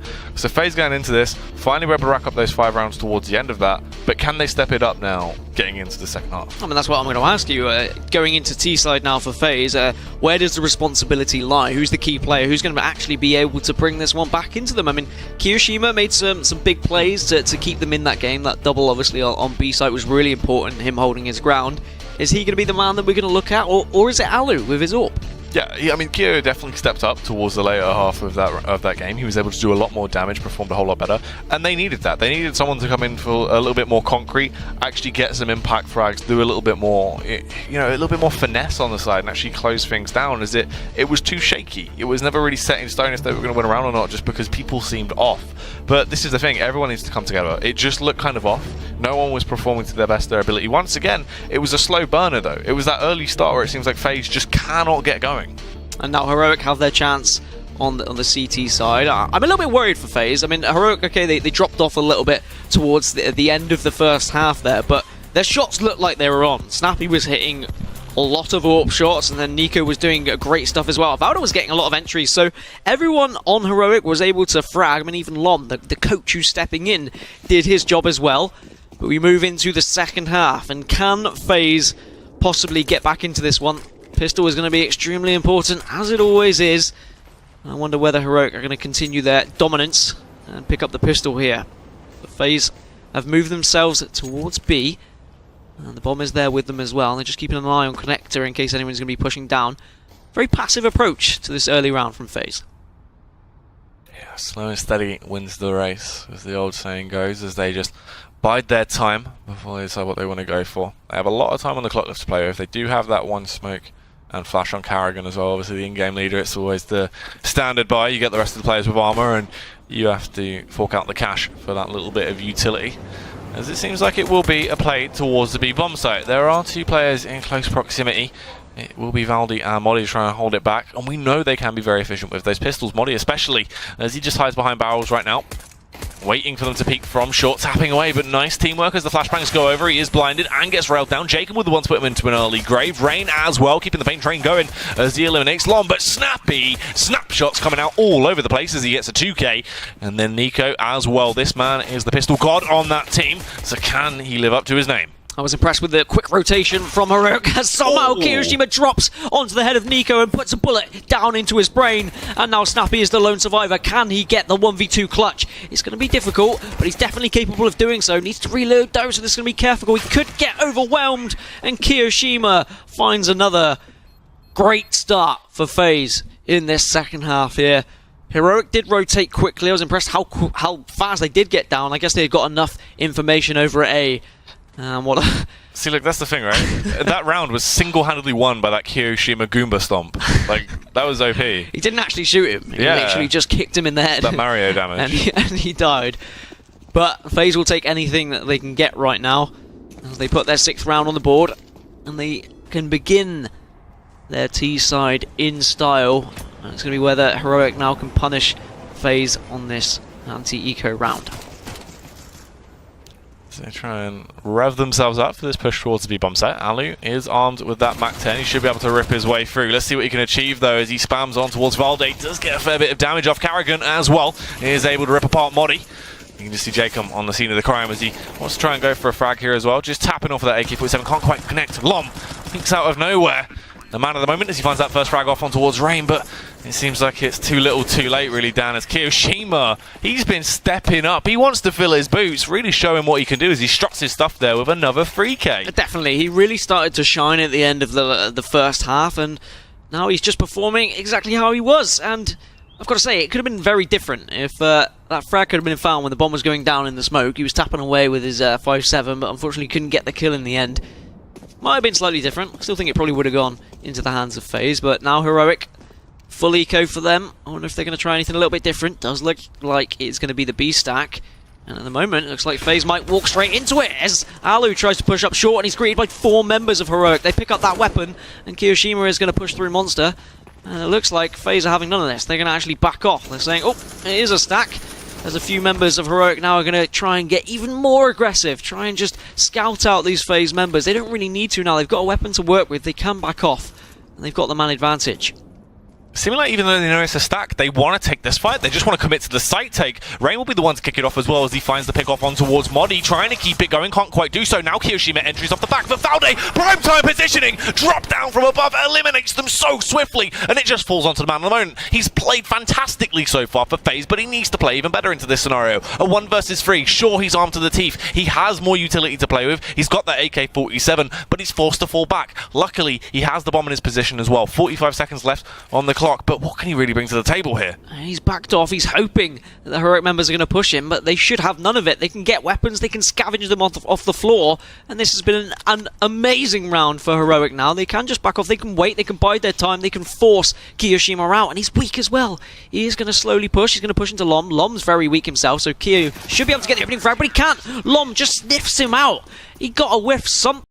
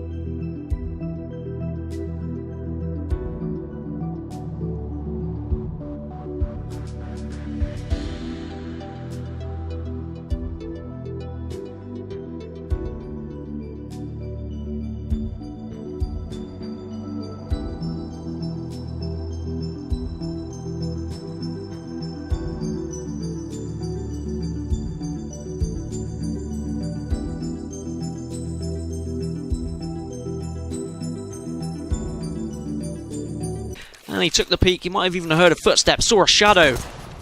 But I mean, credit to the man who just drilled Heroic here, Valda. That is phenomenal stuff from him. That was massive. You know, not only are those 2 huge frags, it's the fact he delayed them as well, left them in such a horrible situation. And Keo just trapped in a 1 versus 3 like that. It's like, right, sure, I've got the AK, but there's nothing I can do. I can't pick these angles. They're holding a crossfire. It's over. And wow, that's an instant bounce back that leaves FaZe now in a bit more of an awkward situation. They still have cash to play with, but they should have won that round. Also a huge morale killer as well. FaZe were probably feeling good, thinking, yeah, okay, we're back into this. We got back up to 5, we've got the opening rounds, but then we've just lost that one. A round where we really shouldn't have lost, as Valda does spray down, only slightly connect with a few of the FaZe players. And I wonder whether they are just going to ignore that B site now. I wonder whether they're going to be scared. That can play on your mind. If you can just get absolutely destroyed by an eco like that, you've got to be worried. You've got to switch things up. And then Heroic might even sense that. They might think, well, they're not going to push B this time. And that's when they can be and have a strong hold here on A site. FaZe need to respond. Oh, Nico. It's a cheeky little shot there on towards Alu. He's on for that boost over to try and find an opening frag. Nico actually being so detrimental here as well. That's crazy. He's been able to get away with it. The flashbang went over, but he's doing work. Nico gets the triple kill as he rips his way for everyone. This is just beautiful. I need to take a shower. This is absolutely filthy. And now he can just smoke off, back off, and allow his teammates to push up. He can give them the information. He can say, look, yeah, they're in bathroom. As Kiyoshima tries to jump on top of Flowers himself. They really want to take down Nico, but Nico is just still holding strong. He probably wants to take this fight. Maybe he's going to even go for the ace. He goes through the smoke, but Jacob finally takes down Nico.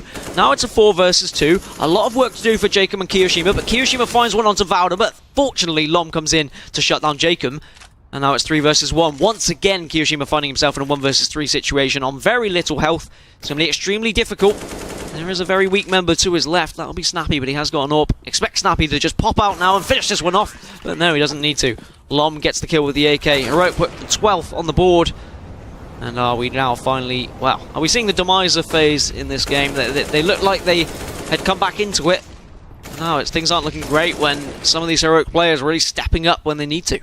Yeah, Heroic have just bounced back, and that's the Nico we wanted to see getting into this as well. He is that impact fragger. He's the glue that holds that team together in a lot of scenarios. He is the 3K man. He's the one-man army on that team, and he does it once again, repeat in history. Just vintage stuff on display from him there. Early information has been gathered by Snappy as well as he goes for that peek out towards mid, and you can see that group up by FaZe now as they wait to just go for this all-out aggression. Want to just try and push together, overwhelm their opponents as they know they're limited in terms of Arsenal. They don't have that range capability. They just need to overpower them, and Nico reloading at what could possibly be the worst time ever, gets caught off guard, eliminated there by the pistols that overpower him. The site is compromised. No one else is there to hold them back, and things just went from bad to worst. Oh, what a terrible time to reload. That could have been so easy. But unfortunately now, FaZe have got the upper hand, they've got the site, and there's a lot to do for Heroic, and Jacob has found himself an AWP. Thankfully, Modi comes in to take down Rain, gets a spray down. Jacob's trying to do everything he can, just surviving on track, trying to pick anyone that is coming for him on Dumpster, but he can't quite get there. But still, a 3v2 advantage. He's doing enough, Jacob. He's keeping them away as Valda finally takes him down, and they need to be quick pushing onto this site. Valda's got the information, but Kiyoshima will find him, and now it's just Modi, and he has to go for the smoke play. Can't get the spray down onto Alu. Eventually hits it, but there's not going to be time to take this bomb. FaZe are going to put one on the board, and a round that shouldn't have been won by them, now they get an 8th. And somehow, Heroic have thrown that one away, and it was just that awkward reload, Jackie. FaZe up. He did just make a FaZe single signal with his fingers. For all you viewers at home, I enjoyed it. It's like you're part of it. It was like a gang sign. I know, right? It was slightly intimidating, to be honest. That's what it is. I've also got that one.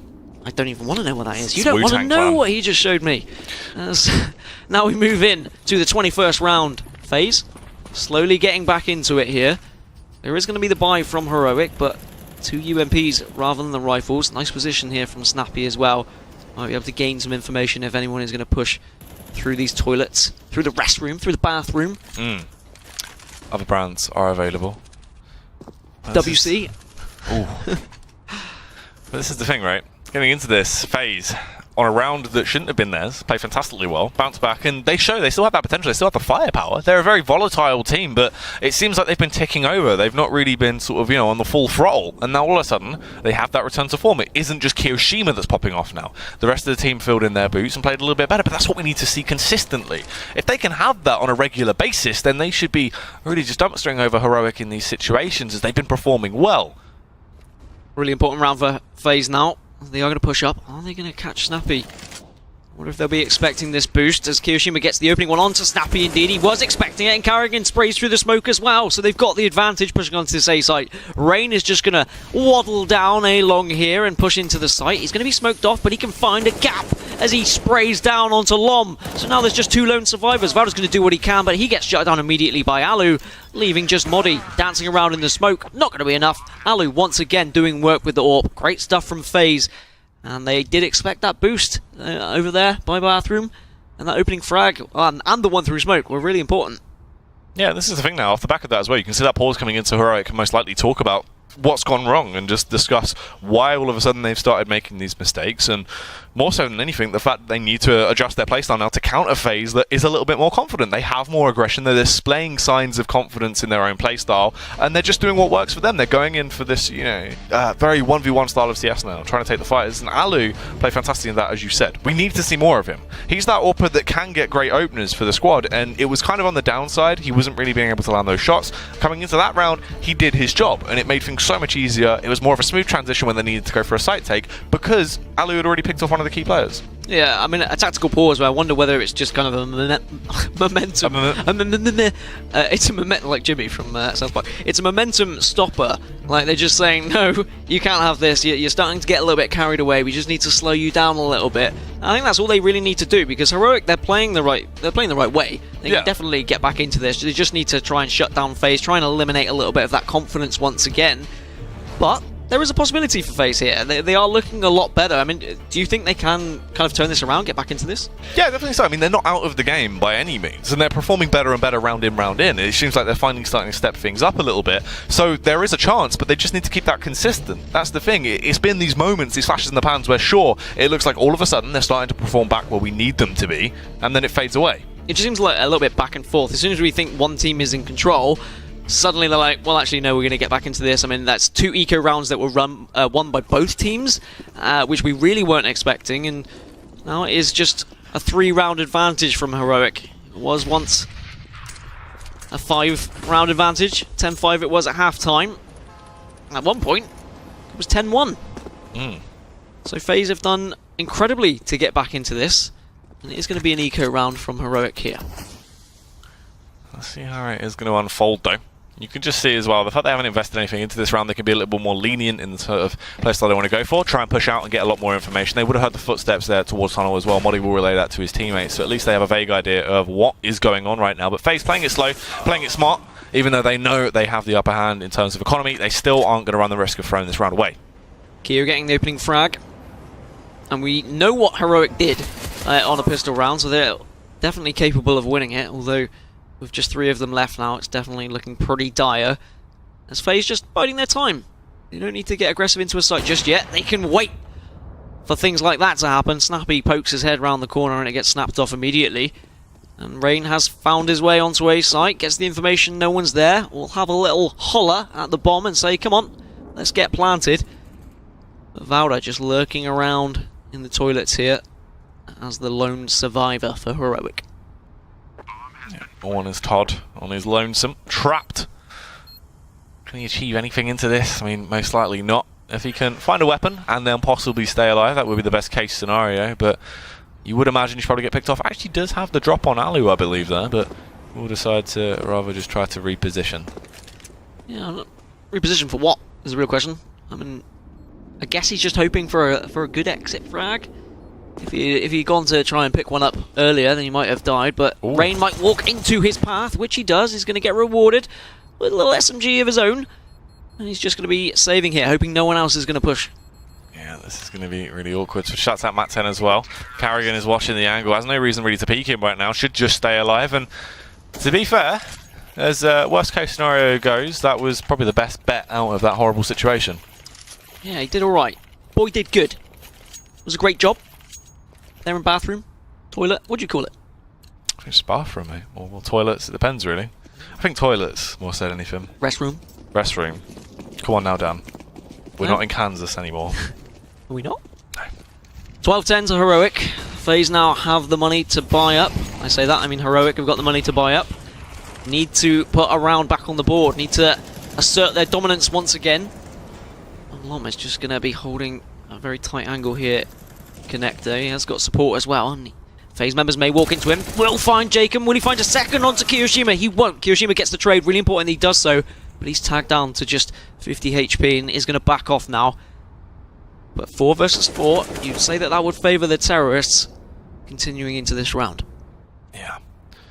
That's the thing, though. Getting themselves into this 4v4 situation, as you were saying. They have the upper hand in terms of site takes from now on out. Alu makes it better as well as he takes down Valde. Kiyoshima, he's been on fire with that AK. Is he going to be able to keep it up? Or Carrigan be able to achieve something as well? Unfortunately not. He won't be able to do so as he's put into an early grave by Modi. Oh, things get better and better as well. Nico strikes, takes down Ali. That's the AWPer eliminated. And Heroic looking like they might be able to slip their way back into this round. Carrigan tiptoes up to the site. Snappy isn't aware of his positioning, but that flashbang should give him some kind of idea that he has been able to slip past onto the toilets. If he plays this right, though, in terms of patience, this could be huge. He just needs to bide his time, has no reason to overface. Will catch them off guard, eliminates Carrigan, and now just has to ride this one out. It's all on Rain. AK-47 in hand. Bomb will begin to go down. Can he win this round, Dan? He's going to get the bomb down, but he's going to be approached by 3 different areas. Gets the first one. That's the important kill onto Snappy. Needs to look elsewhere, though. Nico coming from bank, and we'll find him. Rain goes down. Heroic get one back on the board. And can that be the final nail in the coffin for FaZe, or is it just going to be a really tight affair? I've got a feeling we've got a bit of a slobber knocker on our hands. I think FaZe have finally found their footing here. Yes, okay, they've dropped that round, but they can push on. They know how to break through Heroic. They just struggled a little bit there. They got caught off guard by some few unexpected frags. They need to be a little bit more aware of the surroundings, I feel. What scares me once again, though, is obviously you can see to that round now, Nico being able to scavenge that AK. We know how damaging he can be when he has that weapon in his hands. I mean, when he picks up the AK, he slays from far away. He makes the opposition hit the DECK down, and it happens time in, time out. So if we can see some of that coming into effect like he did previously on that T side, it's going to be scary, to say the least. Scary man is Nico. Done some scary things so far. Valda tries to spray down, see if he can get anyone in connector as Alu gets the opening pick once again. Alu's done a lot of work with this AWP on both sides, actually. He's going to get aggressive now on short. Doesn't quite connect with that shot, but he's going to go back for more. Unfortunately, can't hit that one either. Lom gets the opening frag for CTs onto Jacob. And we're back to 4v4. Alu is backing off, not wanting to play that peeking game anymore. And Lom here in connector, where he did pick up that opening frag. There is someone just lurking around on short as well. Needs to be careful here, Lom. Might get caught with his pants down. Yes, he does, as Kiyoshima continues his dominance with the AK. And Heroic find themselves down to 3, but thankfully, Nico comes in with that AK, which you spoke about, Jackie.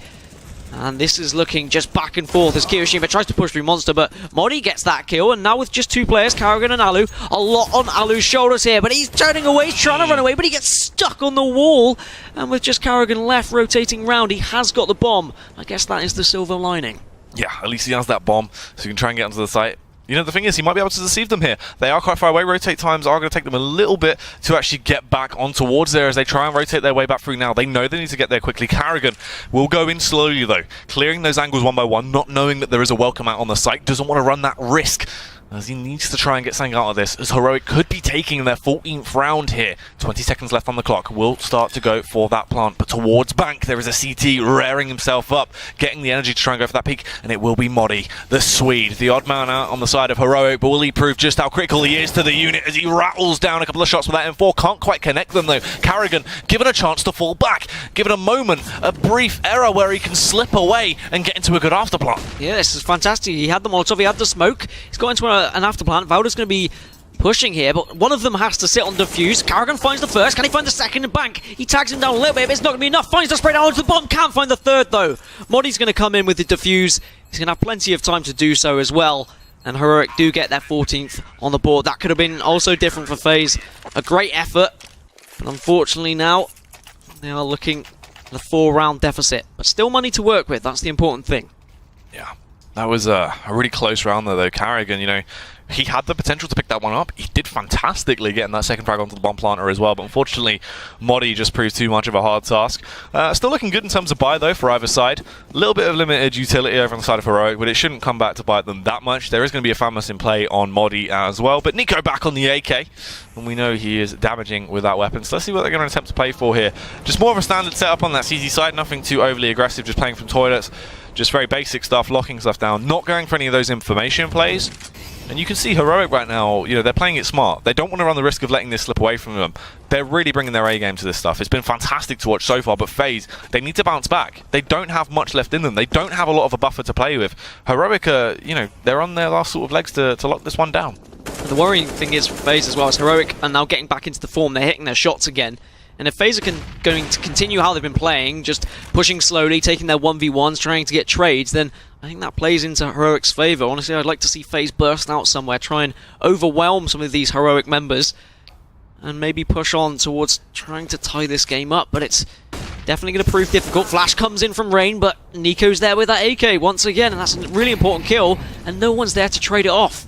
That is going to be detrimental for FaZe, as now Nico can just back off, reposition himself. Alu is there. Nico will find another. I say that actually he won't. Jacob gets the kill instead. But whilst that's happening, Snappy picks up one on Karrigan for himself. Yeah, Jacob knocked down to 6 HP after that conflict as well in a 3v4 situation. They are outnumbered.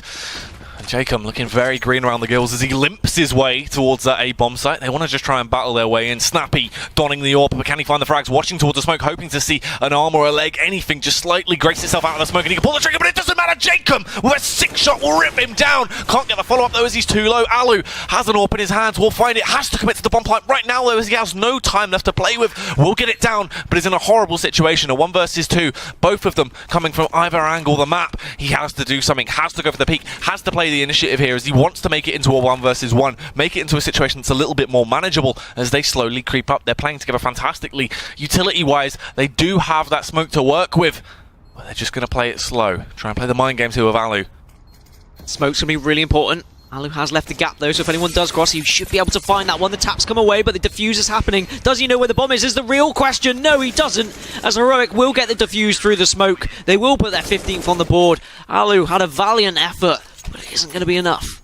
Yeah, so close yet so far. So unfortunate for him there, and just Heroic 1 round away from shutting it down. And what a fantastic start to their season of Pro League that would be. Overpowering FaZe here on the first map. It would just be mental after their fantastic games against NIP yesterday. Yeah, I mean, this is the Heroic that were in relegation last season. They fought for their place back in Pro League, and now they're showing why they deserve to be here, as Karrigan is going to get aggressive into connector, but he's going to be greeted by the UMP of Snappy. He finds on one onto Jacob as well, and he started the round off extremely positively. 5 of them still left, just 3 of FaZe, and perhaps this is the end for FaZe now here on Overpass. Are they going to fall to a 3rd map defeat in just 2 days? Yeah, really potential for a massive win here from Heroic. Rain though, he's going to overpower Modi, firing back with that UMP, eliminates him, wielding it, showing it isn't only Snappy that can use it so effectively.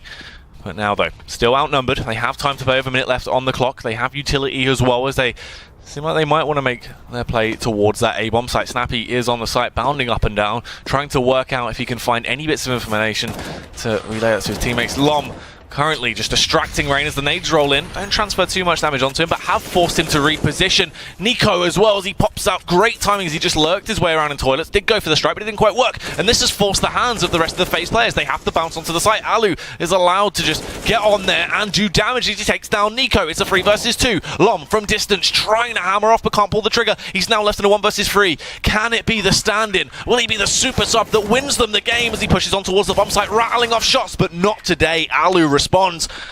FaZe stay alive for but another round. Do stay alive, and the money isn't great for Heroic, so they are going to have to eco up, sacrifice another round here, go again a little bit later. FaZe just now need to stick to their guns, just slow this one out and not do what they did earlier, not throw away an easy winnable round. And let's hope that we don't see any. Well, actually, no, let's hope that we do see some crazy stuff coming out of Ardua again there on the B site with the pistol. Looks like it's going to be a mid push this time. They're all going to stack there. Alu's not going to see any of them. He is blinded. Nico trying to get some information. He might actually get taken down here if he looks to the left. Yeah, Kiroshima's there with the AK, continuing his dominant form, adding extra frags onto the board. Kiyoshima can't quite land the deagle shot though. Will just be Modi left, and now he's dead. 15-12, as we would have expected. Heroic go again there. Oh, I say they go again. I may have lied. Yeah, now stuck in this situation where their economy has gone against them. Could this be where FaZe actually claim that 30?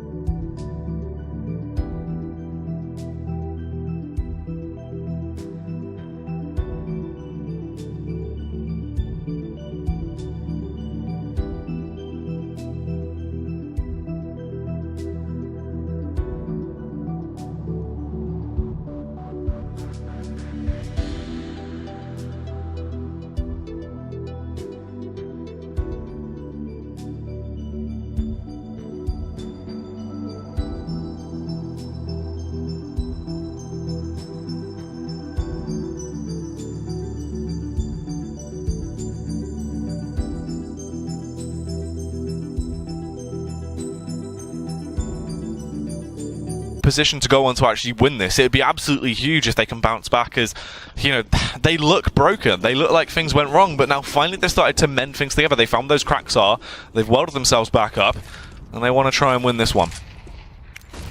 Really important round, of course, as everyone is going to be from this point. The barbecue is had onto Lom. He roasts away to a crisp. And now FaZe can push in onto this B site. They've got so much utility to work with as well. This should not be winnable for Heroic. And they're doing well here, FaZe. Not dropping a single member, as it's just going to be Nico and Valor as the last ones to the defense. Valor goes down thanks to the spray down from Karrigan. And Nico's in one of these horrible situations where you know you're not going to win the round, but you're still expected to do something by your teammates. Yeah, hoping to just find an exit if possible. Keo looking like he might be eager for it, trying to sniff him out. If he goes for this aggression, there is a chance. Obviously, the range factor is going to be a little bit of a nuisance, and Keo got the drop on him.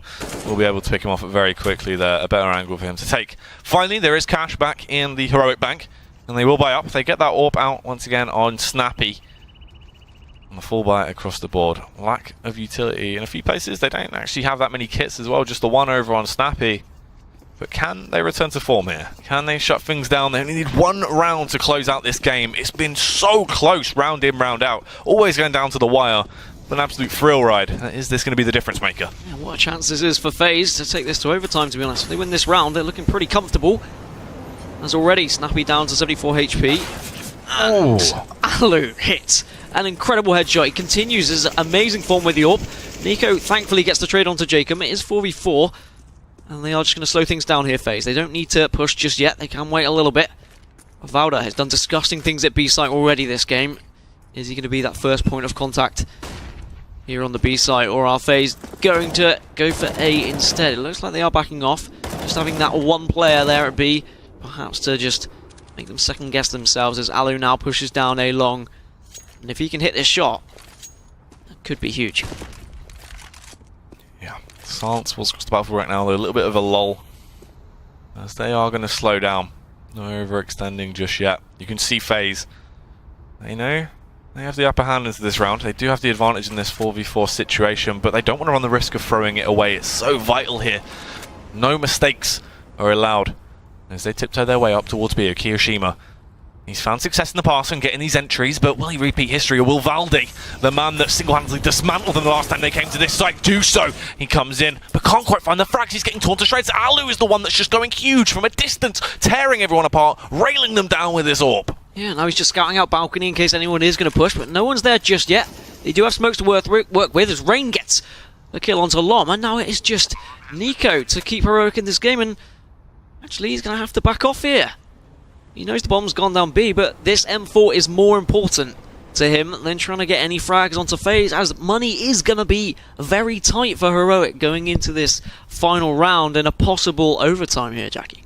Yeah, there is definitely OT potential at this point, and well, this is exciting to see because FaZe, you know, they looked so down in the dumps. They looked like they had no confidence behind them. They were just missing shots, but all of a sudden they've had this rebound, and Alu has been that key man. I feel like he's been the only thing that's been the driving force behind them. All of a sudden he's getting these entries round in, round out. He's creating openings, creating opportunities that FaZe were previously not having. It was only Keo that was stepping up to the mark. Yeah, and Alu's just...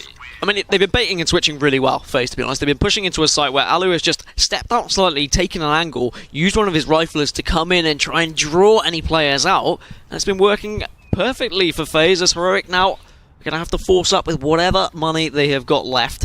The M4 was incredibly crucial from the last round, and the UMPs come out. 2 M4s as well. This is going to be a very tight affair, very edgy round. Oh, blood is going to be pumping on both sides. Yeah, this really is quite an exciting round. This is the thing. This will decide if they are going to be working their way through into overtime. If FaZe have now got that second win behind them, and they want to go through, take it into OT, and then potentially win the game, or if Heroic will pick up their final round and close it out. Slow stuff though, they're not going to go at all aggressive. You can see them playing really restricted, just holding these close angle crossfires, supporting each other.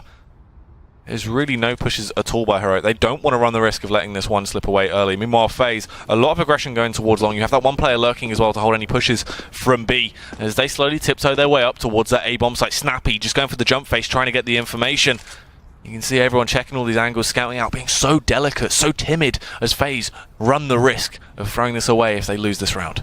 Yeah, and Heroic are just playing very timidly, as you say, just defensively. They can't afford to just push out here, and it is just going to allow FaZe to creep up and get close to this A site and prepare for an execution. Smokes will come through. They now push onto the site in this final round of the half. Is it going to be overtime, or is it going to go in the favour of Heroic as the spray down comes through? Nico actually gets the opening frag onto Jacob. Really important. Snappy gets one as well. Karrigan comes in with one of his own, and Kiyoshima once again with the AK is doing incredibly. It's just Karrigan versus Modi, and this is absolutely huge. So much riding on Modi's shoulders now. He has to get through the smoke, but the bomb yet to go down.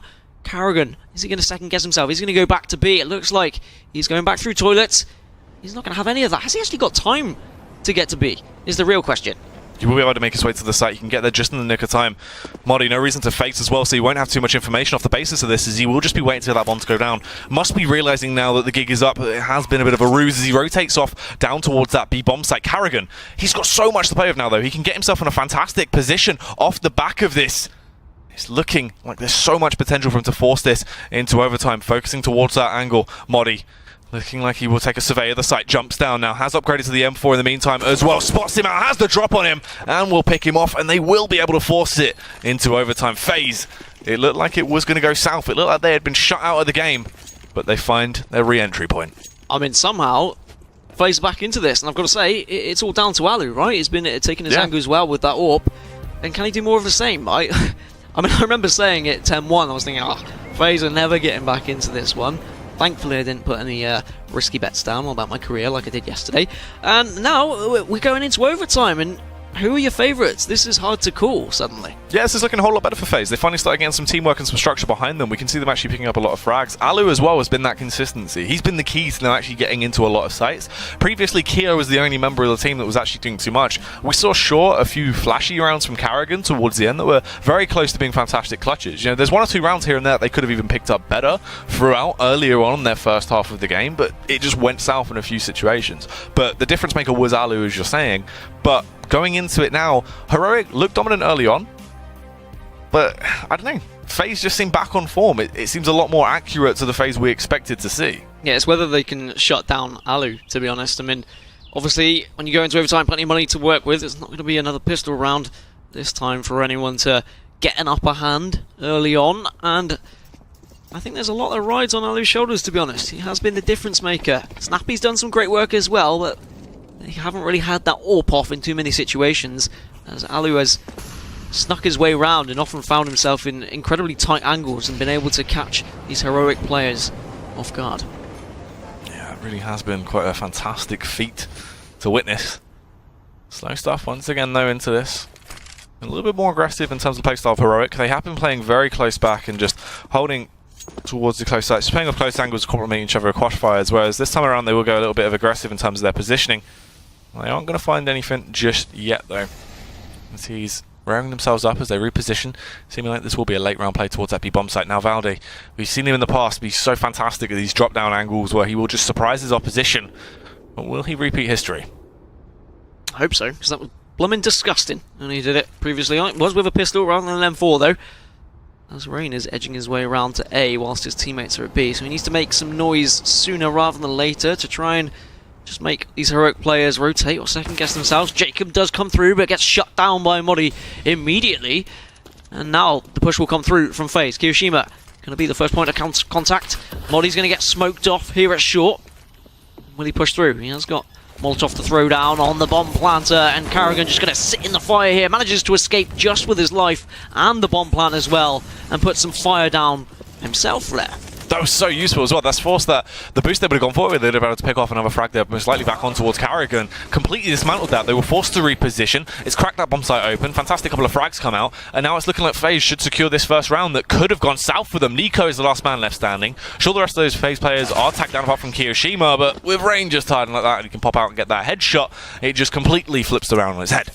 Look at that. Just there was so little health left on most of those FaZe players. It could have gone so differently. But FaZe continuing their momentum on this T side now. And Heroic, their last stand is going to arrive. Really need to do something here and now, otherwise they may allow FaZe to a comfortable first half of this overtime. Alu once again though was hitting some incredible shots there, pushing B. Those snaps have been absolutely phenomenal from him. We need someone from Heroic to step up now though. We need an Alu to transfer over to the Heroic side. I'm looking at you, Snappy. Yeah, let's see what you will be able to bring to the equation here. As they slowly work their way back through, attempting to push down towards that B bomb site, it seems. They found a few successful entries in the past, but can they do it once more? You know, I said this one might be a slobber knocker, and it is. Yeah, it's really going the whole hog. You know, for the first overtime we've seen so far, it's between us anyway in this season of Pro League, so an exciting one to kick things off. Definitely quite a high octane match in terms of just back and forth scenario. You know, the storyline of FaZe finally getting this second win, the Phoenix as they start to rise back up again, but Valde, the man that has been defending that B bomb site with so much heart, so much passion in the past, can't quite get that opening. Fnatic had the AWP in his hands but couldn't land the shot, and he's allowed them entry. He allowed them entry, but thankfully Modi was there to back him up. He is flashed off, so Valde will get taken down by Karrigan as he tries to spray down on someone else, but it won't work just yet. Thankfully his teammate Alu comes in with the AWP once again. It's a 3v2. He's checking heaven as well. He's going to put that bullet into Snappy's belly button, and with Nico going down as well, that's 17 to 15 in favour of FaZe. And look at the money on Heroic. Are we looking at an 18-15? What a comeback this has been from FaZe. Yeah. This has been absolutely huge. You know, it looked like they were in such a tight spot. It looked like they weren't going to be able to pick up that first map. Heroic should have been able to close it out. But FaZe, massive return to form. Absolute props to them as they work their way back through this. And it's looking good into this round especially as well. Heroic absolutely busted in terms of economy. They don't have too much to work with, so FaZe should be able to rattle them down. Well, there has been rounds like this where Heroic have been able to pull it out, pull the stops out, as they are going to get aggressive down in connector. Jacob senses that though, throws a HE, doesn't connect with anyone though. So they will just still have full armor, full health. And Rain just seeing if he can find anything, and he's not going to. So I wonder whether Heroic are going to decide to burst out of connector here. And what they will be greeted by Jacob's AK. Whether he'll actually be able to get the kills is a different story, but he's not going to get the kills if he backs off. So he's having none of it. Going to go join his teammates instead. Both teams playing this well. Obviously Heroic have to play this slowly, they have to take their angles, but FaZe haven't pushed in anywhere too quickly. Don't want to allow Heroic to get the jump on them. Yeah, they don't want to essentially throw away anything, but Nico He's coming in, the silent assassin. He's in the rear and he will strike like the mighty Cobra as he comes in with a huge opener, but unfortunately gets punished in the end. No worries though, Snappy can get that trade back, leaving them in a 3 versus 3 situation that will get phased out by Rain, as he not only gets the opener off on towards Snappy and brings back the situation to a manageable one, he also goes one step further as he takes down Valde, and it just falls onto Modi. Yeah, unfortunately he's taken the 50-50 guess, and he has flipped the coin onto the wrong side as he was up in A site, and the bomb has gone down to B. He might have heard a few trickles of footsteps though, as he is slowly rotating around. I think this is going to be extremely difficult. Of course he's going to go for it. He's got a lot to do, as he is going to be greeted slowly by Kiyoshima. Gets the opening frag, so this is definitely possible. Needs to be quick about his play though. But unfortunately he has to check every angle. He can't not check anything, as he's going to push onto site, and eventually Rain takes it. And that's going to be 18-15 in favour of Heroic, in favour of FaZe, sorry. As Heroic, after such a great first half, suddenly they seem to have lost their footing. They seem to have slipped. I don't really know what's happened to them, to be honest, but now they have a chance to rectify this on a T side of their own. Yeah. You know, it started to slip away from them. Heroic, though, they did have a very dominant T-half originally getting into this. They went through with a 10-5 scoreline. Hopefully, they can find the form they previously had, bounce back into that, and there's that potential they can try and push this through into that double OT. Difference is, I mean, Heroic, they won a lot of rounds whilst FaZe didn't have that buy. Yeah. When they were very weak, when the AWPs weren't in the hands of Alu, but looking on your screen, Alu's got an AWP, and that scares me. I wonder where he's going to set up shop, and I wonder whether any of Heroic are going to come and ask for some candy. He'll deny it if they do. As Lom gets the opening onto Karrigan. Great way to start for Heroic. There is another member there in party as well. Nico. It's Alu, sorry. Not going to be enough though. Rain picks one up onto Valda as well, so it's back to 4-on-4. And sees if there's any more. There isn't, as Alu does get that connection onto Nico. And this is exactly what FaZe needed. Yeah, a huge way to start off the second half, and really could be the final now in the coffin. Heroic now, just Modi and Lom left standing. They do have the bomb close by to them. They will be able to recover it. What can they really bring to the table? They are vastly outnumbered in this scenario as they work their way through toilets, just trying to hold each other's own here, watching for the crossfires, watching each other's backs, just in case anyone is going to peek out and try and strike. Alu, so close by, almost undetected. They aren't going to realise where he is. He will peek out, though, spots them in the end, but they're just able to slip out of view. And now he's just going to back off. Throw a smoke down as well. Probably communicate with his teammates, let them know the information, but they need to be careful. I mean, FaZe have been good. They haven't over-rotated, despite some sort of information, as Modi does pop out, finds Rain. Can he get the spray down through smoke onto Alu? No, not just yet. He does know where he is, though. A lot of responsibility for Alu here. Can he get the pick? He does take him down to 1 HP, and somehow Lom comes from behind to help his teammates, and we're back. It is a 2v2. Kiyoshima is mollied off at the moment. A lot on Lom here, as Modi is so weak. This is going to be a really tough one for Heroic to hold. Yeah, Lom needs to go massive. Has to spot them out. Can relay that information, but not only that, he gets a massive opening frag as well. Takes him down. Kiyoshima hits the deck. The nade rolls through to try and stop Jacob from going for that push.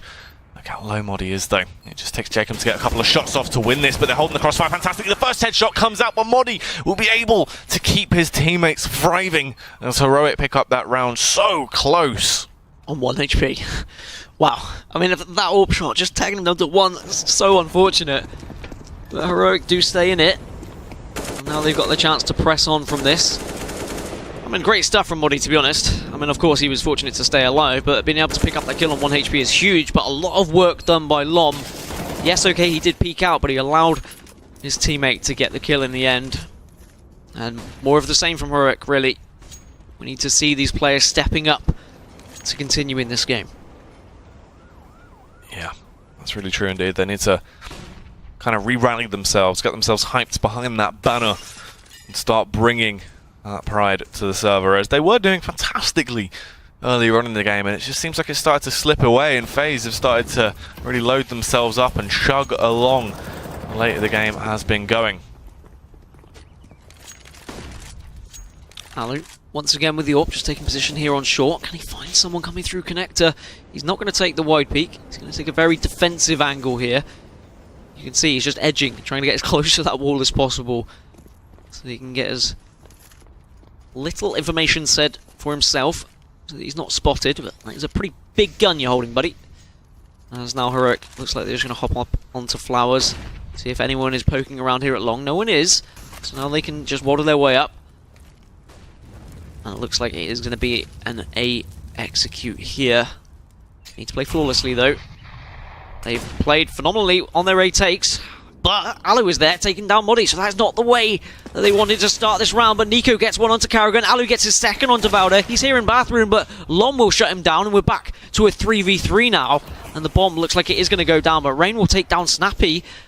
He's going to be coming from long, so with Kirishima popping out, that will be the round. And unfortunately for Heroic, it's all gone wrong. From what looked so fantastic to begin with, found themselves on the wrong end, and it's been an absolutely incredible comeback from FaZe. It really has. Just, you know, amazing stuff towards the end of that. It was looking like Heroic were just going to win it straight up. They were just pile driving their way through whatever FaZe brought to the table, and then somewhere I know where they get that second wind. They start performing fantastically. Alu was the difference maker, and they go the whole hog. They take it into OT and then shut it down very quickly with just losing one round out of all of that overtime. And I've got to say, Alu, key man there. He stepped up. Yeah. They were really struggling in FaZe, but then suddenly he got his hands on the AWP, and he was able to get... That Cobblestone, that kick to the face was somewhat disgusting. There were sort of the standout moments in the game. That was good from Valder as well. But Heroic will be pondering what went wrong, really. As you've got to be honest, at 10-1 up, that is a throw. Like, you'd be expecting a lot better from them. You'd expect them to hold their own. But FaZe, considering their games yesterday, considering they lost to Kingwin in such a dominating fashion, it's good to see them come back into it to find some sort of form here. Yeah, like a much needed win for them, as it was looking kind of shaky yesterday. Early on today as well, we saw the same signs of that. You know, there was no consistency, it was all falling apart, but then they eventually bounced back to the phase we sort of know more realistically into that one, as they were able to find a couple of frags towards the end and close the game out. But still, Heroic, there's potential for them.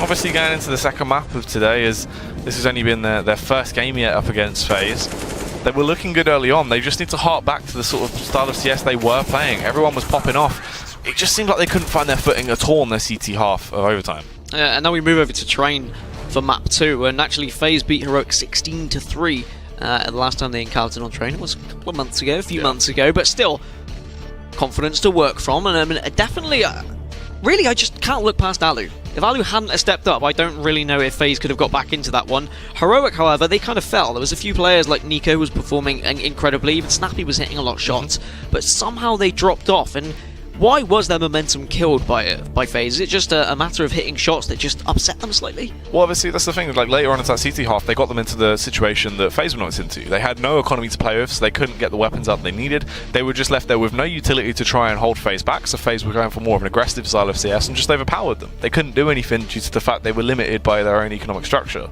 And if Alu can carry on doing the same into the next game, are we looking at FaZe possibly taking another win, do you think? Yeah, I mean, there's definitely potential. They were looking like they were starting to get back onto form. Karrigan had a few key rounds here and there. Alu definitely started popping off, and Kirishima early game was playing fantastically. So more or less everyone was trying to sort of edge their way back to how they usually play, and Heroic seemed like they got sort of stuck in a bit of a mental block towards the end of the game. Wow, FaZe are able to come back into this one, and they take it 19-17 in overtime. A great performance from them, and absolutely, well, upsetting for Heroic, to be honest, after going 10-1 up. But we are going to move on to Train next, so go stick the kettle on, get ready, because we'll be back in just a short moment.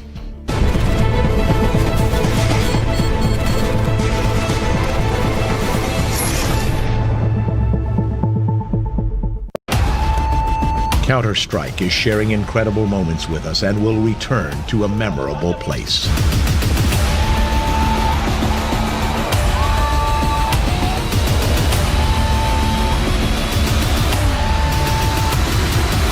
Get your tickets now at proleague.com/Dallas.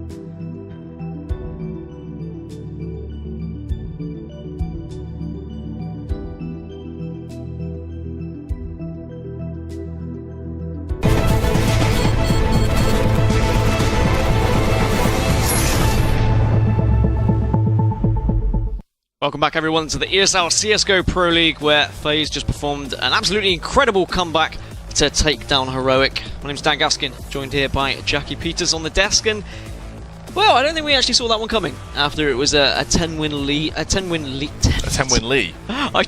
I'm gone. I'm so tired now. That overtime's killed me. Yeah. The 10-1 lead for Heroic looked like FaZe were down and out.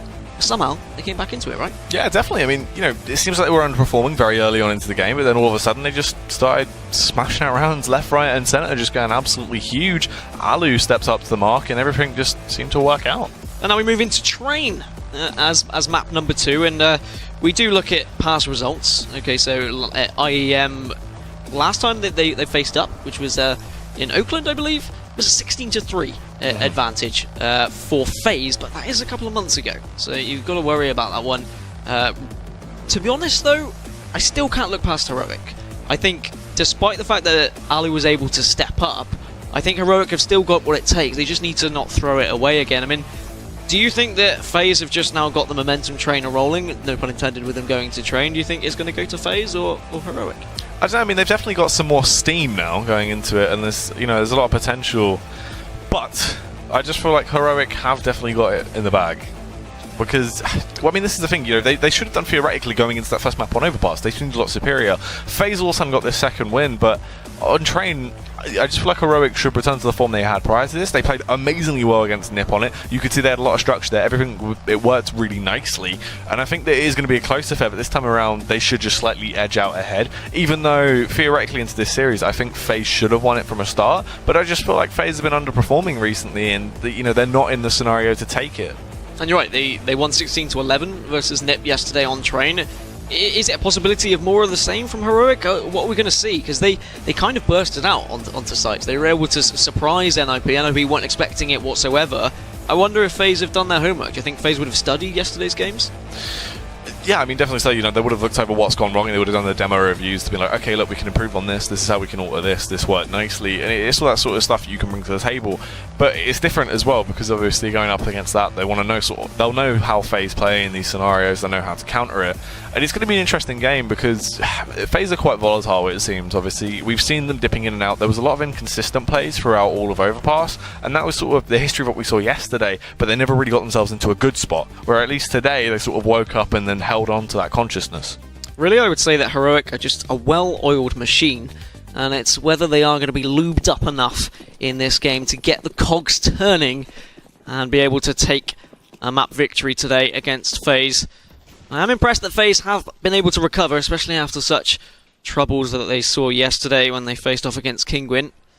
But now we move into Train. Heroic versus FaZe as we enter the pistol round, and Valda just trying to take an aggressive stance. Can he get anything with his USB? It is going to be quick entries from FaZe, and this is going to be interesting as Rain gets an early kill. And now Snappy does respond as well. Yeah, nice frags coming out so far. Everyone just getting completely destroyed on the side of Heroic. FaZe looking so prominent as they burst their way onto that site and claim a very easy opening round. Great work from FaZe, continuing from the last round. Momentum well and truly in their favour. I have so many Train puns right now, but I'm not going to throw them out there just yet. I'll save them for later for you, Jackie, alright? Cheers, mate. I appreciate it. Into this one, though. Obviously, they have the upper hand in terms of weaponry, but how are they going to charge their way through? Seems to be having a little bit of issues right now, actually, as he starts his way along with that Mat 10 in hand. Obviously, he wants to try and rack up as much cash as possible with it, really build a bit of a bank for himself. Cash money. FaZe just waiting around Ivy. Not going to push in just yet. Muddy will be waiting there to defend. He's got his knife out at the moment. Just wants to quickly dance around and back off if he needs to be. Does have the deagle as well. Can't find anything though as Jacob and Karrigan come in, getting the opening kills. Karrigan gets a second as well. There is a consolation kill for Snappy. But it's not going to be enough as Alu takes him down, leaving just Nico on his own in Z. Or Z, if you're an American viewer. And now that should be 2-0 to FaZe. Well, it will be 2-0 to FaZe. Unless something miraculous, unless the stars align for Nico here. Yeah, Nico trotting around, hoping to find potentially just an exit frag at the most.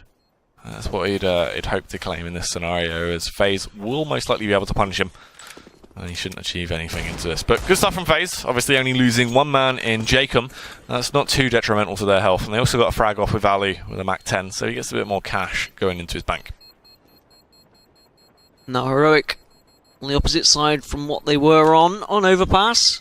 Need to overturn a deficit of their own. It's just a 2-0 deficit at the moment. Nico manages to pick up a cheeky UMP on his way through. On his stop at the station. And now it's going to be should be a formality really for FaZe, but we saw incredible things coming out of Heroic on their pistol rounds in Overpass. Can they do more of the same, Jackie? Hopefully so. I mean, you know, they've had these rounds where even though they're down and out in terms of their economy, they've been able to bounce back. And right now to train, obviously we haven't had too long to see if they can bring that to the table, but this should most likely just be a round they get obliterated by FaZe, which is what they're going to do. All out aggression, just bombard their way out towards the A bomb site, blow them out of the water, and just leave it down to one man. It is going to be Nico.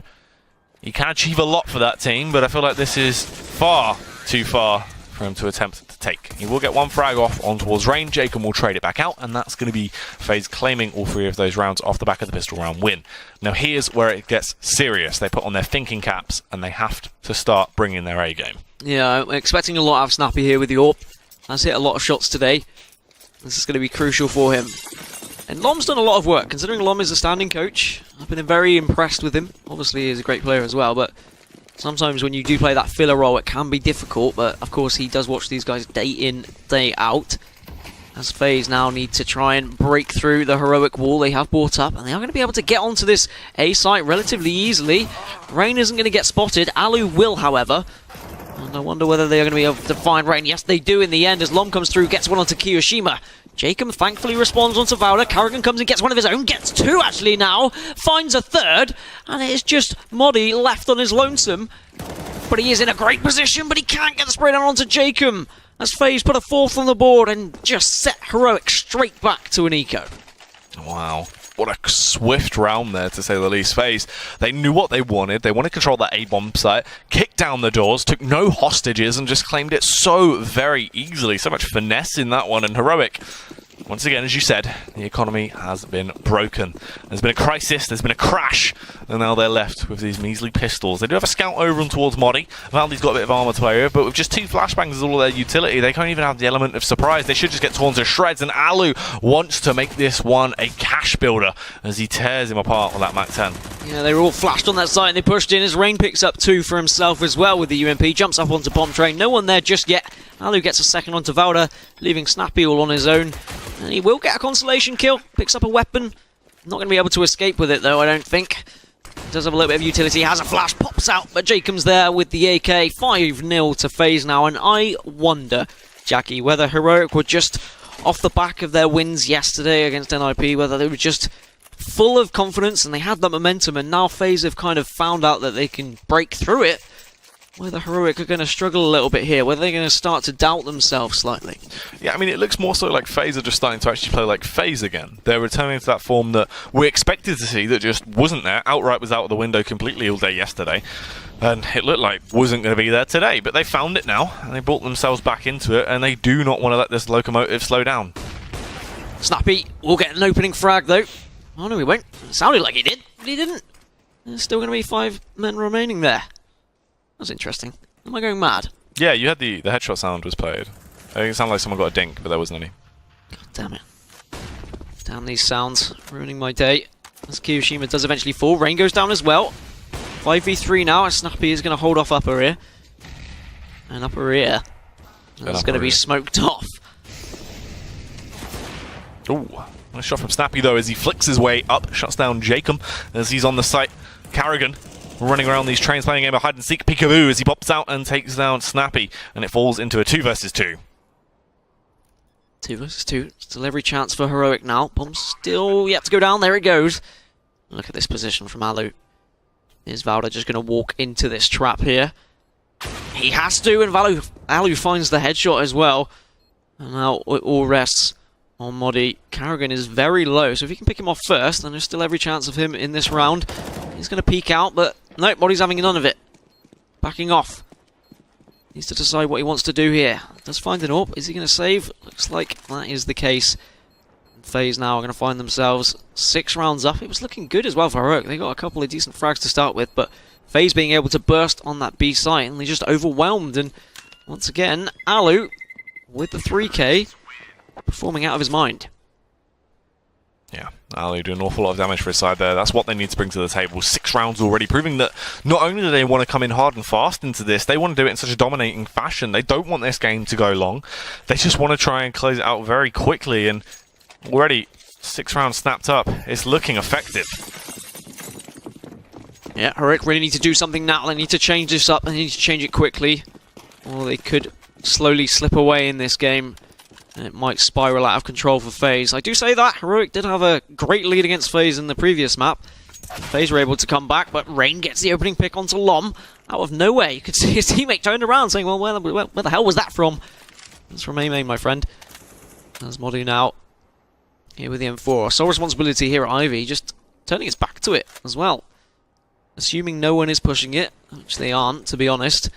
Smokes are going to come out, and it looks like FaZe are considering taking an A, or at least going for somewhat of a fake. But they're going to bide their time. They're going to wait and see if anyone from Heroic is going to walk out into their crosshairs. And now, here come the smokes, Jack. Yeah, the smokes will rain in towards that bomb site. Try and block all these lines of sight. Allowed to provide them with a little bit of cover. Valde playing on the back of ladder here, waiting to strike. Will he actually be able to bring to the table as Modi fires down, takes down Jacob. Valde will claim one of his own, and this is looking better and better by the second as he comes in with some fantastic plays. Nico will take down Rain now. Carrigan, the last man standing on the side of FaZe. He has to try and go huge into this round. He'll need to pick up the 2K to close it out, but can he actually find the frags? Yeah, this is going to be really important for Carrigan to stay alive here and try and pick out some important frags. And Modi also almost gets the spray down. With the bomb not being down yet, this is extremely difficult for Carrigan. He has got a smoke to work with. Try and dance through, but Nico is on the other end of it, and he will find him. And that is Heroic with a chance back into this game now. Put their first on the board, but money isn't great. So FaZe doing damage still. And there's going to have to be a UMP for Heroic here.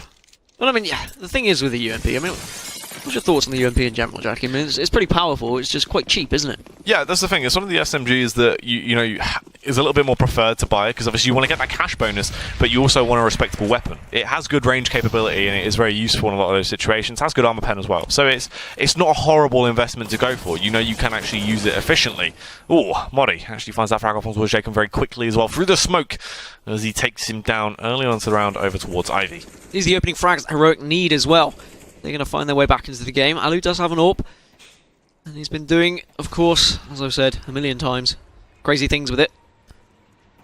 And I mean, FaZe have tried several different options and they've all been successful.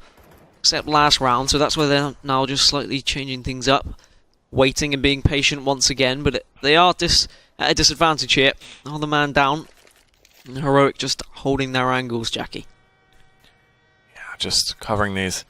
Keeping them on lockdown, trying not to allow anything from FaZe. Then you just want to make sure they have these covered as they slowly make their push out towards that A-bomb site. Rain will fire off a couple of pot shots though. Wanted to see if he could find anything here as he slips his way onto the scene of the crime. Modi will respond with a nice headshot though. Lom also doing damage off over towards Carrigan. And all of a sudden it was just left on 2 members. The duo of FaZe that falls to just a single man over on towards Alu. He really has been the star factor behind them, that driving force that has given them any of these rounds to play with as he starts to get the bomb planted over towards the A-bomb site. He's in a good position, but does he spot out Valde? Of course he does as he flicks up, eliminates him very swiftly with that AWP in hand, repositioning now as well, focusing over towards A2, seeing if they're going to peek onto the scene of the crime. Has to dispatch 3 more members to pick this one up. Look at him, as you can see, focusing on all these angles at once. Got himself actually a prime time spot to try and pick this up. But Nico, sneaking up, rattling down, gets the drop on him and picks him off. I thought it was going to be a possibility for Alu to do that then, as with how he's been playing so far, but thankfully, Heroic are able to come together as a band of merry men and eventually push and get behind him and stop any crazy things from happening and put a second on the board now.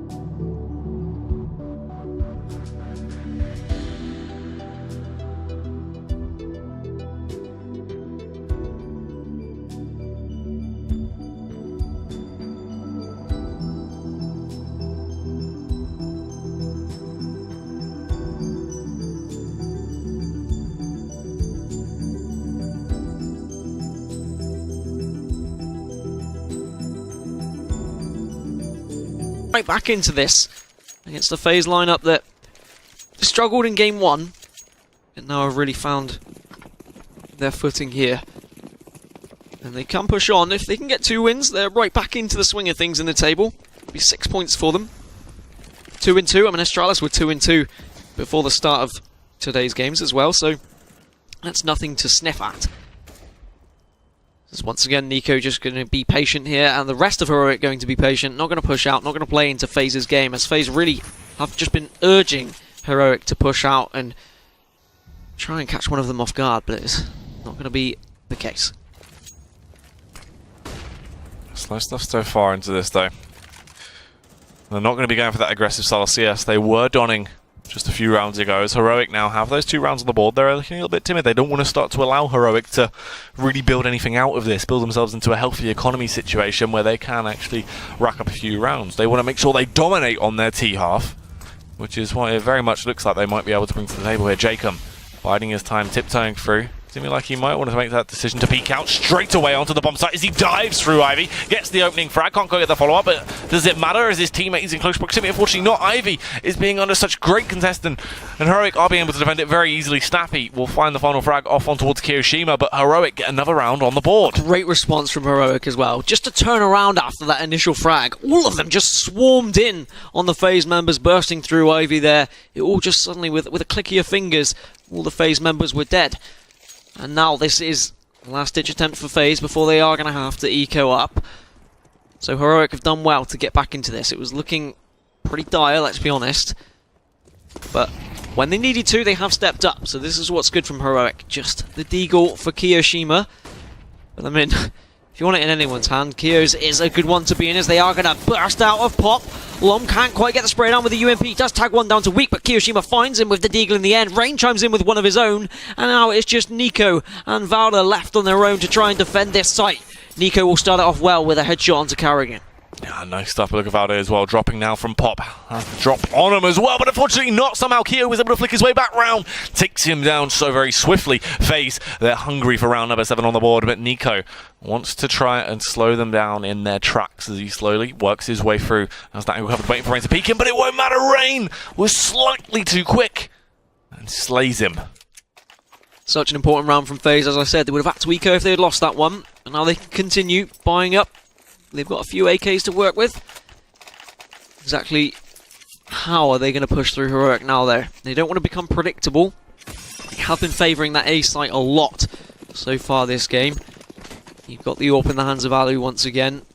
And he's going to go for an early pick, see if he can find anything. No one's going to be playing ball just yet, though, so he probably will back off. Molotov will stop him retreating too far, though, as he will continue to hold this angle in case anyone from Heroic pushes him.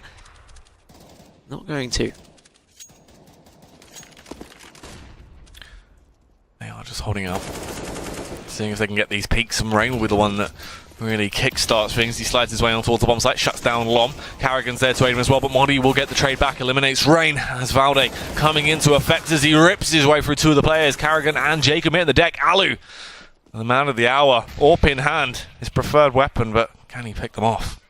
Going to be a tough one. Can he get an angle on someone at Zed? It's going to be the real question. He's just going to creep up on top of green here. And he's going to get sprayed down by Nico. So good positioning from him. And now it just all lies on Kiyoshima. Can he pull off this 1v3? It's definitely possible. I mean, he's done a lot already today with the AK especially. Really looked dominant on his T side. But he needs to put the bomb down as well, and that's the problem. He's well aware someone is in Zed, and can't quite find it. Yes, eventually he does get it. That was panicking me. I thought he was going to miss that shot, and Nico was just going to turn around and put him to bed. There's another member in Zed, and he walks out into the bullets of Kiyoshima. So now it's a one-on-one, and Modi is actually really weak. I wonder if he has got eyes on this bomb. No, he hasn't, and he is going to be backed off by the Molotov as well. And now Kiyo really needs to grab that bomb. He needs to get that plant down, but is he going to go for a kill instead? He's going to take the battle. He's worried. He doesn't want to put the bomb down. He thinks he's going to lose if he does that, but then he finds Murray. So somehow, in the 1v3 situation, Kiyo does pick it up and continues FaZe's dominance and resets Heroic once again. This is looking incredibly strong. Yeah, it's been looking fantastic for them, and it's getting better by the minute. You can tell they're starting to really bring the thunder to the table. Now, turning back into this one, obviously 8 rounds on the board for FaZe. showing no signs of slowing down. Heroic, no economy to play with. They should just be smacked away very quickly throughout this, and this should be them grabbing round number 9. Like to think so, as long as nothing crazy happens. They need to just play it as they would a normal rifle round as Jacob gets the opening one onto Mori. Now they're going to push onto the site nice and fast with the early pick. Snappy gets one of his own, but it's not going to be of any use as Ryan and Jacob come in to just sweep things up. And Snappy is the lone survivor, cannot get anything with it. Not even a consolation in the end. 9-3, as you said, Jackie. And now Heroic. I mean, if they can turn this into perhaps a 10-5, then great. But I mean, this is Train we're looking at, and this is already 9 rounds on the terrorist side on Train, and that's why I'm a little bit worried. Yeah, it's true. I mean, this is the thing. Going through this so far, it's been looking very shaky from either side, but FaZe, even though they have these small moments where it looks like they're starting to crack and, you know, potentially Heroic might be able to answer their way back into it, they've never actually been able to close it out. FaZe have allowed them to get a couple of rounds, and then they just bounce back into it, and it's scary. FaZe look dominant now. It's not the, you know, the weakened FaZe that we saw originally earlier on today. Definitely isn't. Snappy, just seeing if he can find anything through Ivy. Doesn't quite connect with the shot though. Has to back off with his life. He's tagged down just to 86. And FaZe just going to wait. Are they going to go for another burst out of Pop? Or are they going to maybe go for a B push? They haven't really attacked B at all this game. I think they've only been there once, maybe even twice. But it's constantly been that A take. But I suppose if it's been so successful, why change things up? Heroic haven't really found a way to answer it just yet. Just 1 minute left now. FaZe will be more than happy to let Heroic will be more than happy to let this tick down, but they will be well aware that the burst can come from any direction. Yeah, especially all of this firepower being brought towards Ivy. They want to burst out and try and overpower Snappy here. He's forced to fall back off the back of the flashbang. Jacob will kill him as well. Great frag coming out now as they slip their way on towards A. Rain leads the charge. But he can't quite do anything. He will get picked off. Nico coming in with 2 absolutely massive frags. Alu fires back. Lom coming into effect as well. It's down to a 2 versus 2. And Lom, the coach, is just going mental as he fires 2 of these very nice frags. Jacob has to go big into the round. Shuts down Lom. When it's all left on Modi, the bomb in an awkward location. 15 seconds left on the clock. He has the health advantage, but it doesn't matter. Jacob bounds straight in front of him and somehow claims the frag. Absolutely incredible stuff from Jacob. I thought that was surely a round in the bag for Heroic. And now they're going to have to, well, eco again. This is not great for Heroic. Are we possibly looking at a 12-3 deficit on Train? And I don't think there is a comeback possible if that is going to be the situation. FaZe, as you said, looked like a completely different side from yesterday and even from just a couple of hours ago, to be honest. They're really stepping up when they need to, and speaking of stepping up, Alu finds yet another frag with his AWP onto Lom. Is someone going to get aggressive? Yes, they are. He can't quite connect with that one, though. That would have been absolutely filthy if he had found it. Ivy has been compromised, so Alu needs to be careful, but the rest of his team are pushing on to B, so he's more than happy to bide his time and try and distract this Heroic lineup that are trying to take his AWP off him. Yeah, they want to just overpower him, see if they can grab that weapon to use it on their own side into what will be the last round of the half after this. As it seems like this is going to be 11-3 scoreline. FaZe will snap this one up as just Valde and Modi left standing miles away from that B-bomb site. Just trying to stay alive at this point, so ideally they don't lose that deagle. If they could scavenge a weapon, it'd be great, but I don't really feel like that's in question at this point. They've just got to hope that someone might push out and walk across this crosshair, but I don't think it's going to happen. FaZe don't want to give any weapons away. Every round counts now. It's going to be really important that FaZe are able to put 12 on the board here and try and put this game to bed, really. 12-3 and a pistol would pretty much be it. This, I'm worried for Heroic. I don't know really what's happened. I don't know what the switch is. I don't know if it's just morale. I don't know if it's fatigue. But something has changed in the heads of Heroic. Yeah, they're just getting shut down, but FaZe are just performing an awful lot better across the board anyway. You know, you can see they've really started to step up as a team. Everything's sort of fallen back into place of where we wanted to see it. So just an all-out better performance from FaZe. They're playing with confidence. And their executes have been pretty flawless as well. They have been biding their time, but they've been pushing out well as Alu gets yet another kill onto Snappy. This man is an absolute destroyer. Nico taking an aggressive vantage point here. Finds 2. Alu and Jacob go down, so that is going to stop any momentum onto this B site. Is back to 3-on-3 though, because Kiyoshima takes down Valda. Karrigan gets one for himself as well. Modi's got a lot of work to do. Does find Karrigan. Can he find a second one onto Electric? Tries to spray down but can't quite get it. Does have an HE to throw. Isn't going to quite kill him, but tags him down very low. But Rain comes in to support. And now it is just Nico left. And he is left on very little HP. He's already got 2. Can he add a third, maybe a 4th? But they're going to push him together. And they're going to put a 12th on the board. That is going to be 12-3 to FaZe, and that is half time, of course. So we will be back very soon.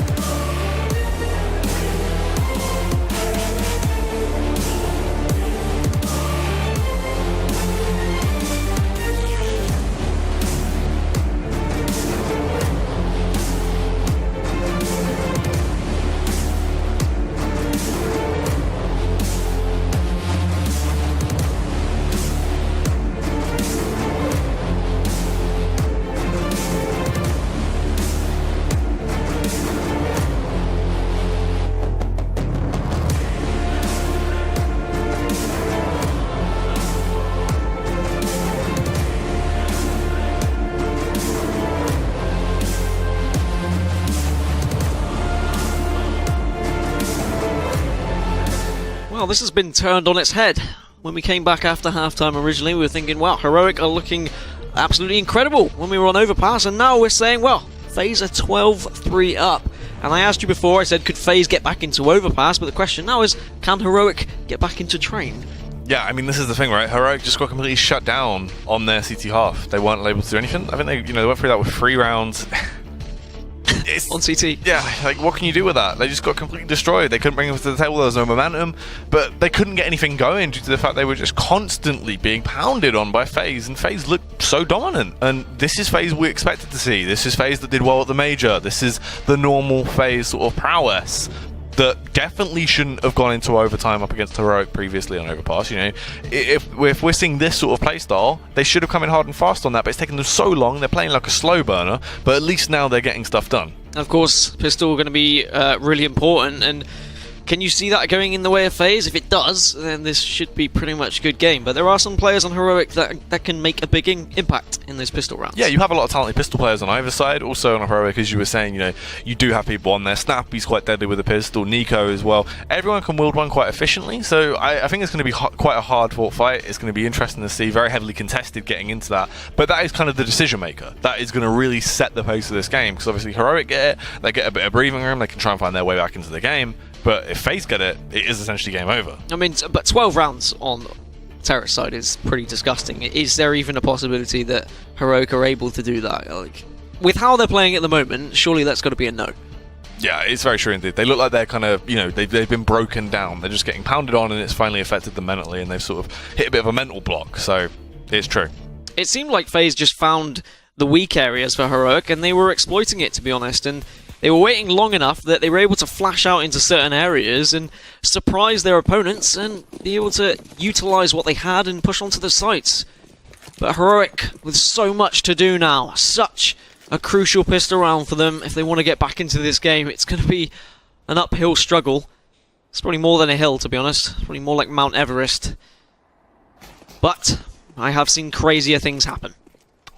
Jacob, though, he's going to kick it off. He's not struggling for oxygen at the top of that mountain as he picks off Valde. But what else is going to come in? The Heroic players do start to bounce back a little bit, equalise the situation, actually bring it down to a 2 versus 2 now as it's a complete bloodbath, but Rain will be the one that wants to try and close it out. Kiyoshima with a final frag of the round as well as he takes down Snappy.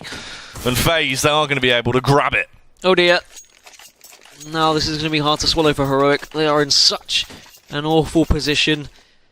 They're going to buy up what they can, and they're going to have to try and salvage something here. Really need to take this round if they want to get back into this and try and string some wins together, get some rounds on the board. But it's going to be 4 UMPs on the side of FaZe, with a FAMAS for Rain as well, and it's not going to be anything spectacular from Heroic. They're just going to drop into the UMP of Jacob as he pushed through the smoke. He was more than happy to take that battle, and now with just 4 members, Heroic slowly falling apart here.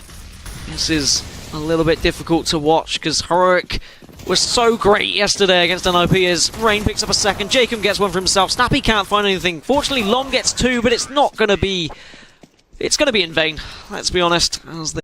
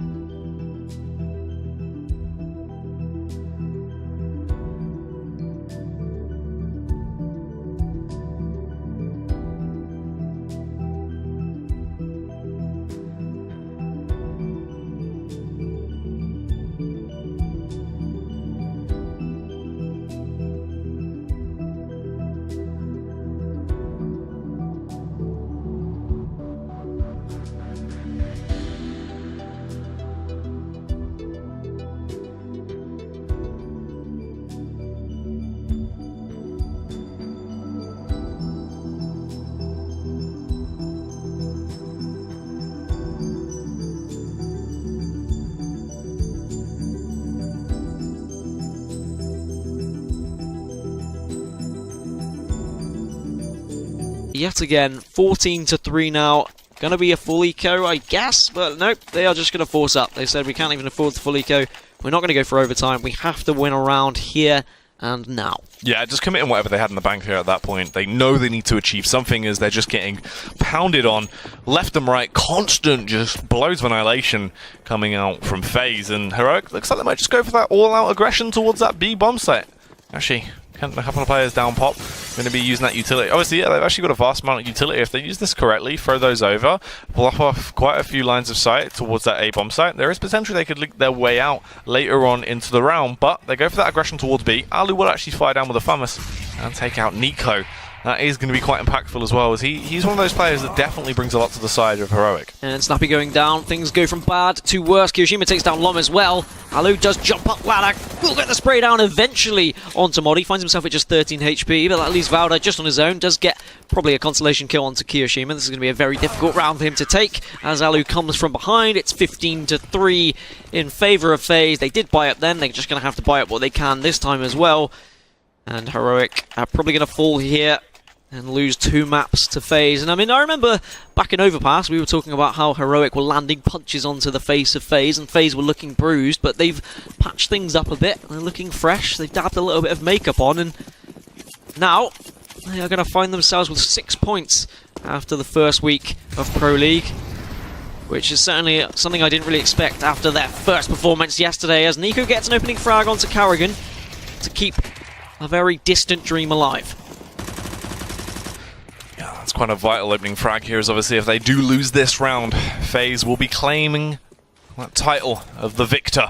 Rain fires back though, takes down Valde, and things get tense as this one starts to boil down. Obviously, these players lacking in terms of Arsenal, but they have utility to play with, and FaZe, they aren't going to be running the risk of throwing this one away as well. You can see they got that opening frag, but as soon as it was traded out, they've fallen back and now just started playing for each other, just playing these close angles and complementing each other with crossfires. A lot of responsibility for these Heroic players if they want to get back into this game. I'm trying to be optimistic, but I don't think it's going to happen. Should just be game over now for FaZe. It's just a matter of waiting it out, waiting for these Heroic players to eventually push onto a site, and then they should be shutting them down. As you said, they have got the utility, so smokes are going to come out, and they will be pushing onto the B site here, but the Molotov's going to come down, so it's going to be very difficult. Tries to get the spray through the smoke, but Modi will find Kiyoshima, so this is a chance for the bomb to go down, unless Alu can say something about it. Bomb now going down from Nico. He's actually going to go for a fake, because he is worried about someone pushing him. They have managed to find kills here. It's just Rain left, and Heroic find a 4th round. So FaZe aren't going to win this one just yet, Jackie. No, they actually are able to hold on, but ooh, this is kind of scary. Look what comes out of the other team. You're going to see that Mag 7 ball up by Jacob. You can see Kiyoshima as well, wanting to adapt to that aggressive playstyle, but then the two big boys that don the AWP, Carrigan and Alu. We know how proficient these two guys are. That secondary AWP coming out as well over onto Carrigan, it's going to be scary. And it seems like they're throwing a little bit more aggression into this as well. They're just going to try and take that fight. They know they've got an awful lot of rounds in terms of buffer to play with. So they don't mind trying to get a little bit frisky. Yeah, just want to put this game to bed, I feel now, FaZe. 2 shotguns, 2 ops. And then 4 as Rain is trying to take a battle here at Ivy, just spraying through smoke. Can't find anything just yet. Kiyoshima's tagged down to 1. And he is going to be taking this tight angle here at B in case anyone pushes down. Lom just keeping an eye on Pop as well in case anyone gets excited over on the FaZe side, as Alu isn't able to pick up that kill. He actually misses a shot for once today. Jacob might be able to find someone here. Pop doesn't get it though. Lom comes in with the FAMAS and takes him down, and now it's a push onto the A site as Valdo is going to see if he can find Rain, which he does. So now just 3 members left, and that's 2 AWPs and a shotgun. A shotgun that's very weak, might I add, as Valdo's going to put this bomb down. And with just Kiyoshima left now, it's going to be another round for Heroic. So they are still in this, but I feel like FaZe, they just wanted to finish that one off. And they went for a little bit of a different approach. It didn't really pay off. Yeah, that's the thing. They just tried a little bit more aggression. Double up setup worked out in sort of, a couple of scenarios, but really it was just only Carrigan. Ali was the one that couldn't hit his shots, so definitely a good investment, but just unfortunate Ali wasn't able to come out big. And those 2 shotguns didn't really pay off. Unfortunately for Jacob, when they went down Pop Dog, if he was able to get that first frag off on towards Lom, this would have been a completely different story into the round, but, it's just unfortunate for him there. Hindsight is 2020, obviously. Yep, that's going to be the round. And as much as I want to believe that Heroic have it in them to bring this one back, it would be a mind-blowing experience for us, I'm sure, if they are actually able to take this to overtime. But I think both us and the teams and the viewers really know where this one is going, Jackie. But it is going to be an awkward buy, of course, for FaZe, so it's probably going to be another round on the board for Heroic. But it is these rounds where we have seen teams struggle in the past couple of days of Pro League. Spikes come out though. Heroic are still going to play this as if FaZe did have guns. I mean, they've got guns, just not very good ones. Yeah, just these measly pistols, but you never know. FaZe have pulled some exciting stuff out of their sleeves in the past. Let's see if this is going to be one of those sort of shock and awe style rounds. If they'll get the drop on the opposition, that B bomb site completely open, so they are going to be playing retake, just working together. Kiyoshima here underneath Pop. They have that angle covered, so if he does go up, he will be taken down. And they are just watching their angle. Smart stuff from Heroic. Most likely this will just be another round for them snapped up, and then FaZe will bounce back once they get that cash out in the next one. Most likely as well, if they just want to try and go for the save here, it wouldn't be the worst case scenario. They've invested into armor. No point getting rid of that. Kiyoshima almost felt like he actually wasn't looking there. Like he was having a scratch or something, as he was so late to respond with that shotgun shot. And I think you're right. Armor is worth saving. I'm not sure Heroic will be bothered about going hunting either, so they'll be able to move on through to the next round with a decent amount of armor, of course. So they won't have to buy that one up. And now FaZe just need to buy up, and they need to do more of the same. Just put one more on the board to put this game to bed. So I can go to bed. So you can go to bed. So everyone can go to bed. Yeah, this is the thing though, FaZe as well. Obviously they've gone through that with the save, so they have a little bit of money to play with, but it's still not too fantastic. So once again, just going to be a light buy. They get a couple of nades out to even out the cash between all the players, and they're just going to stick to those pistols and wait for another round. So Heroic, if they pick this up, we'll have a 7 rounds on the board. But it's still going to be very far away, as obviously they have to play a flawless game here to attempt to try and push this into overtime. I really want to see it. I would love to see it. I don't think I am going to see it. But a good decision from FaZe, just to bide their time here. They don't need to do anything silly. So instead, as you said, just going for the pistols. They may even be able to just win around with the pistols as well. As we saw on Overpass, they managed to do it a couple of times. As Heroic are going to go for a B take here. There's going to be very little resistance for them to get the bomb down. It'll be a case of whether FaZe are going to bother going for a retake once again, or whether they're just going to be more than happy to let this one go down. And not allow FaZe to get any more kills on the board. Well, I say that as Rain does pick up the kill. onto Modi. Finds himself an AK. And he's going to slowly push onto the site, but it's a little bit too late. I don't think they've got time to actually try and go for a retake here, but Rain will get the kill onto Nico. And I suppose just trying to destroy the economy slightly of Heroic is extremely important here. They're actually going onto the site. Someone is defusing, but Lom will stop that from happening. Snappy's a little bit worried as well, just in case anyone is in that smoke, but they're not. And Heroic put their 7th on the board. And 4 members go down as well from Heroic. So a little bit of damage done by FaZe, but as you can see, plenty of money to work with for Heroic. Do you think this is possible, Jackie? I mean, I've been thinking in my head, can they do it? I guess it's a situation of why not? Why shouldn't they be able to? Yeah, I mean, there is definitely that scenario that they can actually work their way back through and definitely force this game into overtime, but it's going to be so hard because this thing, you don't have that opportunity to make any mistakes. They really have to bring their A game, and there's been a few rounds, like even there, where it looked like potentially FaZe could have picked that one up if they had a little bit more time to play with, as Rain just went massive individually. And that's the scary factor, is FaZe, now everyone seems to be back on the horse. They are performing quite nicely, firing from all cylinders, and it's just looking quite scary. So Heroic, they really have to just try and shut down this absolute monster that is FaZe now.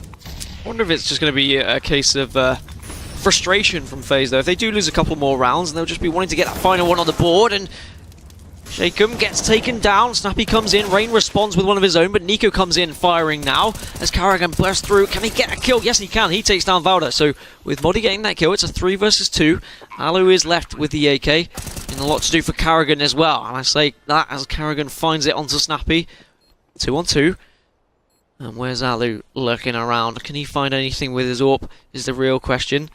As currently Nico's just trying to hide anywhere he can on bottom train, as Alu now is coming through Ivy finally. Karrigan from Electric is going to smoke around as Alu gets the opening frag onto Nico and then finds the second onto Modi. There we have it. Game, set, and match. FaZe put another 3 points on the scoreboard. Nicely done there towards the end. It was a very shaky day for FaZe. They started off on Overpass. Things didn't look fantastic at all. It was a bit wibbly-wobbly, a bit all over the place, but they eventually were able to find their footing, get it all set in stone, and bring it together to pick that one up in OT, where Heroic were actually only able to snap up 1 round before they got dominated by FaZe. Now, moving on, obviously, onto the train that we've just witnessed, the 16-7 scoreline, where FaZe just seemed to be in the driving seat for the majority of the game. There was a couple of rounds where Heroic found their footing a little bit, but they slipped in the end and they broke their ankle. It was a tough break to watch as well. As Heroic looked so dominant yesterday, and they looked very promising coming in today as well. Unfortunately, FaZe were able to find their footing. It's crazy that they were able to come back into it. It is the FaZe that we expected to see. It's the FaZe that we saw pretty much at the last major as well. Yes, a slightly different lineup, but four of the same players that should be more than capable of taking down a side like Heroic. And I mean, where were the positives for FaZe? Where did they really shine here? Was it just a case of their individual skill and hitting those shots? Yeah, everyone definitely stepped up a lot more. Like, it was really shaky. Like early Overpass, we could see that it was only kind of Kiyoshima was sort of the player we were touching on, then Alu came into the fold, whereas jumping into Train, everything was like kind of working out quite nicely for them. There wasn't a player that I'd say like underperformed going into Train. It just sort of worked out, and I think that's all it was. Is they were a slow burner getting into today, and then just performed fantastically once they got into Train. We're just like, no, like guys, we've got this. You know what I mean? It was a mistake that we even allowed them to get that far in Overpass, and they just went in dominantly. And I always ask you, an MVP. I don't know if this is an easy pick or a difficult one for you. I'd say probably for to Alu, just for the fact that he was kind of the butter that brought them back into the game over on Overpass. He's kind of the only reason they were able to find their way back into it. So definitely Alu for me. Well, with those results and results elsewhere, let's have a look and see what happened in both of the streams, both on the main stream and, of course, on our secondary stream. Let's take a look. Here we have it. Navi versus Virtus Pro. It was 16-10 on Train in favour of Navi, and 10-3 doesn't look quite right, but moving across to North versus Fnatic, 16-5 in favour of North, and then a 16-12 victory over Fnatic. That's crazy to see that from North, and obviously here today we saw Mouz taking down NIP 16-8, and then also winning the second one on Train 16-10, and as you just witnessed, FaZe winning 19-16 on Overpass, where Heroic were actually 10-1 up on that one. And then, of course, Train, which we just witnessed, 16-7. So, final thoughts after today's games, Jackie? There've been some good ones. Yeah.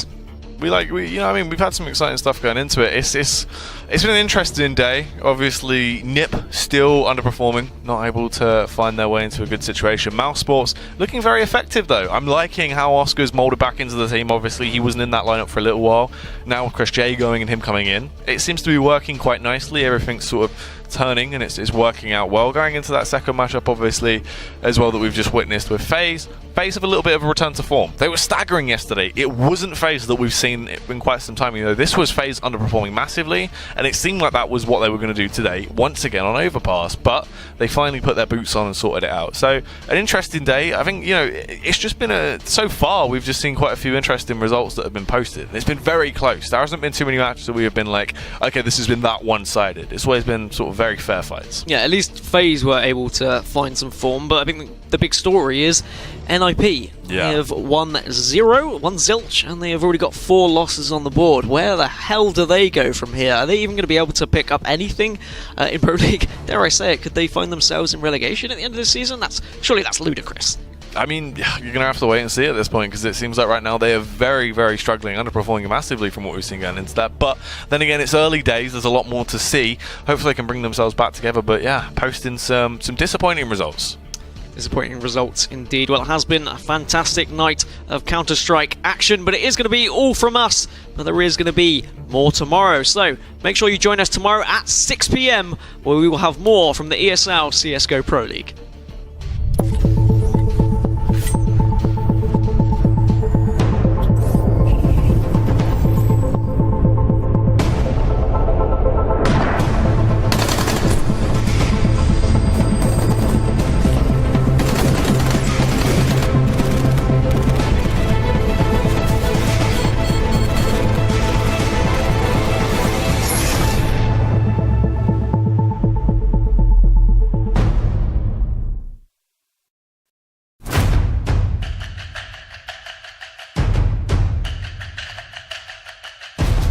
Opens up the play potential. Watch Kenny drop down.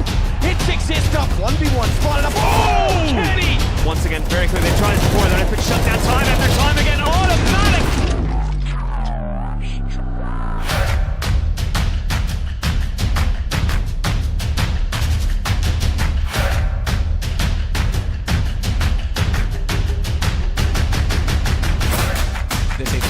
Got 2, goes for a shot. That's smart. Gus gets Skadoodle. Jumps up. Still a bit of time on this. It's going to be a 10-second defuse. He's got to hit the shot right now. Oh my God, Fallen!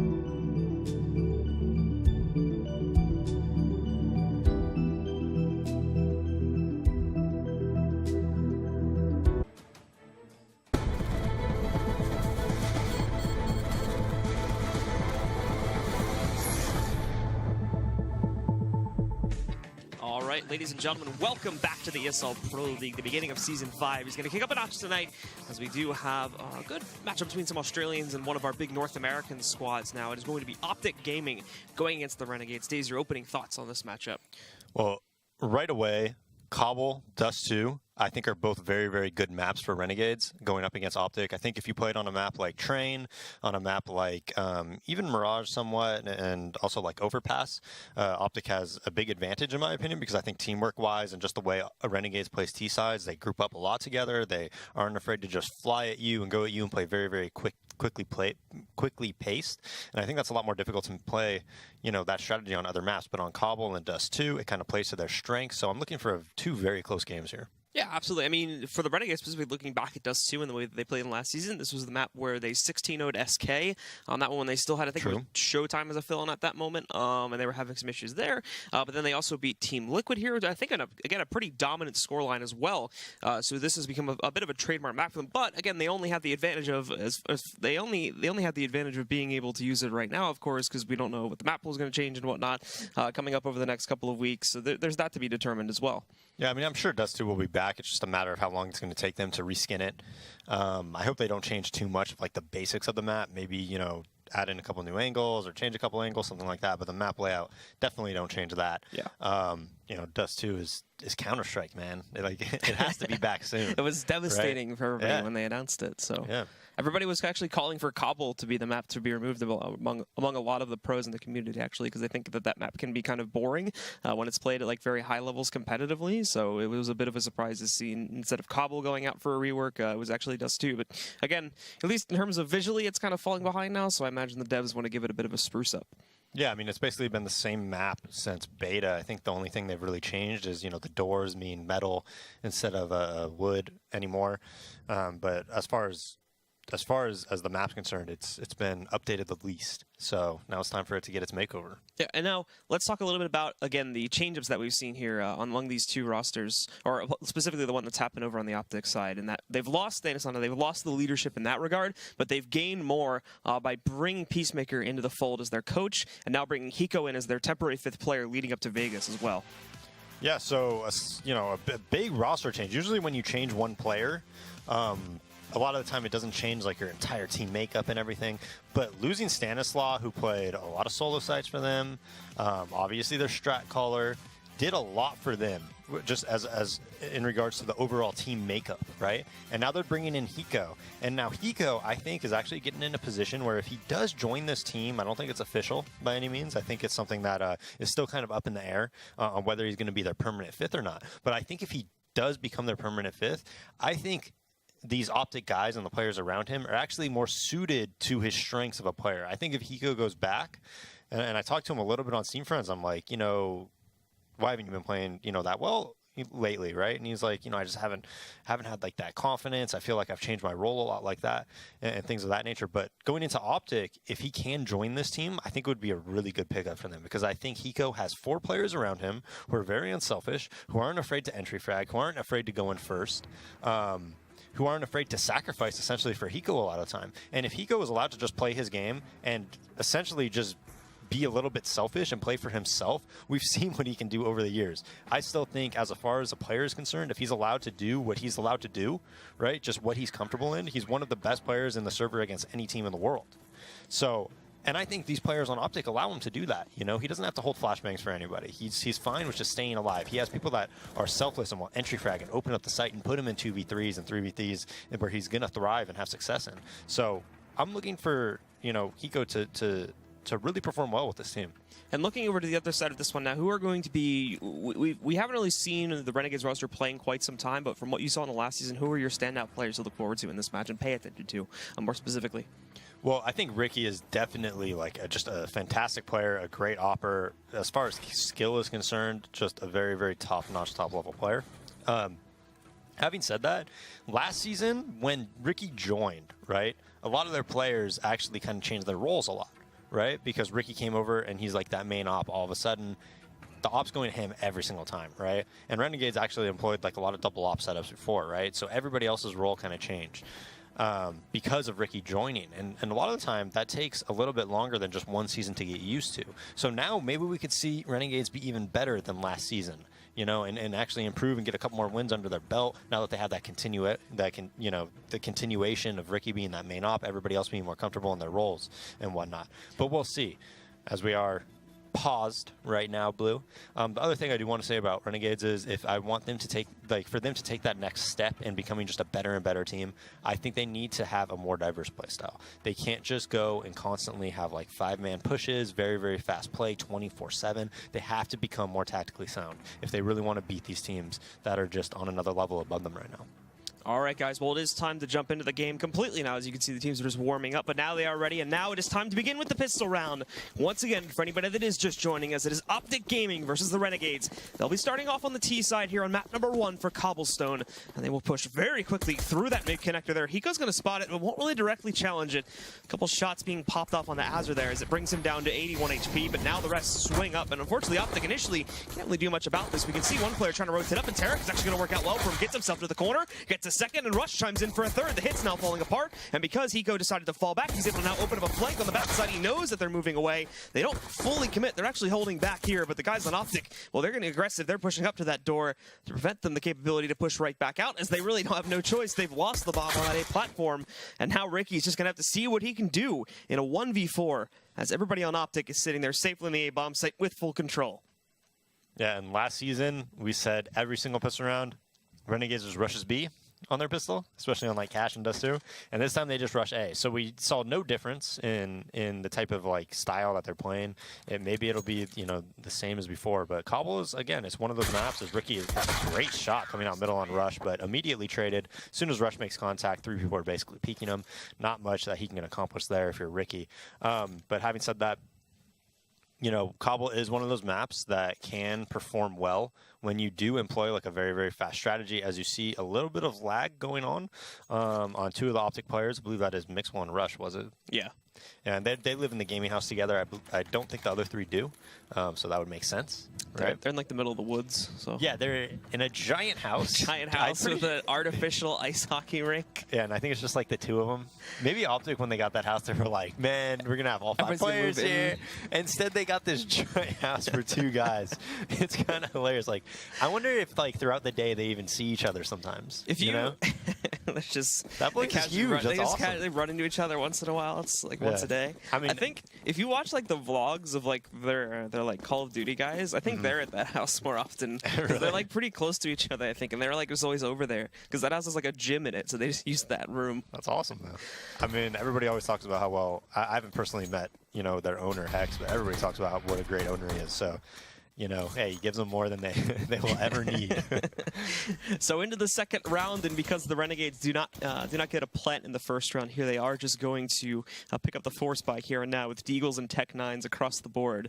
We can see the Renegades again pushing, at least with a few of their players, over here towards the broken wall approach, but there's quite a bit of resistance populating it from the side of Optic as well. Naf sitting on the stairwell, and then Tarek waiting inside of the cubby. Naf, he's already struck first. Ricky's out there still, and he's going to try to challenge it, but it won't go over very well at all. Tarek will immediately shut that down, and now Azure trying to push his way outside into the mid connector here. That too, again, being scouted out here. Rush will grab the kill. The last 2 are sitting at A long, but even this has been accounted for. Hiko, I think, had contact with them a few moments ago, so they're basically expecting this now. And once again, Optic doing a really great job of just controlling the situation. Oh yeah, it's another 2v5 in the same situation as it was before, where they're just, you know, sitting in the middle or the A halls, and they know exactly where they are. As Mixwell's just going to walk up, get easy kill in the back of the head. JKS, nothing he could do. Long range Tech 90 coming out long A, where everybody's watching them. So now they're just on the Glock Eco. So far, almost no deaths really on the Optic side. And you see the setup, it's just a very simple bait and switch, right? Optic, Naf right there. He'll be able to take contact. They'll all be looking at him. And the great part about where he is positioned is that he could just hide on the stairs. And then when they actually come out, they're all going to be focused on him. Tarek's going to be able to shoot him in the back. Like, had they had 5 players there, as long as Naf is able to, you know, shoot and then hide, they'll be able to clean it up very, very easily. Because they do just often rush through this mid-smoke, and Mixwell just easy pickings for him.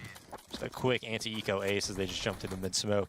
And Optic goes up quickly 3-0 here. Mixwell at 7-0 right now. Hiko yet to land a kill, but is on 2 assists and 3 apiece for Rush and Tarek. Mixwell pulling off the reverse James Bond right now. And while we see the first gun investment coming in for the Renegades, hopefully they can put a stop to that before things get too far out of hand here. As on their first ground, and it is still going to be a fairly typical split in the opener here. One player working his way into the B halls to watch out for any early aggression from the CTs through a counter boost or other means. But what?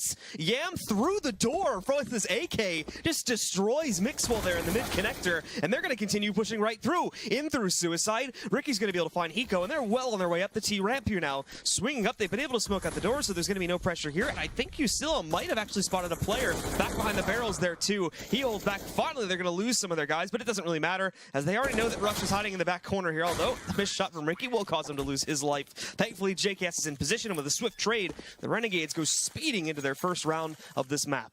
Yeah, and you know, last night we saw Immortals versus SK. Both teams had a lot of trouble with that very fourth round where the CTs would keep a lot of their umps and whatnot, and they would just get like 4 kills, and even if the Ts won the round, they'd win the following round, and then they'd have to save. But that round, Renegades was able to keep 4 alive on that round win. So even if they lose this round, they should be buying in the upcoming round. So that's very, very good for them. Pretty important round for Optic too, because they spent a lot of money, a lot of investment here. And Renegades last round, we saw they got that kill. They immediately just executed and push, push, push. And Hiko again waiting for the push itself to come back out over here towards the A long spot. The nade's on the way. He chooses not to stick around and challenge it. He will just promptly fall back over to the site and the wraparound point over here at the exit A along. The rest of the guys from Optic, again, it's still your general 3-2 split. A bit more of a heavy commitment than you may expect on a normal round to round here, as you'd usually keep the other guy back over here inside of the site connector. But for now, they're going to keep 2 quite heavily over here watching out for a T-ramp push. But most of these guys are actually not going to stick in terms of pushing the site in this direction. They are going to fall back into the B halls and now try to play it over here. And near drop and over here towards the B bomb. So they have also taken some damage early on. Azur and Ricky both go down to 14 and 44 HP. But beyond this, neither team has made contact with the other yet, but that'll change immediately. As Mixwell moves into the mid connector, is able to find JKS on a bit of a lurk, takes him down, and they will now be lost a player here too. With 40 seconds, it does seem they finally made their decision in terms of where they're actually going to take this bomb. It'll be a bit of a last-minute play over here towards A long, but once again, Optics still have 2 players here ready to counter that out. Yeah, but Azur and Ricky very, very low HP, and Hiko and Mixwell are in really good spots right now to stop any type of a hit. And Hiko's actually going to drop down from the boosted up wall position here, just waiting for the chance to find Azur, pushing his way back out. He is distracted a little bit here by the play that's coming out, and they now know he's sitting in this corner. Thankfully, the duel there is quite easy to close out upon. It's not just him either, it's Mixwell finding 2 more kills. They're focusing on trying to get into that corner now, but even from that spot, Ricky won't feel safe enough to try and go in to put the bomb on the ground. Mixwell will close it, and Optic just trade out the round and reset the losing bonus for the Renegades. Yeah, not only a 4K for Mixwell, makes it 4v5, gets a lot of information, then ends up falling back when the round's timer is dwindling down after this kill. Goes back to behind EPC and gets 3 more as they enter the site. So he's 11-1 right now, just a really dominating performance so far for him. Another thing he did as well is that he made it 4v5 because the CT's defense got really split up when that A map control was taken. So he got aggressive, made it 4v5, and it's really tough to hold on Cobble if you get pushed back at A and you have 2 towards A, 1 drop, maybe 2 B, and you're not even peeking B plat or anything like Optic was. It's really difficult to win the round in that situation if you just let them execute because you're just so spread out. So it was a really good decision by them to take a battle somewhere, right? Whether it's upper B or where Mixwell pushed, and try to even it out and give them some type of information. As Renegades now just has 4 P250s, a Tech 9, a couple flashbangs, so they'll probably do something quick and bursty on this B site. Let's run down the timer a little bit before they do move in for that execute, but Optic keeping the 2 players sitting mainly on the backside here, both Naf and Tarek. Tarek being the one that's probably going to get the first chance to pick up these kills, but it's a really quick change-up for Naf to be able to hold this one as well. But they'll look to try and delay it for a little bit longer as their grenades start to roll in. It's actually a miss on the initial push from Tarek here. He knows more on their way back out. He can't seem to find any of these shots. Actually, it's Naf doing all the work currently. But the situation, again, does not really get out of hand at any point. They lose Rush along the way, but ultimately still shut down that push. Yeah, and if Renegades ever executes on B, they have to be very careful if they just all tunnel vision onto the first guy that they make contact with, because Naf and Tarek have consistently played in spots where one of them is going to take the initial contact and then the other guy's going to peek out afterwards. So if you go out B, you can't just say, hey, we're all just going out. You have to be like, you know what, JKS, you need to focus on this. You need to focus on this and actually have roles, or else somebody's going to just multi-frag really, really heavy. Speaking of which, Mixwell may have a chance at that now as he gets himself forward, up behind the broken wall, and outside of the smokes too. These guys are going to be pushing it blind. There's one for him. He gets it by a flashbang, but then swings into two more. Ricky and Azur both go down. One has snuck through, but no, Naf is going to put a stop to it with his P250. And Yam left alone. What does he do? There's nothing for it. And Mixwell goes monstrous again with a 4K here. Potential for an ace if he decides to push through to finish the job. Mixwell's just incredible. He's been A this whole time, just wrecking the mid-A, just goes to B, just feels like the B hit's going to happen. They probably only had one player towards A, maybe Tarek opping it. I wasn't sure how they set up to start. And then just counters 100% what Renegade is trying to do. I mean, and again, you know, I talked about it in the pregame, right? It kind of can work on Cobble where you push quick, you group up and you push, right? And just do these really bursty type strats. But then when you go against somebody like Mixwell who just has like the spray control and the knowledge of how to stop that, and you don't really have any strategy to back it up if you're Renegades, a lot of the time you can get in a lot of trouble. Yam himself here trying to see what kind of damage he can do, but Terra keeping an eye on it. Hasn't spotted it yet, but the reverse is true for Yam as he is going to move in here. Will be able to grab that kill against Terra because he does catch him with a grenade in hand. Responses are Responses are coming out now, though, as he's actually going to make a smart play here just to cost him a little bit of extra cash. He'll toss the op out of the arena, but now being pushed from behind here. Hiko's going to try to finish the job. He actually gets dinked. Now look at the closing kill. Denies the second ace in like 4 rounds from Mixwell, granted, but still the impact is very well seen as we're going to check out on the replay here now. The swing into these 2 headshots is beautiful. Renegades don't even know what hit them, and they definitely don't have time to adjust for it. So we'll jump into the next round here and take a look and see if the guys from the Renegades will be able to really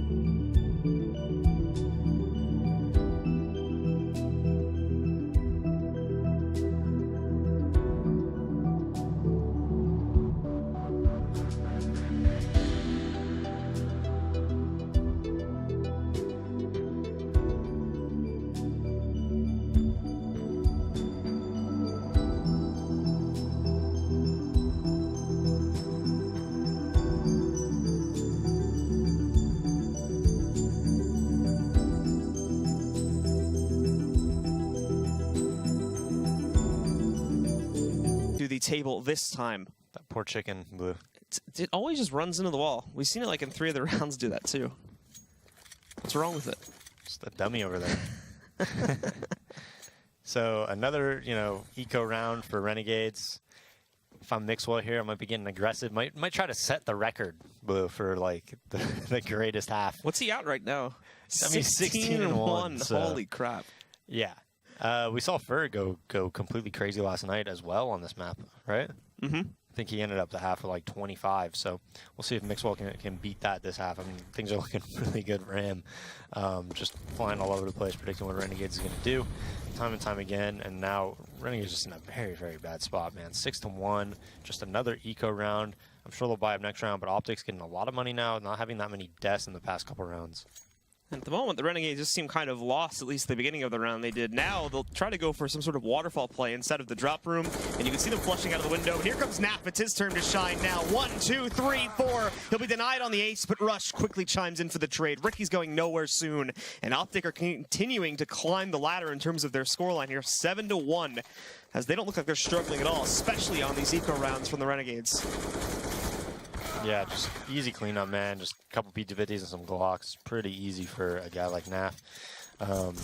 Just only the one op on Optic You know, and Tarek's not really getting that aggressive for it, so Renegades should be able to like take map control and then do something off of it. Looks like they're going back into some type of a default here. Mixwell spotting long. I believe that's Hiko towards middle.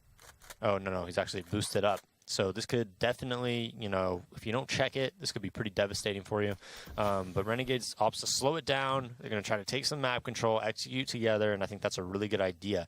You know, it's definitely not over. I know you're down 7-1, and I know Optic has a lot of money, but it is T-side of Cobble. You can have a lot of, you know, opportunities for comebacks on this map. And sometimes even on CT side, man, you can really get it rolling and have great CT halves. There's a lot of utility in check here too for the Optic Gaming side, and due to the very, very passive aggression that Renegades are using at the beginning of this round here, it's not really doing a great job of forcing any extra smokes or Molotovs out onto the site to try and get them to waste them when they weren't actually trying to go for the execute yet. So at the moment, when push comes to shove and when these guys finally do decide to deploy, I mean, Hiko still has a smoke ready for him. Granted, he's a bit disconnected from this action, so assuming this goes through into B, he won't be able to use it there, but he has it for the retake. They still have the Molotov again, though. That's over towards A, but these can be useful in the retakes. These guys try to tuck away in really passive positions to try and burn them out. And speaking of burning, well, they're going to try to burn Rush out. He's just going to hug the wall, though. Looks away for the flashbang, gets the kill, and he's even got extra support moving in from Naf as well. They handle the drop play with no issues whatsoever, but they did have to go light on outside. But look at that flashbang again, perfectly placed, and Tarek will be ready for this play over here if they decide to push through the broken wall, which they will. They have no one towards A. If he wants to right now, he can just go right in, but Tarek holds the line. The bomb will go down, and again, the Renegades' overall hit just gets completely destroyed here. At least the flashbang's gonna let you steal a roll out. He's gonna grab the first kill, but immediately up close and personal is Tarek to trade it. JKS alone now and does not realize he's in the Molotov, so Mixwell is gonna add one more to the counter as he finishes off JKS and the round. Yeah, and Optic just playing, they're one step ahead of them as far as what is Renegades going to hit. You know, they've been giving up drop control the majority of this half. Optic usually doesn't even, a lot of the time they do concede drop control on this map. And that time they say, hey, you know, Renegades has tried B, right? They've tried A.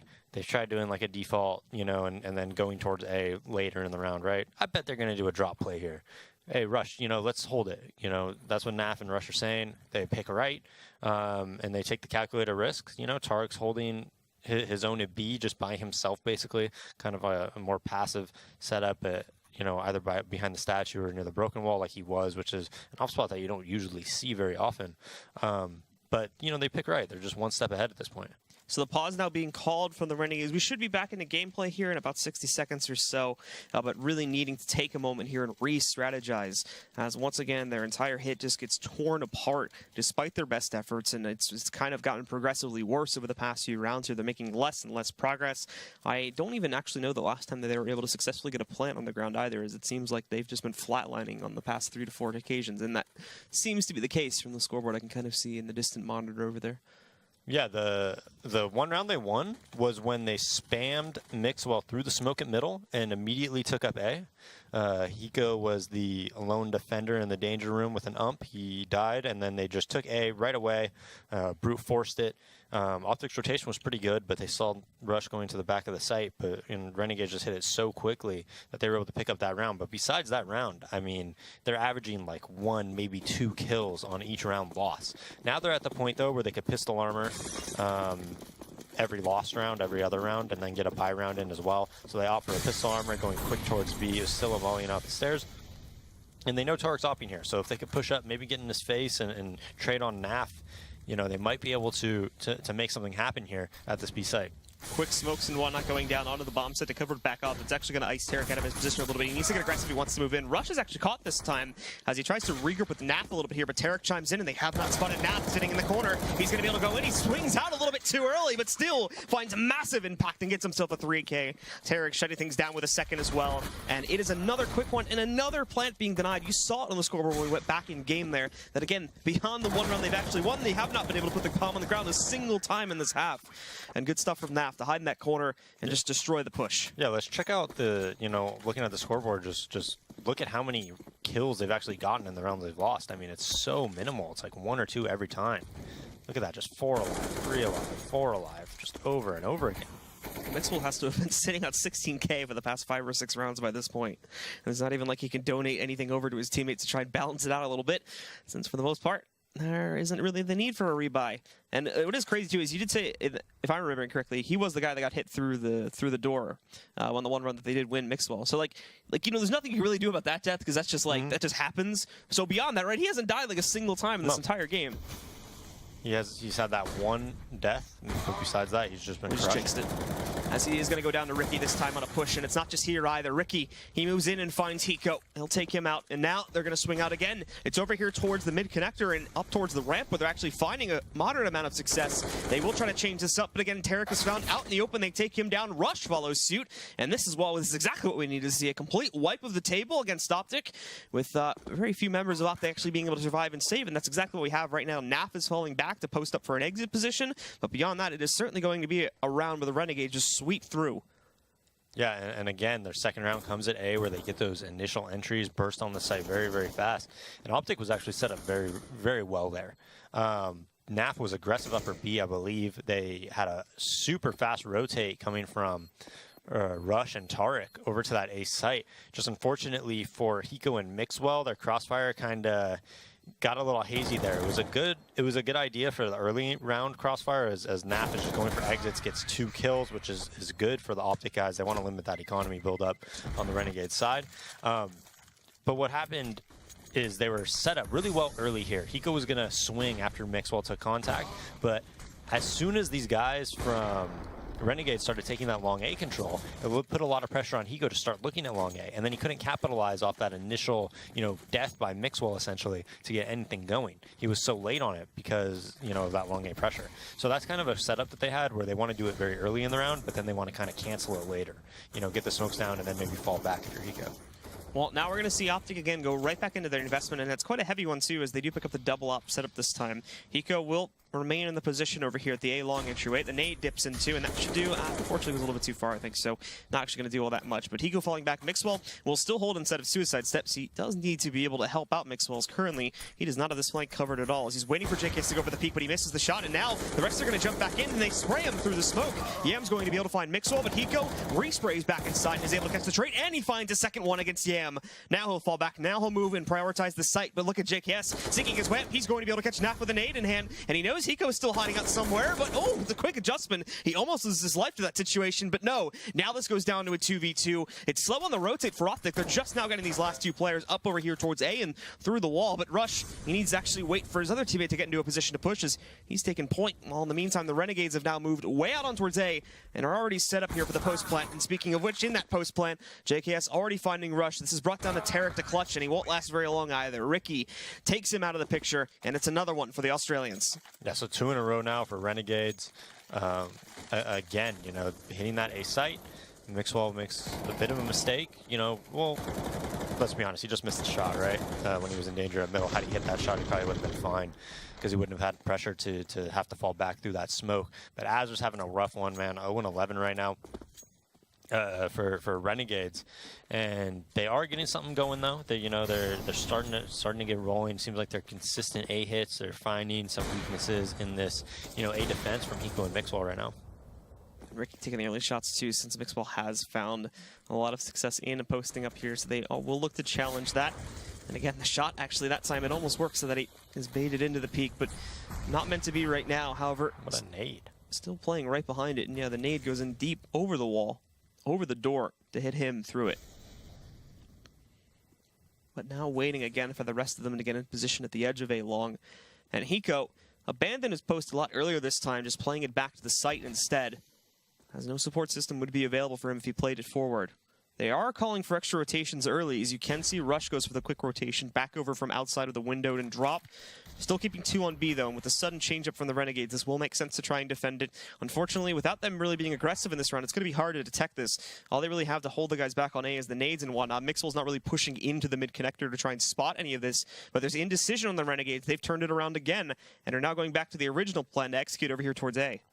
Yeah, and Optic is strategically playing very well. That smoke by Tarek to the end of that B plat might have just won this round. They're going into a complete A stack here. There's 3 there. Tarek still has a Molotov if they ever hit B. So Optic strategically is playing very, very well right now. Mixwell does start to actually move away from his more aggressive position on the ramp, and this is just as the long hits coming in. Hiko is not going to be able to help with this if they swing out wide. In fact, there's JKS getting that kill on the Mixwell. Rush gets one. Hiko behind the cannons, though, tags in for two. There's more at long range, and this is where he's finally going to meet his match against JKS. A 2v3 with only one actually in the site, but no, they prioritized the plant. They didn't realize that Rush was still here. 3 seconds on the clock, and Tarek finishes things up with a shotgun kill. Yeah, and it's those little things, those little tiny things that are really separating Optic from Renegades right now. I'm telling you, that smoke at long B that Tarek threw, he has a mag 7, yet still has control of this entire platform. And if Renegades doesn't push him off, they're fine with having 3 towards A. There's, you know, like Renegades just got strategically outplayed by these simple things. And it's those little things that a lot of the time separate, you know, some of these teams. Well, it's Ricky again, firing shots through the mid door here as we do head into one of the last rounds of the half. The Renegades have forced into this one here with 2 Galils, and look at Mixwell. It's his time to go big once more as he picks up 2 kills up front and center. The Molotov tossed in as he picks up the AK, but Yam doesn't care. He'll swing through that down to 10 HP now before he escapes outside. At the very least, it's taken down one of the big power players for Optic, but now he said that you need to try and get drop control. The flashbang against Azure is perfect, and Eustill is hit by it as well by Rush. Now it's down to that player that survived the Molotov previously, but now has an impossible task set out in front of him. A 1v4 with only 10 HP, and he will not even get one of those kills. Rush takes him down, and Optic go right back to controlling this entire map. Yeah, man, and you know, I just want to go back to that one round really quick, and it's again, this round comes down to Renegades trying to force something through a smoke, and Mixwell playing the smoke properly, able to multi-frag, you know, do 2 kills and 90 damage to the last one. Makes it pretty tough to win the round if you're Renegades as they go into this final round of the half. Ooh. But that last round before, you know, they wanted to go back to B. When I was talking about Tarek pushing up with the Mag 7 and getting that info, they wanted to go back to B. But as soon as they saw that smoke, they were like, okay, screw this, let's just go back to A, and they go into a 3-man stack. After that, they get baited into their own death there, and now after everything is said and done, they have to go right back to these half buys that they were plagued with throughout most of this half so far. Nade even being tossed in there 2 hits. Both of those guys over at A long for almost max damage here. The flashbang response is good, but unfortunately Mixwell is here to help out with Hiko, and he's going to handle both of those kills no problem at all. Now JKS is going to see if he can be sneaky here and grab a kill in Suicide. They've already lost the guy that was trying to sneak in through drop and split this a little bit, and basically the entire front has gone down. They've lost the bomb. Eustill is going to do what he can, but once more, a 1v5. He's basically got 0 chance at this one, so he'll just go for it. Flashbang's good, so we may be able to find Hiko. Hiko pulls out a knife there, which again, just trying to have some fun at the end of the half. They know they have it under control, and Mixwell chimes in for another 4K to close it out. It's Mixwell and Naf that explode here in the first half. We'll see if they can keep it going in the second half, or if the Aussies have something left to fight back with. We'll be back, guys, in just a few right here from the ESL Pro League.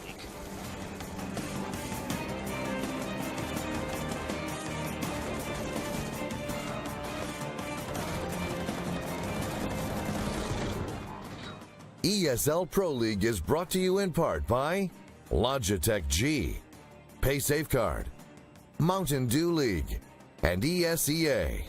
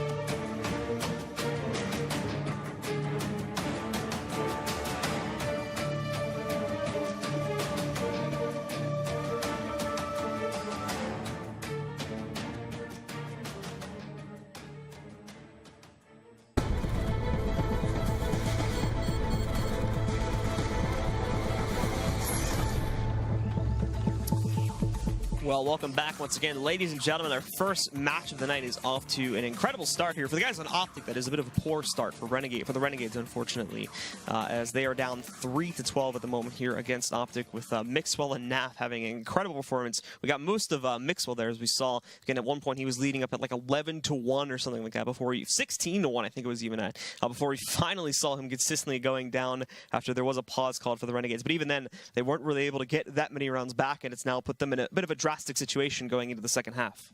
Yeah, I mean, I think Mixwell was 17-1 for like 4 rounds straight. So he slowed down a little bit, but mainly just because Renegades was hitting B and he was just over at the A site and his teammates would kill him pretty cleanly. So yeah, I mean, pretty much just a highlight reel performance from Optic. I mean, multiple 4Ks, an ace there by Mixwell.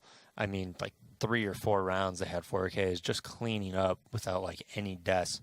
Was a pretty crazy performance by them. And again, they were just one step ahead. They predicted what Renegades was going to do time and time again. They overplayed certain areas of the map, and they were just the better team when you look at those small things, man, where you can just take advantage where they can, you know, and use that small slight advantage to you know, leverage it into a round win.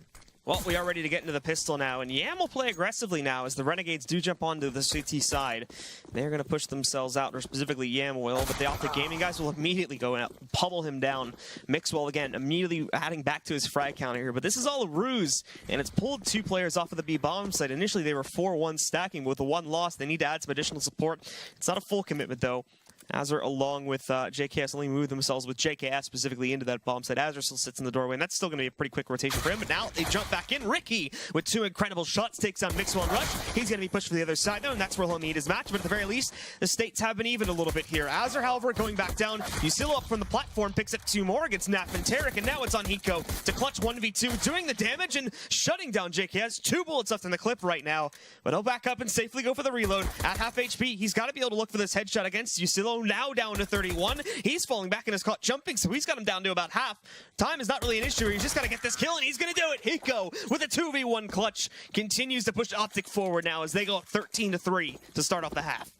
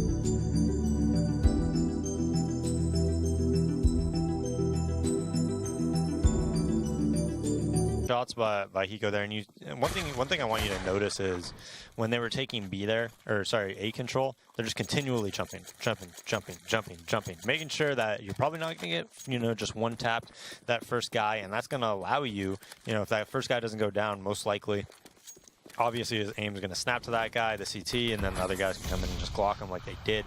Now Renegades on a save, 13-3. It's looking very, very poorly for them. Optic setting up in a default, 2 outside A, 2 towards the B halls, 1 watching the drop push, which is Rush, just jumping up and down. He's back from his ESEA suspension, which we saw. What happened? Did they ever say? It was, so he got banned for ban evasion. or like like something evasion. I think it was ban evasion, but apparently it was like a false positive. Yeah. That like it affected a couple people, but they just reversed it earlier. So Yeah, this is what Hugh said on Twitter anyway. Yeah. So it was just a false positive. Yeah. It's not on the gear. He's not on the gear.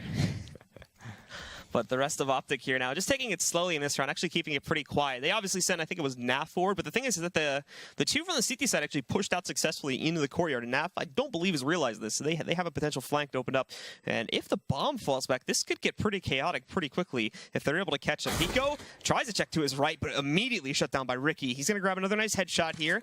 That'll drop the bomb, and they have watchful eyes on both directions of this one now. All of a sudden, while they have control of the A-bomb, site control, well, across the rest of the map is a little bit dodgy.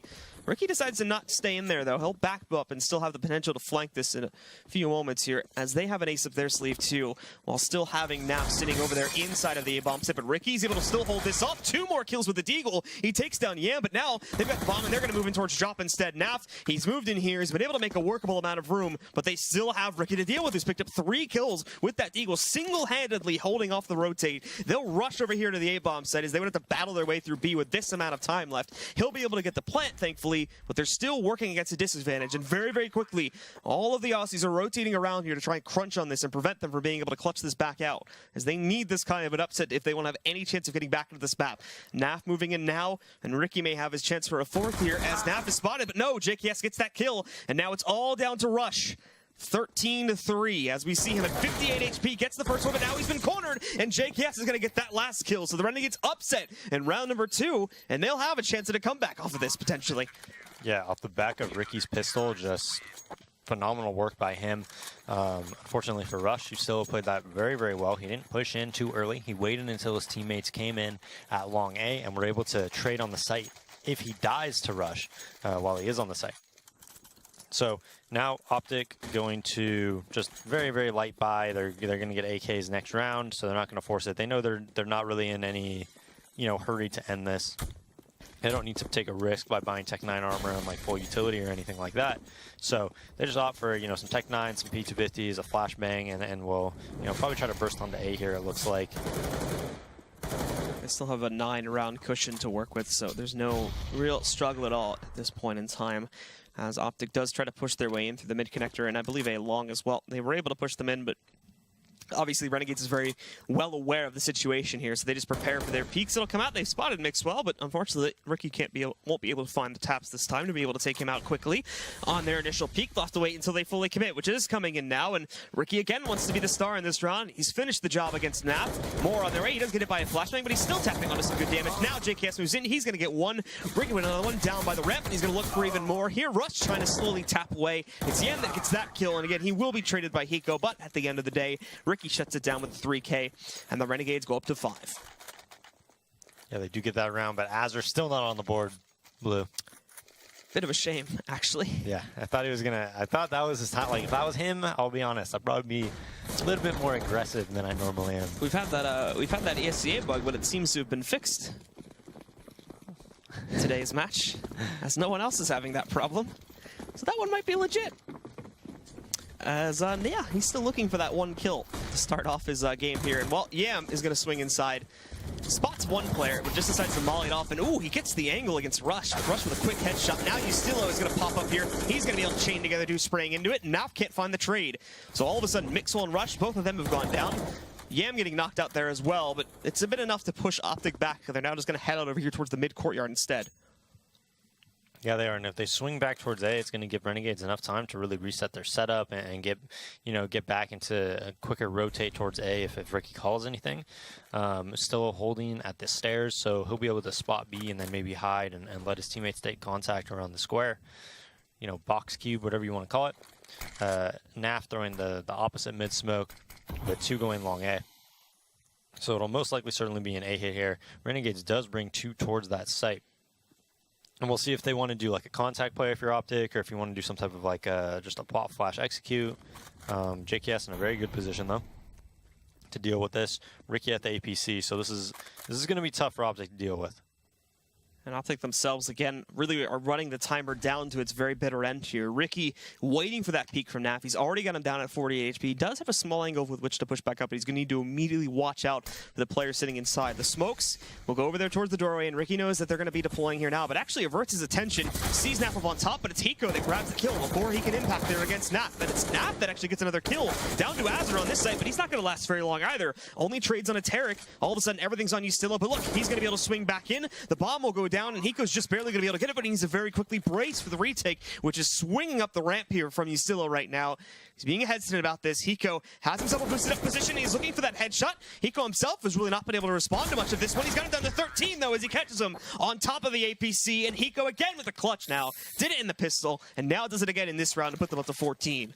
Yeah, another big clutch by Hiko. That's 2 now. He got him the pistol. He got him that round. And a little bit of a mistake at the player on Renegades. Can't quite know who that was.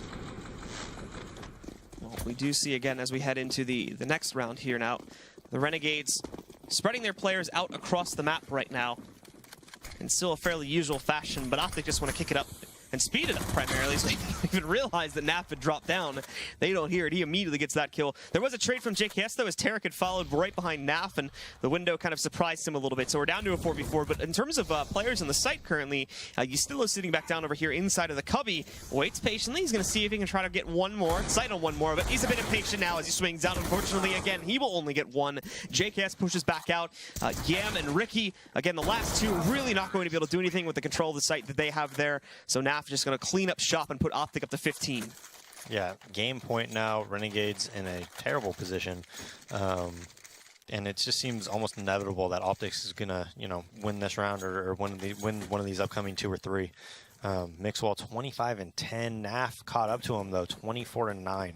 So 2 just massive performances out of those 2 guys. We kind of undersold the story on Naf a little bit, but he was having in the first half there, sort of caught up a little bit later on than it, but he's been having equally as much impact now as Mixwell, as we've seen him kind of get a bit quieter going into the second half. So he's been having himself a bit of a ball game here as well. Ricky, though, again, trying to do some work with the Deagle back over by A-Long. Won't be finding it that much. It's a big stack of CT players here, and in fact, the shotgun from Yem may be able to put a stop to an immediate victory from Optic. He's got the bomb under his control now. Rush will look to put a stop to it, but he's still got to be very cautious. Flashbangs rolling against him. His pop flash was rather good, but while he retrieves the bomb, he'll decide to dip back away and move into the B halls where the rest of his teammates are currently grouping up right now. Yeah, not much chance to take control of that bomb just because of, Rush's good use of nades. Now they move back into some type of drop control right now. The aim punch on Yam is just too much, and then Naf just jumps down from above on JKS. Ricky still has a chance, though, to do something. And Ricky himself expecting it to come from the doorway instead of over on top, but there's one going for the second, and he almost gets it.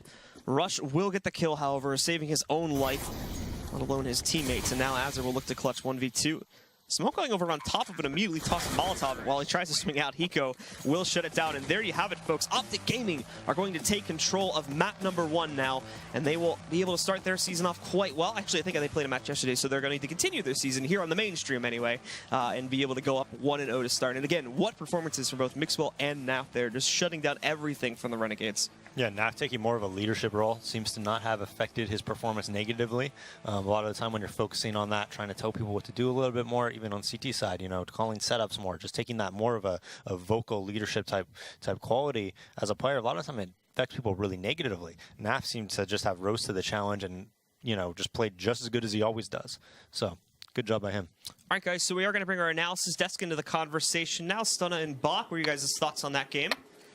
I mean, well, it looks like we get our answer about Hiko, right? Yeah, I mean, Hiko, Mixwell, Naf all chiming in. I think Mixwell at one point had 19 kills in 5 rounds or something crazy like that. Back-to-back 4Ks, anti-Eco ace.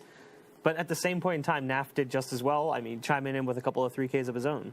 I mean, Renegade's able to grab that first gun there on the first half, and it looked like, hey, we might be doing some work here. We might be doing some damage. Maybe there's a chance. We grab first gun. Not a chance. First half ran completely away from him. Yeah, we expected this to go Optic's way, but we thought it would be a really close game. It turned out to be a bit of a wash. I mean, Optic came out swinging hard. We talked about how Cobble was a strong map, and we knew that coming into this, they would put in a good performance, but did anyone think it would be that good? I mean, looking at Optic, I mean, coming out on that CT side, getting that heavy landslide of a half, 12-3. What was going right for them there? Everything. It wasn't even just like, oh, you know, Renegades is making like crazy mistakes or misplays. There were a few instances where that occurred, but in general, it was just players from Optic kind of chiming in and destroying pushes from Renegades. We saw Mixwell, like I said, multiple 4Ks. Naf did it as well. And then in the second half, Hiko had a few huge clutch situations like that pistol round. He clutches that out again just a few rounds later in a 1v1 on the A bomb site. It was just consistently going the way of Optic. Let's talk about a guy that is the definition of consistency in this matchup. We're going to take a look at Mixwell here in round 7. He gets a beautiful 4K. Yeah, one of many. This was not that long after he got an ace in mid. So they try to go towards this B bomb site. They throw the smoke down, and Dazed had said he'd been playing A throughout the majority of the half already. So he switches it up. He just has this inkling that they're going to go B. And he puts himself right on the other side of the smoke, gets flashed. First player goes out. He just transferred the spray right over to 2 players who ran right into him. And he actually is the last one to get that pistol kill, too. Naf looks like he's the one to pick it up. But it's a huge 4K for him, and it was just a string of many disappointing rounds for Renegades. I don't really think that they did anything wrong there. It was just really well played by Mixwell. Yeah, I mean, oftentimes they'd find themselves in the crossfire out there on that B plat where they're just getting annihilated. Yeah. And I mean, what can you do at that point? You've pretty much ran right into the barrel of somebody waiting on the other side of the smoke. It's not really panning out for them. Yeah, the few times they had success, like early on, Yam gets that random kill through the door, and they just exploded onto A as fast as they could. They kill the second guy there. They beat Optic to the rotate, so essentially they catch players rotating into the back of site, and it's all in Renegade's lap. And they seem to have a greater success rate working towards that A site, but just not enough. And they found out too little too late that that was the site that was most successful for them. Yeah, I mean, we're going to look now at round 16, which would be the second pistol there. Hiko's able to do quite a bit of work here and pretty much secure that victory for Optic. Let's take a look now. So, I mean, here they go towards A initially, and Mixwell gets that opener, and you're like, oh, God, here comes another round from Mixwell. He's going to just rip everyone apart from Renegades. But Optic, double pumps. They realize, okay, there's no reason for us to force this fight towards A. We still have the bomb towards B. Let's go back and regroup and try and work there. Now, Hiko doesn't really get any action started until late, but it's really looking like it's going to spin back to Renegades, and largely in part due to Ricky's performance here in the drop room. He gets 2 before he goes down. They start to push towards that direction, and they still haven't checked for Ustillo, who's back towards B platform. So he gets to himself and puts it all on Hiko. Hiko with some great shooting here. Patience, and eventually he was spraying away at JKS, just taps in midair, and now it comes down to the 1 versus 2, and Hiko gets tagged up hard. It looks like Ustillo is going to clutch the round out. Hiko just keeps catching them. They're going for this aim duel back and forth. And finally, the fatal blow is delivered. Well, even at that point, right, so they win the round, and then they immediately get eco'd, right? So maybe, just maybe. Just a little bit of breath of air there for Renegades, but obviously nothing comes to fruition.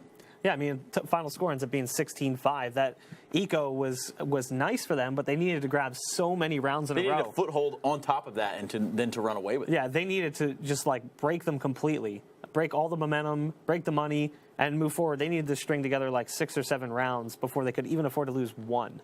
Okay, so we know now where Hiko stands in terms of how this might look going forward. And I do kind of want to put a little spotlight there. It looked like Azar had a little bit more of a tough time. Just calling him out on the goose egg? I'm not calling him out. I'm just saying he had a little bit of a tough time there.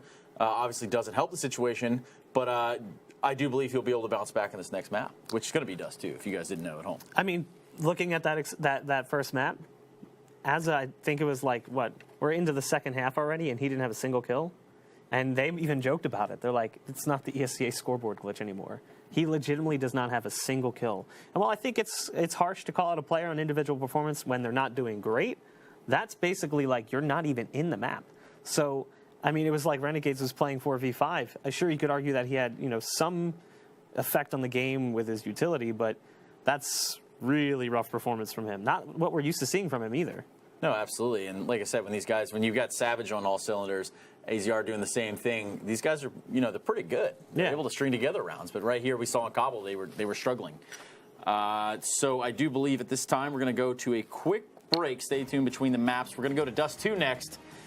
But I have gotten a little bit of a word here. Maybe my details might be confused. That if you count how many kills are in this John Wick preview, Daze will take you and your immediate family out to lunch. So make sure you tweet at him and let him know how many kills exactly are in that preview. We'll be right back.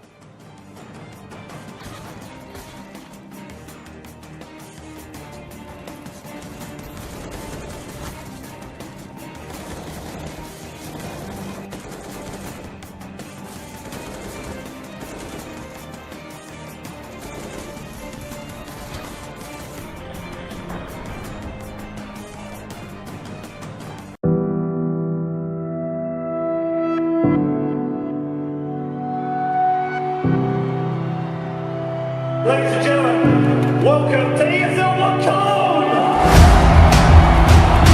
Two headshots in a row, and Fnatic's about to bring it back now. All on Hiko. Trying to see if they can get the defuse, and Hiko. Oh no, Fnatic has to keep Virtus Pro alive. Taco once closer. AW getting done. He's looking for left. He's gonna get a hit by headshot again. Oh my god.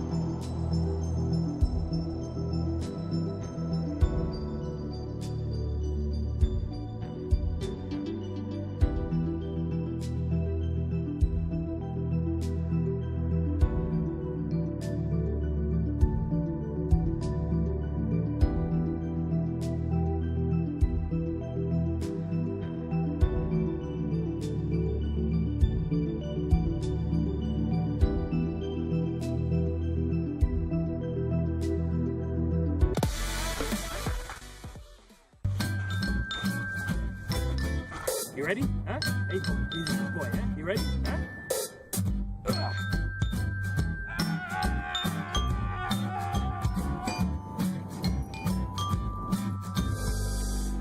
Start your esports career now at play.eslgaming.com. Counter-Strike is sharing incredible moments with us and will return to a memorable place.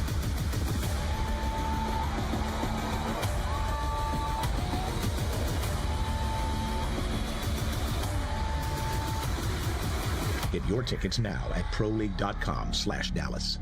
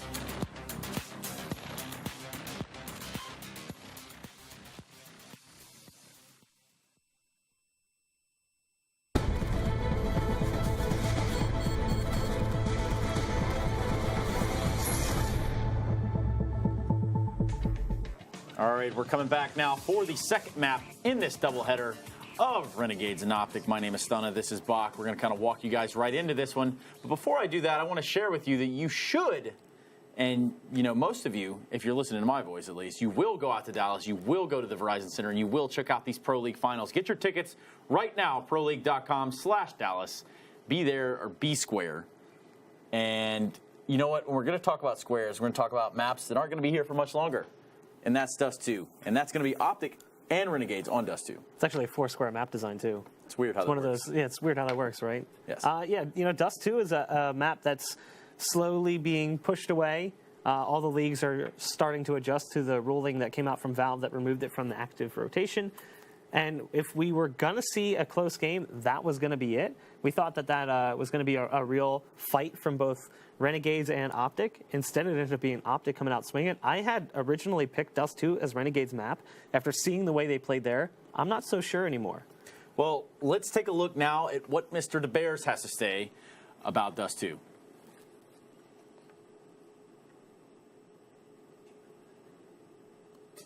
Or we don't do that, and then, in which case, I will actually personally talk about Dust 2, and I'll throw down my cue cards for this. Let's talk a little bit about Dust 2 and the doors, a problem that I feel like has been a gleaming issue across the board for quite a while now. I don't know if I get the same feel from these doors as I did from the wooden ones. You think that will be part of the remake? You think they'll bring back the wooden doors? I could see, you know, honestly... What if the whole map is wood, just as a troll? They just come back with an entirely wooden map. If it doesn't change, I can just guess there's going to be mass hysteria in the streets, cats and dogs living together, just total unruly chaos.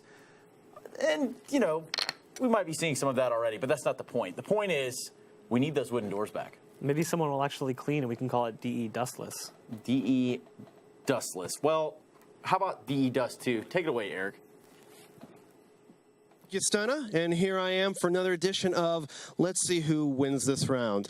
As we take a look at Team Renegades, they are on an eco right now with only one rifle. Now, on a map like Dust 2, thankfully it's not coming back for a while, they are pushing towards this B bomb site because it's the shortest of the long angles. You take middle, you got this whole long shebang, you got long, this whole thing. So why not just take away one side of the map? And as you can see, Renegades does this very nicely. They have Ustillo with the AK with two supports of the pistolers. Now, by doing this, CLG did not expect this at all, and it catches Hazed off guard, where Ustillo gets nice headshots. Now there's two guns for Team Renegades, and what this did is, after them taking tunnels, it puts Cutler in a really bad spot, and Yam is able to capitalize on this by flanking him. So now it's a 5-on-3 on an eco. They have three guns, and it forces CLG to take all the way towards this long bomb site, as you see him do right there. And now bad smokes, bad situation for CLG. 5-on-3 it's really hard for them to win this round. It's not impossible, but Team Renegades ended up winning the round, and it's securing the victory for that side. Back to you, Stunna. Thank you, Mr. Stromboli. I do appreciate that.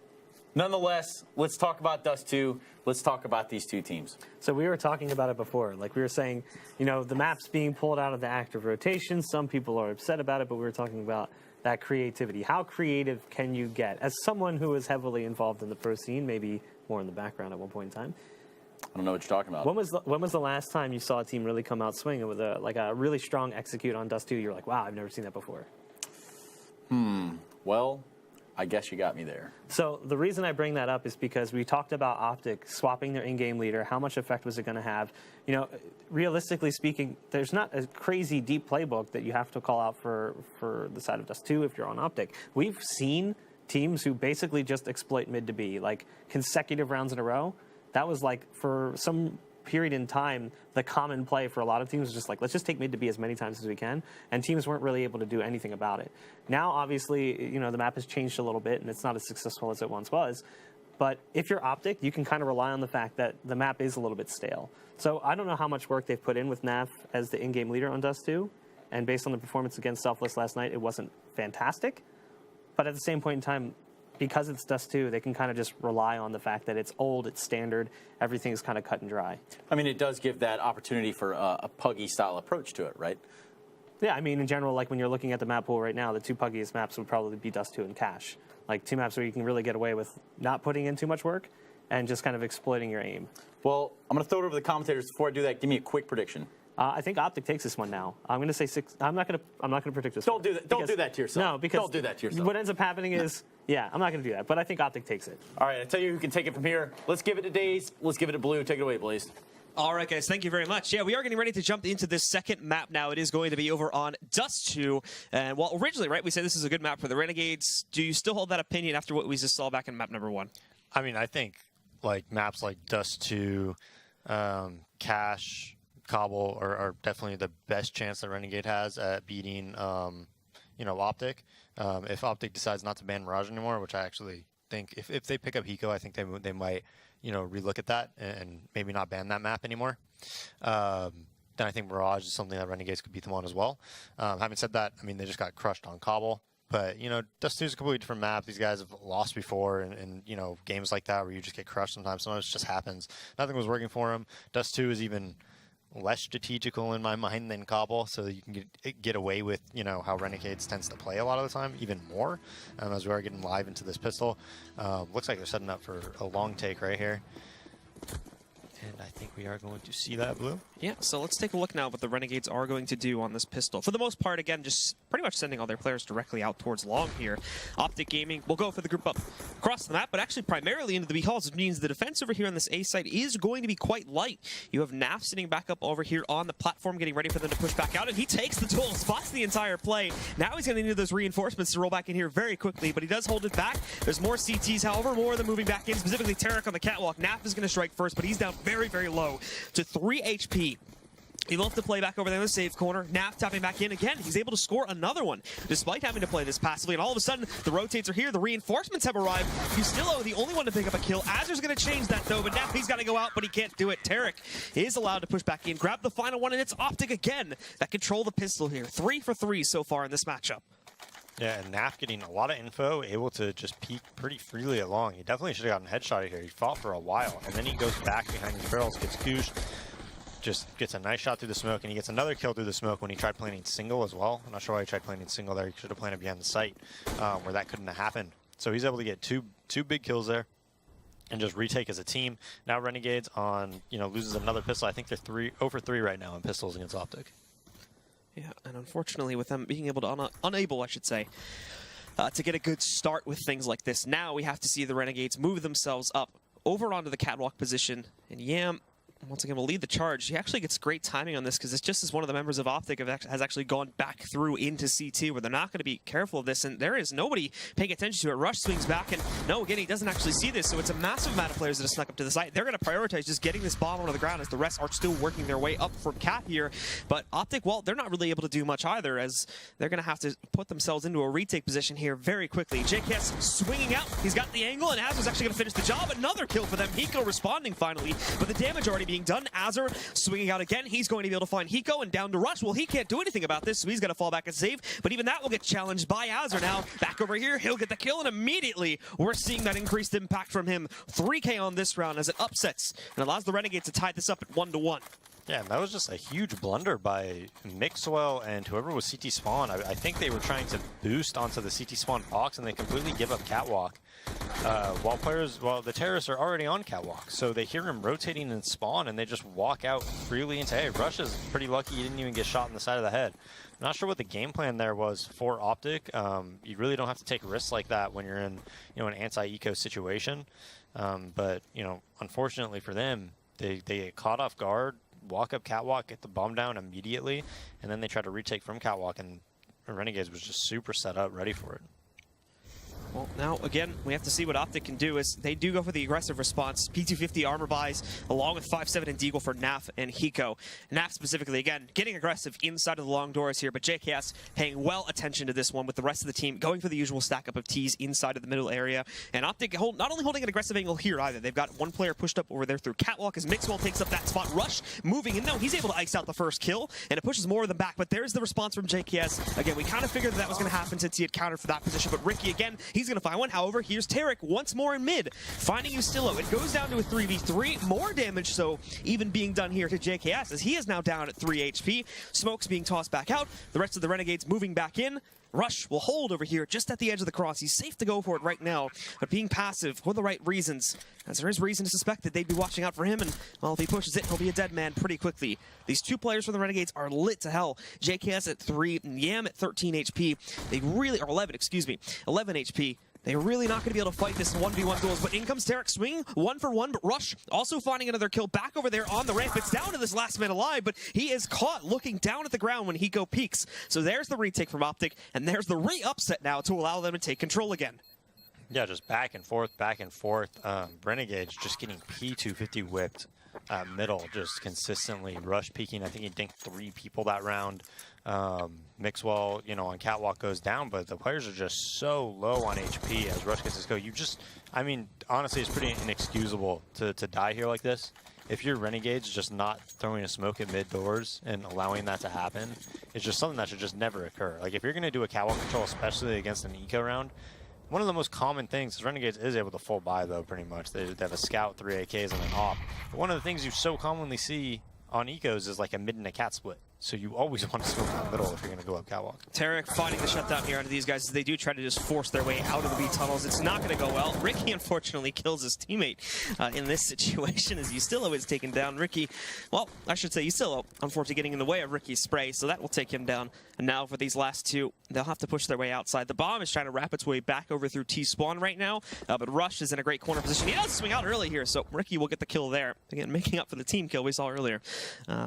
Beyond this, though, there really is not a whole lot of control gain for the Renegades, and they don't have a whole lot of hope of clutching out this 2v4, even with Hiko and Tarek being heavily lit right now. As the Optic members have moved in, they've kind of crunched and limited the potential areas that the Renegades are going to be able to push out from without having to, at the very least, fight one of the members of Optic.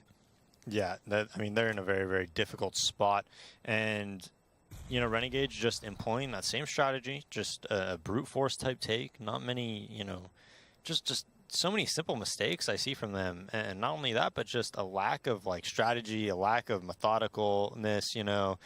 Everything just seems like, maybe on the start round, hey, let's take Catwalk and go up A, instead of being like, all right, let's take Catwalk, hold, I'll smoke mid, I'll flash over, I'll flash you up Cat and Molotov the stairs and things like that. Well, there's going to be Ricky finding another kill on the Naf, so at the very least, they make this plausible now after winning that duel out. They're not just rushing in through these angles where they have to fight members of Optic. They're taking it out. They're baiting these players into the open. Again, keep in mind on the timer, though, they do realize that they are not going to be able to get into a bomb site in time, so this will still be around for Optic, but at least they do damage at the end of it. And not only that, too, but they are able to more than likely save these final 2 guns. JKS and Ricky both fall away. That's not been an AK that'll be carried over into the next round, but Optic, again, controlling things here as they go up 3-1. Yeah, and they're probably going to force off this. I mean, I definitely would if I was them. You know, whenever you have an op, even if you have like 4 pistols around it, they still have an AK around it, you're able to do a lot of things just when it comes to just letting an op lead in and maybe winning the round that way. Maybe like a late round B lead in, or, you know, you see he takes the op here. This is a chance for him to get a pick as well. Well, Ricky again. Try and take the timing shot there as the CTs will go for the cross to hold long position just a little bit early, as it would seem. Beyond this, the Renegades, again, stacking up in the usual positions for a group-up play towards middle. Nothing else really happening beyond that. Again, you've got the player that pushed out towards pit from the Optic side, but it is it's actually 2 players sitting on Ace. The only real thing of note here is the fact that they have left mid open, so should the Renegades try to go for some sort of mid to B split right now, they are going to have an easy time of pushing out and getting that initial staging area mid. We would assume that they'd be able to try and smoke things off back over here. They still have a smoke in their arsenal, but actually it seems like mid for the most part is probably going to be ignored. This might just be another attempt to push their way out of the tunnels, where again you have this 2-man setup ready to immediately shut this down, and we saw that happen just in the last round, and they even had more gunpowder than this previously. Yeah, I mean, unfortunately for them, the smoke comes out, but this is a smart play. I still think they should wait for this smoke. They don't have to push in through it. You're kind of not playing to your strengths when you do that. You know, had they been posted on the smoke, of course, as soon as I say that, they'd run through the smoke and get 2 entries and take the site.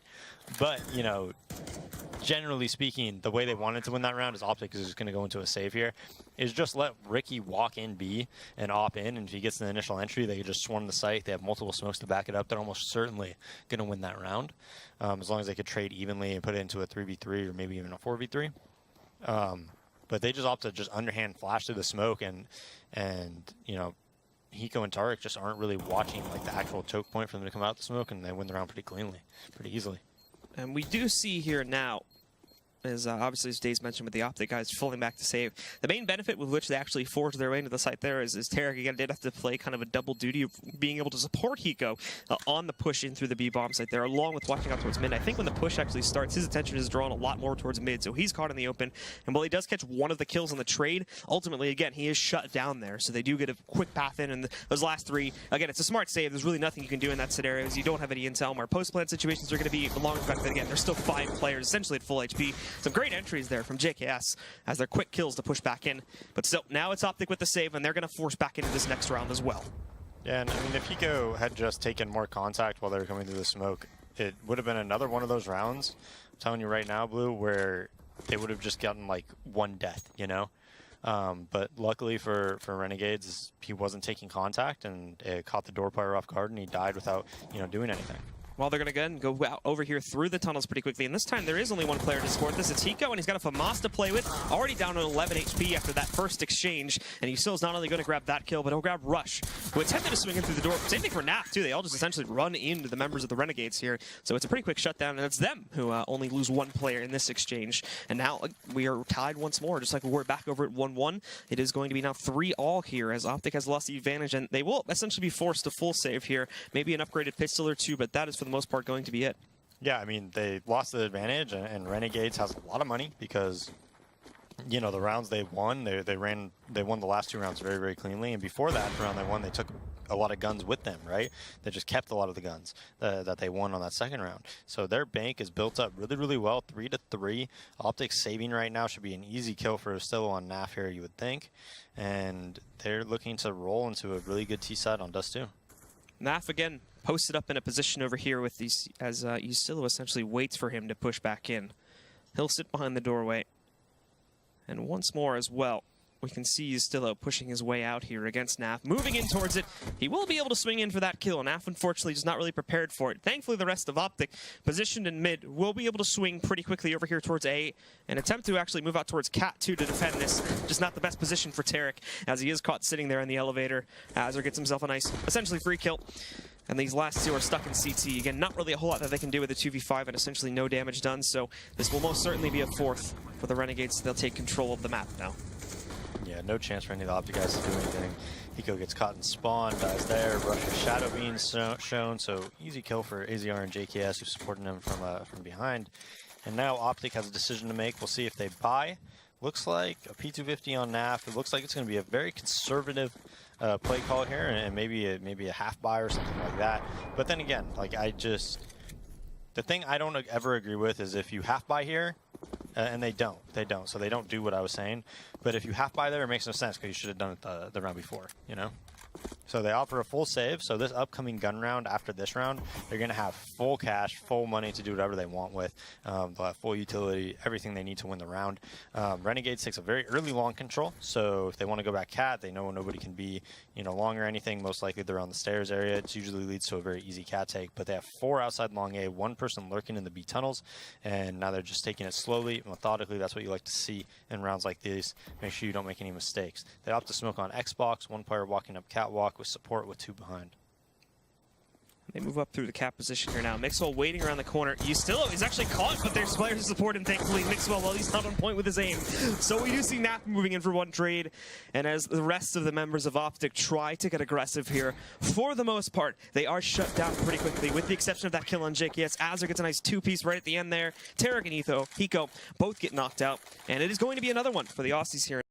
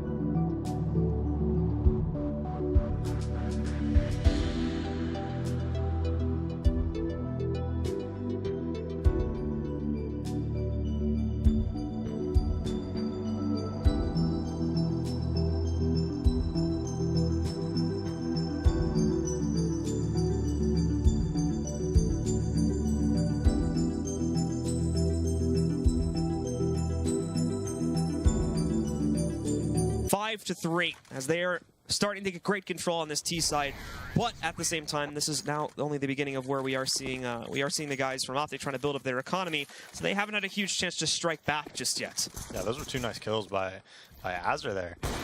But, you know, that was dangerous. They were all lined up on the catwalk there. Had Mixwell gotten that first P250 kill, like, we might have seen something very, very different occur during that round. Luckily for Renegades, he wasn't able to land the shots, but I don't necessarily agree with the overall strategy there, doing the Xbox smoke, then taking catwalk, because you're leaving yourself exposed when you just walk up the catwalk with 3 players like that. That was 1 shot, P250 headshot range on Mixwell on that first kill. Just luckily for Renegades that they missed it. The guy even had a flash out. So strategically speaking, like, those are the things that are really troubling me when I'm watching this Renegades team, that if they really want to beat and you know, get to this next level from where they need to tighten those things up. So it is still a group up in mid for the Renegades now, as Azur initially deploys the smoke, but Molotovs will prevent him from moving in any further. And again, it is a fairly ignorance, it's a large amount of ignorance from Optic and mid. They don't deploy any players to watch out for this one, and they will do a split initially as Azur just goes for the drop down. The rest are going to regroup either in mid or inside of those B tunnels, where once more they'll attempt to push back out. We have this player sneaking in, he's shut down, and it's not just here either. It's Tarek back over here on the B bomb site that for the most part has been punishing things. 3 quick kills on the op for him, and all of a sudden it's down to Yam. Optic on their first gun run after we had that volley of rounds at the beginning. They traded out, and now they're 1 round behind, tying us up again. Yeah, and Optic really countered their play there very, very well. Just an op in B tunnel anytime you're doing any type of a contact B play. Hiko and Tarek are just much too disciplined to rotate off B there. There's even a smoke in the tunnel, so not only are they going up against an op, but they're going up against going through a smoke grenade. So they're just have almost no chance of really killing Tarek there. And I think we've seen it a couple times now where if you're Renegades, there's times where you can slow it down. You could say, hey, just give it some time. Wait out this smoke. Wait here. Let's not force things. And instead, they do force things, and it's really getting themselves in trouble. Rookie again posting over here at T-Spawn, looking for that crossed upper on the CT side, but not getting the chance at it yet. It's Tarek, and he's held passively back, waiting for players that would actually push through the mid door here. Well, they'll get it, but it won't actually be Tarek that goes down. It's actually Rush this time. Azur pushing through. No follow-up upon it just yet. He quickly falls back in the event that someone else from Optic wanted to move in to retaliate.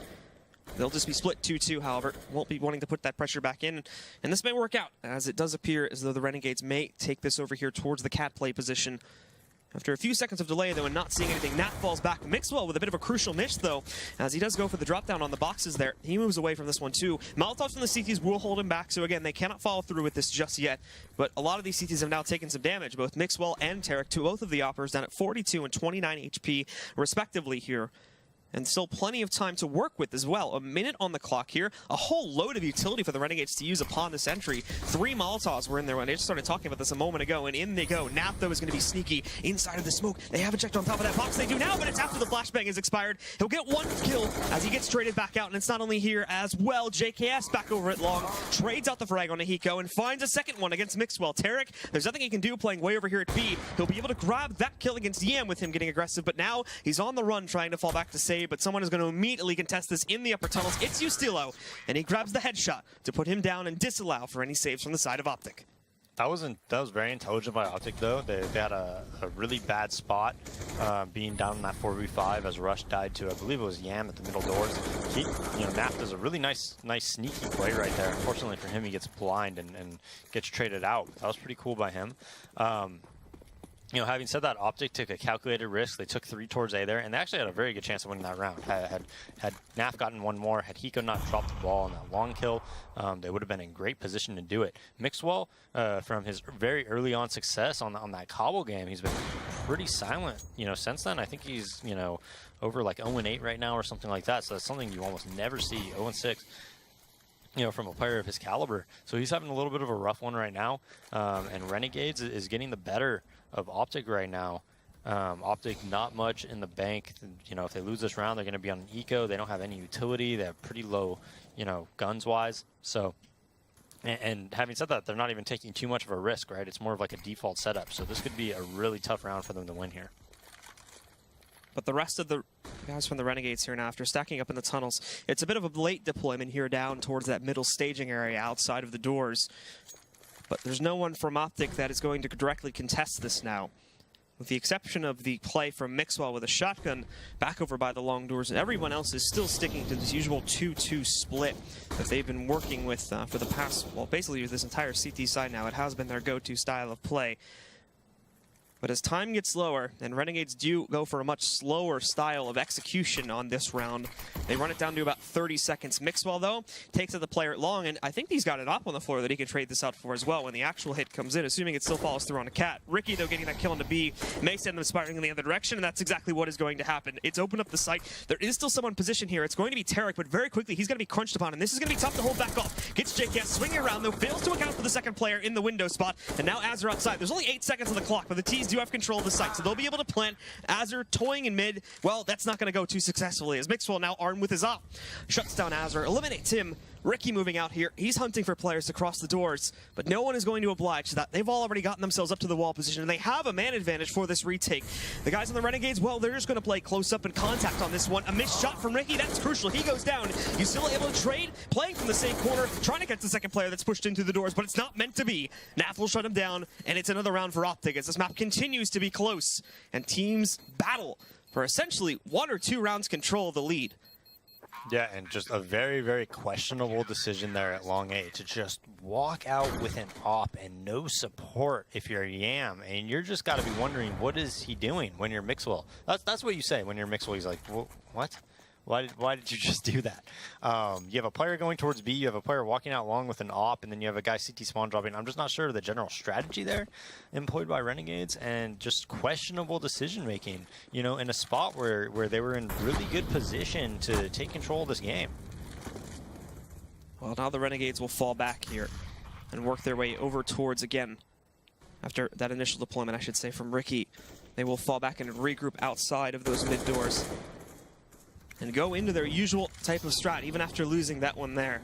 Optic, still no change up in terms of the pressure being applied to mid here. Still relying on the guy that plays doors at B to be able to watch out for a wrap out from that position. So it's still an open door for the guys at the Renegades to try to push through should they want to. But now it seems as though they will be, at least initially, opting for a bit of a long play combined with cat pressure here. Naf will be the tag player to watch out for the cat presence. While in the meantime, you do still have a player in pit as well that hasn't been revealed just yet, and Mixwell to watch out for long pressure. Mixwell, again, trying to assist with both angles here, but the initial attempts at poking out onto this site from the Renegades have not really gone well, so they are just going to fall back and I think take this into the B tunnels now, along with a possible mid-split to work with this too. The bomb most certainly committing itself to B. And as the rest of the players will soon follow suit, they need to go out onto this site. 38 seconds left on the clock. They don't know what exactly. Again, they should by this point have a semi-decent idea, but if there were any change-up, then they might be able to figure this one out. But I think they already spotted the defense when they went for that presence push on A before. But Tarek peeking out, finds the first kill. He knows there's another one close back up, but no support on window at all. He doesn't realize that he got that close. So Azur, he's going to catch the trade kill. He now flushes Tarek back outside. He'll give this up. There's still a presence by those mid doors, too, that can cut off the rotators, but Azur's going to go through. That's a mistake, though, as Tarek is going to be able to punish that. And he has the Opper isolated. The last one for this T side is alive back over here. He fakes the plant. He's letting Tarek push back in, and he gets him. The bait works perfectly. He takes him out of the mix. And now, look, one of the Ts is chasing down another player that pushed in the tunnel. Somehow he wasn't spotted. But look now, Rush. He's able to get behind that cubby before Ricky can actually find the spot with him. So he's taken down JKS. Ricky's just going to walk right up, but he can hear him now. He's ready for it, and the missed shot will seal the deal as Optic defuse the bomb and again pick up another round. That was a crazy round, man. Like the Tarek just coming out of the B doors to stay alive, the player pushing window, dying to Tarek, the player in B tunnels chasing the other player in B tunnels. You know, that was Rush. That was hectic, Blue. That was very hectic. That was tough to follow. Well, it does follow itself in Optic's favor, as they now have tied things up for a third time in this half now. We've went 1-1, we were 3-3, and now we're 6-6. And the Renegades grouping up very early again towards the mid doors, but we also already have a player in the upper tunnels. Fast mid-B split. Nav could shut this down. Tarek's even helping out with it as well. He's found a player. Nav actually striking too early, though. Those players held back in the mid doors, and Tarek got really aggressive on a trade kill. But it's Hiko outside of the B tunnels, hiding in the same corner where they shut them down previously, and Mixwell with the secondary up. He's brought it down to just JKS. Even trying to figure out where the bomb went. He finds it, though, sitting up on top of these rafters here. And we'll see what he can do about the 1v3. He's actually given access to the site. I don't think they fully realize where he's at right now. So he could, at the very least, be able to put this bomb on the ground, but gets aggressive towards those tunnels. And while there's a double stack from Optic, he cannot punish it. Rush will put it down. It's Optic with the lead once again. Yeah, and that early success that they had at B early on, you know, when they threw that flash to the smoke.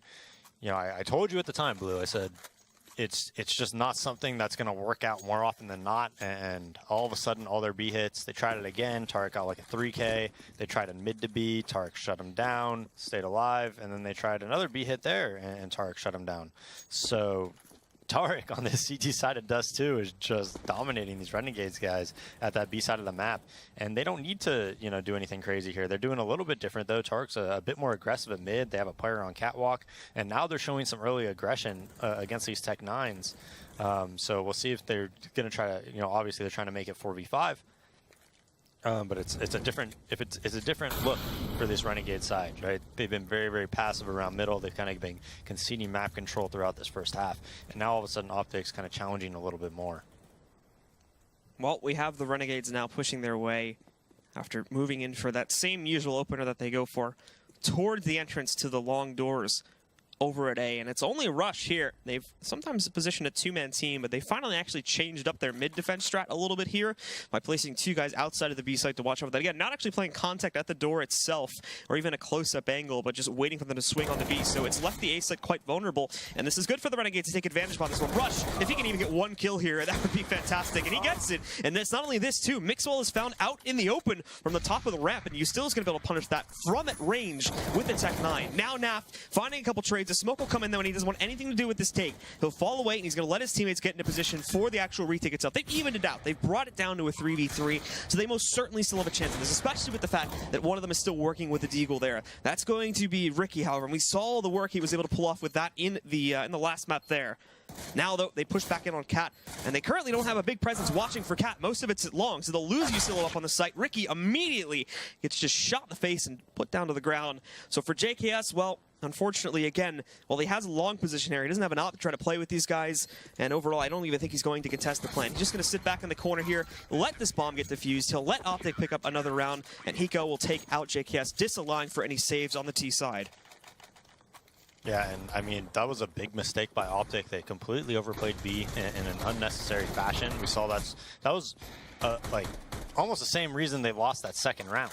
Remember, they just kind of left A open, and they almost did the same thing. They had 3 towards mid B. Rush was really late getting to pit, and as soon as he gets to pit, they just start walking out, and the timing on him peeking was very poor. And then Mixwell just gets caught up, you know, not realizing somebody's on Cat. So Tarek makes it 4v5 onto Yam right away, and we'll see if they try to brute force into B again through this smoke. Well, Hiko now positioned back over here on the platform. He knows they're coming in, but is actually caught off guard when they finally do push through the smoke there. It's Tarek with the trade, and he's been going off this half now.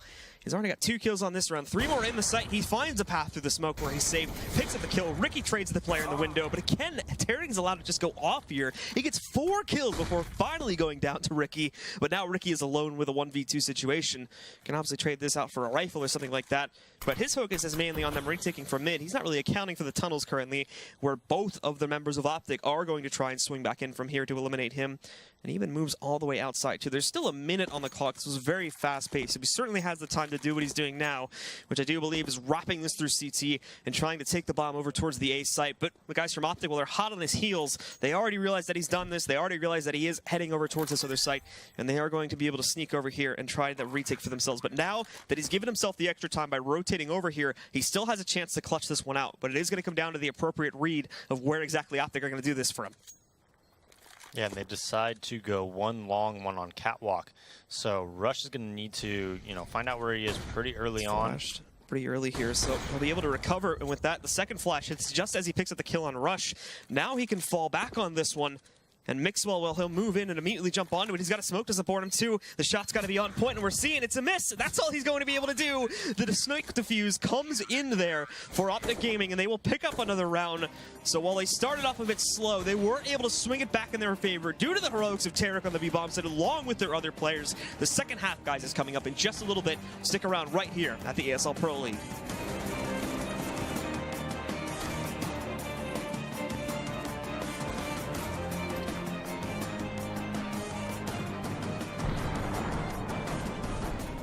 ESL Pro League is brought to you in part by Logitech G, Pay Safeguard, Mountain Dew League, and ESEA.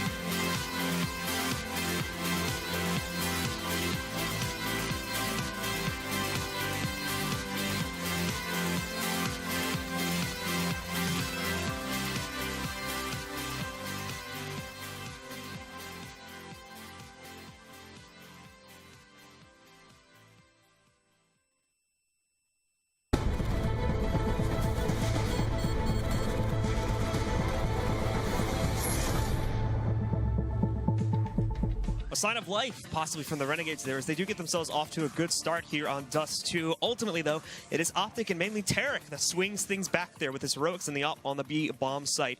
That does allow them to hold a 9-6 lead here on Dust 2. Now we go into the second half, and Daze, what are we going to see in the second half? Well, I think Optic is just a lot better than Renegades is what it looks like. A lot of the rounds that Renegades won were simply based off some mistakes on Optic's part. I mean, like just blunders, like positionally speaking, where they just have two go mid to B on an anti-eco, rush the only player at A, watching Long and Cat together, you know, losing that round, allowing them to get that economic advantage, just flashing through the B smoke and losing that one in a very important round, which, you know, forced Optic on a very bad, you know, economic buy and pushed them into a save and whatnot. So I think when you look at that and you look at the way Renegades actually won the round, you know, it was like a lot of the time just off Optic's mistakes, not holding things properly and things like that. It wasn't necessarily off, you know, Renegades doing really well, you know, strategically speaking, or making really good plays or trade killing properly. And then we saw, even going back to Cobble, the rounds that they lost were just like, bam, 4 deaths right in a row. You know, and even going here, you know, Tarek, multiple 4Ks, you know, and things like that, where they just can't trade on these people. And the reason they can't trade on them is because the general strategy, you know, overall is just to like brute force something and hope that the guy, you know, misses a shot essentially, you know, and Tarek's not going to miss. So now we do go into the second half, guys. Optic Gaming, once again, for anyone that is just joining us, is currently holding the lead with a 9-6 scoreline. 3 rounds in their favor, but the pistol round for the Renegades potentially could immediately swing this in the other direction. Keep in mind, however, that currently Optic are flawless in pistol round victories so far. Among the 2 maps that have been played, they are 3 for 3. We'll see if they can make it a 4th, or if the Renegades can finally get one on the board for themselves. It's not looking too good at the start, but Yam coming in with a bit of heroics on his own. He at least catches that trade, but there's too large of a presence sitting on Cat for him to be able to deal with that. Now Ricky up close, trying to swing wildly here. JKS finishes the job of which Wiki started there against Rush, and that'll push them away from the doors. Ultimately, they're just pushed into the tunnels again, and they'll read this as a B hit. We can see additional presence actually being applied to Long, and again, I actually going to correct myself, they don't read this as a B hit. It seemed like 2 were going to push their way up towards the site, but instead they just go 1-1-1 all across the map here. Along with Ustillo having the aggressive presence, and keep in mind, he has a kit in check too, which means if they keep him alive, they still have that extra time to defuse. Ricky, though, finding the nice one-tap on a NAF, brings it over to 2. He knows that the presence is going to shift its way over here, and that will call for Ustillo to rotate. But after applying that pressure there in mid and smoking it off as well, they're going to try something a bit different. They move back in and they go for Cat instead. But look at this. The guys on the Renegades have read this. They're already moving one in from CT. Ricky's looking out for this one. Ustillo grabs the kill, and Ricky grabs the final one. So the Renegades finally picking up a pistol here, their first one this evening. And with that, they have a chance to immediately tie this game up again. Yeah, and Renegades is one of those teams where I think when they really get the ball rolling and they're able to, you know, just like win multiple rounds in a row, they're kind of one of those momentum-based teams, in my opinion. So winning the pistol round is kind of a must. You know, you got to at least win one of these against Optic, right? So they go 1 for 4, finally pick up that CT side pistol. But this is actually one of the harder maps to win the second round on when you're on CT, just because of how easy it is to like just go up A with Deagles and things of that nature and get the bomb down. So the round, just because Optic is, you know, has Tech 9s and a couple of Deagles, it's definitely not, you know, like super favored to Renegades or anything. It's a map where you could definitely win on the second round. Having said that, Optic going into almost like a stack here with 3 towards mid B. A perfect flashbang for Azure as he runs towards the mid doors, gets 2, gets 3. No real trade going on for Optic. Turret coming up in that upper B tunnel just gets shut down by JKS. So very, very clean by Renegades. And that's something that they really, really need to start with.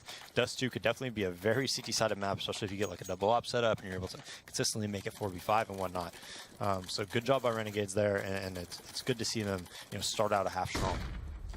And off of that, again, we can see how clean the sweep up was here from the replay once more. Hazard, just not letting anybody through those mid doors. It becomes a corpse field pretty quickly. Now we go into the full save from Optic, and again, we don't really expect anything super interesting here. They post up passively outside of Long in the event that guys from the Renegades here did want to try to push their way forward up Long and try to punish this, but it's not going to work. And Ustillo, with a very casual tapping away on the UMP there, finds a crossing NAF, is able to take him down already. We've even got Azure now trying to push in aggressively here, but it's a very light amount of it being applied. He falls back, and no, actually dips back in. It's a good nade from Ricky, and we do see more of them them as they do move in to basically crunch them in with the long and cat push coming in at the same time there to easily pick up that 9th round without taking any losses. And now we will be tied here as a pause comes in. I'm going to assume of tactical nature from Optic. It is a bit early, obviously, but again, we're not actually aware of what the pause cause is at the moment, so we'll figure that out in a second, hopefully. Yeah, we'll see what Renegades opts to do here. I mean, they have 4 umps and an M4. A lot of the time you see like a lower mid-B crunch, you know, on a round like this where you don't have the, you know, pressure to really just full buy right away. You don't want to, you know, get rid of these umps because they obviously are very powerful. So just a pure economic buy. A lot of times you could do like a lower B crunch, maybe 1 on catwalk, 2 lower B, 2 upper B, or something of that nature. 2 on catwalk, 1 lower, 2 upper. Looking at the stats here for Renegades, though, AZR bouncing back from a poor performance on Cobble is looking strong now, and Tariq is just like paving the way for Optic, though, like hard carry mode right now. And off of this here, in the first gun round, we can see it. Yeah, just to mention again there, to the scoreline for Tariq, still 21-14. Much of this being carried over from the first half, and now we need to see him come alive in the gun rounds for this T side as well as the CT side. But as JKS swings out here, he's going to get not only 1, 2, again, trying to make the best of work with these SMGs, but it's Tariq and Rush that do manage to trade out the kills. At the end of the day, it's left to a 3v2, but they have additional presence at mid. It's only 1 more guy sitting in the B box, and Ricky expects this, but it's still the kill for the mid player on that T side. That'll draw the attention of both the remaining CTs. They're going to move in against him. Mixwell, he'll take up a different angle. They have to come into his kingdom to fight, and there's 1, there's the second. Mixwell shuts down those remaining CTs, and it's Optic that will keep their lead. Yeah, Optic wins that round. Again, I don't know. I'm wondering what the mindset was in order to go through the B smoke and a Molotov. Luckily for them, they're able to trade. They're going through a smoke and a Molotov there. A smoke and a Molotov. Like, I'm very surprised that they were able to win that round. Mixwell comes up big as the lurk roll and that 4-1, able to get the 3K and close it out. And now Renegades, though, they're still able to buy. There's only 2 players alive on Optic to close out that round. So this is very, very important for both teams right now. Well, we can hear Ricky sitting back down here below again now behind the Xbox. Going for that aggressive peek early on and having the smoke to be able to support that, and allow him to do that pretty freely. But nothing is going to bite on that attempt to fish out some of the players here from the T side.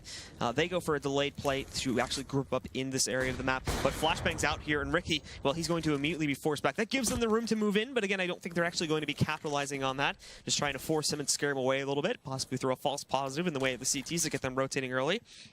But instead, the early pressure here being applied towards Cat, or at least some of these nades and whatnot. They'll be smoked back out, but if they want to try and start things off a bit early here, they can certainly try to toss those in. But now, because they don't have any presence any longer in the upper tunnels, it's allowing these 2 players from the Renegades to push directly in. Both JKS and Ricky, they'll move up, so they know for a fact that the presence isn't here right now. They can actually crunch them a bit. They're expecting this to come mainly from Cat, and look, they both have turned away, so if the JKS wants to go forward with this, he can catch them.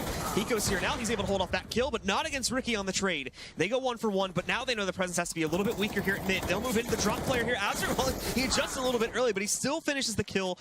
Unfortunately for him, though, Mixwell is going to move back in and finish the job. So we're down to a 3v3. It's still even across the map, but in the process of all of this chaos, they did give up full control of the B site, and it was just a walk-up for those mid players there. Now you're looking at Ricky sitting back at the edge of the tunnels. He's hoping these players push him, and while they will, he will miss the important op shot there. Tariq will get the kill into him. Mix also finds one on Justillo, and for Yam, there's nothing left to do in this 1v3 with him still being positioned, I think, up on Cat at the time that this kills happened. So now he's got to fall back and save his rifle, and it's going to be an 11th for Optic.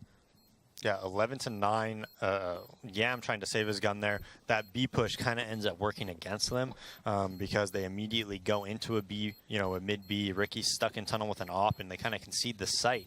AZR gets dropped on from CT, so he's only able to go 1 for 1. And it definitely favors Optic. As soon as they got that Molotov down at the B tunnel and were able to, plant freely, that double peek was really, really impressive by them. One, just right away, both peeking the tunnels at the same time. Ricky couldn't do much. It's a very favored T-side shot, or peeker advantage shot when he's posted up there. And even if he does get one, he's gonna get traded out and put it into a 2v2. So. Heading into our next one here, again, unfortunately, it does not allow for the Renegades to have enough utility still to buy into this, so Yam's rifle, which was saved from the 5th round, is all they're going to have. But they've got a big stack of players at long, smokes to support the T's, but Hiko, Flash, they don't actually see him originally, but they do now. Yam and Usilo getting those kills. Tarek tries to turn it around. However, this is still very CT-sided here now. They've picked up massive amounts of kills. That should, in theory, be an extra rifle, because someone did fully commit if they want to go out towards long and pick that up, but doesn't seem to be the case. For now, those 2 other CTs are just going to stick with their P250s, and Optic have to take a bit of a pit stop here, as they've all of a sudden lost most of their pushing power. Naf is the only one left at full HP. Mixwell's down at 25, so he has to play very carefully as well. And it's now the Renegades all of a sudden, as they were on basically just a safe round with the exception of Yam. Yam did work with that rifle, and now it's turned the round into one where currently the Renegades have a bit of an advantage. It's pretty 50-50 to me, because Naf is controlling the guns right now. So I mean, they're stuck on 2 P250s. Yeah, it is 3v2, and Mixwell's low on HP, but pretty simply, if they could take up the A site, maybe trade, or Naf is able to get 1 kill and get the bomb down or something, it could definitely be very Optic-sided. I don't think it's like a huge advantage for Renegades or anything. I think it's pretty 50-50 at this point, as they're going to walk up long and just take like an initial gun battle here. And immediately, Naf wins that one, but Yam is able to trade it out, and this puts Mixwell in a tough spot, because he's low HP, so he holds on the corner, and it's tough for him to cross right now. And now moving in here, he does get baited into peeking fully, which will bring him out into the open against Yam, where he can finish the job. That'll be a big 4K on the round from him. And again, we can see the action happening over here at long. That rifle doing work.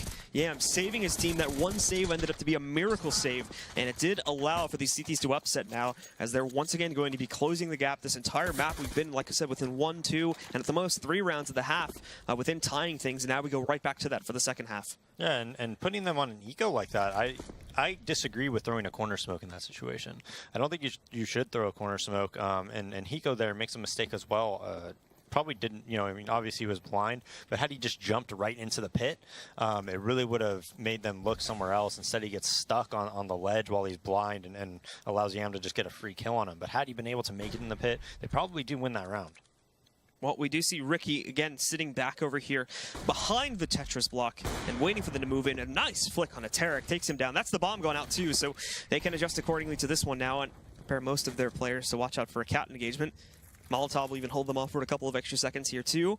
We don't see a full rotate off of B again, because they still could have fallen back and suddenly swung this back over towards mid or in the other direction, and they even start to suspect that, too, and there's reason to, as we do see the Optic Gaming guys holding here, with the smoke still in position, the smoke still countering them out, so they're watching out for all avenues right now, and basically just take a note back, take a step back, slow things down here, and think about how they do want to play this. They will recommit the bomb into the B halls, and now move it upstairs here to see if they can try to make a play for this one instead. But full reinforcements are here. You've got a guy playing in CT to counter out the middle aspect if they try to split it, and a second player sitting just outside of the window that can also assist with this tunnel play, which is probably going to be happening in a moment here. JKS spots it early. Again, not really a whole lot of damage being done, but importantly, Naf kills the guy in mid. So all of a sudden, the defenses are a lot weaker here, and these guys have to take a moment themselves. 20 seconds left, though, so with the Molotov and the great utility usage overall here from the Renegades, is doing a perfect job of holding them back. But now it's just JKS in the car position. Flashbang has gone back in. Him and Yam are going to double team the second player, and for Mixwell and Naf, well, they have to do a miracle work here. Mixwell, the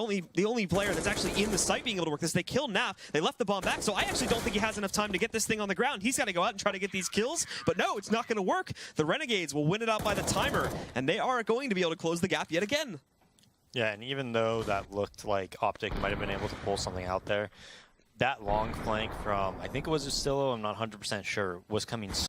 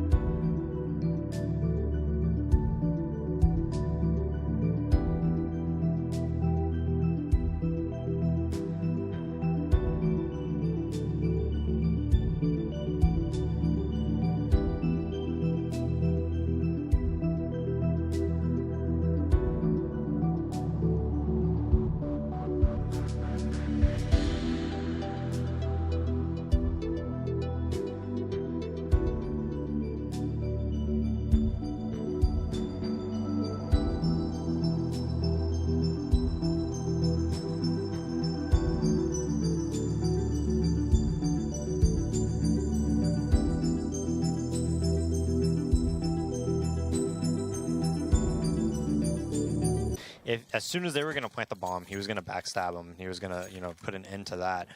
So that you know, numbers-wise, that was a lot closer than it actually was. You know, I don't think Optic had much chance of winning that round when they initially missed that shot onto JKS when Mixel was posted up in the B tunnel. Had they hit that and they came, you know, into the site barreling in very close, they definitely could have had a good chance. But as soon as that shot was missed, the long flank was just coming way too quickly. Well, we have Optic moving back in here now, again, quickly up towards the cat staging point before they actually move in towards A. You have Ricky as the point player for this. The first point of contact now behind the car spot. But there's no one else really in close range right now. They have a guy down at CT, but that can be somewhat hit or miss. So this is all coming down to Ricky. Deploys and gets the first one. The high flash works out, but there is one player that missed it. So this is actually a good thing that he doesn't go in peeking this. He's going to let Optic move in. They're essentially just full saving here with the exception of Mixwell having that up. So this is good that they play it back because it's still going to be a relatively easy retake with the overall amount of gunpowder they have. It's Mixwell that's got to do some serious work if they're going to have any chance of getting back into this site successfully.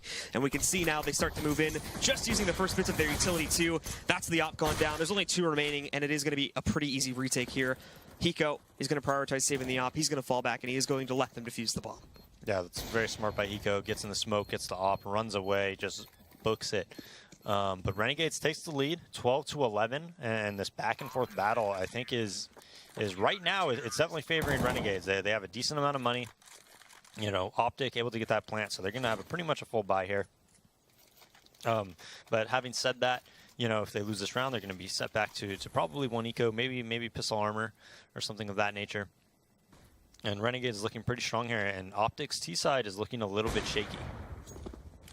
And off of that here, now we do see the pause coming in from Optic here, being utilized, as they do need to figure out what they can do to try and close on this match. They have overall, with the exception of right at the beginning, been able to hold an advantage, been able to hold a somewhat consistent lead. But even then, Blue, I told you, the round they won, it came down to a 2v3, and the way they even got into a 2v3 was going on to B through a smoke and a Molotov, you know? Like, that was like one of the big rounds that they won, and it was in a nature where, generally speaking, they're probably going to lose that. Going through a 4x4 doorway, we're talking about the Dust 2 tunnels, this narrow entrance through a smoke and a Molotov, right? It's just not like a good idea. And that's what they did just coming out of a timeout. So that's why I'm like a little worried about Optic and, you know, how they're going to play this out. It's because of the fact that, again, in terms of like strategically, what do we think they need to do differently? Exactly, and we've seen them, you know, on Cobble, we didn't see much of their T side. We saw their CT side was phenomenal. And we saw a really good CT side here. They just had a couple, you know, blunders, like when it came to that second round, for instance. You know, I talked about it before. That was like a huge mistake. But, you know, their T side, though, we didn't see it on Cobble. So we're not really sure what to expect coming in, you know, obviously losing Stanislaw and seeing what type of decisions they make coming out of timeouts, coming into big rounds and things of that nature. Well, now we do go back into it here, and it is going to be a gun round for Optic.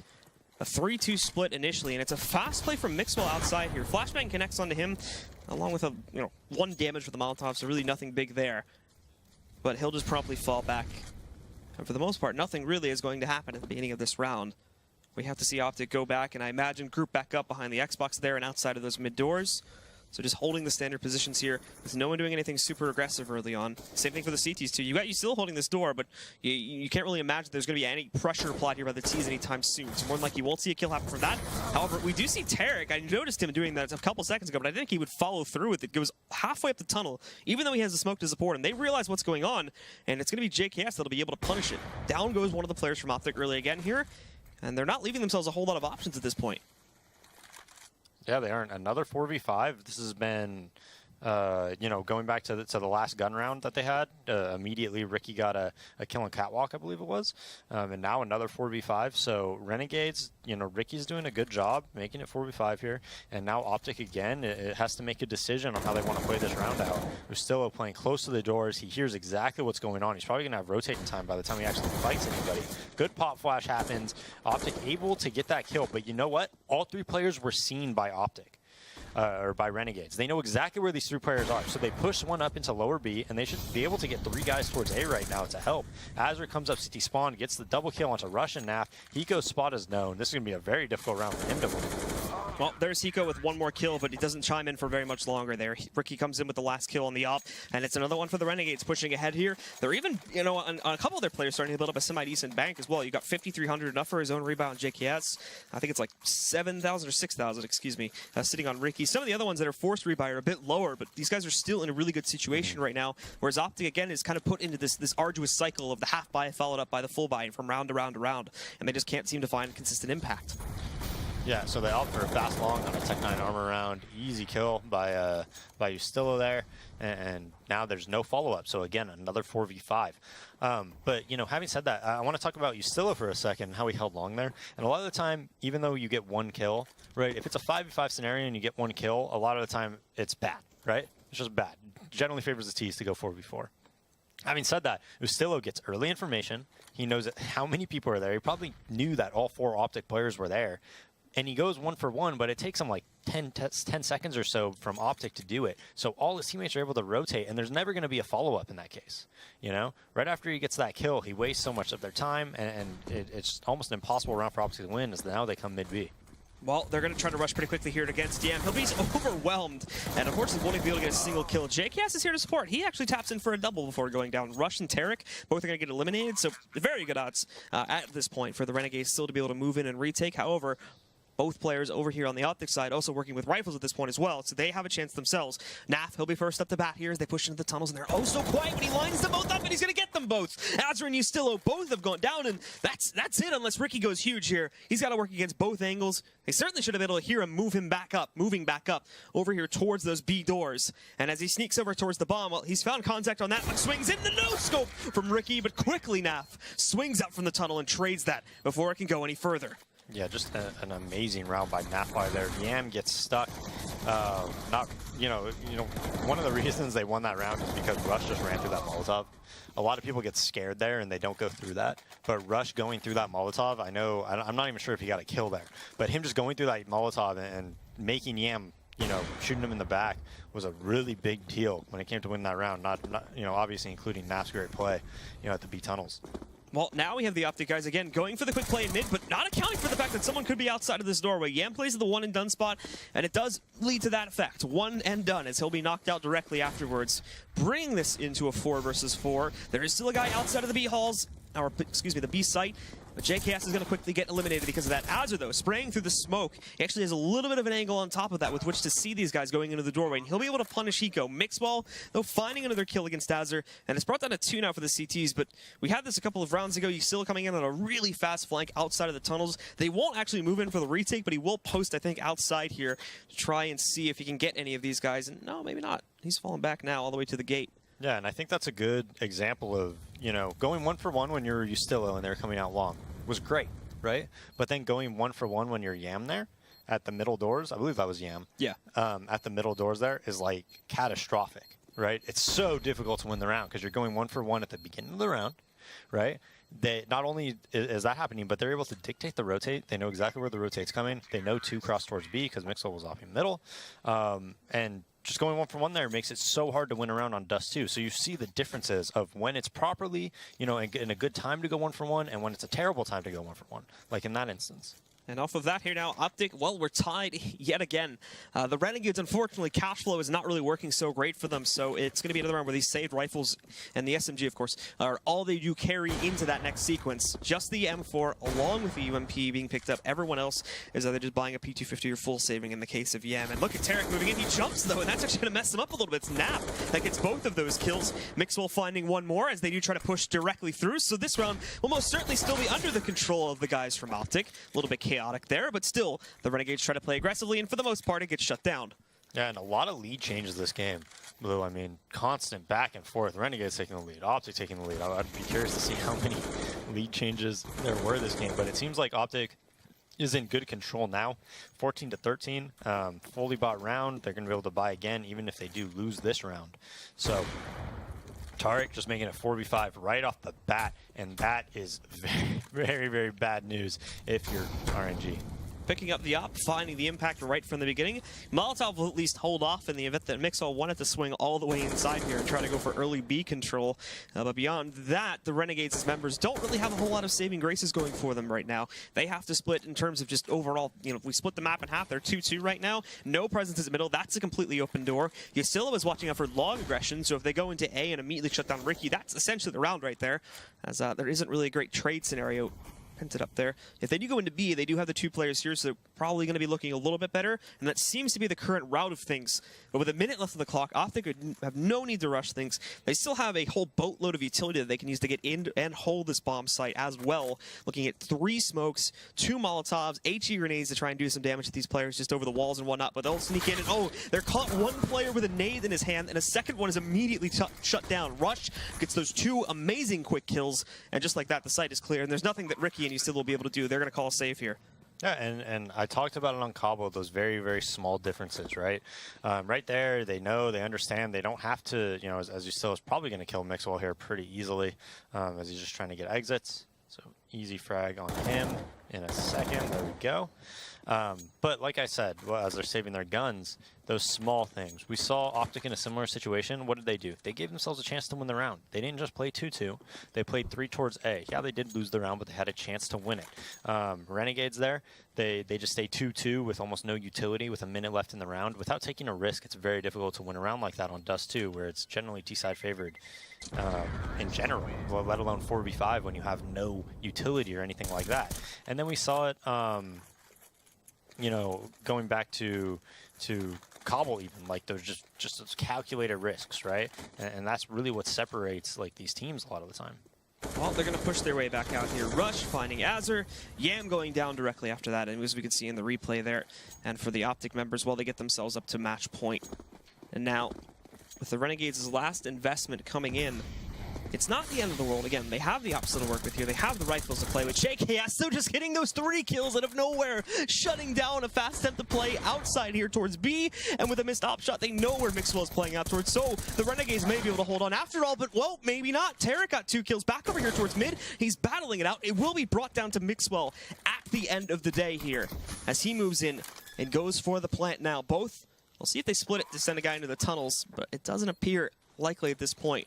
Mixwell still has like a Molotov to work with here too.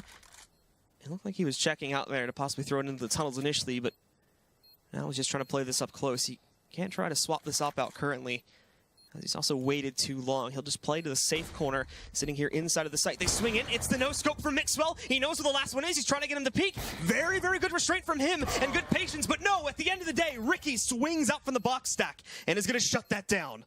Wow, that was a pretty crazy 2v1. Ricky with the, jiggle peeks left and right, kind of just outduels Mixwell there.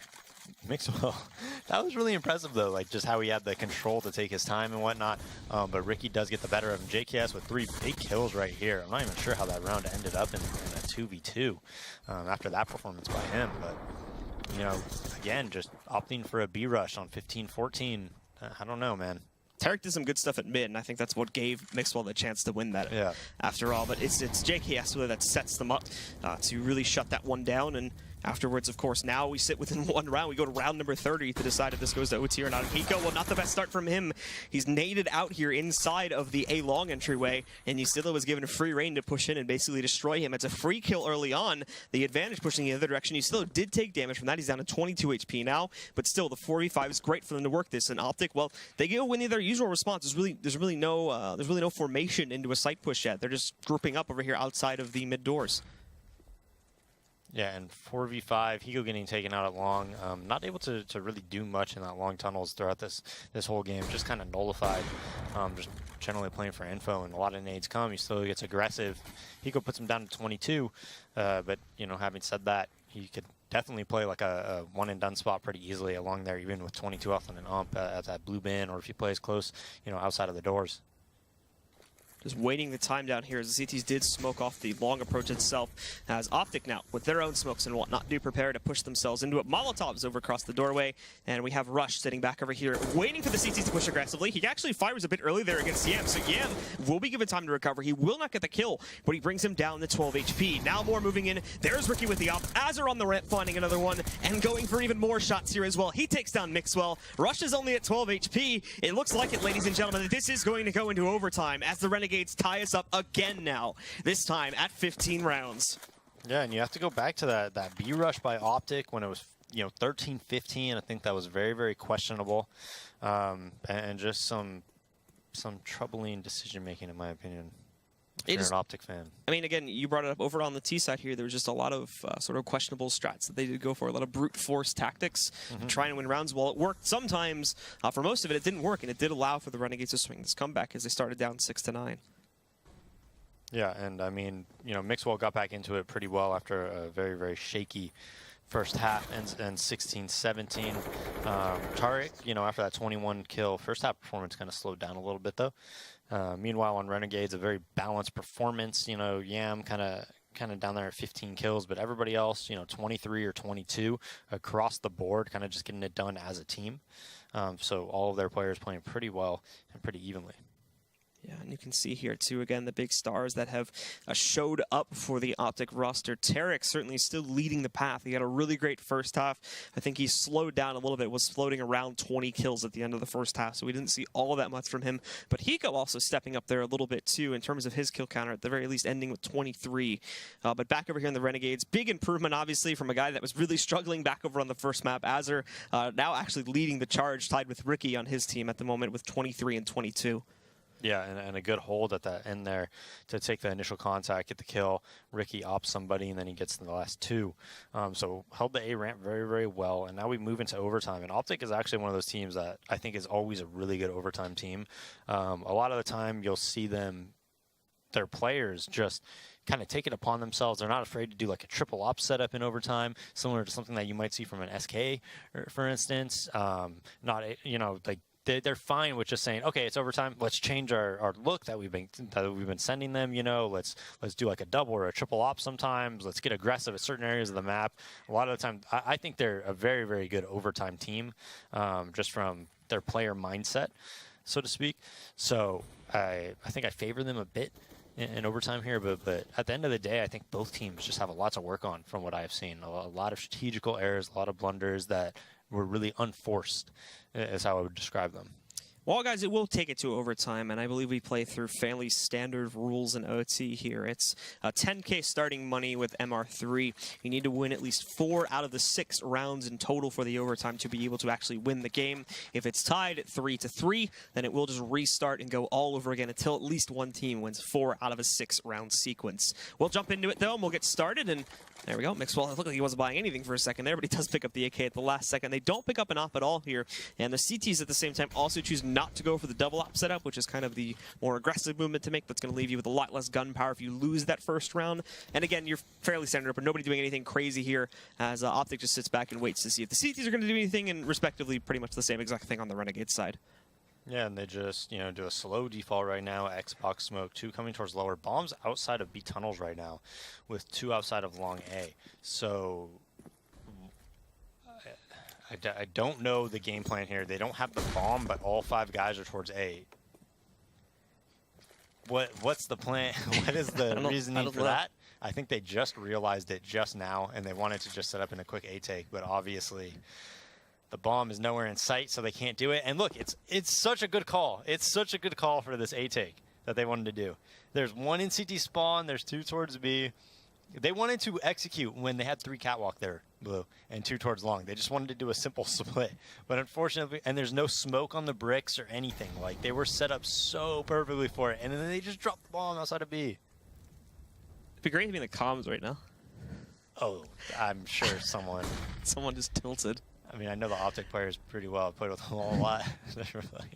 So the real question is, who started this round with the bomb? Whose fault is this?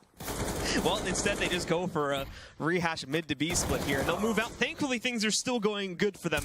Yam in the car position had a chance to turn it around. All part of the doesn't strat. work. As you see. Brilliant, brilliant strategy. No, but really, I mean, they absolutely 100% wanted to hit A there. They literally all set up, were going to throw their smokes, and then looked at each other and was like, wait, we're missing, there's something missing here. There's something missing. As Rush able to get that kill onto Ustillo, and it looks like they're going to run this round fairly cleanly. Ricky outside, they know exactly where he is because they heard that scope, and he's going to get shot back by Tarek. So, up to gaming, beautiful job to leave Mouz to be there. And yeah, they do have to change it up really quickly, but hey, it ends up working out for them. So no reason to be mad at whoever spawned with that bomb and just tossed it to the side as they went into the initial B tunnel push. As they now have the lead. Just 3 more to go, and they will be able to take control of this second map and take a 2-0 for the evening here. The Renegades, though, the other thing to keep in mind here, too, is that the CTs, if they lose those first 2 rounds, their third round is going to be just, for the most part, a half-bot pistol round with, like, a decent amount of utility and whatnot. They really don't have the money with the 10K start to be able to force into that third round with full rifles and everything like that. So it's going to make Optic's time easier to try and take it 3-0 at the start and be able to only need to claim 1 going into the second half, where they'll be on CT side. Yeah, and they have really good positional advantage right now. I mean, it's 120 into the clock, but Yam makes a huge play at middle. Kills that guy, kills Tarek in the lower B tunnels, looking for more. Doesn't get it.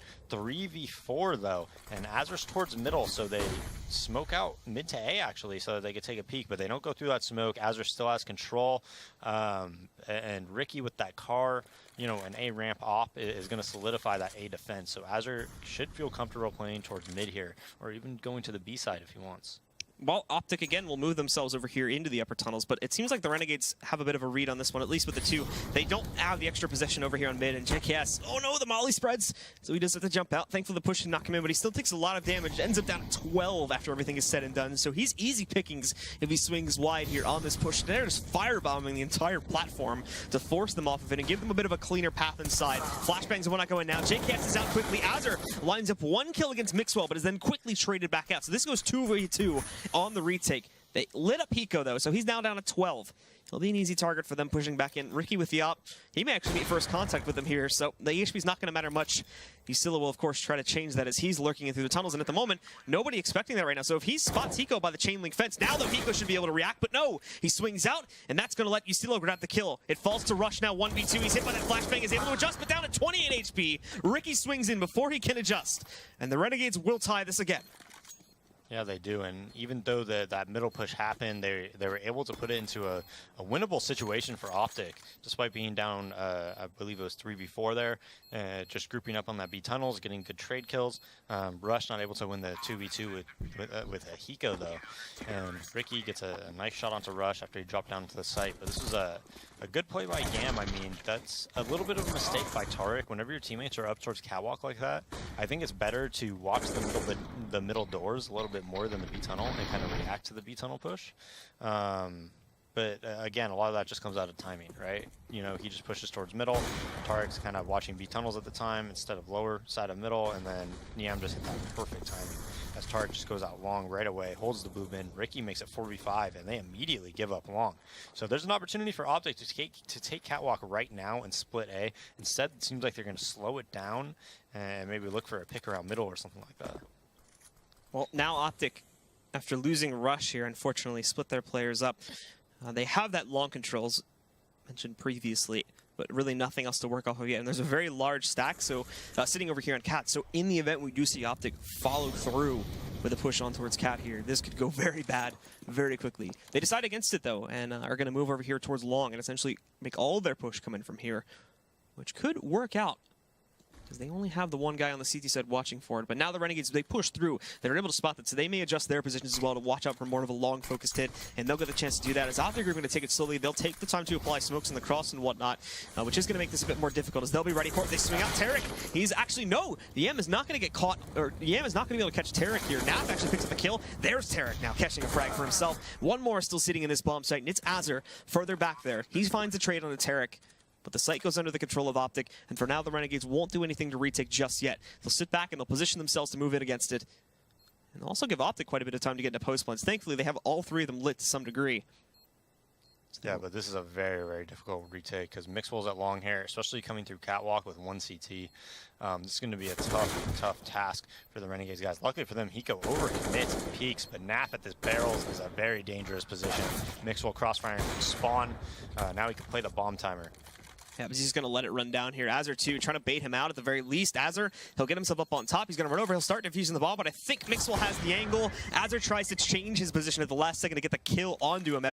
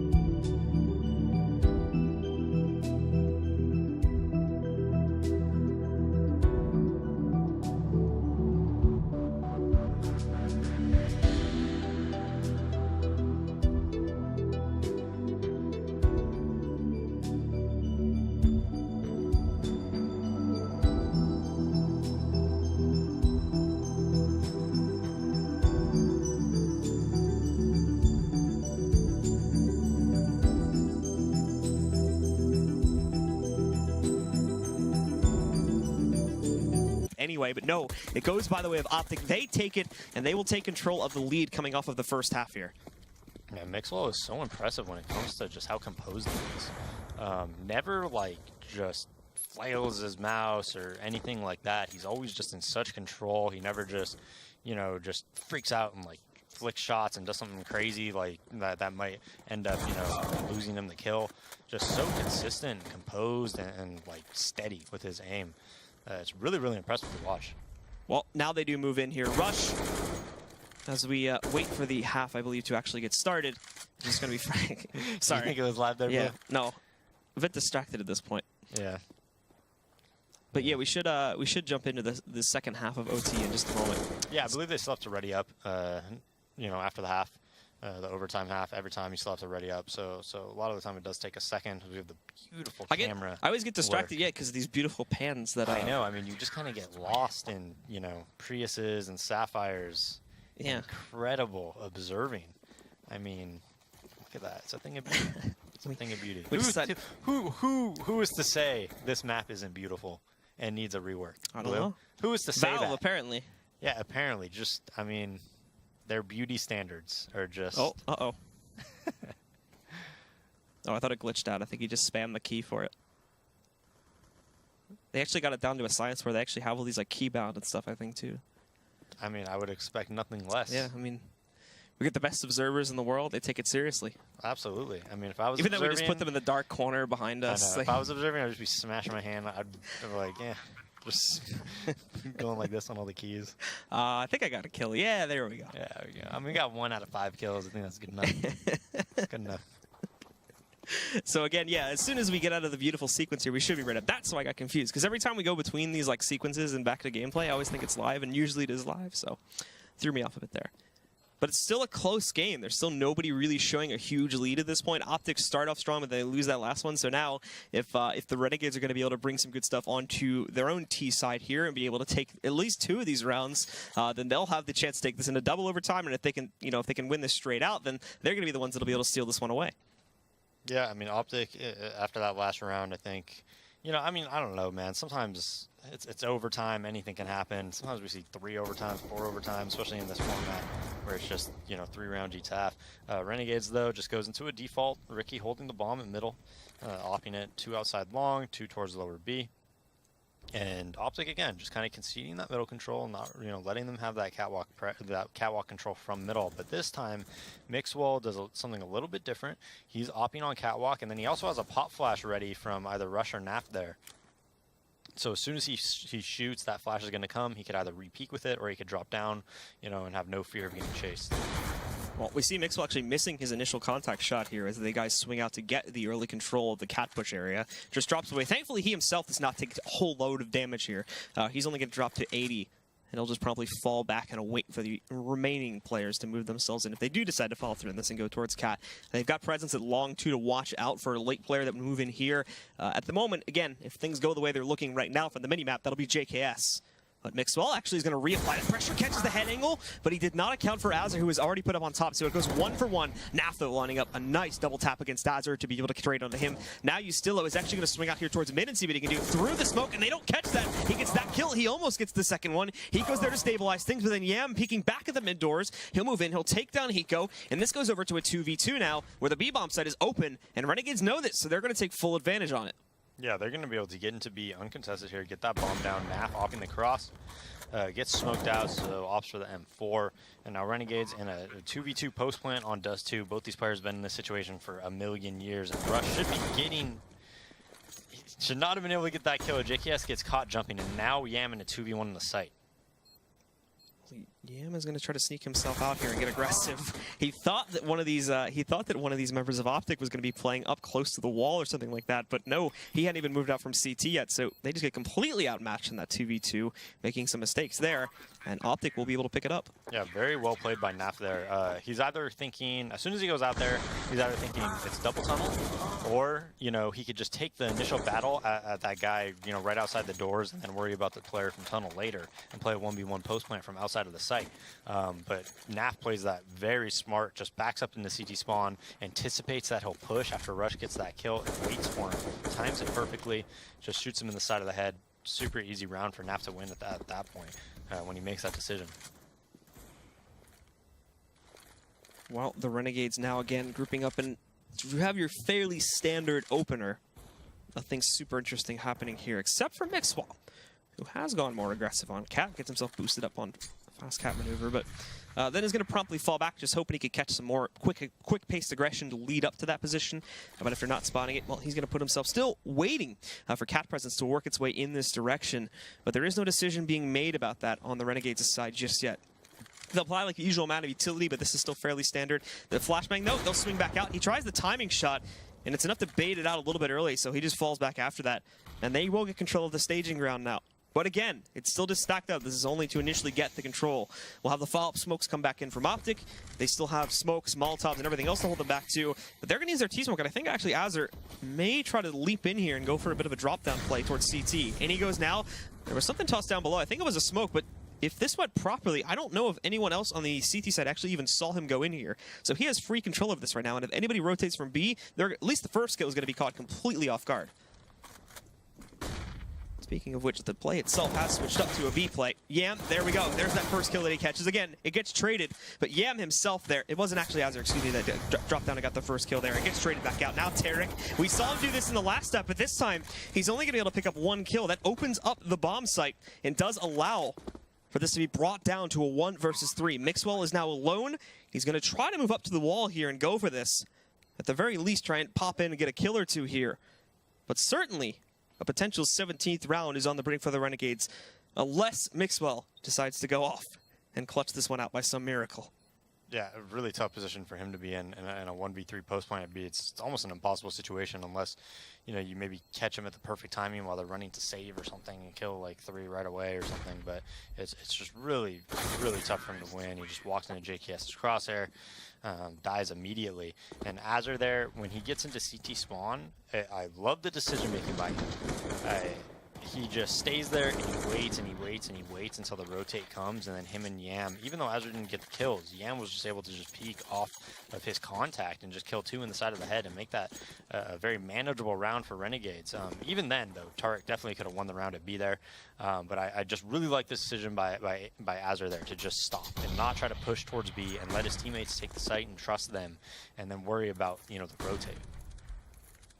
Well, now we have again a much faster positioning being taken up here outside of that B tunnel push for the members of the Renegades. They move up to the cusp of it.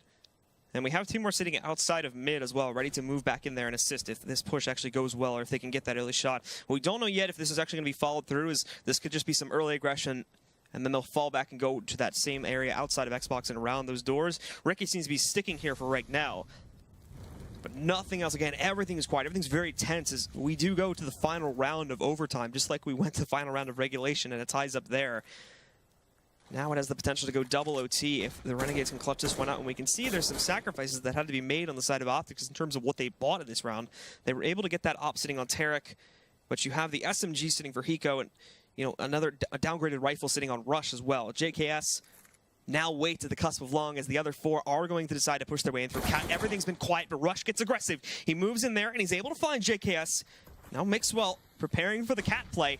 Since they've been able to clear back out on long here, he flashes back in, does not have enough to play with, but that's a huge smoke set up there. Gives them free reign over the entire area, wrapping up Cat and leading up to the site. They'll have the ability to plant the bomb, but they're not going to be able to take down anyone from Optic. All 5 players remain alive for the post plant and for the retake scenario here. Now the Renegades, they're all stuck in the backside, and some of them remain very far in the open. And these, in theory, should be somewhat easy kills, but Optic themselves are being a bit cautious about how they move in for this retake because they know so little about these situations. There's going to be Mixwell, though, not just finding 1, but 2 of these kills. It comes down to Azure, who's burning in a Molotov at this point, and now he's the last man standing. 45 HP. He gets 1, but is then traded out, and that is going to do it, ladies and gentlemen. Optic Gaming will close out on a retake, and it'll be 19-17 to take control of the second map. It was a hard-fought battle. It was a very long battle, but they do take it, and they do take a 2-0 record for the evening. Yeah, not Tarek, Mixwell there. They kind of look alike though, Blue. They do, actually. Plays it very, very well. They do a smoke wall to get into that A site, and he's, again, super composed, super patient, just waits and waits and waits and bides his time for the perfect opportunity to strike and go up that A ramp, gets 2 kills, and once he gets those 2 kills, just based off that 4v5 off Rush getting that entry, it's 2v5. Those catwalk players, I mean, they're able to push in through and just make sure they get that 1 trade kill. Like, Mixwell just made that round so easy on his teammates. Just a very impressive play by him. It seems like every time we're spectating him, he's doing something that I'm like, this guy's just, he's playing such good Counter-Strike. All right, guys. Well, let's bring the analysts into the discussion now and see what their thoughts on map number 2. Stunna? Blue? What's up? Wow. I mean, just a really close matchup all the way to the end. I mean, that obviously we're really early in the season, but that turned out to be by far a really good bout. Yeah, we knew that it was going to be a good game, and we had talked about it a lot, you know, how Renegades was going to come out a little bit stronger on Dust 2 than perhaps on Cobble. But in general, you know, it was just a really sloppy game. A lot of rounds going back and forth. A lot of rounds that probably shouldn't have even gotten to the point that they did. Very close situations, a lot of clutch potentials. But in the end, Optic take it in overtime. I mean, very much so in the beginning, even throughout the regular time there was a neck-and-neck race to 16. I mean, right off the bat, though, let's touch on Tarek. Yeah, I mean, the most interesting aspect of his performance, the AWP. That's not something we're used to seeing him pick up as a role. And he actually did it across both maps. It wasn't just us 2. He was opping on Cobble as well. So a bit of role change potentially there as Mixwell was opping for them in the past. And it now gives them that dual op flexibility, which we did see come into play. But at one point, you know, Tarek was sitting at like 26, 27 kills coming into the end of regulation. A lot of those rounds he was bailing them out of. It's very reminiscent of their match last night against Selfless on Dust 2 where they relied on NAF. In this instance, it was, you know, Tarek who was kind of leading the charge. Let's take a look at round 12 where things were a little topsy-turvy. Kind of a ring around the rosy scenario. Walk us through it, Bach. Yeah, so in general, this round perfectly embodies the way that this game played out.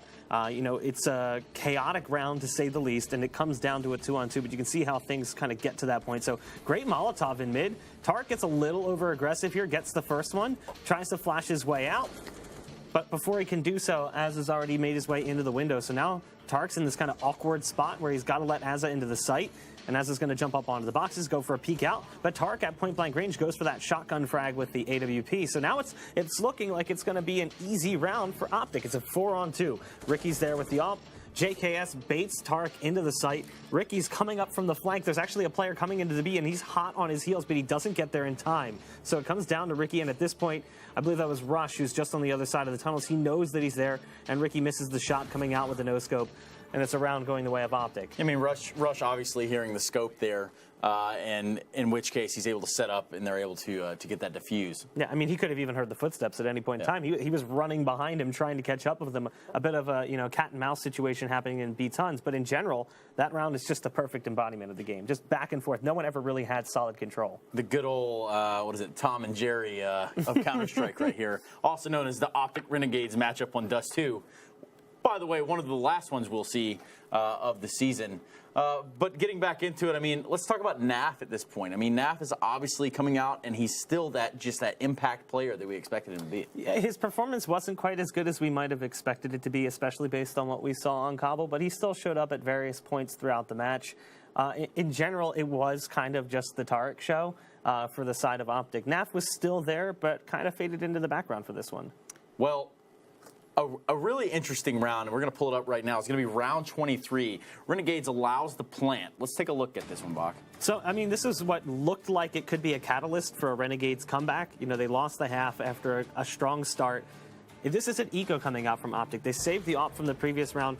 Ricky's playing Game Helper, and he flashes over. It looks like he wants to peek. He kind of just jiggles out, and then he realizes, I should not do this. Like, there's no reason for me to overextend. Very smart play from him. They know that they've got the op saved from the previous round, so Renegades opt to play a retake here. They've got 5 players. They've got the man advantage over Optic, so they surrender that site and they let the bomb go down, and then the retake starts to come in and the kills start to pile up. Ricky re-advances from long with that AWP.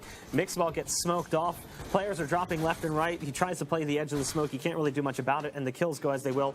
Hiko hides in the smoke and runs away and hightails it to the B site and then into T-spawn to save that AWP. So in the end, it's a solid retake from Renegades, and it was a string of rounds to follow after that that seemed like Renegades were going to bring this one back and potentially take it.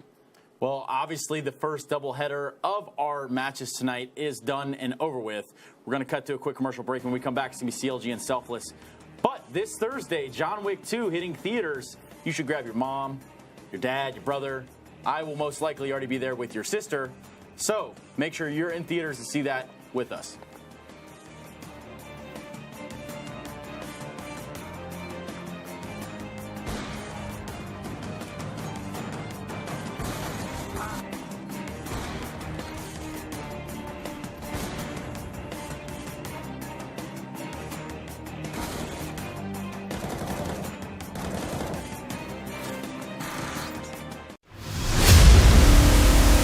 I can't understand people watching somebody play a computer game.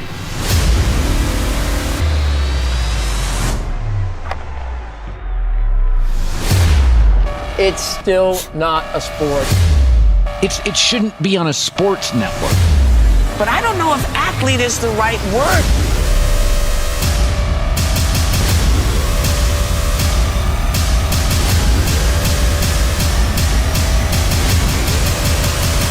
ESL 1 is coming back to New York City in 2017. September 16th to the 17th. Get your tickets now at ESL1.com.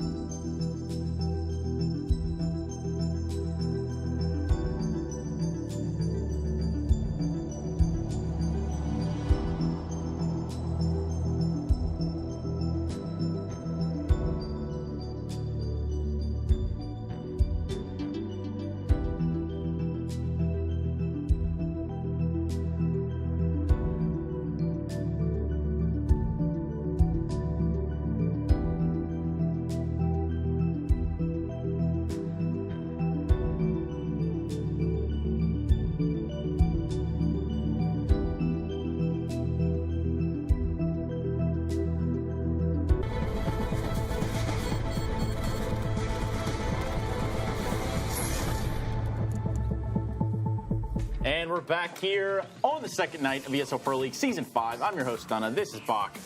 We're getting into the second doubleheader of the night. It's going to be CLG. It's going to be Selfless. What kind of Counter-Strike are we expecting to see here? Well, I mean, that's what we are waiting to find out, because Selfless made some changes, CLG made some changes. I think that CLG's changes are a little bit less drastic than what we saw from Selfless, especially just comparing to last season. Like, if you look at the start of last season and Selfless's roster, completely different today. Speaking of that Selfless roster, let's pull that up right here. Slimmy, Caboose, No One Nifty, and DSR. Let's talk about my main man, Slimmy. I sense a little bit of bias in your voice. No, my main man.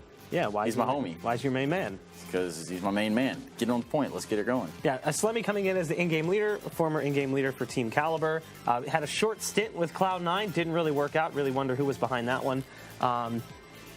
Potentially someone in this room? I don't know. Could have been. So, with that addition of Slimmy to this roster, you're telling me they're getting better? They have a chance to have that more structure? What are you telling me right now, Bach, when you're talking to me? I would say in general that Slemmy does increase the play value of the team across the board if everyone's willing to work with him. Given all the change and the moving parts with Selfless, the fact that they actually closely resemble the old Team Caliber roster means at least 3/5 of the team will be able to work. I think the bigger issue right now for me is that Nifty still fulfills the main op role when DSR is there waiting in the shadows. Well, let's talk about the shadows and a team that's been there, no stranger to it. Team Counter Logic Gaming. Yeah, we've seen them do everything except make it out of the group stage. Struggled so many times, but it's Cutler, Ethan, Kusta, Subrosia, and FNS. The roster much different than the days of old when they were, kind of on the edge every single time, those 16-14s.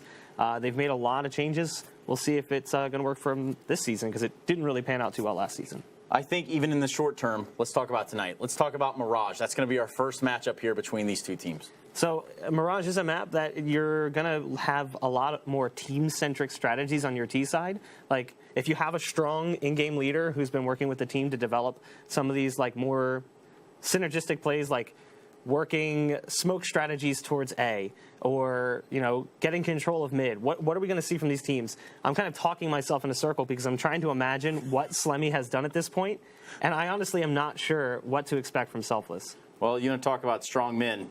I want to talk about Stromberg. Let's kick it over to Eric right now. Take it away, Eric. Thanks, Donna. Here I am going to show you a little strat by CLG Blue. What you see here on Mirage is Cutler and Nadi are going to be pushing through this lower tunnel area, and I like this aggressive move. I like taking over the side of the map on CTs. I think more teams should do this. Now, if you look in this area, they clear out the complete B halls. If you pause it right here, the CLG are starting to fall back. Now, in my opinion, this could be done a little differently. I would love for Nadi to stay in this area and really force them to take back this bomb site, because if they take A, he could probably walk fast flank. The whole team could really just focus on mid and A after that point in that area. And either way, if he wanted to fall back, he could still spot from up here and then fall back in general. But instead, he decides to fall all the way back in B, which is not the worst move, but maybe be a little more aggressive in my opinion. And so now he has to be stuck all over here. He has a long rotate. Eventually CLG does win the round, so it was a nice little a push towards the mid or towards the underpass into the B halls, and I like it. I want to see more of that from CLG. Back to you, Stunna. Thank you, Eric. I do appreciate you per usual. Now, standing by are the players, the commentators. Go ahead and take it away, please.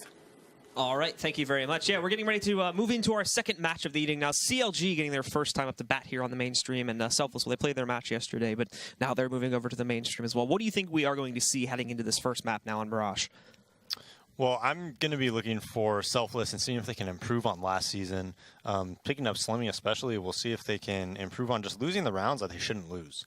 That was the main thing that we saw from them last season. They had so many close games that they could just never really close out. So many 16-14, 16-13 losses. And a lot of that was because they would lose 2v5 rounds, 2v4 rounds, and things of that nature. I also want to see how much of an impact it's going to have losing Breeze. you know, I thought he was probably their best player last season. Very, very impressed with him whenever I play with him in rank S or anything like that. Super skilled player. And then also coming back to CLG as well, it's kind of a homecoming for FNS in a very similar way to Slemmy coming back as well, because FNS is an in-game leader coming into that team. He's going to, you know, take the burden away from their other players when it comes to just trying to think, you know, strategically, and a lot of them are going to be able to focus on their own game and also have really good input from a very dedicated, experienced player like FNS. And both teams are getting that, right? Slemmy's providing that for Selfless. FNS is going to provide that for CLG. So both teams are putting in a lot of experience, and that's going to try to get both these teams, you know, on the right track towards winning rounds in a fashion that you could replicate. Let's talk predictions here now, since we should be actually getting started in just a moment. Who do you think is going to be able to take control of these matches? Do you think CLG has their edge back now that they kind of bring FNS back into the fold, or do you think this is one that the Selfless guys are going to be able to steal away from now, and the CLG roster is still looking a little bit weak? Well, I think that Kusta has been looking really impressive recently. I think he's going to be opping a lot more. And I think just firepower-wise, I just don't see that much firepower on the Selfless team. I don't really see like these mad fraggers that are able to just turn the tides in a match and really carry, and having big performances from like individuals. And having said that, I think CLG has a definite edge in my opinion when it comes to that. So I would lean CLG, you know, maybe like 16-11, 16-12 if I had to guess. Well, we will get into it now. Selfless on the T side, and for CLG, now they spread themselves across the map here. 2-1-2. Well, only keeping the one player in middle, but they are going to have to quickly rotate over here towards A. It's your fairly standard opener now on this T side from Selfless, as they do push themselves towards it. They smoke things off enough to be able to actually push the CTs back. They're going to play retake instead of actually directly fighting for it. But well, Selfless wants a brawl. They're pushing in past CT ticket to be able to try and fight for this. That may prove to be a bit of a mistake, but maybe not. However, as they bring it down to just Kusta here, they're just running a train around. In theory, someone can sneak up and defuse this right now. Kusta gets the kill there, but now they're going to smoke it off. FNS, he has the kid as well. He can just tap himself onto this one and go for the defuse. This attempt to push back in is going to be a huge mistake unless they can kill him, which they're not going to be able to do. He survives with 15 HP, and CLG steal the pistol round right into Selfless's hands. Yeah, and that was a good strat by Selfless. You see how they didn't force it. They threw the smokes, they waited until they were popped, they threw the molly sandwich, they got into position, and then they threw the flash and pushed CT. So they did a really good job of not forcing it. That was the biggest kill, though. When Cutler killed DSR there with the Tech 9, and he got gooshed right before that and just hit like a stray bullet onto his head, that was the one that really turned the tides their way. Looks like this Selfless team is going to try to get the bomb down here, maybe do some type of an A fake into a B take. I'm not 100% sure where they're going to end with the bomb here, but they are going to definitely by, you know, in the next round. CLG with 4 umps and a FAMAS. They have a lot of A presence, not much B presence though, just one guy around the window and ladder with 3 towards A. So taking a little bit of a gamble even, playing this B site very, very passively. I think it's FNS there with the, you know, jump spotting, and then has a Molotov. Oh, it's actually Sub Rosa, so. Yeah, and again, Selfless guys aren't really moving in decisively towards anything within the first couple seconds of the round. Not trying to rush things entirely, but now grouping up outside of the T-ramp, primarily leading up towards A. There's already a setup for this established on the CLG side of things. Kusta, it's playing, I think it's out of the sandwich right there, and then FNS either up on top or underneath of the platform, preparing for this type of a hit, and basically getting ready to just mow this down in the event it moves in. And especially without Palace pressure, the tag team combo of FNS and Kusta is probably going to put an end to this really quick unless they get some sort of incredible pop flash over the top. In go the smokes that they do have to work with here, and again, we'll see what they can actually attempt to do. They're actually going to slow play it as well. They're not going to directly rush back in until they get to the very cusp of it. Now, though, they move in, and well, Ethan goes down immediately. Here's Kusta trying to chime in for a bit more. The second for him, FNS is out. Just like I said, the tag team combo with these SMGs was not going to let them go very far at all. And beyond those 2 kills, they sneak in on Cutler and Ethan. It is shut down by CLG. Yeah, and their risk, you know, pays off for them as they basically have 4A while they hit the site, not conceding a bomb plant, not letting them get that extra 800 to pop. But Selfless is going to have a buy round now. They'll be on full AKs here and armor, and you know, we'll see how many umps and SMGs CLG decides to keep. So they decided to keep 3, but Kusta upgrades to an op, and I really, really like that choice. And now we see Selfless again moving themselves up the ramp itself. Again, very quickly establishing themselves as well here. But Ethan waiting on the other side. We will try to look for some of this, but the guys on CLG expecting this one to work its way out towards mid instead. They have a lot of defense here, but not a lot of defense inside of the A set itself, which means if Ethan goes down without a lot of trades, they could get knocked out pretty quickly. It's Caboose that finds that kill onto Ethan, and again, now they've just swung right out for free. A good shot from Kusta, but they're held back from the steps right now. They don't want to push through that smoke, so it's going to let them get control. And what's even worse is now they've allowed for Caboose to push his way directly through in towards CT spawn as well. There's Cutler finding Nifty, however, so still punishing a little bit of this. It's down to a 3v3, but DSR has a great position to just find even more impact. He moves forward, finds FNS, Caboose gets one more to top it all off, and Cutler, unfortunately, doesn't really have a chance at this, so more than likely we're going to see him fumbling back to save.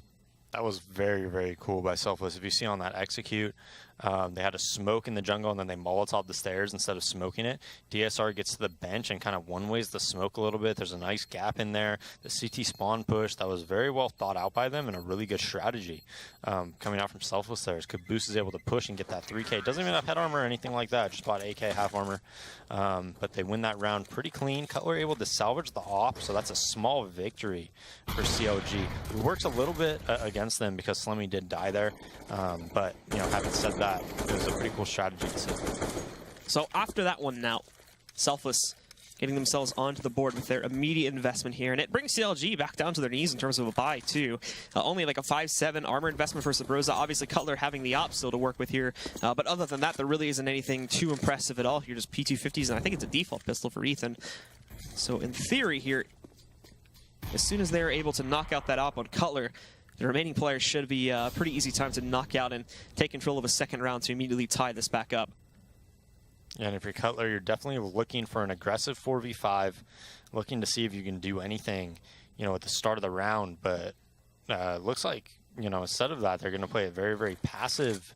I think he's in CT spawn with Kusta at the top connector, and then 3 towards B. So, you know, little bit of a strange setup if you're me. I mean, the op's not really looking for anything to give them an advantage and an early pick or anything like that. Kusta moves into the A ramp though, and that helps a lot because now Cutler can look towards the connector from on top of Toll Booth, and as long as somebody doesn't come out of halls, he's going to be able to get the frag.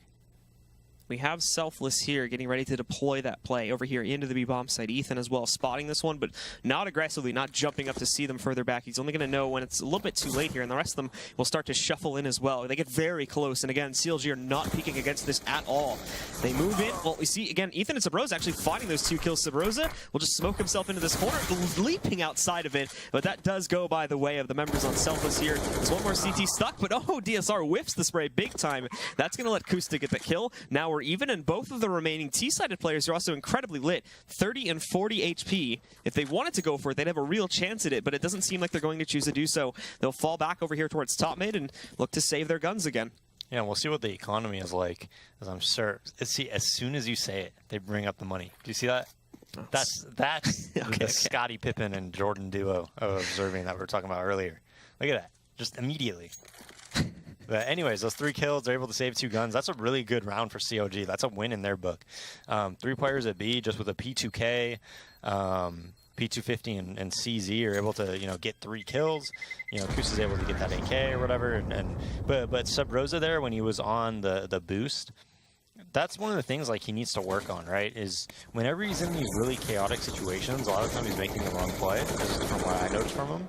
But when he's in the situations where he can just, you know, kind of know what he's going to peek and be responsible for, he usually does it really well. Like in that situation, had he put the smoke down either to his right or to the left, not on top of the box, right? Then he would have been able to, you know, go in it and maybe make a move or maybe just watch one of the sides. Instead, he just throws like on top of each other, on top of itself, right? And those chaotic situations are sometimes what he needs to work on, improving.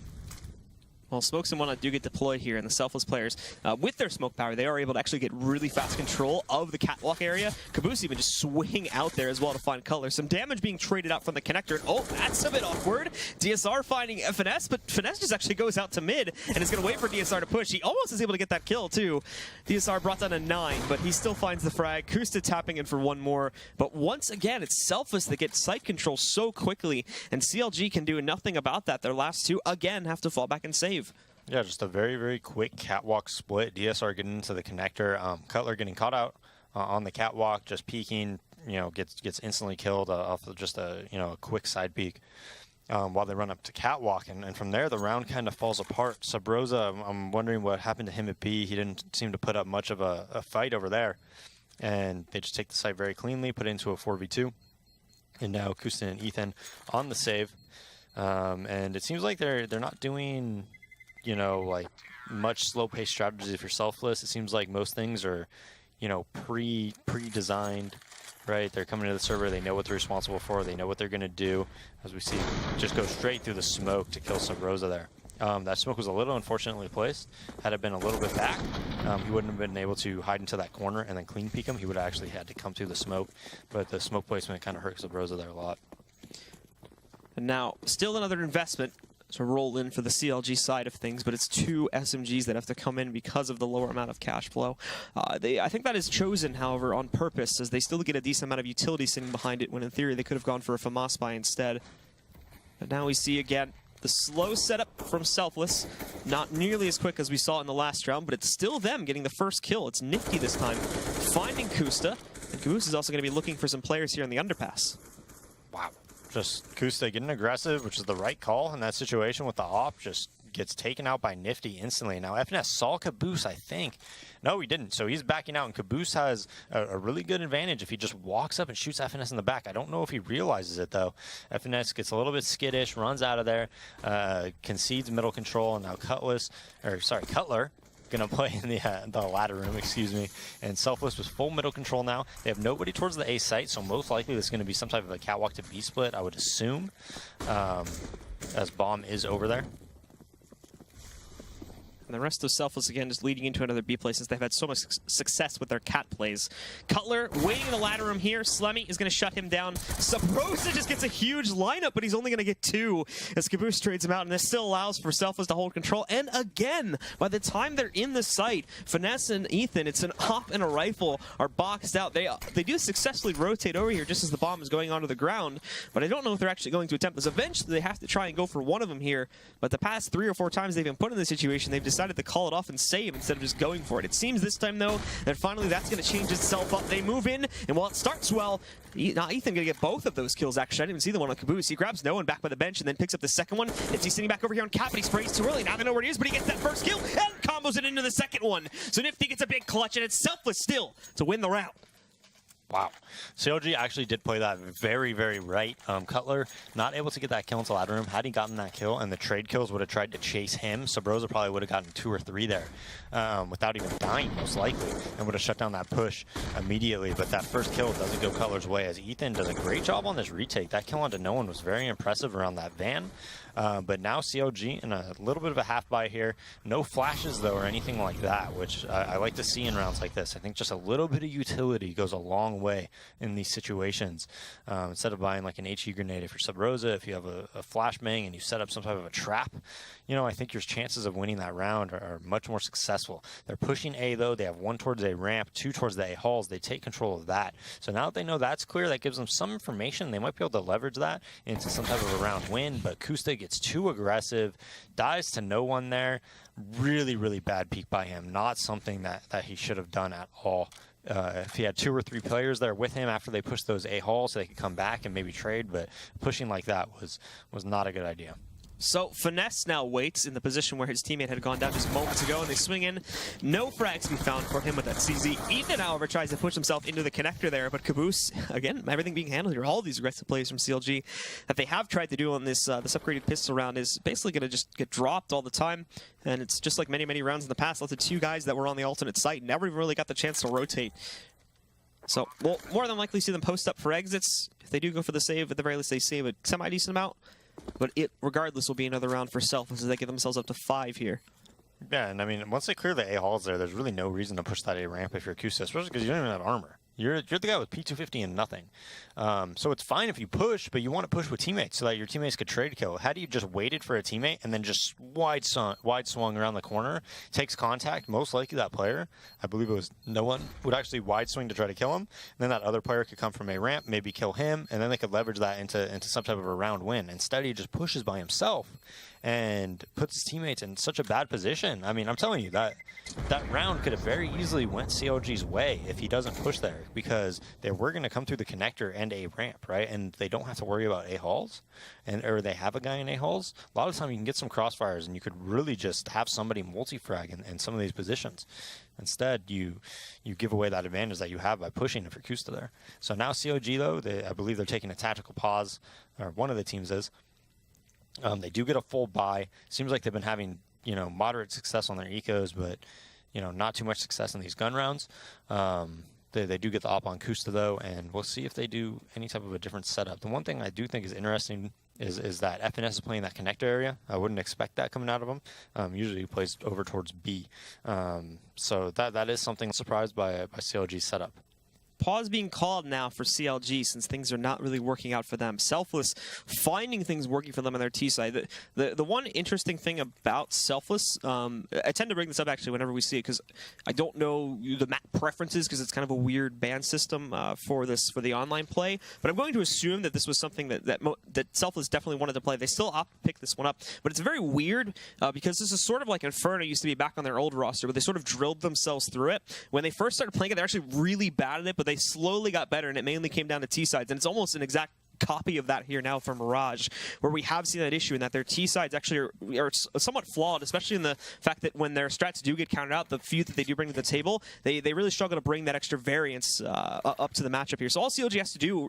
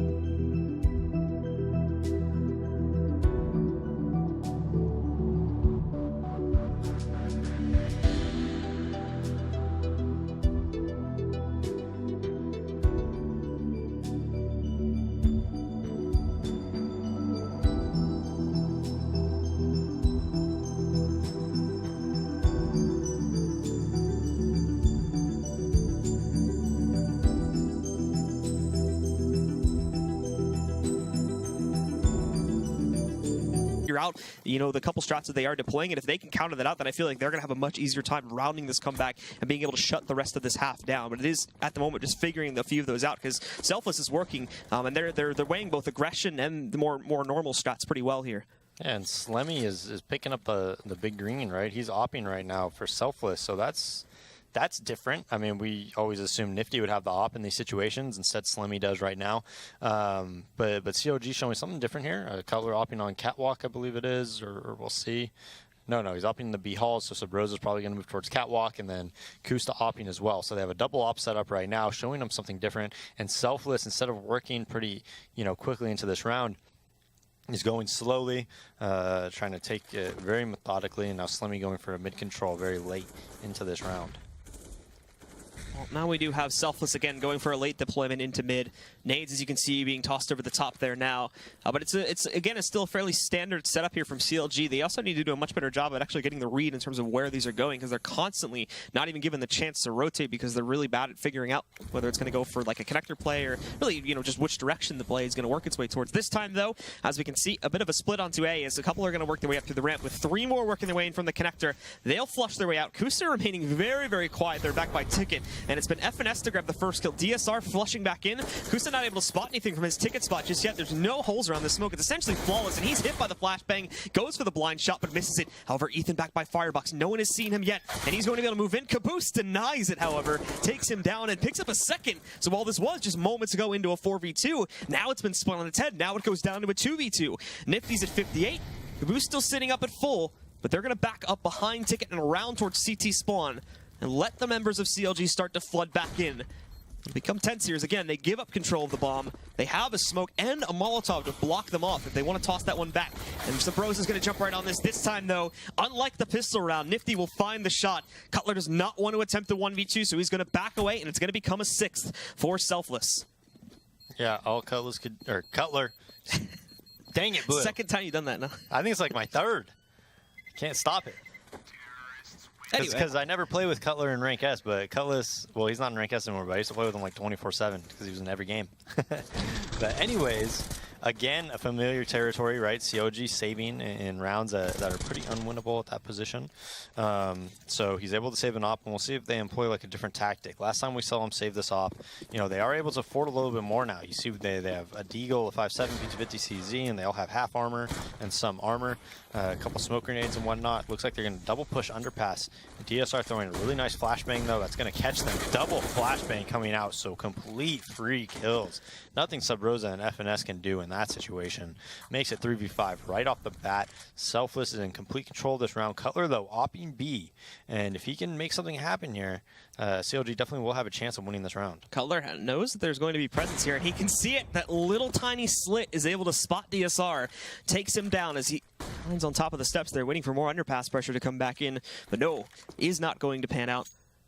And he'll be forced back for right now, but at least that kill gives them a bit more of a fighting chance, and they pretty heavily rotate off of that, which may be the correct judgment call. Currently, everybody else from Selfless is working their way back over here on towards T-Ramp as well, and for the CLG side, well, they're getting prepped for it. They still keep eyes on mid in the event that they're wrong and they have to quickly rotate over. That's mainly going to be Ethan doing that job, but the main bulk of force is going to push its way in, and they have moved the op over here as well. Cutler's going to be ready for it, but he misses the first shot. Yeah, he has free reign over that. They just walk right out, and unfortunately doesn't catch the timing. They're going to swing over top, but oh, Kusta spots it. That smoke is a little bit too far back, so Slemmy peeks his head out, and he's able to catch him when he leaps down. Cutler will get smoked, so he's got to get aggressive, but he gets the back shot. Traded out. Now everybody lost that gun, but Kusta has an AK, and it comes down to Caboose now. CLG are about to upset, but Caboose could potentially clutch this. He's got them both pushed back to the steps. The bomb is on the ground, so he does just have to basically fight this out. He finds the one, goes for the spray. It's a long one, and he doesn't even get the kill. Now he's down at 16 HP. Ethan's going for the quick wraparound. He only has 15 seconds left to either kill them both or get this bomb onto the ground, and as he moves out, somehow misses that one. He brings one of the last players down to 22 HP, but it will be Ethan with the Deagle to close out and give CLG a third. Yeah, and that was a really good repositioning by Cutler there. As soon as he gets that B kill, he says, hey, they're probably not going to challenge me here. Goes all the way towards A, and Selfless's take, it just comes too late for them to really hit the site before Cutler moves. Caboose, though, does his best to salvage that round, not able to win the 2v1, even though he has been playing very impressive Counter-Strike thus far. Now, Selfless setting up for a very early A take. CLG giving up the A site as well. One in connector, I believe it's one ladder, one on cat, one B. So A site's going to be very easy for them to take right now. So the read by CLG is wrong here, and they should be able to get the bomb down pretty cleanly. Selfless will try to push their way out, but actually Molotovs do a good job of holding them back for a couple of extra seconds, and you can see CLG quickly rotating over here. Caboose and the others stacking up over on the A-bomb site. Again, Ethan and FNS push back.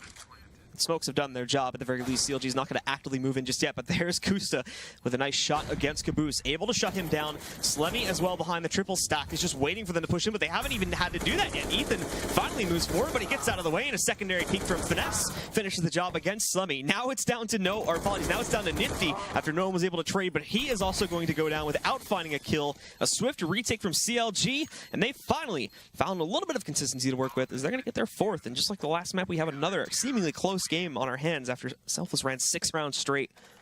Yeah, and that was a great retake, and that's very CT-sided favored. When you take the site and CLG has 5 alive, and Selfless used almost every single nade on the take. They Molotov triple, they Molotov bench, they Molotov everything, right? Sandwich, triple, bench, push.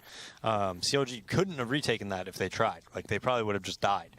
They used all their utility on taking the site. They didn't have any to back it up for the post plant, and then CLG saved all theirs pretty much. So it was a pretty easy retake for them, pretty standard retake, and a really good job by them, as now they're sending 3 towards underpass quick, 1 towards top mid, 1 towards a ramp, boosting up into the window right away, and looking for some trickery here on this round.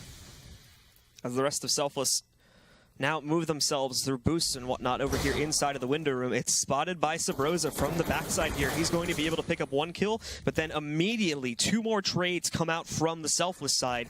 Down to 3 now for CLG, and oh, Finesse.